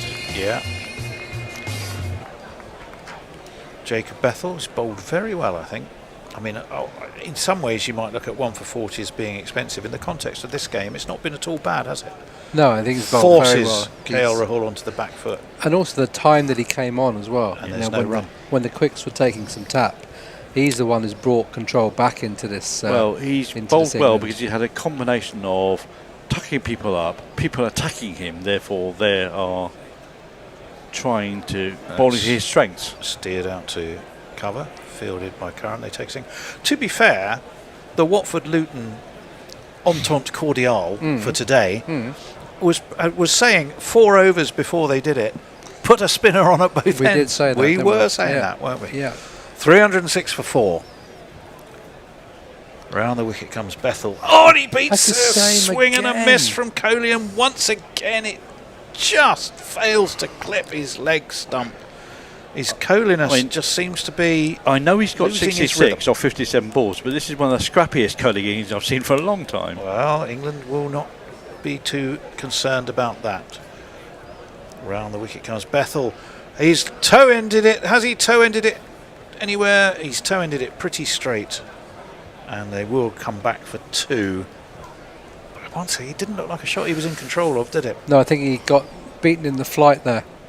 He threw it out wide, did Jacob Bethel. I think he did Kohli in the flight. He got a toe end. Will Jacks is the fielder who's down at long off. But I think we're seeing some real maturity here from Bethel on a day that's favoured batsmen so heavily. He's been very intelligent in his bowling, and I think, as I said, it will be. Proof will be in the result. Down the track though, oh my lord. Nothing wrong with that. Kohli's going to get 6 for that. Lashed back over the bowler's head. Rather spoilt the copybook of Bethel as we were talking him up. He's gone for 149 now off 7. 6 to finish the over. 314 for 4. Jason. There's lots of riffing on war. Where was it? There are 3 war brothers, says Who's. So there really is a forgotten war, says Jago. Yes, Dean War, who only played 1 first-class game, I think. Evelyn's not a very nice Dan, but a lovely little writer, says Eric J. Don't know about his cricket, though.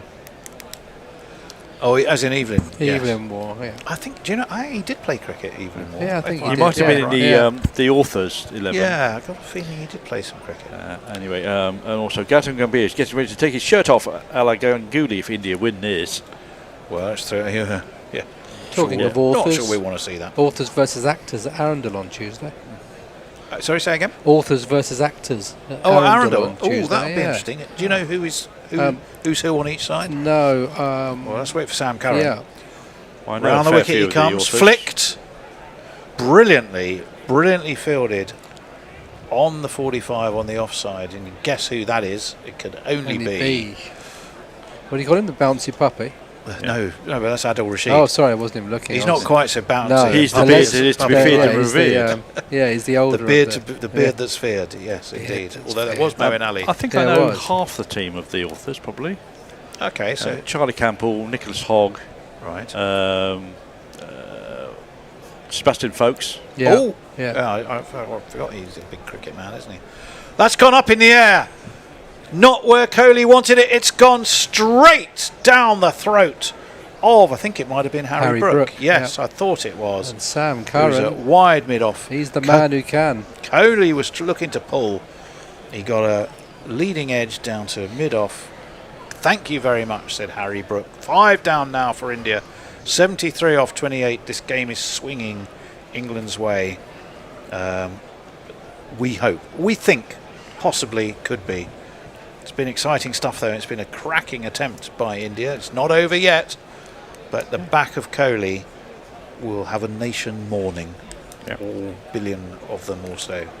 If England can get that combination right of controlling the middle order and then having Sam Curran as the death bowler taking wickets at a crucial time, which he's done today, 3 for 60 off 8 overs and a couple of balls, then that's going to give them quite a good combination, if you like, for when the World Cup approaches. They are gelling up year. nicely. They've got someone to bowl the middle overs now, which they didn't have before. No, I mean, I do somewhat poo-poo 3-match bilateral series. as staying not long in the memory, and generally that is true. But this would put down a decent marker for England, who have been so dismal in their ODI form. It's the green shoots of recovery. Yes, it is, if you want an economic analogy. We have a new batsman to the crease. It's going to be this guy. Akshar Patel.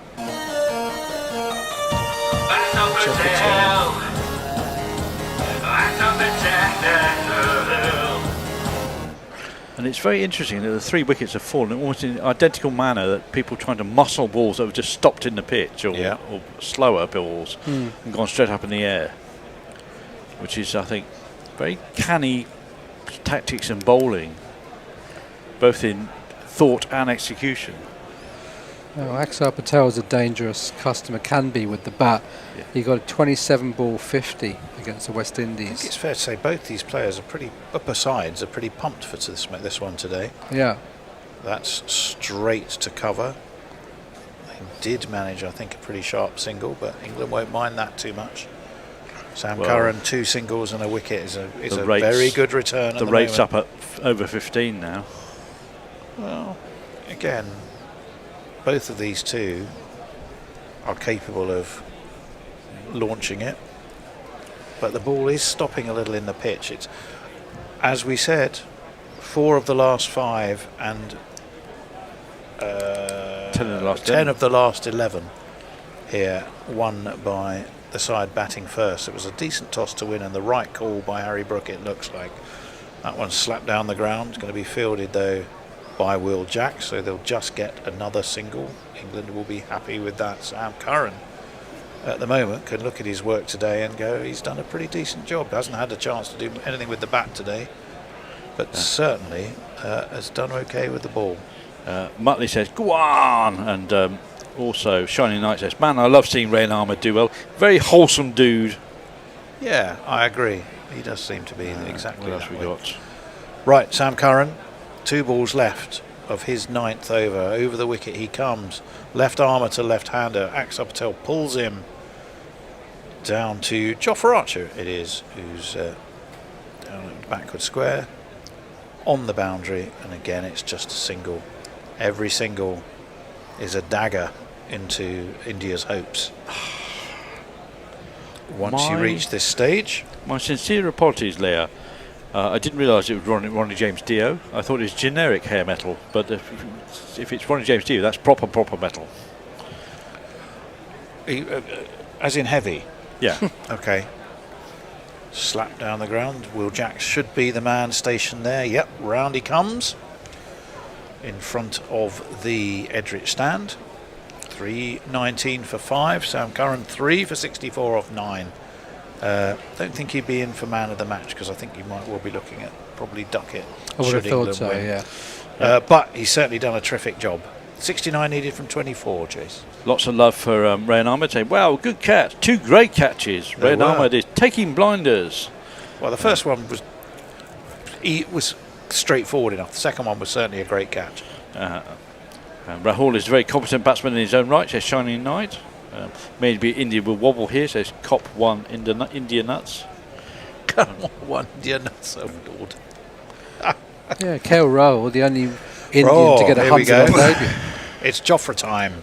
Yeah. It's Jofra time.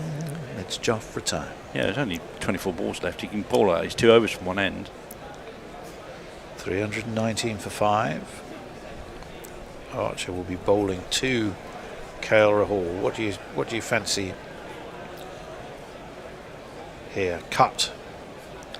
It's a bit of a loosener really from Jofra, and it's been cut backward a point for 4. 1, 2, 3, 4. I mean, anyone looking at it from a history and statistics point of view would say this is in the bag. All you need to do is bowl 24 legal balls and you should win this. Yes, true. But you've got to bowl it more accurately than that one. Yeah. 24 long hops outside the off stump isn't going to go down well. It was a genuine loosener, wasn't it? Jofra can go if he doesn't hit his mark. That's a better ball. That's also cut backward a point. I think that might go the same way. It is. Jofra's looking like a defeated football semi-finalist. Nothing's going his way. It's only 77 miles an hour. When you bring on your best, fastest bowler and say take the pace off the ball, possibly he may just be working himself up to something else. But if you are going to do that, don't give them width. Yeah, well, precisely. Yeah, you've got to attack the stumps and give them some threat. I mean, when you look at the other bowlers available, I would have kept some of the spin options going. Over the wicket he comes. He's bowled him. No footwork from KL Rahul. Little feather of an inside edge. And, well, I'll take back everything I said. It was a perfect delivery. I'd like to see how fast. It didn't look much faster than any other one. 86 miles an hour. 86, I okay. bet it was straight. So a lot faster. So much for my eyes. I think he played on, but it was strange in that KL Rahul's feet were planted, the bat was dangled, and it was a horrible shot. Probably I remind deserved my to go. co-commentators of the point I made 30 seconds previously. Attack the stumps. Exactly. Well, England might be stymied here not because I wrong. was just looking at the huddle. Josh Tongue is in that huddle, and who isn't is Gus Atkinson. And I think Rayan Ahmed is on for Gus Atkinson. I don't know what's wrong with him, but Rayan Ahmed's been on for a while. So that means Sam Curran is a very experienced death over bowler, so I wouldn't be surprised if he takes the ball at the other end. Well, let's have a look He's at. got what, one left? Has he, Curran? Had he I'm bowled just 8 overs at the end? He's got 2 left, I think. Going to tell you precisely that. Archer he's got the rest of this over and one more. Yeah. Atkinson would have had 4 more, but he's out the equation. Josh Tongue, who we're most worried about, has got 5. 1 more for Curran, 3 for Rashid. Oh yes. That's enough, isn't it? Yeah, it's definitely enough. Plenty. Will Bethel Jacks, as well. although Will Jacks has actually ended up as the most expensive bowler, none for 38 gone off for 4. it's gone Bethel for 1 for 10s, 49 isn't off it? 7, pretty decent at 7. Yeah. And even Bethel's got another. Well, it's going to be 3. Gernal Bra. Yeah, they're both 7 bowlers, England, so there'll be spares. So I'll jiggle him up now. Here is jingle. And I said,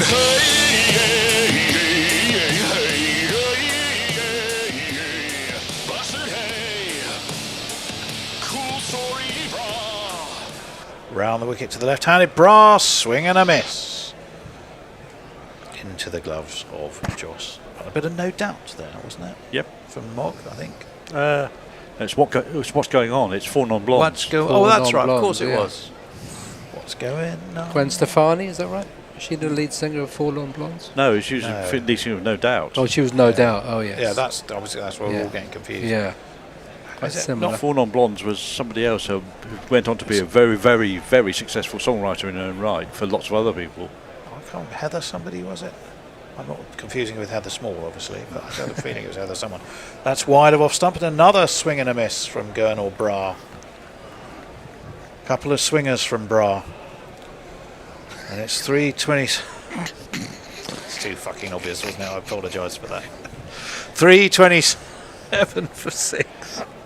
That's very schoolboy humour. Yeah, sorry about that. He's sniggering. The Well, man from Luton I'm sniggering. I'm still sniggering from the Jason coming on the bus business. 3:27 for 6. At his age, goodness me.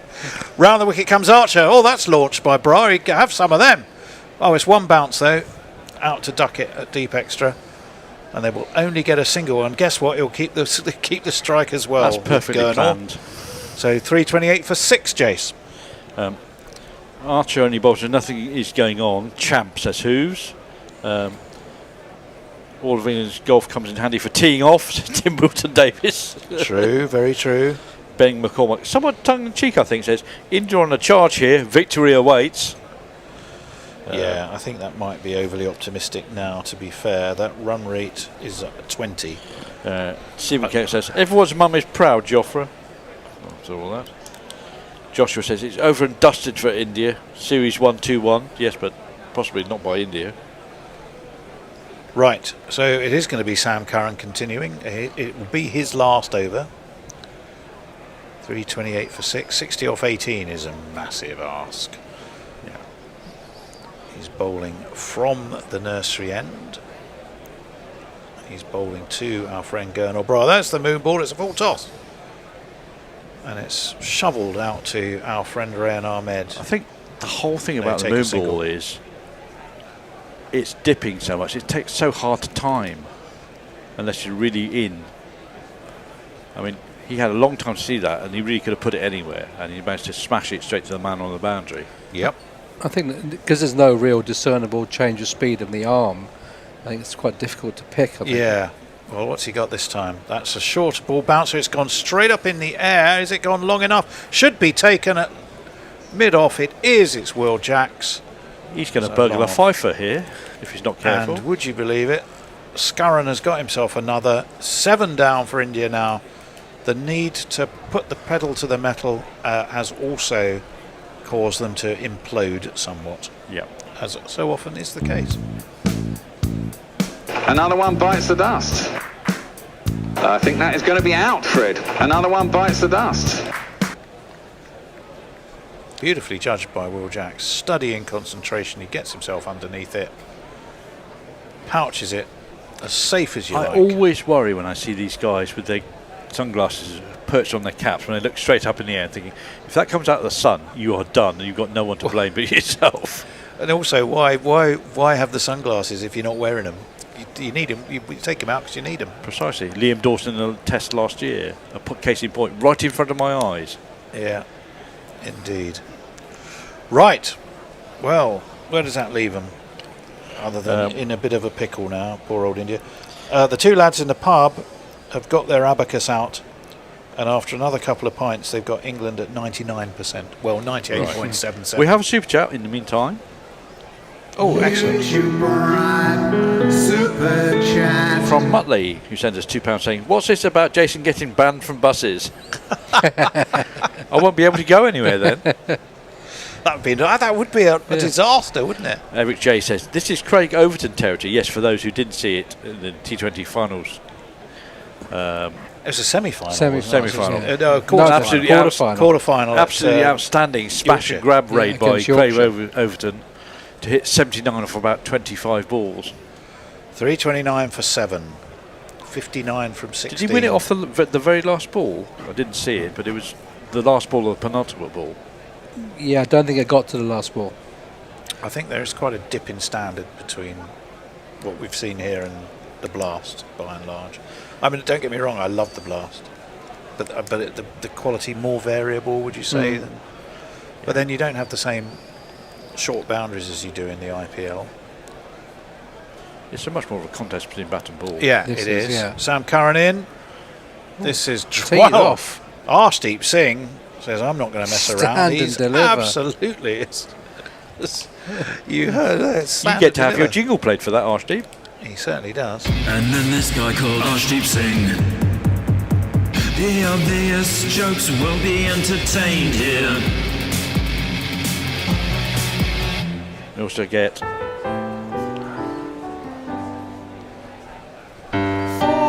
Tell you what, if he does get a fifer, then you might start to go, well, you know, took the wickets when England needed them in the chase. Oh, that forces Arshdeep onto the back foot, who was stood outside of his off stump and defended his leg. His can't remember which stump, but he defended the stump with the bat nowhere near his legs. Let's put it that way. Yeah, he'd gone to the leg side. I think it was a sort of an quick off cutter by Sam ball. Curran. He had his hands on his head there. What was going to be interesting, because he's going to finish up here, Sam Curran, after 2 more balls. Joffre's got 1 left. Well, he can only bowl 1.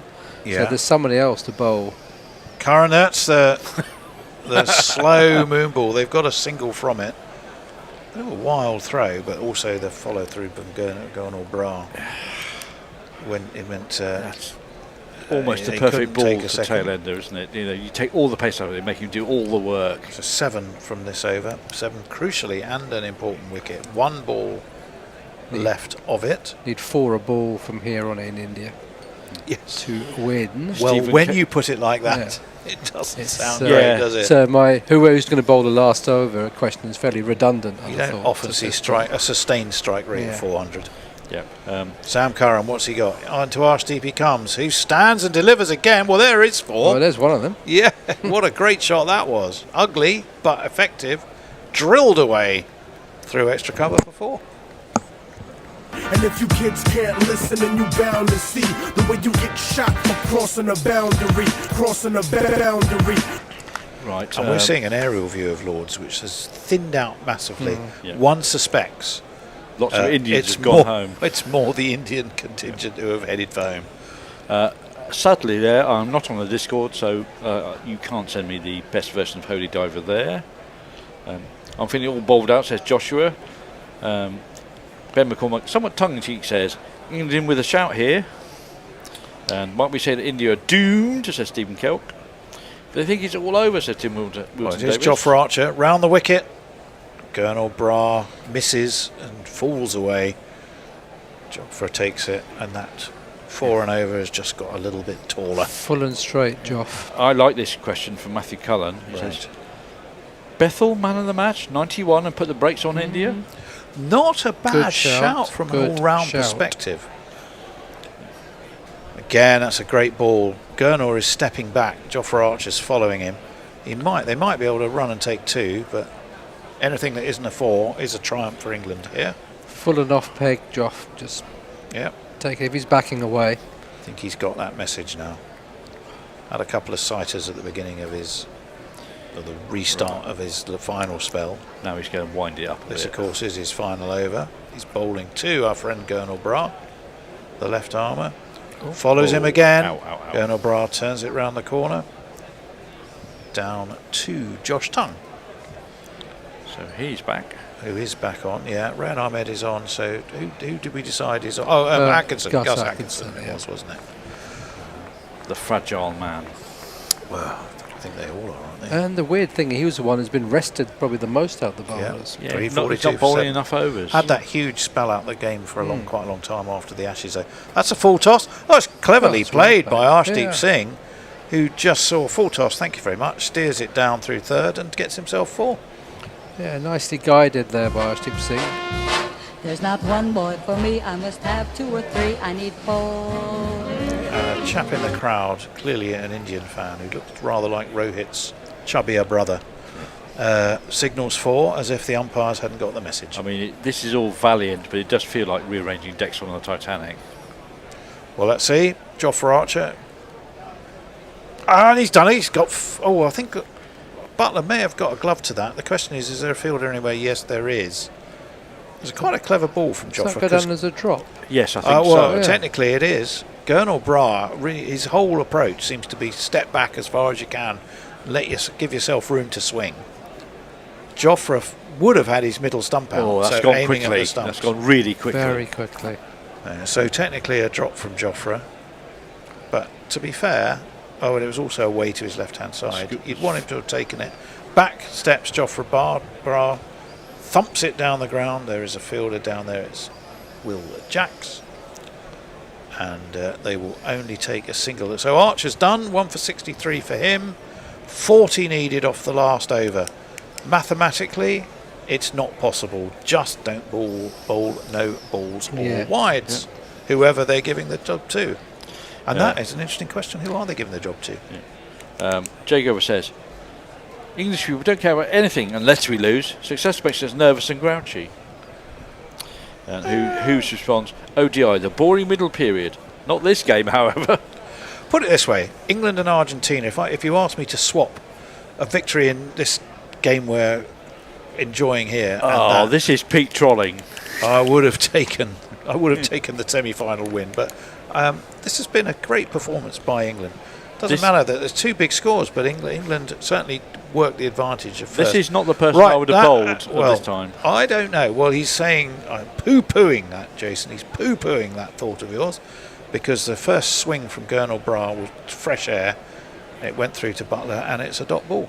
For actually Adil Rashid. Adil Rashid, indeed, who it is. Yeah, we should have probably told you. That would have been helpful.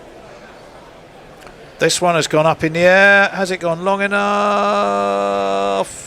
Yes. Oh, well, that's a 6. It possibly could have been a catch as well.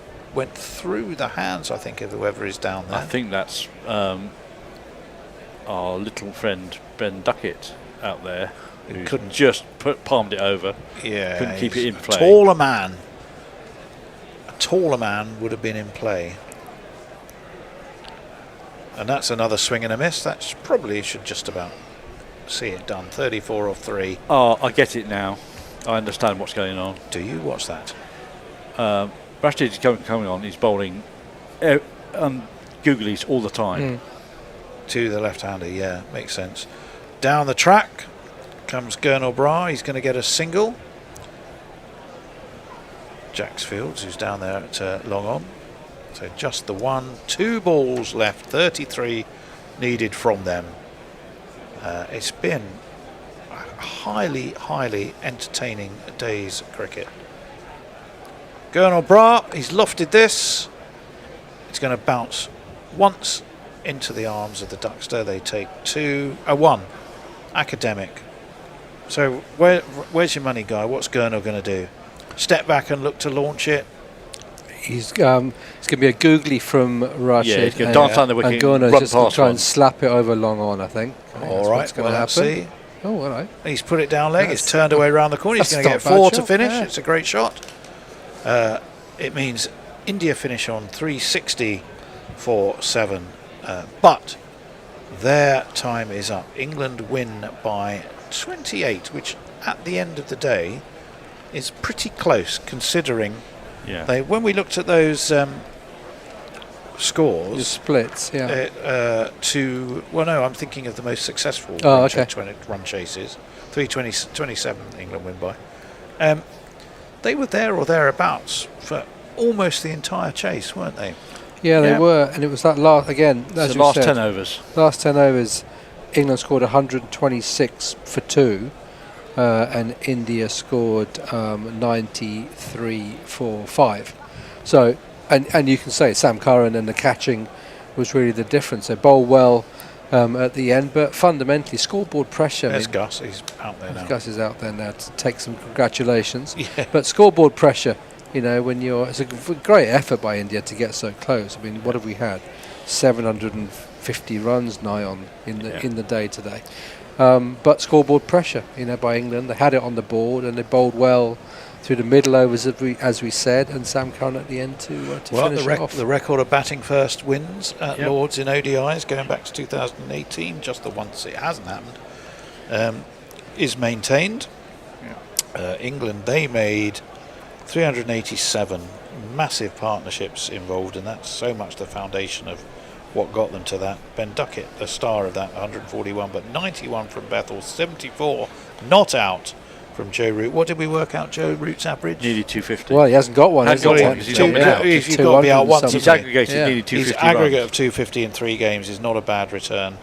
14 for Harry Brook, 41 not out off just 13 balls, which really did turn the game or turn the screw when England needed to do it. Arshdeep Singh, the pick of the bowlers, 2 for 61 for him, but when you only take 3 wickets, there aren't really going to be any star bowlers. Rohit Sharma really opened things up well for India, 138. There he is, Morning Walker. For 100 off 110 before Bethel bowled him, who turned out to be something of a star turn all round. 77 for Shubman Gill, 74 for Kohli, and when that top 3, everything was looking like they were in touch. But it all started to fall apart. Sam Curran. Got General Custer as one of their coaches. How many people are coming out from the Indian team? The entourage is enormous. It's massive, isn't it? They are still coming out. Yeah. They've got one more guy who'd have no idea. Didn't they have there their must be fielding 40 people out there. They had their fielding coach fielding in, was it in Cardiff? Had him on for a while. What did they? Because they were so short. Players. They've got plenty of backroom staff exactly. they can put out. Do they travel with all these guys? I guess they do. Yeah, Well, they do. Yeah. Ryan Tenduscarter is their assistant coach, and he was saying before this match that India have got to work out a way of winning away from India, and they've lost the T20 series to Ireland, lost to England, now lost this one-day series to England as well. I can tell you GPL news as well. Nobody's in anywhere near it, I imagine. I could have done until it disappeared. No, I think I saw a message from Messages Yeah, here earlier. it was. 747 scored. The highest entry was Brian of Brisbane. He made who was on 680, so he's fallen quite a further way short than India ultimately did. only 27 runs was that there. Bowling for England and captaincy of Harry Brook. A couple of thoughts from you on that. Yeah, the bowling for England, obviously Sam Curran dominated with his 4 for 75. Everyone else chipped in. Well, Jack's expensive. But what I like about Harry Brook, what he did today is he recognised in that middle period that just sticking with the 4 quicks wasn't going to work. Josh Chung was interesting, went for 8.6. Belatedly worked that Yeah, again, I think 1 too many overs for Josh Chung in that time, but it's easy to say with hindsight. Yeah. But he did do what he did. He had the luxury of having runs on the board. He didn't panic at any point either, and I think everyone has come out of that with some good credit along the way, and well played England. And he got the plans right in They the middle did. order, when he decided to go for replacement change bowlers, he decided to go for Curran, who bowled nicely, taking the pace off with the moon balls, and he also went for Bethel, who was a revelation actually. No, he wouldn't have necessarily expected him 1 to for 49, superb. bowl that well. He bowled very much to a plan, with nice subtle variations, shall we say, of pace and direction and length in particular. Any final messages, Jace? Oh, plenty. Taking the pace off the skip ball through some of worked, says Hooves. What else we have? Bethel is a serious talent, especially in white ball, says Tim Wilson-Davis. Stephen Kemp wanted Duckett to bowl the last over, given that he had nearly 50 to get. What else? Great work talking us through this interesting game, Guerrillas, says Ben McCormack. Cheers. Well played England. Well fought India, says Stephen Kelk. Cop one in India nuts, says bye all, thanks. And thanks from Stephen Kelk. Jago says preemptively saying goodbye, loving listening to you all, especially the debut of the eloquent and erudite Sanjay. Oh, thank you very much. There you are. Thank you. That's also echoed by Leia, who wants your handle, so she can talk to you. So she can stalk you. Something else. Nope. Even Mr. Jez threw in the towel early door, says Jay Grover. That's a bit harsh. It is, though, late o'clock in the middle of the night over man there. needs his beauty sleep. Right, well, there we are. England have won by 27 runs, and they've won the series 2-1 coming from behind. So all a good performance all round. Very, very exciting, batting-dominated day. And England come out on top. We're going to go off and watch the World Cup final. Rooting for Spain, I think. Have a cold shower beforehand. Viva la España. Yeah, Viva España, 100%. Rioja, Tadeta, whatever you happen to be drinking. Wherever you are in the world, enjoy it. We're going to see you next. We think it'll be, it will definitely be the Pakistan series. We'll have a little look and see if there's anything we might want to there's pop up for in there's between. pop-up matches for potentially for the 100 and or the I'm not sure what international matches we could pop up for, but I'm not sure there is much around. If you are a Patreon, then we will be Bishop and Baring. Don't you worry. There will be action and written stuff to enjoy in the interim period. Thank you for your company. Thank you to Sanjay. Thank you to Jason. Thank you to Will. Thank you to Messrs.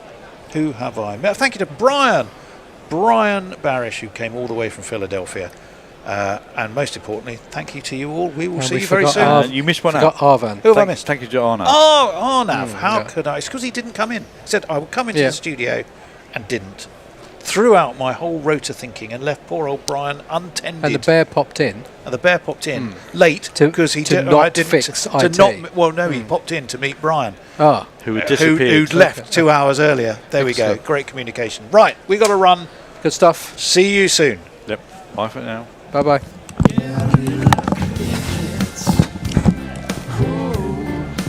Guerrilla Cricket. Whoa. Take guard, man the barricades, patrol the cover boundary. At last the time has come, this is a cricketing emergency. Hear this call to arms for every cricket revolutionary. Take up your bats and stumps for the test match insurgency. At first they tried to silence us, but we would not be silenced. They threatened us with lies, so we threatened them with violence. Che Guevara, Sangakkara, Joseph Stalin, Douglas Jardine, Robespierre, Darrell Hare, Vladimir Lenin, O'Brien Kevin, Guerrilla Cricket. It's not about the winning, it's about how many rules you break. Even in cricket commentary, this is the best advice to take. Pick Guerrilla Cricket, it's the finest choice you'll